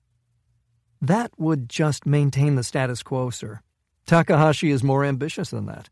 With his only real rival in Asia out of the way, and a demonstration of his military superiority, he has the ability to take control of the entire region.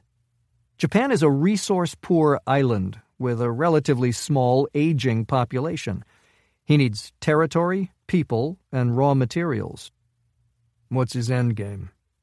Based on what I know about the man, I would say that his goal is to wipe out China and overtake the U.S. as the world's primary superpower. It was time for a drink. Castilla walked to his desk and pulled out a bottle. Morrison was a devout Mormon, so he didn't offer, though the man looked like he could use it. Then it's your opinion that he will attack? Yes, sir. How? There's no question in my mind that he'll lead with the nanotech. I'd introduce it quietly, and by the time the Chinese realize what's happening, their military and civilian infrastructure will be in full collapse. Assuming they discover who's behind it and they're still capable of mounting a counterattack, it'll be easily handled by Japan's defenses. Castilla poured himself a glass of bourbon and leaned against his desk for support. It was hard to even comprehend. Hundreds of millions of people going into winter with no electricity or shelter, no food or transportation. Cities full of people fighting for whatever scraps they could find in the rubble. And a planet suddenly robbed of a massive economic power that manufactured an enormous amount of its goods and consumed trillions of dollars worth of products and services. In all likelihood, the world would be plunged into a massive depression, and the United States and Japan would spend the next 50 years battling for supremacy. We're talking about the extermination of hundreds of millions of people, Keith. Of civilians, women and children. How do we stop him? Militarily? Castilla nodded. We can't, sir. I'm sorry. That's not acceptable. America isn't going to sit by while people are slaughtered. That's not who we are as a country. I understand, sir, but it's my duty to give you my unvarnished opinion. And that is? We can't win, but we can lose big. You're telling me that a country that spends more on its military than the next 10 countries combined is helpless? Essentially, yes. We have a number of insurmountable problems in a confrontation with Japan. The first is that we would have to rely heavily on our Navy, and I don't think there's any question that their self-cavitating torpedo technology is what Takahashi says it is. So all those aircraft carriers the admirals keep telling me I need are useless because of a few video game-controlled torpedoes. Our fleet wasn't designed to defend against a swarm of autonomous torpedoes traveling at 300 knots, sir. In the end, our carriers are as big as cities and move just about as fast. We'd have to keep them well out of range, and we aren't certain what that range is. In a worst-case scenario, all of our carrier groups could be taken out within a few hours. Submarines? We assume that these would be much harder for Takahashi to neutralize. Then we could use their missiles. Morrison nodded. The only chance I can see of defeating Japan would be a preemptive nuclear strike, done in waves, preferably from land and sea, and preferably in a coordinated effort with China. Castilla took a long pull on his drink, focusing for a moment on the sensation of it burning down his throat.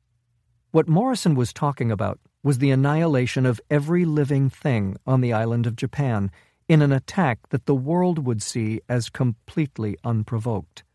All on the assumption that Takahashi was indeed going to move against China, and that he had the weapons he said he did. There could be drawbacks we'd need to consider, though, sir. Really? Castilla said, his voice rising uncontrollably. Drawbacks to turning Japan into a radioactive cinder? Who would have thought?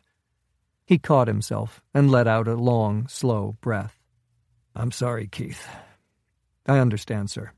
I think I yelled almost the exact same thing at one of my staff just this morning. I assume you're talking about Japan's retaliation. Yes, sir. The nanotech. I'm not so sure that would be in Takahashi's best interest. The destruction of the U.S. would be devastating to the civil and economic stability of the world, something Japan would feel the effects of for the next century. Then what? You have to understand that the U.S. is completely undefended against an attack by a sophisticated enemy. We can assume that Takahashi would know the moment we launched, and based on what he told us, we can surmise that his missile defense system will protect Japan for at least a few days. And in those few days, what could we expect? Certainly an extremely sophisticated cyber attack. We'd lose communications, internet, and most of our power grid. If it were me, I'd also have charges set up at strategic points in our grid to make sure it would take months to get power back to the entire country. Further, if Takahashi has a nuclear weapons program, we can assume he's created suitcase nukes and has brought a number of them into the U.S. What the hell makes you think that? Castilla said. He never said anything about suitcase nukes. Because it's what I'd do, sir. We developed them years ago, but abandoned the technology because we have an incredibly effective intercontinental delivery system. Miniaturized nukes dovetail perfectly with Takahashi's philosophy of small, cheap, and independent. Do we have any way to find them? Where would they be? There is no practical way to find them, Morrison responded. And as far as where they'd be, certainly Washington. In order to make it convenient for lobbyists and bureaucrats, we've chosen to concentrate our entire government in a very small geographic location. Of course, he'd cover other major cities and major military facilities. Then, too, there's the possibility of a biological attack, though I'd bet against it for strategic reasons, not fast-acting enough. Jesus, was all Castilla could manage to get out. He was starting to feel numb. So you're telling me that we just have to sit back and watch? We've known each other for a long time, Mr. President. You know how hard this is for me to say. But yes, we can't win this fight. And even if we could, we can't be certain it would do anything to help the Chinese. The nanotech may already have been deployed. The best thing we can do is start drawing up plans for humanitarian efforts in the aftermath. Beyond that, our hands are tied. Chapter 54. Northeastern Japan. The door slid open, and Jon Smith watched it carefully. The procedure was the same as it had been every time before. A single guard standing with his back against the far wall of the corridor, one hand buried suggestively in his jacket. It was always the same man, stocky, rock-hard, with a weathered face and dead eyes. Smith owed his life many times over to his gift for sizing up the competition, and this guy was one nasty piece of work. Almost certainly special forces, probably significant combat experience, and clearly serious about his job. Smith expected, or more accurately hoped, that this was the beginning of another visit from the very conflicted Dr. Ito, but instead Masao Takahashi strode in. The door closed behind him, and Smith bowed respectfully. Pretty much everything that could be used as a weapon had been removed from the room, and fashioning one out of the materials at hand was impossible with 2 cameras watching him. "Colonel Smith," the man said, taking a seat and sliding an Android tablet across the table. "I have something to show you that I think you will find interesting." Smith looked down at the tablet. It was split into 4 videos with touchscreen controls at the bottom. The top left feed depicted a table set up in the woods with camouflage screening above it. 2 men were leaning over it, silently discussing something that appeared to be a map. The second feed showed a massive silver cylinder being worked on by a group of young people. A woman stood about 10 yards from them, leaning against a tree and watching. The image was too small to make out facial features, but he knew the body language. Randi Russell.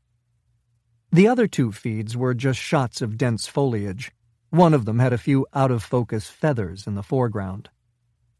"The activity is just on the other side of the mountain this facility is built into. I'm told that the machine you're looking at is a new kind of nuclear-powered tunneling system. It appears that Ms. Russell is wise enough not to mount a frontal assault and is instead going to try to come up on our flank. I have to admit that I admire her tenacity, and the machine itself is really quite ingenious." "But her plan isn't going to work," Smith said. "No, and I can't imagine she doesn't know that. Miss Russell has a duty to perform, and she intends to do so to the best of her ability. I would expect no less from a woman of her reputation." "So you have the entire mountain wired with cameras?" Smith said, really just to stall. But for what? A sudden bolt of inspiration that would allow him to stroll out of there and warn Randi that her operation had been compromised? "No, that wouldn't be practical," Takahashi said, tapping the tablet with a finger. "Actually, I think you'll be quite intrigued by this technology. Your own military has put a great deal of money into small, stealthy surveillance drones. We did the same more than a decade ago, but they're frankly not a very good solution." "No," Smith said, still desperately trying to calculate a way to stop what was starting to look inevitable. Takahashi shook his head. "They're not particularly stealthy. They're difficult to land and maneuver, and they have very limited range. Birds, though, have none of those failings. When one of my people came to me with the idea of mounting fiber-optic cameras to birds of prey and controlling them with mild electric shocks, I have to admit I was skeptical. 12 years later, though, we've turned it into an incredibly versatile battlefield surveillance platform. And better yet, even with training the animals, our costs are under $3,000 per unit." "Impressive," Smith said absently, unable to take his eyes off Randi. The woman was a witch when it came to recognizing that she was in danger, yet there she was, completely oblivious. He tried to will her to look up, but what good would it do? All she'd see was a goddamn bird perched in a tree. "I have to admit that I'm not quite sure how to react to Miss Russell's efforts, and thought I'd ask your advice. My assumption is that by now Keith Morrison has told your president that siding with the Chinese would be suicidal. But is he listening? Is what you're looking at on that tablet a last futile attempt to stop me? Or is it the first salvo in a full-scale attack by your country? Is Castilla willing to sacrifice the lives of millions of Americans in order to protect a country that every day becomes more of a threat to you and your standing in the world? From my perspective, that seems insane." Smith stared down at the video feeds, trying to decide what to say. He'd had a great deal of time to think, and much of it had been spent on how the U.S. would fare in a confrontation with Takahashi's new military. The conclusion that he'd come to was that America would be decimated, and the world would descend into chaos in the aftermath. President Castilla isn't a stupid man, and neither are the people advising him, General. Here's what I can tell you. If Randi is involved, this is a very quiet, small-scale operation. Virtually no one knows about it, and if it doesn't work, no one ever will. Then, in your opinion, your country will back down? In my opinion, yes, Smith said honestly. There's a big difference between sacrificing a handful of operatives and sacrificing 350 million civilians. Takahashi leaned back in his chair and nodded thoughtfully. Perhaps he just can't face the idea that you are no longer the world's preeminent power. He's a realist, General. We've known for decades that the era of wars between major powers was over. The destructive force of modern weapons is just too great. There would only be losers. Takahashi smiled thinly. Until now.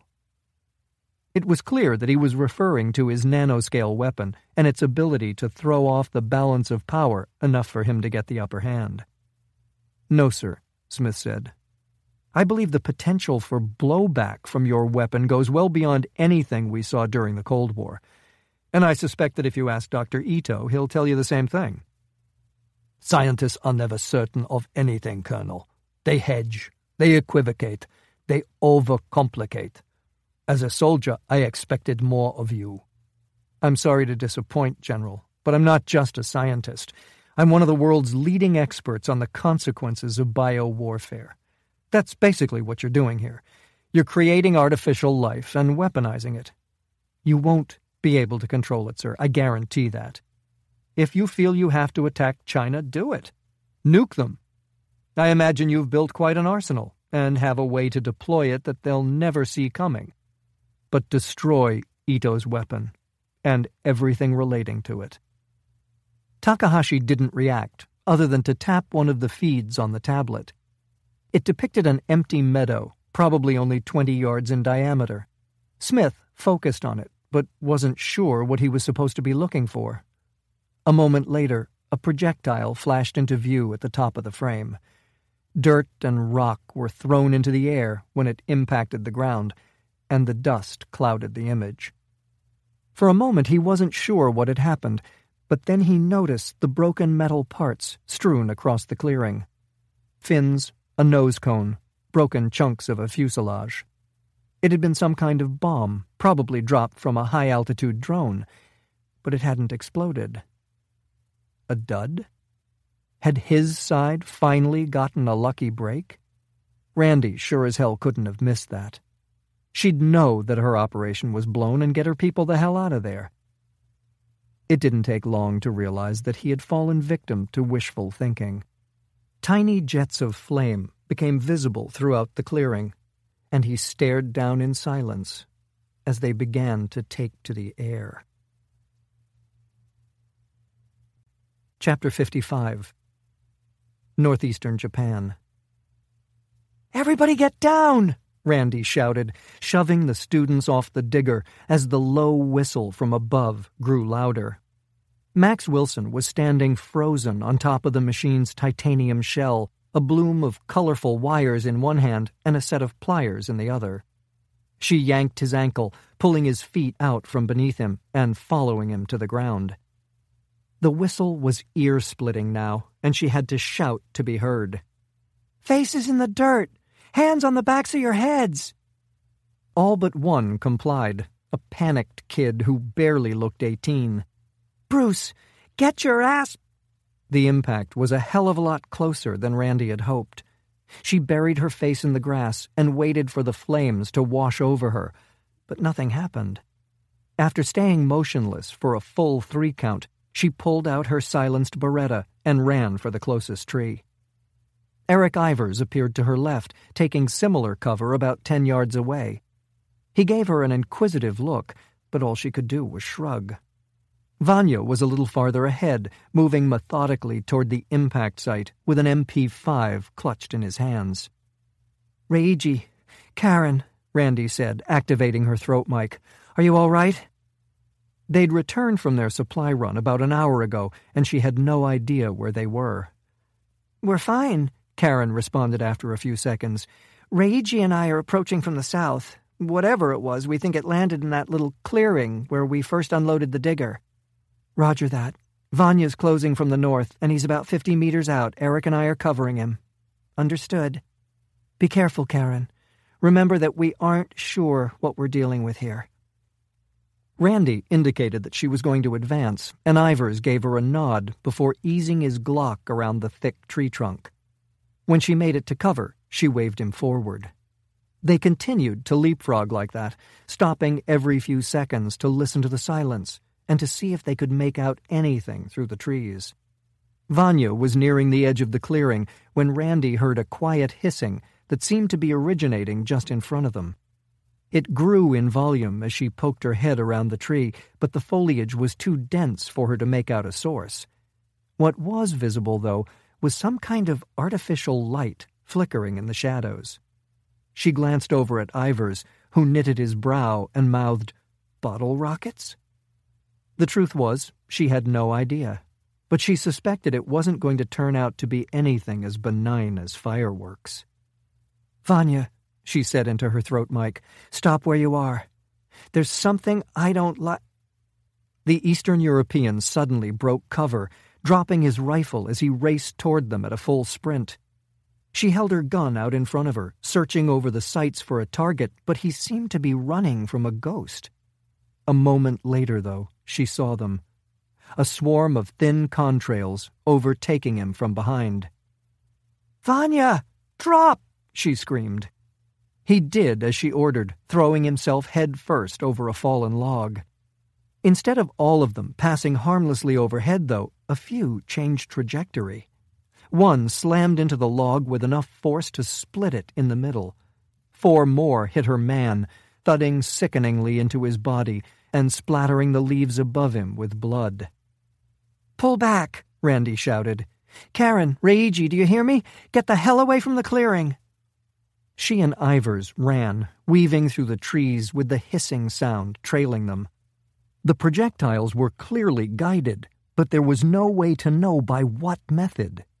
She broke left, hoping she could lead them away from Wilson and his students. Ivers appeared to have the same idea and broke right, trying to confuse the tiny machines. Randi dodged behind a tree and heard the crunch of wood as one of them impacted the trunk. She dared to look back and saw at least 3 more flying in a loose formation, all clearly locked onto her. Breaking cover, she leaped over a large boulder. On the other side, the ground seemed to disappear from beneath her, and she found herself cartwheeling down the steep side of the canyon. Chapter 56. Northeastern Japan. Jon Smith paced back and forth across the tiny room, feeling the overwhelming urge to throw something. Unfortunately, he hadn't been left with anything heavy or breakable enough to give him any satisfaction. Takahashi had departed an hour ago and taken the tablet with him. Before he did, though, they'd watched one of Randi's men go down and her disappear over a boulder. He couldn't be certain what happened after that, but having had experience with those projectiles, he could guess. The only reason he was alive was that the ones attacking him had been programmed to stay within the confines of Genjiro Ueda's house. The door began sliding open, and Smith moved quickly toward it, standing in a position where he could lunge through and snap Takahashi's neck before the soldier knew what was happening. He had no illusions that it would do much to save Randi or prevent the coming World War, but at least he'd have some revenge before they put a bullet in his head. Instead of Takahashi, the stooped figure of Hideki Ito appeared. Smith looked past the scientist at the man standing against the corridor wall. Still the same one, taking in everything with black eyes and a hand in his jacket. The distance was only 5 yards, but it might as well have been a mile. The door slid closed after Ito passed through, and he moved close to Smith. "We have to talk." About what? Ito pointed to the cameras looking down on them. "I've initiated a software upgrade to our security system. The cameras are rebooting. We have 7.5 minutes. Smith looked up at a clock on the wall and took note of the time before stepping back to examine the man. He was sweating where his ravaged skin would allow, creating a glistening patchwork across his face. "You have my attention."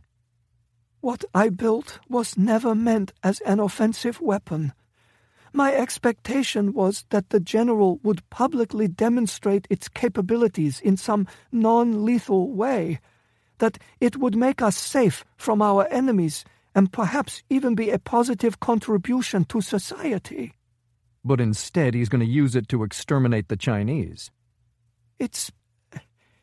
Ito's voice faltered. Is ironic the correct word? My technology is useful because it can be carefully targeted. Certain materials, certain locations. We could destroy China's entire military capability without harming a single human being.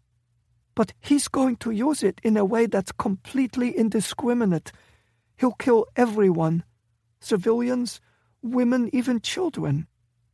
Was Ito just running on at the mouth to try to assuage his guilt, or was he there to suggest some kind of action? Smith glanced up at the dead cameras, painfully aware that the clock was ticking. Can he be stopped? The Prime Minister is flying to China today, and he's ordered Takahashi to go with him. Both Sanatomi and President Yandong have made it clear that they will find a way to come to terms, that this situation will be de-escalated. But Takahashi doesn't want that. No. He's ordered me to finish making the weapons, and when I'm done, he plans to deploy them. I assume you're here because you don't want that blood on your hands, Doctor. Do you have a course of action in mind? Ito reached beneath his smock and pulled out a screwdriver made of what looked like carbon fiber. Smith almost laughed when the scientist held it out to him. He'd hoped for something a bit more clever from the man who had cracked molecular manufacturing. Ito obviously sensed his disappointment. As I'm sure you're aware from your investigation of Fukushima, we have sterilization protocols in place that are similar to what you use in your lab at Fort Detrick. Radiation, Smith said. Ito gave a short nod.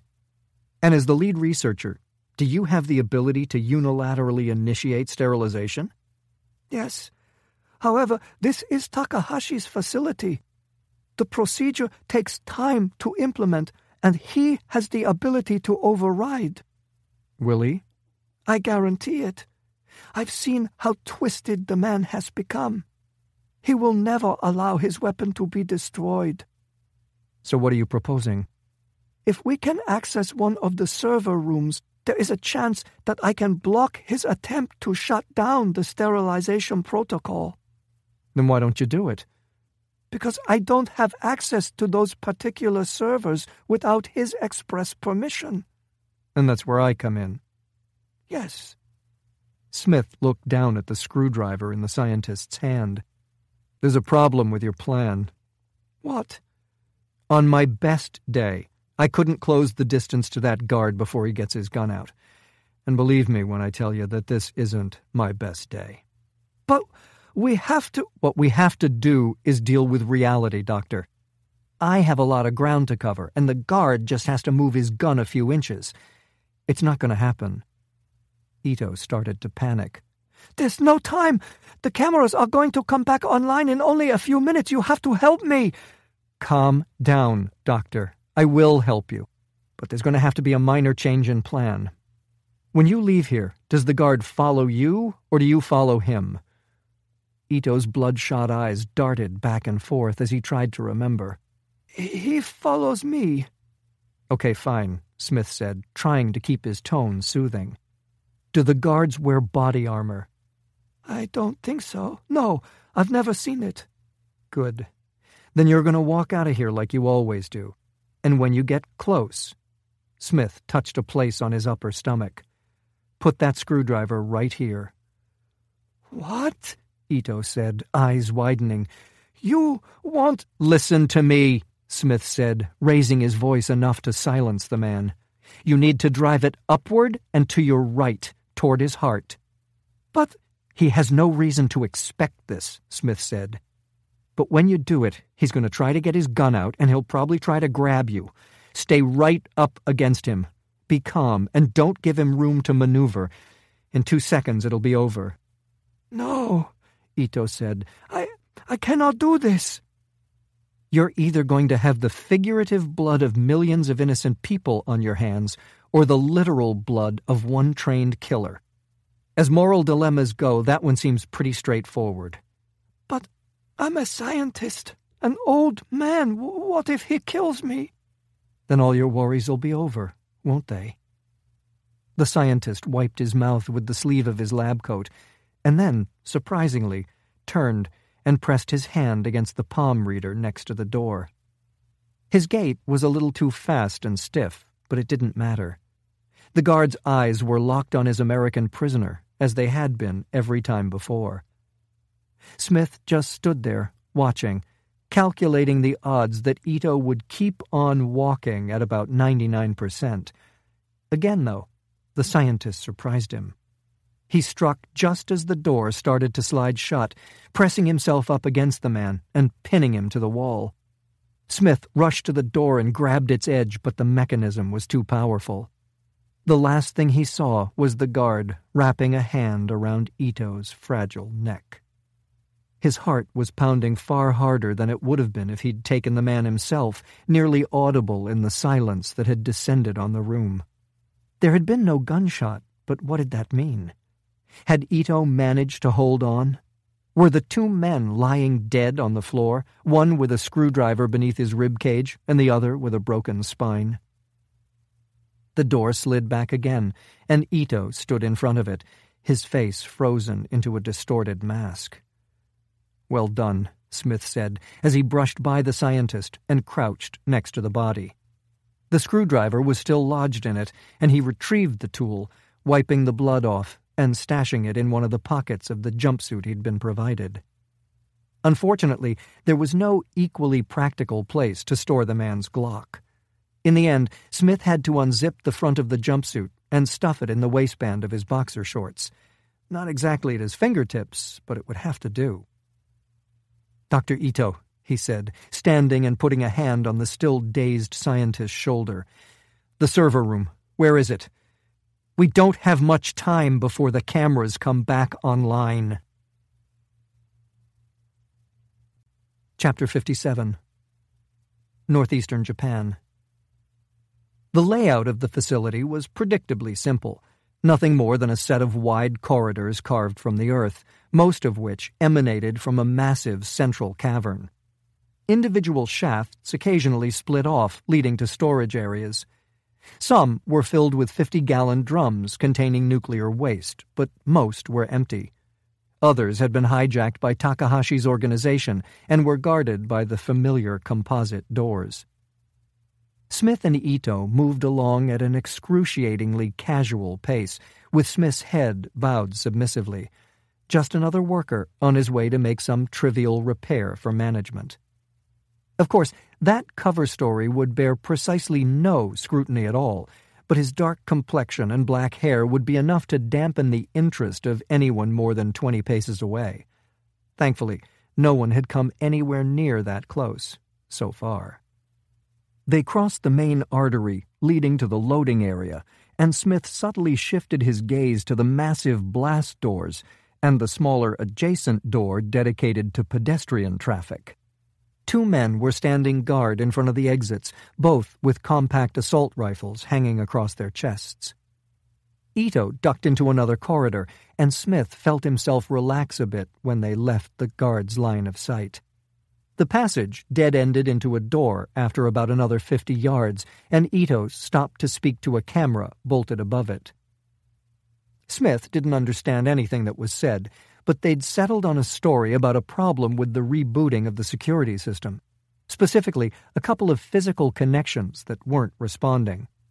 Not exactly a stroke of genius, but reasonably credible, and it went a long way toward explaining why Ito was accompanied by a large man with a screwdriver. Smith kept his head down, trying to relax. They had one chance at this, and he couldn't afford to blow it. According to Ito, there was one systems administrator and one security man inside. What the scientist couldn't tell him was which of those men would come to the door, It was precisely these kinds of operational unknowns that Smith spent his life trying to avoid. After an endless 30 seconds of back and forth, the door finally slid aside. Ito glanced back at him and gave a gruff order before walking inside. Smith followed along obediently, head still bowed, but eyes straining upward. The room was as described, no more than 20 feet square, with walls mostly hidden by computer equipment. There was a single desk with a terminal on it to the right, and 2 rolling chairs, only one of which was currently occupied. The tech was a young man with an artificial reddish tint to his hair and the air of having downed a few too many espressos that morning. He was talking a mile a minute, gesturing maniacally toward his screen as Ito approached and put a hand on the back of his chair. The security man was lifting his wrist to his face, undoubtedly to report the unusual situation into a radio microphone secured there. Smith backed toward him slowly, pretending to watch Ito, but really focused on the guard. The angle of Smith's body would make it hard for the man to get a clear view of his face, but this wasn't just some rent-a-cop. He wasn't going to be fooled for more than a few seconds. It turned out to be even less than that.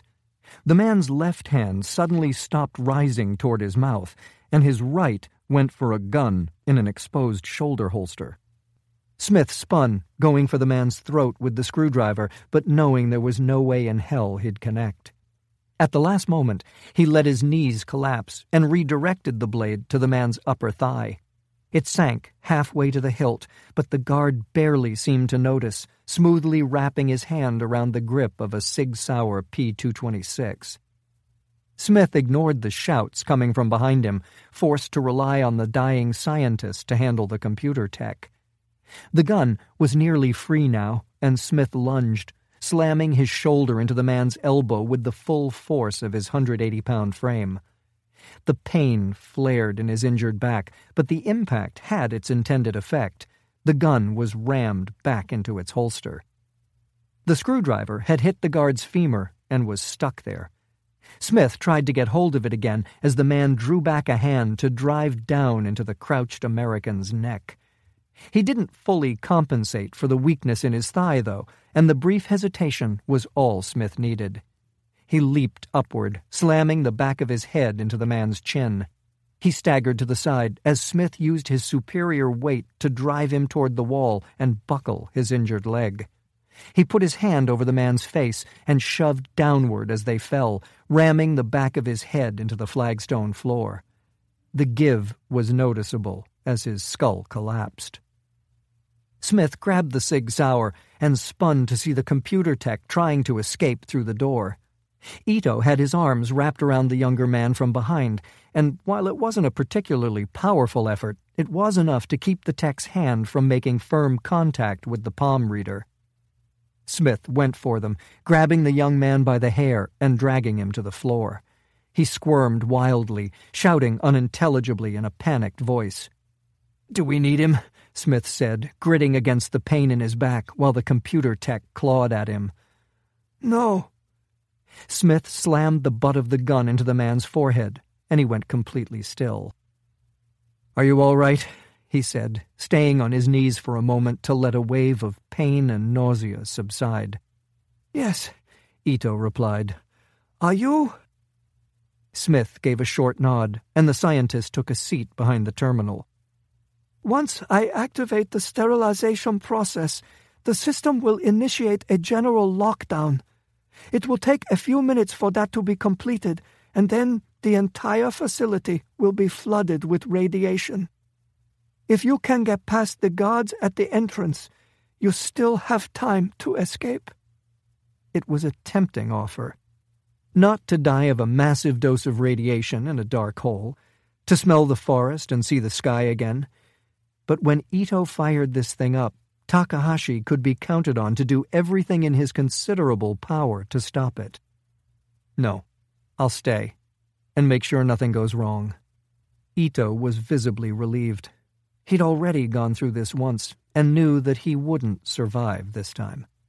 Dying alone, for some reason, was so much more terrifying than dying with someone else, even a stranger. The scientist tapped a few commands into the terminal and hit the enter button. A moment later, the wail of an alarm began echoing through the facility. Chapter 58. Northeastern Japan. General Masao Takahashi walked into the empty lab and glanced at his watch. The Prime Minister had insisted that he accompany him to meet with the Chinese president at his retreat outside Hangzhou. They were to fly out of Japan in a few hours, and at this rate he would barely make it to the airport in time for their scheduled departure. It mattered little, though. What could Sanetomi do, other than demonstrate his displeasure in the careful, ambiguous way of all frightened politicians? His anger would quickly dissipate when he saw how contrite and deferential his highest-ranking soldier was in the presence of President Yan Dong. Takahashi smiled. Of course, Sanetomi would see this as an indication that the power of his office had been reasserted, but the truth was very much the opposite. Submissiveness was easy to feign when talking to the dead leader of a dead civilization. When he looked through the lead glass wall at the containers filled with nano-weapons, his brow furrowed. 16. No more than there were last time he'd been there. Ito had promised that all 120 were on the verge of completion, and no one had informed him of a delay. Takahashi pulled out his radio and entered the code for Hideki Ito. For the first time in their decades-long association, there was no answer. His jaw clenched as he stared at the empty rows in front of him. Ito had always been weak. His single-mindedness and addiction to research funding had made him easy to manipulate, but recently his focus had begun to waver. It was something that would not be tolerated. Takahashi switched channels to connect with the head of his security detail. A moment later, his man's voice crackled to life over his earpiece. "What can I do for you, General?" "Ito isn't answering his page. Locate him." "I'm sorry, sir. We're rebooting some of our security systems and won't have that capability for a few more minutes. It's possible that his communications have been affected." "If you can't do it electronically, then send your men out. I want him found and brought to the storage lab. Is that clear?" "Yes, sir. I'll do it immediately." Takahashi felt a familiar knot tying itself in the back of his shoulders. While the technological explanation was plausible, his gut said it was something more. He was losing control of the scientist. His hunch was confirmed a moment later when the silence was broken by the deafening screech of the containment breach alarm. He put his radio to his mouth again, reconnecting to security. "Report." "We're on with the main lab, and they say they have no breach," came the frightened reply. "We have people on their way to check the storage lab. It may have—" "I'm in the storage lab," Takahashi shouted. "It's secure." If the alarm was going off, that meant the facility was in the process of lockdown. When complete, the entire space would be flooded with radiation. The weapon would be destroyed, along with every living thing trapped inside. "Sir, I don't—" "Shut up and listen. Shut down the breach protocols. Do you understand me?" Relief was audible in the man's voice. "Yes, sir. We're initiating the override now." Takahashi stared at the glass in front of him, turning the situation over in his head. The missing canisters, the reboot of the security system, the phantom breach. Ito. He pressed his palm against the reader next to the portal that allowed access to the weapon. As expected, it just pulsed red, indicating that it had been frozen by the alarm. Takahashi pulled the cover from a keypad and punched in his override code, one of many Ito had not been told about. The bolts securing the portal retracted, and he ducked through, grabbing 2 of the canisters and starting back into the corridor. His earpiece came to life a moment later. "Sir, the shutdown sequence isn't responding." Takahashi started to run, feeling his rage increasing to the point that even he found it hard to control. Why isn't it responding? He asked, suspecting that he already knew the answer. We're being blocked by the central computer, sir. It's Dr. Ito. The cameras have come back online, and we can see him in the server room. He's with the American. Chapter 59. Northeastern Japan.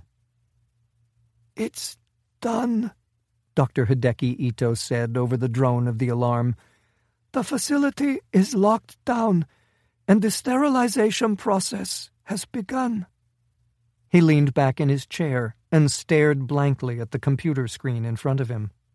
A red bar graph indicating the ambient radiation levels dominated it. 23 rads and rising. Smith leaned over the scientist's shoulder, ignoring the graphical illustration of his slow death and focusing on the security camera feeds. 3 men had reached the main cavern and were coming full tilt in their direction. "Can they get through the door?" Smith asked, tapping the image with his index finger. It's virtually indestructible, Ito responded. And even if they do, it wouldn't matter. The system is designed with the idea that the servers would be attacked by the nanotech.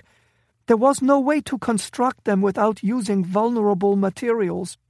So even if they gain entry and destroy everything, it will have no effect.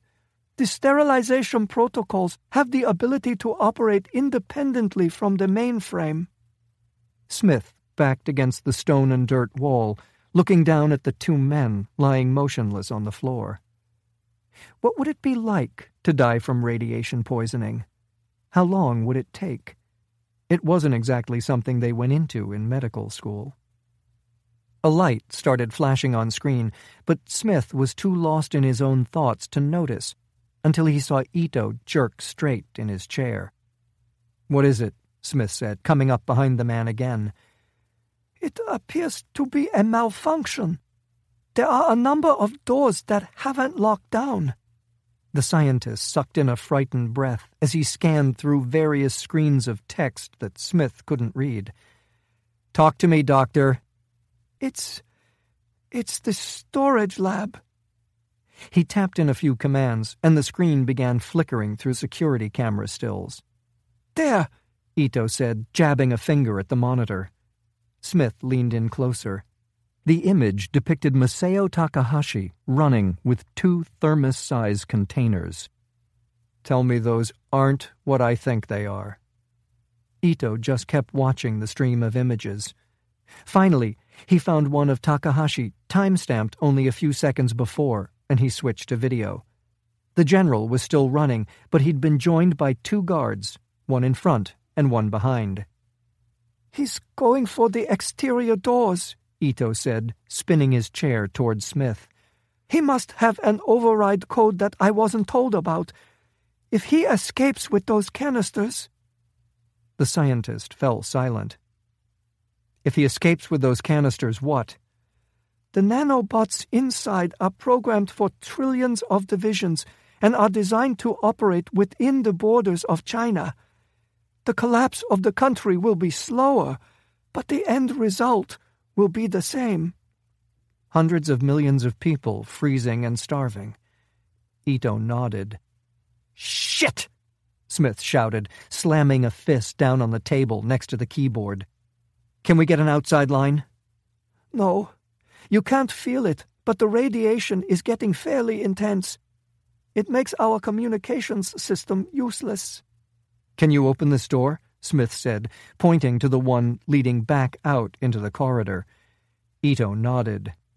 "Where are the security guards that were coming our way?" Ito typed a few more commands into his keyboard and located them. They were just outside. Smith stepped back, trying to think. Takahashi would know the door was indestructible. Did he send the guards just to stand there and make sure Smith couldn't get out? Or did they have an access code that Ito had been kept in the dark about? His question was answered a moment later, when one of the men retrieved a piece of paper from his pocket and pulled the cover off the keypad. "Open it," Smith said, crouching and extending the Sig Sauer out in front of him. "But they'll—" "Now, goddammit!"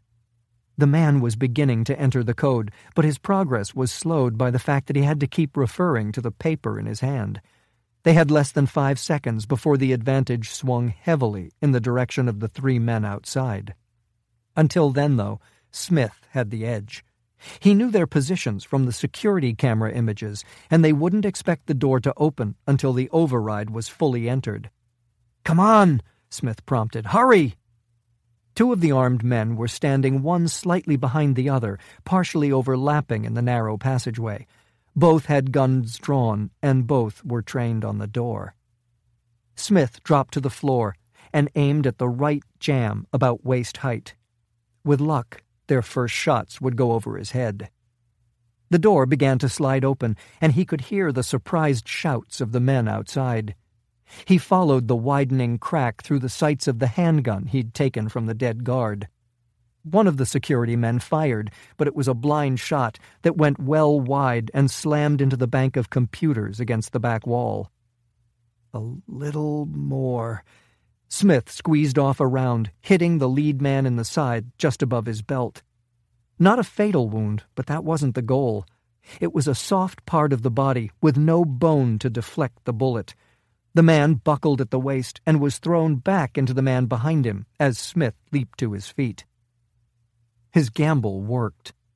The bullet passed right through and hit the man behind, interrupting his aim and sending a bullet hissing past Smith's right ear. He ignored the sound, sprinting forward and firing at the 2 men struggling to stay on their feet. He hit the front one in the chest and then slammed into them before pressing the SIG's barrel to the second man's forehead and squeezing the trigger. The back of the guard's skull sprayed across the dirt wall, and Smith spun, lining up on the man at the keypad. He'd dropped the piece of paper containing the access code and was going for his gun, but the barrel hadn't even cleared his leather shoulder holster when a round from Smith's weapon hit him in the face. Smith ran down the corridor, stopping just before it opened into the main cavern. It looked clear to the right, so he stepped out, holding his pistol in front of him with both hands. Takahashi was about 50 yards away, running toward the exit a hell of a lot faster than a man his age should have been able to. It was a relatively easy shot, made impossible by the trailing guard, who was directly in the line of fire. Smith squeezed off a round, and the man went down, ragdolling across the ground before coming to a stop on his back. The second man turned at the sound of the shot, returning fire accurately enough to force Smith to protect his eyes against the spray of dirt and shattered rock exploding from the wall next to him. The guard came to a full stop about 65 yards away and was walking his shots toward Smith as he concentrated on Takahashi's receding back. Again, though, the guard had put himself in a position to disrupt the line of sight to the fleeing soldier. A round passed just over Smith's head, and he was forced to duck back into the corridor. There was no time for this. He immediately moved back into the open and raised the pistol. Its dead owner had done a meticulous job of sighting it in, and Smith's first attempt spun the guard halfway around but didn't knock him down. Smith ran at him, covering the distance at a full sprint as the injured man struggled to stay on his feet. By the time the guard was able to raise his weapon, Smith was only about 10 yards out and easily put a round directly center of mass. The thud of the man's body hitting the ground was audible as Smith continued forward, eyes locked again on Takahashi as the soldier arrived at a small door adjacent to the main blast doors. He'd obviously taken the precaution of memorizing the override code, and a moment later the door slid open. Smith began emptying his gun in the man's direction. Takahashi turned sideways to present the smallest target profile possible and slipped through the gap into the exterior cavern. "No!" Smith shouted, trying to will his legs to pump faster. His injuries made it impossible for him to get in a full breath, and his vision was starting to swim as the door began to close again. He was a good 2 seconds too slow, and instead of passing through, he hit it, still running full speed. The pain in his back flared, and he dropped to the ground just as a series of rounds slammed into the wall above him. Smith rolled to his stomach and saw the men coming his way. All were armed, and this time there were more than 3. This time he counted 9. They were running in a tight group, creating an easy target. He took out 2 in quick succession, thinking it would cause the others to scatter, but that didn't happen. They just kept racing straight at him. He squeezed the trigger again, but the magazine was empty. Smith unzipped the front of his jumpsuit and went for the Glock. They were too close for him to stop them all, but at least he could take a few with him. Maybe it was best this way. The death they planned for him would be a lot quicker than the radiation, and a lot more pleasant than living with the knowledge that he'd failed to prevent the murder of tens of millions of innocent people. There was a quiet hissing behind him, and he glanced back to see the door sliding open again. It took him a moment to process what had happened, but when he did, a thin smile spread across his face. "Ito, you beautiful son of a bitch." The men in front of him were only seconds from overrunning his position, a few firing wildly in his direction, hoping to get lucky. The Glock was sighted in just as meticulously as the SIG, and the lead man went down, slowing the group's progress as they were forced to leap over their fallen comrade. Smith slithered backward and wasn't quite through when the door reversed itself. He put a hand against the cavern wall and shoved, barely getting his head clear before it closed. The dull thud of men hitting the other side was audible as he rolled onto his back and gulped at the cool air. A moment later, that sound was replaced by the far less comforting roar of an engine starting up. Struggling to his knees, he squinted into the sun coming from the cavern entrance. An open jeep was racing toward the light, with a familiar outline hunched over the wheel. Masao Takahashi. Smith got to his feet and started running again, but he couldn't manage anything more than a staggering jog. His broken ribs were preventing him from taking in full breaths, and he'd used up the last of his adrenaline. All he could do was watch helplessly as the jeep disappeared. He was about 40 yards from the cavern entrance when he spotted a human outline slip into view. Smith dived to the ground just as the man opened up with a submachine gun. The shooter's eyes were adjusted to the bright sunlight, so instead of trying to aim, he just hosed the place down. Smith rested the butt of the Glock in the dirt to try to isolate it from his heaving chest. The gun jerked in his grip, but the man kept firing. Smith lined up again and squeezed the trigger, this time forcing himself to hold his breath despite desperately needing oxygen. The assault rifle kept sparking, but the position of the barrel faltered and finally dropped, kicking up a cloud of dust as the rounds pounded the ground. A moment later, the man was down. Smith tried to stand, but only made it to his knees before he collapsed. He lay there on his stomach, choking quietly on the dust until the burning in his lungs and limbs started to subside. Finally, he pushed himself to his feet and lurched forward. He had to get to a phone. He had to talk to Klein. Chapter 60. Northeastern Japan. Randi Russell's eyes snapped open, but she couldn't see much. Just spinning green, set to the soundtrack of the ringing in her ears. She remained completely motionless, moderating her breathing to the point that it was completely inaudible and picking a fixed point to stare at. Slowly, the spinning stopped, but the ringing persisted with enough intensity to make her virtually deaf. Were the projectiles gone, or were they all around her, waiting for any sign of motion that they could target? She moved only her eyes, finding nothing but dense foliage intermittently broken by a darkening sky. The slope she'd cartwheeled down was to her left, and the river was maybe another 50 yards downslope to her right. She was in a fair amount of pain, but none of it was localized in a way that suggested serious injury, just the depressingly familiar feeling of having spent half an hour in a clothes dryer with a bunch of bowling balls. She lay like that for a few more minutes. trying to find any sign of the things that had killed Vanya and chased her into the canyon. Soon, though, thoughts of her team and Wilson's students began to overwhelm her. What had happened to them? Were any still alive? Did they need her help? Lying there was pointless, she concluded. She didn't know anything about the weapon that had been used against her. It might key on motion, but it could just as easily track heat or the shape of human outlines. The more interesting question was, did it just search for targets until it ran out of fuel, or could it power down and lie in wait? In the end, there was only one way to find out. Randi grabbed a tree branch and used it to pull herself into a sitting position. She was in no condition to run, and there was nowhere to go anyway, so she just sat there for a moment, waiting. Nothing. "Report," she said into her throat mic, but got no response. Finally, she risked standing. Miraculously, the damage to her body was limited to countless scrapes and gashes peeking out from tears in her clothing. Most of them had clotted, and the shadows were lengthening, suggesting she'd been unconscious for the better part of an hour. Too long. Randi started back up the slope, using the trees and bushes to help propel her along the steep grade.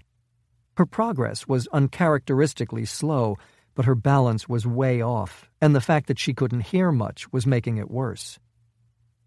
It took 15 minutes to cover the ground she'd careened down in only a few seconds, and she finally stopped just below the canyon's lip. Crouched beneath a tree, she looked for any sign of danger or life. There was nothing, though, just a light breeze rattling the leaves. "Randi." She spun, snatching a rock from the ground since she hadn't been able to find the gun she'd dropped. "Stop! It's me!" Eric Ivers had prudently chosen to put a solid 5 feet between them before calling out. Now, he crawled up next to her. "What the hell's wrong with you? I've been trying to get your attention for the last 5 minutes." She pointed to her ear, and he nodded his understanding. "You okay?" he said, bringing his mouth close to the side of her head in order to be heard. "Yeah, you?" "I've been better, but I'm still breathing." "Have you ever seen anything like those things?" "I've never even heard of anything like those things." "Why aren't we dead?" "I think I can answer that," he said. "I rolled about halfway down the canyon, and when I stopped, one of those goddamn things had me dead to rights. Nothing I could do, so I just laid there. Then the contrail disappeared, and it started to lose altitude." "It ran out of gas?" "That's what it looked like to me." "Did you pick it up? Do you have it?" "Unfortunately, yes," he said, pointing down. The projectile was lodged in his shin. "Shit," Randi said. "Can we get it out?" "I tried. It's barbed. The goddamn Japanese think of everything." "Okay, you wait here," Randi said. "Let me go scope things out." "Fuck that." She'd anticipated his response and wasn't prepared to argue. His wife was up there, and she wasn't responding to the radio. Randi crept forward, with Ivers right behind. Normal tactics seemed pointless. There was no way to provide each other cover from those things. Better to stay close, and maybe one of them could draw fire while the other went for another ride down the canyon.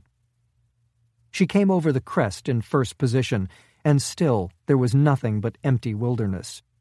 They angled left, stopping every few seconds for Ivers to listen for the telltale hiss of the projectile's engines. Finally, they came upon the digger, and Randi felt the breath catch in her chest. She'd lost people before, more than she wanted to remember. The difference was that they were all pros who had signed on of their own free will. This was very different. She stood straight and walked toward the shredded bodies of Wilson and his students. Not a single one was even worth crouching down and checking for a pulse. Their dead eyes stared accusingly at her, and the weight of those stares left her bracing herself against the blood-spattered tunneling machine. After a few moments, Randi started in the direction Ivers had gone, no longer concerned about the projectiles or anything else Takahashi could throw at her. The team she'd put together was down. A bunch of innocent kids were dead. And pretty soon, that genocidal maniac was going to go on a rampage through the most populous country in the world. Yet she kept on breathing. It was her greatest talent. Sometimes she wondered if it was her only talent. Reiji was lying face down, penetrated by no fewer than 4 of Takahashi's projectiles. Ivers was up another 20 yards, kneeling over his dead wife. Randi gave him a wide berth. What could she possibly do? What could she say? Instead, she headed for the table they'd been using as a command center. The secure satellite link was undamaged, and she put the headset on, opening an encrypted channel to Fred Klein. "Go ahead," said the familiar voice. "We're shut down. "Casualties?" 2 survivors, including me. "The professor and his Gone." "Understood. I have an extraction team on alert at the Okinawa Air Base. They'll be in the air in—" "No. I don't know what we're dealing with, and I'm not going to put any more of our people in the line of fire. Eric and I will find our way home by ourselves." Chapter 61. Outside Tokyo, Japan. General Masao Takahashi sat silently in the back of the limousine as his driver weaved through the small private airport. It had been 3 hours since he'd been chased from his own facility by the American and the traitor, Hideki Ito. Communications had been lost, and according to the team he'd sent to the site, the blast doors were sealed. With no signs of life inside, and exterior radiation levels well above normal, it appeared that the emergency sterilization protocol had been carried out. Takahashi glanced down at his briefcase, confirming once again that it was resting safely on the seat next to him. The 2 canisters inside were all that was left of the weapon. Its creator was dead, the development facility would be uninhabitable for 1,000 years, and the 14 other canisters had been irradiated. It didn't matter, though. Ito and the American had failed. While the destruction of China's infrastructure would be slower and more haphazard than he had planned, it would be just as complete.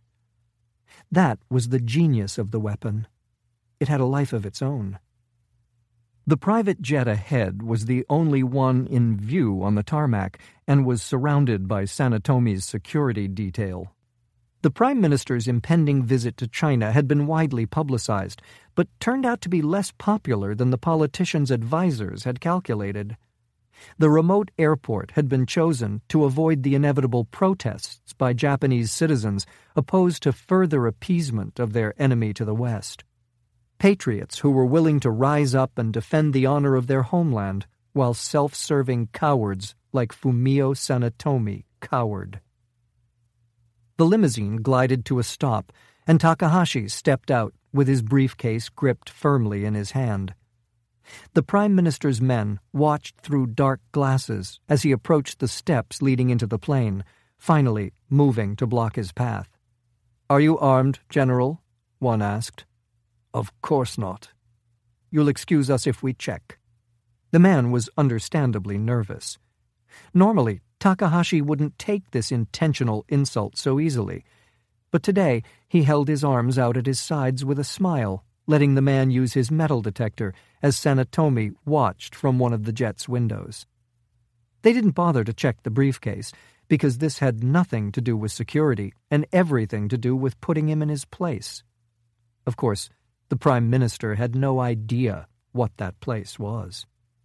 When the infantile display of power was over, Takahashi entered the plane and walked immediately to the back. "Sit," Prime Minister Sanetomi said. The old soldier took a place across a small table and laid his briefcase on top of it. "In a few hours we'll be landing at President Yandong's retreat," Sanetomi said. "During our time there, you will speak only when spoken to, and your responses will be short, respectful, and contrite. You do not represent Japan, and you will not take part in any discussions of policy or our relationship with the Chinese. Am I understood?" "Very clearly," Takahashi said. "But if this is the case, may I ask why I'm being included on this excursion?" "In order to publicly apologize for your aggressive behavior and to offer your resignation as head of our self-defense forces." "I see," Takahashi said, looking out the window as they taxied toward the runway. The security detail was already packing up and moving toward an SUV parked nearby. 4 more guards were on the plane, 1 sitting near the cockpit, and 3 more strapped in mid-fuselage.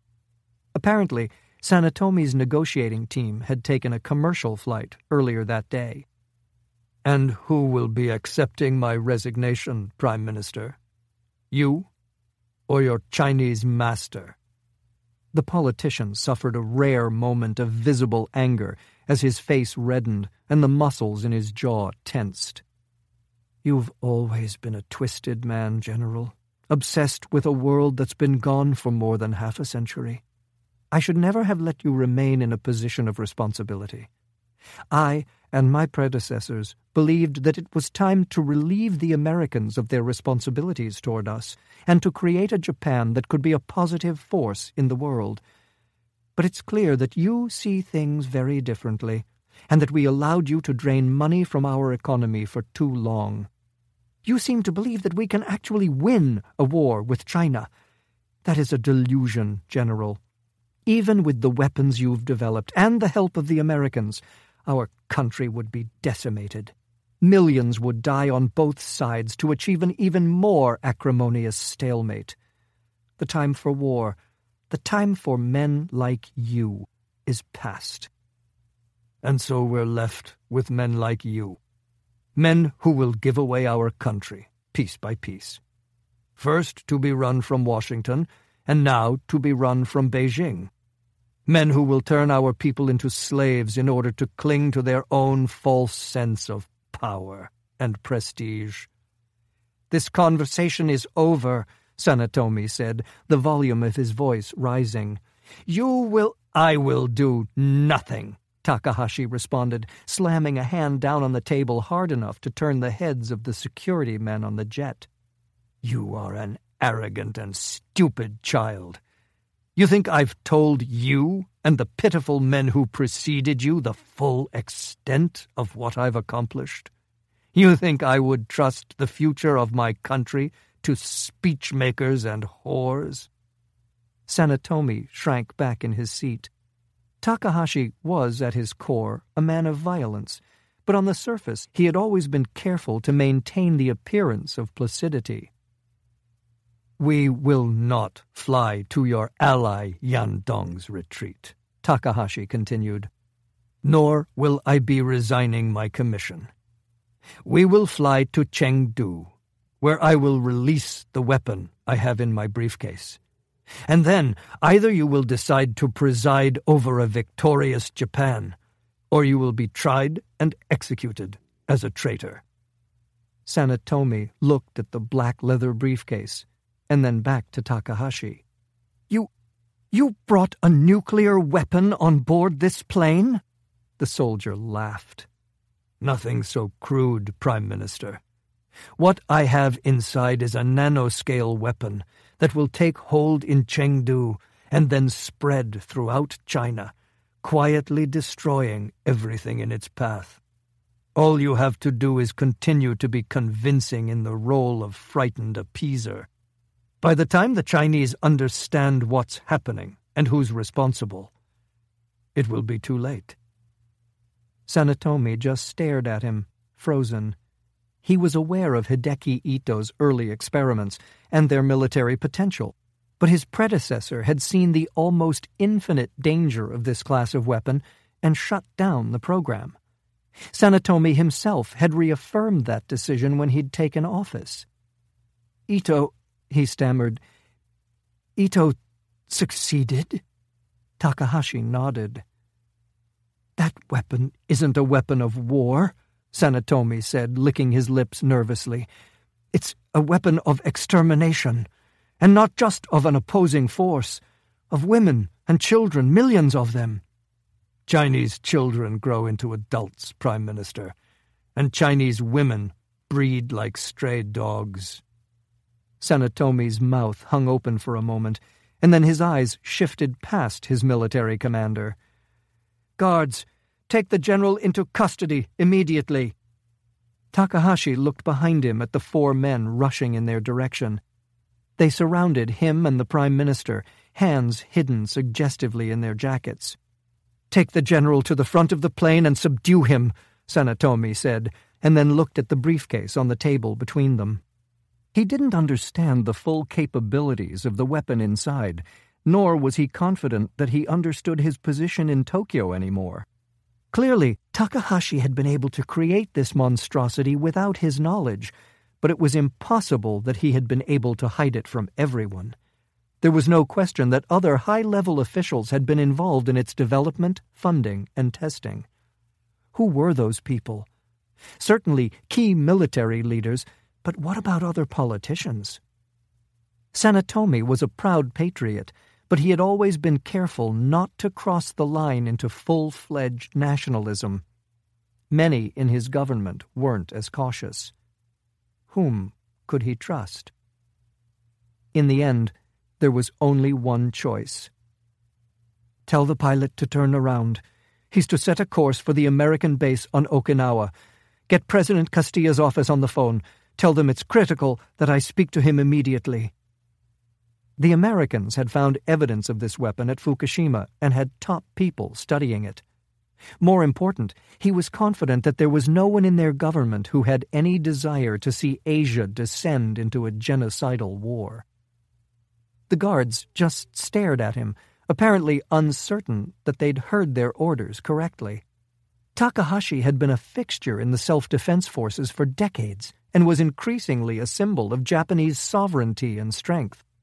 "You heard me," Sanetomi growled. "Do it, now!" The security man next to him seemed to wake from his stupor and pulled a gun from his jacket. Probably unnecessary, in light of their superior numbers and Takahashi's age, but it would be hard not to take pleasure in seeing the man secured to a seat with a gun to his head. The guard moved his pistol toward an almost preternaturally calm Takahashi, but at the last moment swung it in the direction of the guard next to him. The sound of the shot was deafening in the confines of the small jet, and warm blood was flung across Sanetomi's cheek.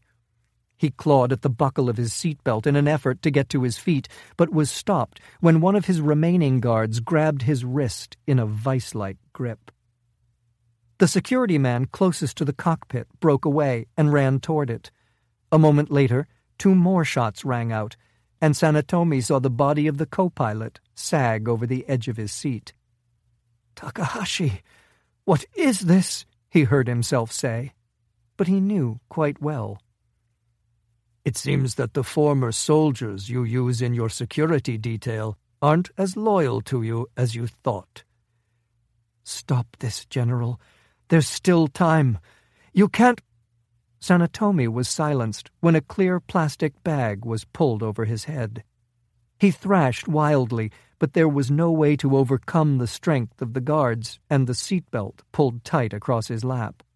Finally, he went still, staring at Takahashi through the fogging plastic as his vision began to swim from lack of oxygen. Takahashi returned his stare for a moment before twisting in his seat to shout to the guard who had taken control of the plane. "Contact the Chinese and tell them that we believe the Prime Minister has had a heart attack and request permission to divert to Chengdu in order to get him medical attention." The world around Sanetomi began to go dark, but he wouldn't allow himself to start fighting again. It would be futile, and he refused to give the man casually watching him die the satisfaction. He forced his expression into a mask, giving away none of the fear he felt. For the Japanese people, for his family, for the horrors that Takahashi would soon unleash on China and the world. It was his responsibility, his fault, for not seeing what was happening in time to stop it. And for that, he deserved to die. Chapter 62. Kadena Air Base, Okinawa. The helicopter touched down about 25 yards from the hangar. Jon Smith immediately jumped out, running crouched toward the base commander, who was trying to stay clear of the powerful rotor wash. "Colonel Smith," he yelled in a heavy southern drawl as they shook hands. "Steve Barron." "Nice to meet you, sir. Have you been briefed?" Barron put a hand on his back and led him toward the hangar as the chopper started to lift off again. "I'm not sure I'd call it a briefing, but we're ready for you. And I'm real anxious to hear what the hell all this is about." When they entered through the massive doors, Smith found a group of men sitting in front of an easel containing a map of China. Next to the easel was something much more intriguing, a warhead about 1.5 feet in diameter and a yard long, resting on a wheeled cart. It had a new coat of paint, though beneath it bubbles suggesting rust could be seen. Not surprising for a weapon that had been retired when he was still in grade school. Smith had to admit that he'd had doubts when he asked Klein to track down the warhead, but the man had once again come through. It was hard to believe that the only hope they had to stop the most advanced weapon ever developed was this dilapidated Cold War relic. With one exception, the men were wearing flight suits similar to the one he'd been given, though theirs included insignias, denoting name and rank. The exception was a craggy-looking man in mechanic's coveralls. They all stood and saluted, but Smith didn't return the salute, instead walking past them to stand next to the map. While Barron knew who he was and undoubtedly assumed he was working for military intelligence, it was better to remain anonymous to the others. "You can call me John," Smith said, making eye contact with the men in front of him. Barron had been personally ordered by the chairman of the Joint Chiefs to put together the best men the 18th Fighter Wing had to offer, and Smith had to admit they were an impressive crew. Whether it would be enough to prevent the greatest genocide in human history, though, remained to be seen. He patted the warhead with his right hand and then pointed to the man in coveralls. "Where do you stand on getting this thing loaded underneath a plane?" The man rose, looking more than a little uncomfortable. "Sir, that thing's an antique, and the best thing we've got to carry it is a 2-seater F-15 trainer that wasn't designed for it." "I don't want to hear problems," Smith said. "I want to hear solutions." "Understood, sir. I'm going to get it done for you, but it ain't going to be pretty. My guys are rigging up something in place of one of the fuel tanks, and there are no onboard systems to release it, so we're having to rig something up." "The only thing I'm interested in is if it's going to work." "It'll work. You've got my word on that, sir. But she's going to fly like a hog, and you aren't going to have any missiles." "What about the Gatling gun?" Smith said. "Yes, sir. The gun will be hot." "How much longer?" "We're making a few tweaks, and then we're going to do a third round of tests. We can have you in the air in 20 minutes. Make it 15. You're dismissed." The man slid out of the row and went for the warhead, pushing it toward the back of the hangar. Smith watched him go, not wanting to continue until he was out of earshot. "The Prime Minister of Japan is currently on his way to a diplomatic meeting in China. According to my sources, he entered Chinese airspace about 10 minutes ago. Our mission is simple. We're going to intercept his plane over an uninhabited area, and we're going to shoot it down. Missiles are strictly off-limits.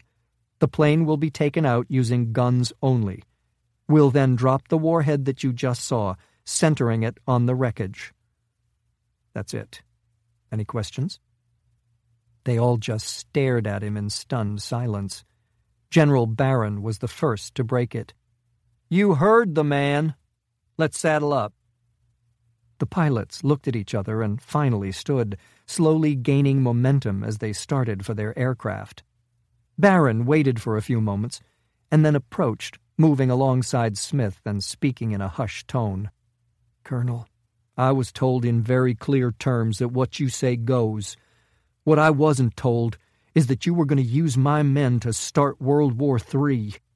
We're hoping to avoid that." "You're hoping to avoid that," Barron repeated with understandable incredulity. "Look, Colonel, I understand that all this is classified and that you're some kind of golden boy, but there are some questions I need to ask here." Smith frowned, but he didn't want to come down too hard on the man. He had an excellent reputation, and in his position, Smith would be looking for the same kind of assurances. "What questions, sir?" "Is the Prime Minister on that plane?" "Yes." "Do we have permission to fly over Chinese territory?" "No." The general let out a long breath. "That's what I was afraid of." "I'm sorry, Colonel, but I'm going to need confirmation of these orders." "Then I suggest you get on the horn, sir, because, make no mistake, in less than 20 minutes, we will be in the air." Chapter 63. Over Eastern China. "You have penetrated our air defense zone and are approaching Chinese territory," a heavily accented voice stated over the speakers in Smith's helmet. "Reverse course immediately." He squinted through the canopy at the F-15s escorting him. The sun was still an hour from setting, creating a blinding glare in the sky to the west. The pilot in front of him was holding the plane steady, but it seemed to take a fair amount of effort due to the modifications made back at the base. Below, the East China Sea glittered with tiny whitecaps, reminding him that they hadn't yet reached the point of no return. It was close, though. The jutting shoreline of mainland China was visible ahead in the distance. "This is Commander Jones of the 18th Fighter Wing," Smith said, picking a random alias and speaking into his radio microphone. "Our aircraft has suffered a computer failure and I'm unable to turn. We're rebooting and expect to have the problem corrected soon." When the Chinese Air Force man came back on, he seemed to have not heard the admittedly lame excuse. "Do not cross into Chinese territory. Commander, I repeat, do not cross into Chinese territory." "We may not have any choice," Smith said, trying to stall the Chinese military's response as long as possible. "We're doing everything we can. Please contact General Barron at Kadena for confirmation." There was no response this time, and Smith decided to take it as a positive sign that the Chinese were running it up the chain of command. With a little luck, they'd contact Barron, and he would tell them the exact same thing in the slowest possible way. Every second he could give them might be the difference between success and failure. "ETA?" Smith asked the pilot. 31 minutes to intercept, 3 minutes to incursion into Chinese territory." Smith nodded to himself and again wondered exactly what orders the pilot had been given. General Barron had never reappeared, and it seemed likely that he was still trying to get confirmation of Smith's authority. Had he told his pilots to hold in international airspace until he gave them direct authorization to continue? Smith ran his fingers over his sidearm. If so, things were going to get real interesting, real fast. For once, luck was with him, and Barron's voice crackled to life over an encrypted frequency. "I have just spoken personally to the President, and I'd like to quote him directly. If you see Jesus Christ himself coming out of the sky in a fiery chariot, and John tells you to fire on him, you will do so without hesitation. Are those orders crystal clear?"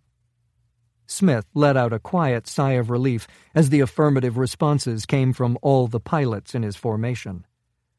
A moment ago, there had been 1,000 things that could go wrong with this particular Hail Mary. Only 999 left. "Are we aware of any Chinese response yet?" Smith said. "It looks like they're scrambling fighters for an intercept, but we're still trying to solidify the intel on that. My Chinese counterpart is trying to reach me through back channels, but I'm under orders not to respond to him." Understood. The President and Klein would undoubtedly be trying to work through this at much higher levels. "I'll update you as soon as we get any information you can use, John. In the meantime, good luck." "Contact. 10 bogies closing fast from the south." The voice coming over the radio was expected, but Smith still felt a jolt of adrenaline. It hadn't taken General Barron long to confirm that the Chinese Air Force wasn't going to take this lying down. With the escalating tensions throughout Asia, a sudden incursion by an ostensibly crippled U.S. aircraft and its escorts would seem more than a little suspicious. "What's the plan, John?" his pilot said. This was no time for hesitation, but Smith was having a hard time giving the order. The Chinese were understandably frightened by this invasion of their airspace, just as the Americans would be if the shoe was on the other foot. But deep down, they'd be finding it hard to believe that the United States would unilaterally attack the second-largest military in the world with a handful of F-15s. It was unlikely that their pilots were authorized to take offensive action, and the Chinese didn't sneeze without authorization. "Sir?" the pilot prompted, but Smith still didn't speak. There were hundreds of millions of lives at stake, but this still felt like murder. He would never be able to wash the blood off his hands, the blood of honorable men defending their country. "ETA to the Prime Minister's plane?" "Just under 5 minutes, sir." Smith looked down at the dead landscape thousands of feet below. There was nothing for hundreds of miles in any direction. It was exactly what he'd hoped for, exactly what he needed. "American aircraft," said an accented voice over his earphones. "Turn around immediately and prepare to be escorted out of Chinese territory." There was no more time. Smith switched his radio to communicate with all 6 pilots under his command. "Take 'em out." The 2 seconds of silence that ensued seemed excruciatingly long. "Sir, would you repeat that order?" "We have the element of surprise, but it isn't going to last. Take as many of them out as possible with the initial attack. We'll continue on to intercept the Prime Minister's plane. The rest of you keep the surviving Chinese fighters off us at all costs. Is that clear? There are no other considerations. Keep them off us at all costs." Chapter 64. Oval Office, Washington, D.C., USA.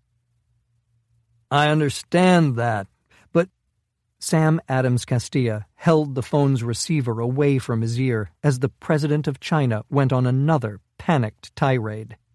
His English wasn't bad, but tinged with hysteria, it was hard to follow everything he said. Not that the details mattered. The bottom line was that there were 6 American F-15s over his country, with Chinese fighters nearing intercept. And Castilla hadn't even gotten to the bad news yet. "Mr. President, we need to—" Yan Dong just kept talking over him, demanding that the aircraft reverse course immediately, railing against the absurdity of the disabled flight computer story and projecting the impending devastation that would be the result of a war between their nations. General Keith Morrison, the chairman of the Joint Chiefs, was the only other man in the room. He was sitting in one of the chairs in front of Castilla's desk, talking quietly into a secure phone. After a moment, he stood and wrote upside down on a legal pad in front of the president. 4 minutes, 30 seconds. It was the countdown to when the 2 groups of fighters would come within weapons range, to when the world could potentially change forever. "Mr. President," Castilla shouted at the top of his lungs, "let me speak, damn it!" Yan Dong fell into a stunned silence just as a Secret Service man burst through the door with his gun drawn. He retreated when Keith Morrison waved him off. "Mr. President," Castilla said, moderating his tone, "the aircraft is not disabled. I want to tell you exactly what's happening and why. Please, sir, let me fully explain the situation to you before it's too late." The silence on the other end of the line extended for a few seconds. Finally, Yan Dong spoke.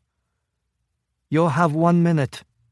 It seemed like an arbitrary deadline to avert one of the worst humanitarian disasters in history, but he'd have to work with it. Castilla looked again at the numbers Morrison had written on the pad. Of course, he wasn't going to tell his Chinese counterpart the full, unvarnished truth. Instead, he'd use the cocktail of facts, diversions, and lies that Fred Klein had come up with. When it came to this kind of thing, Klein was the best who ever lived. Masao Takahashi has gone insane, Castilla said deliberately. We recently learned that he's developed a new kind of biological weapon and that he's planning on releasing it in China. This time, the screaming at the other end was completely unintelligible. Some was in Chinese and obviously not aimed at him. Castilla tried to stay calm, praying that he hadn't just opened the gates for a nuclear attack on Japan. President Yan Dong, let me finish. The shouting on the other end died down, and Castilla could hear the man's elevated breathing over the line. It was a good sign. Yan Dong was understandably scared, and scared people were usually looking for a way out. Unless they panicked, in which case everyone was screwed. General Morrison stood again and wrote 2 minutes, 30 seconds on the pad. Castilla ran a hand across his throat, signaling him to stop with the updates. The pressure was bad enough as it was. We believe that Prime Minister Sanetomi and his government are completely ignorant of Takahashi's plan. Is Takahashi on the plane with Sanetomi? Yan Dong interjected. Yes, but... And does Takahashi have the biological weapon with him? We believe he does. We also think it's likely that he's either subdued or murdered the Prime Minister. We have received a call from the plane saying that Sanetomi suffered a heart attack. We've approved rerouting to Chengdu. Castilla's jaw tightened. It made perfect sense. While the nanotech wasn't technically a biological weapon, it behaved almost exactly as if it were. Takahashi needed to unleash it in civilization for it to take hold. Yan Dong's rural retreat would be too isolated to ensure its spread. Mr. President, I have the U.S. Army's top microbiologist on one of those F-15s, with orders to shoot Sanetomi's plane down. You're going to shoot down the Japanese Prime Minister's plane? Yan Dong said, suspicion starting to overshadow the fear in his voice. Over Chinese territory? Those are the orders I've given, Castilla said, and then took a deep breath. There's more, though. My man's plane is also carrying an enhanced radiation weapon. A what? They're more commonly known as... Castilla winced as Keith Morrison looked on. Neutron bombs. You've flown a nuclear bomb into my country? Yan Dong shouted, followed by more yelling in Chinese. Mr. President, we don't know exactly what we're dealing with in regard to this genetically engineered disease. My man has recommended that the wreckage of the Prime Minister's plane be irradiated to make absolutely certain that the pathogen is killed and can't be picked up by the wind. He could hear more muffled shouts that he didn't understand, but this time he didn't interrupt. The carrier groups in the Pacific were all on high alert, and America's subs were converging on the Chinese coast. Morrison had moved the military to DEFCON 3 and was holding there so as not to add more fuel to the fire. The Secretary of State was in Japan, talking with the leaders in Sanetomi's government and trying to figure out just who the hell was in charge. Beyond that, there was nothing Castilla could do. His cards were on the table, and his only option now was to wait for Yan Dong to lay down his own hand. Chapter 65. Over Eastern China. As the 5 F-15s under his command broke off and started on a course to intercept the 10 Chinese Shenyang J-11s, Smith realized he was holding his breath, and that he couldn't seem to get it going again. In his helmet, he could hear the broken English of one of the Chinese pilots, warning them off. Undoubtedly, another was on the radio to their base, trying to get rules of engagement from a long, complex, and confused chain of command. For better or worse, Smith's people had no such issues. The buck stopped with him. General Barron was right about his pilots. They were flawless. They flew in perfect formation, holding until they were at the edge of missile range, and then all firing simultaneously. The moment the contrails became visible, They broke formation and went after the Chinese aircraft that hadn't been targeted. 4 of 5 missiles hit home, with the last passing over the top of one of the Chinese fighters as it dived desperately toward the ground. There were now 6 J-11s against the 5 Americans. Smith twisted in his seat, watching through the canopy while his pilot pushed the trainer's engines to the very edge. His combat career had been with the infantry and special forces, leaving him with a limited knowledge of aerial warfare. In the end, though, it seemed pretty much the same as the frenzied chaos of ground battles, just a hell of a lot faster and in 3 dimensions. It was impossible to pick out individual confrontations in something that looked like a swarm of bees crisscrossed with contrails. One of the F-15s took a series of rounds to its tail, but managed to stay on target and launch one of its missiles at the aircraft in front of it. The AIM-120 hit, but then the damaged American fighter lost control and went into a flat spin that wasn't recoverable. A fireball erupted to the east, too distant for Smith to tell whether the plane was one of his or one of theirs. A moment later, a Chinese aircraft broke from the melee and began streaking in their direction. "We've got an incoming plane," Smith said, twisting a bit more in his harness to keep his eyes on it. "I know," the pilot responded, but other than that, he didn't seem inclined to take any action at all. "Can we outrun it?" Smith said. "No way in hell, sir. We're too heavy, and your little toy is compromising our aerodynamics. Can we outmaneuver it?" "It's like flying a pig with wings, sir." And they were carrying no missiles, only the Gatling gun. "ETA to the target?" "About 2.5 minutes. It wasn't enough time. The Chinese fighter was coming up on them fast, and none of the F-15s was in a position to break away and engage it. His pilot rammed the stick forward, and Smith found himself pinned to the seat as they dived. The jet shook like it was going to come apart as the Chinese fighter swung in behind. Smith wanted to look back at the warplane hunting them, but the G-forces made it impossible. How close was it? Had it been able to match the ferocity of their dive? Did its pilot have a shot? His questions were answered a moment later, when the cockpit was filled with the dull screech of an alarm. The aircraft behind them had radar lock. Smith braced himself and managed to find enough leverage to turn slightly in his seat. Out of the corner of his eye, he could see the plane, only a few hundred yards back, using its superior maneuverability to counter their pathetic attempts to shake it. In the distance, he could see the contrails of the ongoing dogfight, but individual planes were impossible to make out. Smith faced forward again, staring blankly at the back of the pilot's seat. Did Takahashi know what was happening? Was he laughing while he watched the Chinese destroy their last hope? Smith's teeth were clenched so tightly that he could hear them grinding together in his head. He closed his eyes and waited, but nothing happened. He assumed that waiting helplessly to be incinerated had thrown off his ability to mark time, but eventually the seconds stretched out long enough to suggest that this wasn't it. Finally, he opened his eyes and twisted around. The plane was still there, lined up right behind them. "Why isn't he firing?" "I'm not sure, sir." "Could he have a weapons malfunction?" "Maybe, but I don't think so." They leveled out, and the J-11 disengaged, setting a course back to his comrades. The first thing that came to Smith's mind was that it was a trick. But to what end? That pilot could have killed them with the flip of a switch. Had Castilla managed to get through to his Chinese counterpart, convince him to pull back? Smith looked past the plane hurtling away from them and squinted at the dogfight still in progress.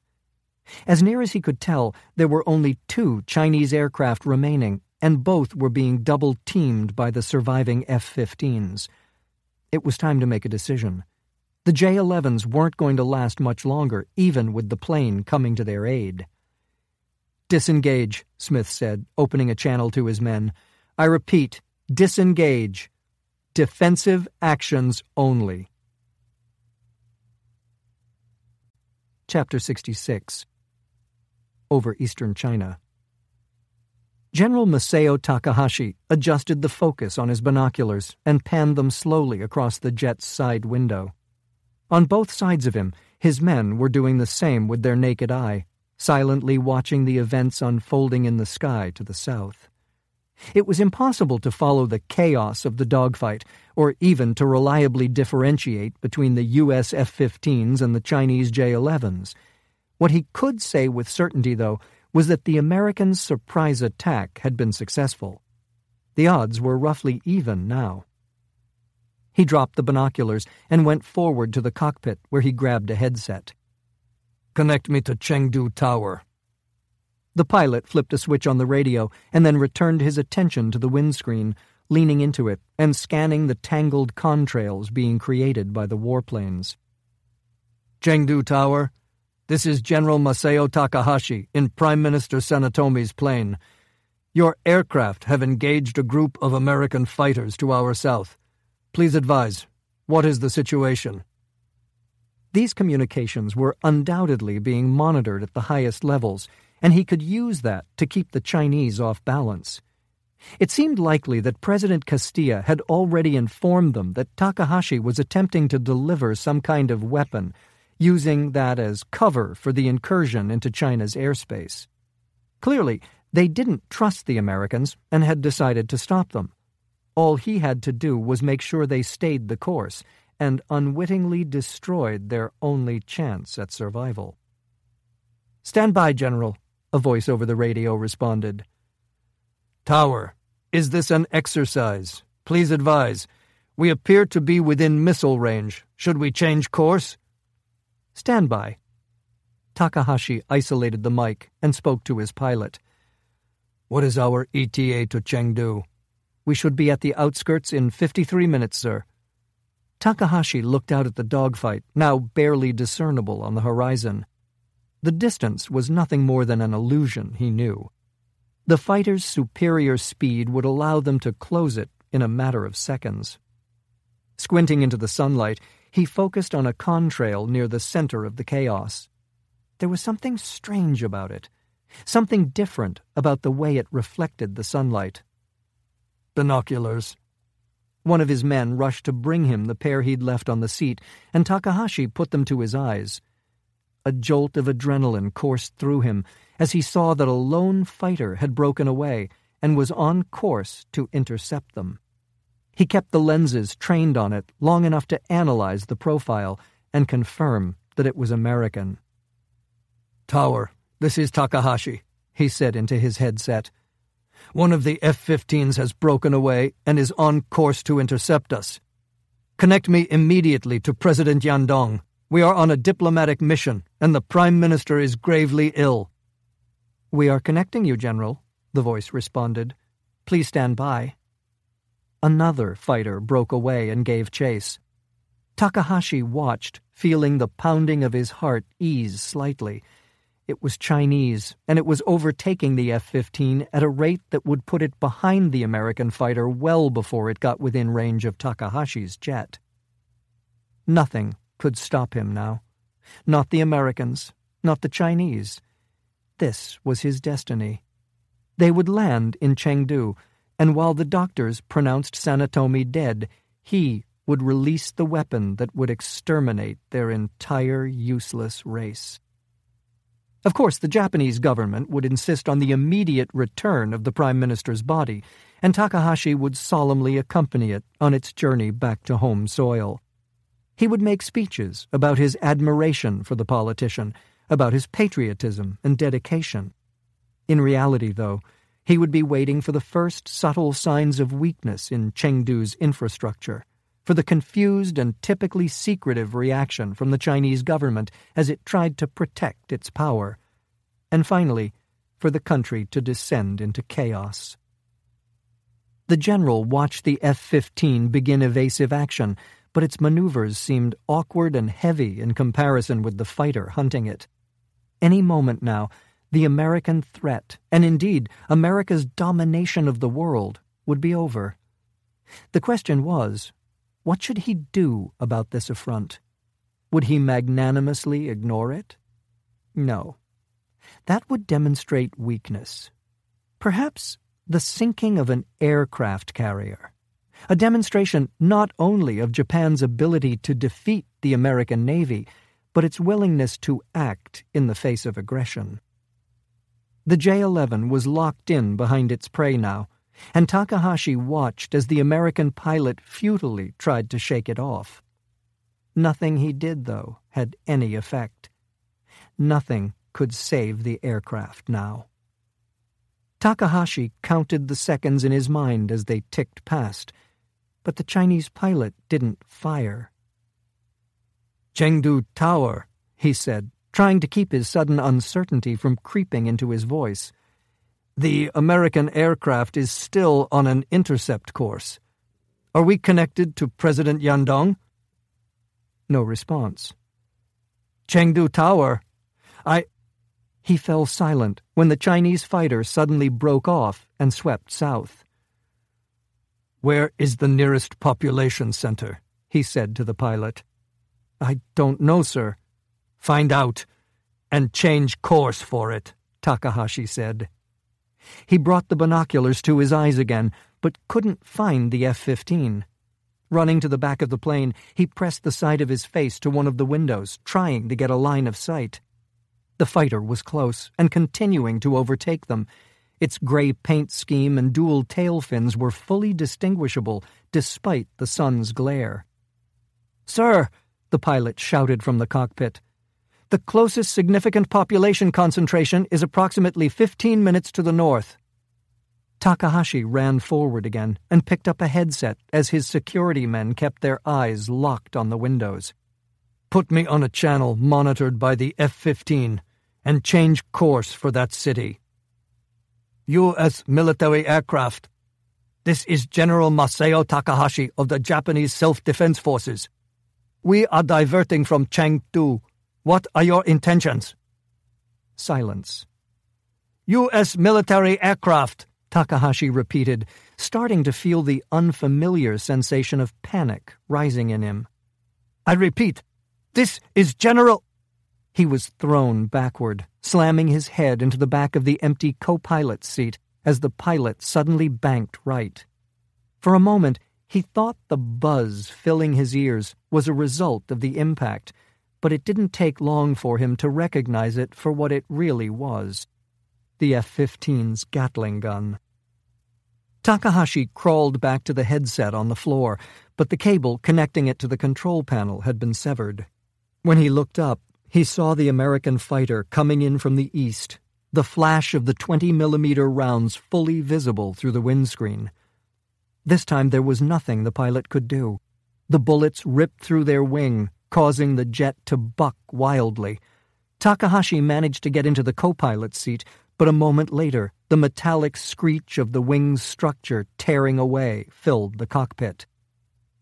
The jet lurched sideways, and Takahashi tried to get hold of the seat's harness as the whistle of air passing over the damaged aircraft grew deafening. The pilot wrestled with the stick for a moment, but then just gave up and allowed the plane to spin toward the earth. Brave dreams where possibilities spread. With every step, fears are shared in the journey ahead.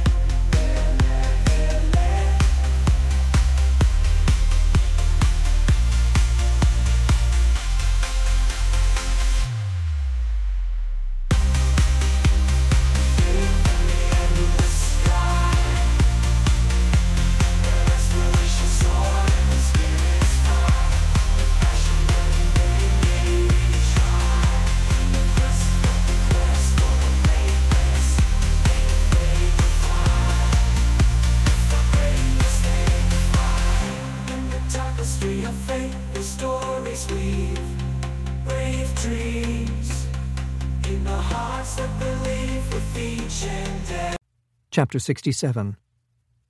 Over Eastern China. Their first pass had been unsuccessful due to Smith's insistence on micromanaging the targeted area. On the second, The pilot stitched a perfect line into the Japanese plane's wing. As they streaked by, Smith twisted in his seat to watch the aircraft lurch violently and then begin to cartwheel. "Swing around," he said, and the pilot arced the F-15 north, allowing them an uninterrupted view of the crippled plane as it dropped toward the empty landscape below. The wing finally gave way, leaving a trail of shredded metal in the sky. The fuselage held together until impact, thank God. The wreckage, and presumably Ito's weapon, remained confined to an area only a couple hundred yards in diameter. "Let's do it," Smith said. The pilot obliged by putting the plane into a dive, aiming at what was left of Sanetomi's plane. There was no way to maneuver the weapon they carried once it was away, forcing them to get dangerously close to the target. They only had one shot at this, and a miss, even a near one, wasn't an option. "On my mark, sir." Smith clutched the radio remote control in his hand. It looked like something better suited to a video game than dropping a thermonuclear weapon, but it was the best the mechanics back at Kadena had been able to come up with. If it worked the way they said it would, Ito's weapon would theoretically be annihilated. The blast radius of the weapon was relatively small, no more than 500 yards, with radiation strong enough to destroy the nanotech extending out another 2 miles. What could go wrong? Pretty much everything. The makeshift bomb release mechanism could jam.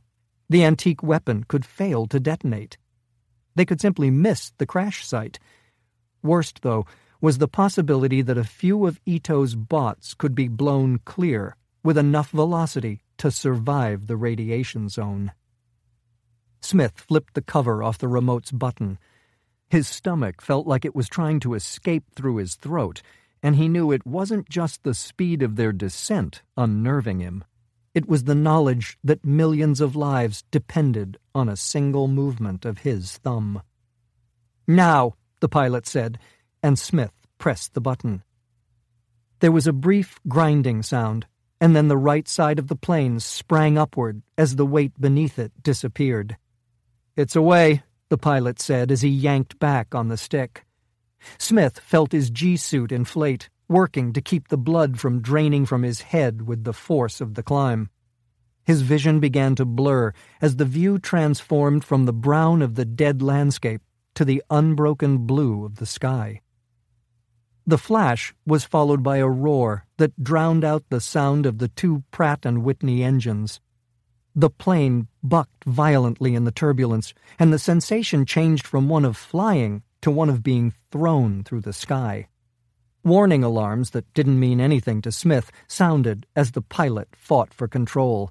The tail end of the aircraft pulled left, then right, and a moment later they were flipping end over end. The pilot continued to strain the engines, but they were useless in the air blast from the weapon. The G-forces subsided, as did the roar of the hot wind around them, but that was all Smith could be sure of as they continued to tumble. New alarms were added to the ones already sounding as more of the plane's systems failed. Finally, the engines sputtered out. In that moment, everything went strangely silent. There was nothing but the world spinning around them and the rhythmic thud of his own heartbeat. "We're not going to make it," the pilot said with admirable calm. "Good luck, sir." The canopy above Smith blew open, and he felt himself being ripped from the cockpit. The tail just missed him as the plane continued to go end over end. The pilot wasn't so lucky. The back of his ejection seat was struck, and both it and he were cut in two.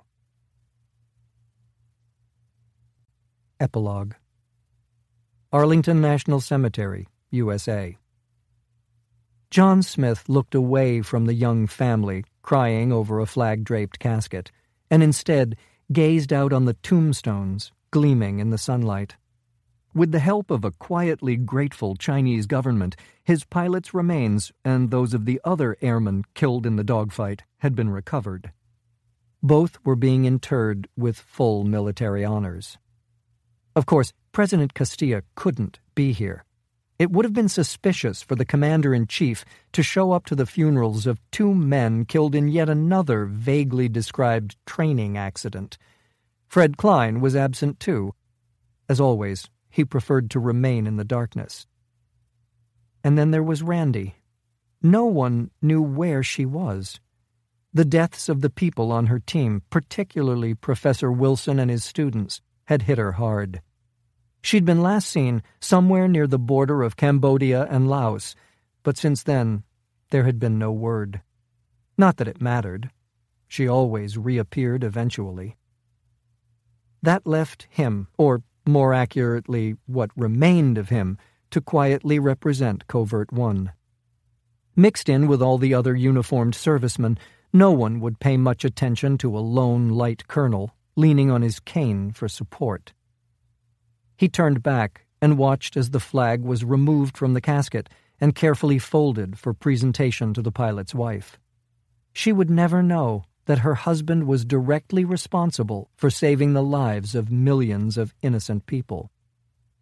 One day, many years from now, the incident would be declassified so that historians could write theses and argue about its finer points over stylish drinks in stylish bars. He hoped someone would also have the presence of mind to formally recognize the people who had died. In his estimation, it was worth a few taxpayer dollars. Until then, though, Klein's carefully laid plans for the cover-up were working. The crash of Prime Minister Sanetomi's plane had been explained away as a bird strike, and the inevitable demonstrations by Japanese and Chinese conspiracy theorists had been quickly broken up by their governments. Asian newspapers were now dominated by pictures of Sanetomi's successor, smiling and shaking hands with President Yandong. Everyone seemed to understand that the xenophobia angle had been pushed too far, and compromise was beginning to carry the day. Ito's facility was sealed off and would remain that way for centuries in order to let radiation levels subside. When the press noticed the rather uninteresting fact that Japan's nuclear storage facility had been abandoned, the government would provide a bland story about concerns over structural instability. Greg Maple was in China, searching desperately for any signs of Ito's nano-weapon in cooperation with Chinese scientists. So far, their luck was holding, and he'd come up empty. The Chinese had restricted the area of the neutron bomb blast for miles in every direction and were calling it an accident at an underground nuclear energy lab. Of course, the world was suspicious that it was an atomic weapons factory, but the fact that President Castilla was publicly backing the Chinese version of the story ensured that the controversy would blow over quickly. The only matter left to deal with was Takahashi's military. Prime Minister Sanetomi's successor had provided the United States unlimited access, and the commanders of the self-defense forces had little choice but to cooperate. It would take years to sort out what had been done, how it had been done, and what it would mean to the balance of power going forward. What really mattered, though, was that Ito's weapon appeared to be dead and gone. Smith was happy to let the details be handled by others. He and his people had already sacrificed enough. Despite the cool weather, a sweat broke across Smith's forehead, and he felt his stomach start to roll over. It was a sensation that had become depressingly familiar, and he had to concentrate to keep from vomiting. A few days ago, it was a battle he would have lost, but the intensity of the bouts was subsiding. The ceremony wrapped up, and Smith mixed in with the crowd as it dispersed, relying on his cane to keep him moving forward. The radiation sickness, brought about by his exposure at Ito's lab and at the neutron bomb detonation site, had been one of the most miserable experiences of his life. He'd been assured, though, that the acute effects would be behind him in less than a month. Of course, his chance of getting cancer as he aged had risen to near 100%, but he'd never really pictured a future of golf, rocking chairs, and sunny porches. A shallow grave and a bullet in the back of his head seemed a hell of a lot more likely. That left the hole in his shoulder blade and his mending ribs. He'd been given a 6-month leave to get his body back where it needed to be, and had already started the slow, painful process. His physical therapist, an unflaggingly enthusiastic young woman who appeared to be well shy of her 30th birthday, had assured him that one day soon he'd be back putting the hurt on the Special Forces operatives he ran with on weekends. Smith had to admit that he didn't share her confidence, but in an effort to get her to stop referring to him as Colonel Negativity, he'd decided to just follow her orders and try to enjoy the ride. This has been a Hachette audio production of Robert Ludlum's The Patriot Attack, a Covert-One novel. Written by Kyle Mills, read by Jeff Woodman. Produced by Christine M. Farrell. Recorded at Audio Media Production. Post-production by James Bennett. The Patriot Attack is also available in print and digital formats from Grand Central Publishing, a division of Hachette Book Group. Text copyright 2015 by Min Pin LLC. Audio production copyright 2015 Hachette Audio. All rights reserved. In accordance with the U.S. Copyright Act of 1976, the duplicating, uploading, and electronic sharing of any part of this audiobook without permission of the publisher constitutes unlawful piracy and theft of the author's intellectual property.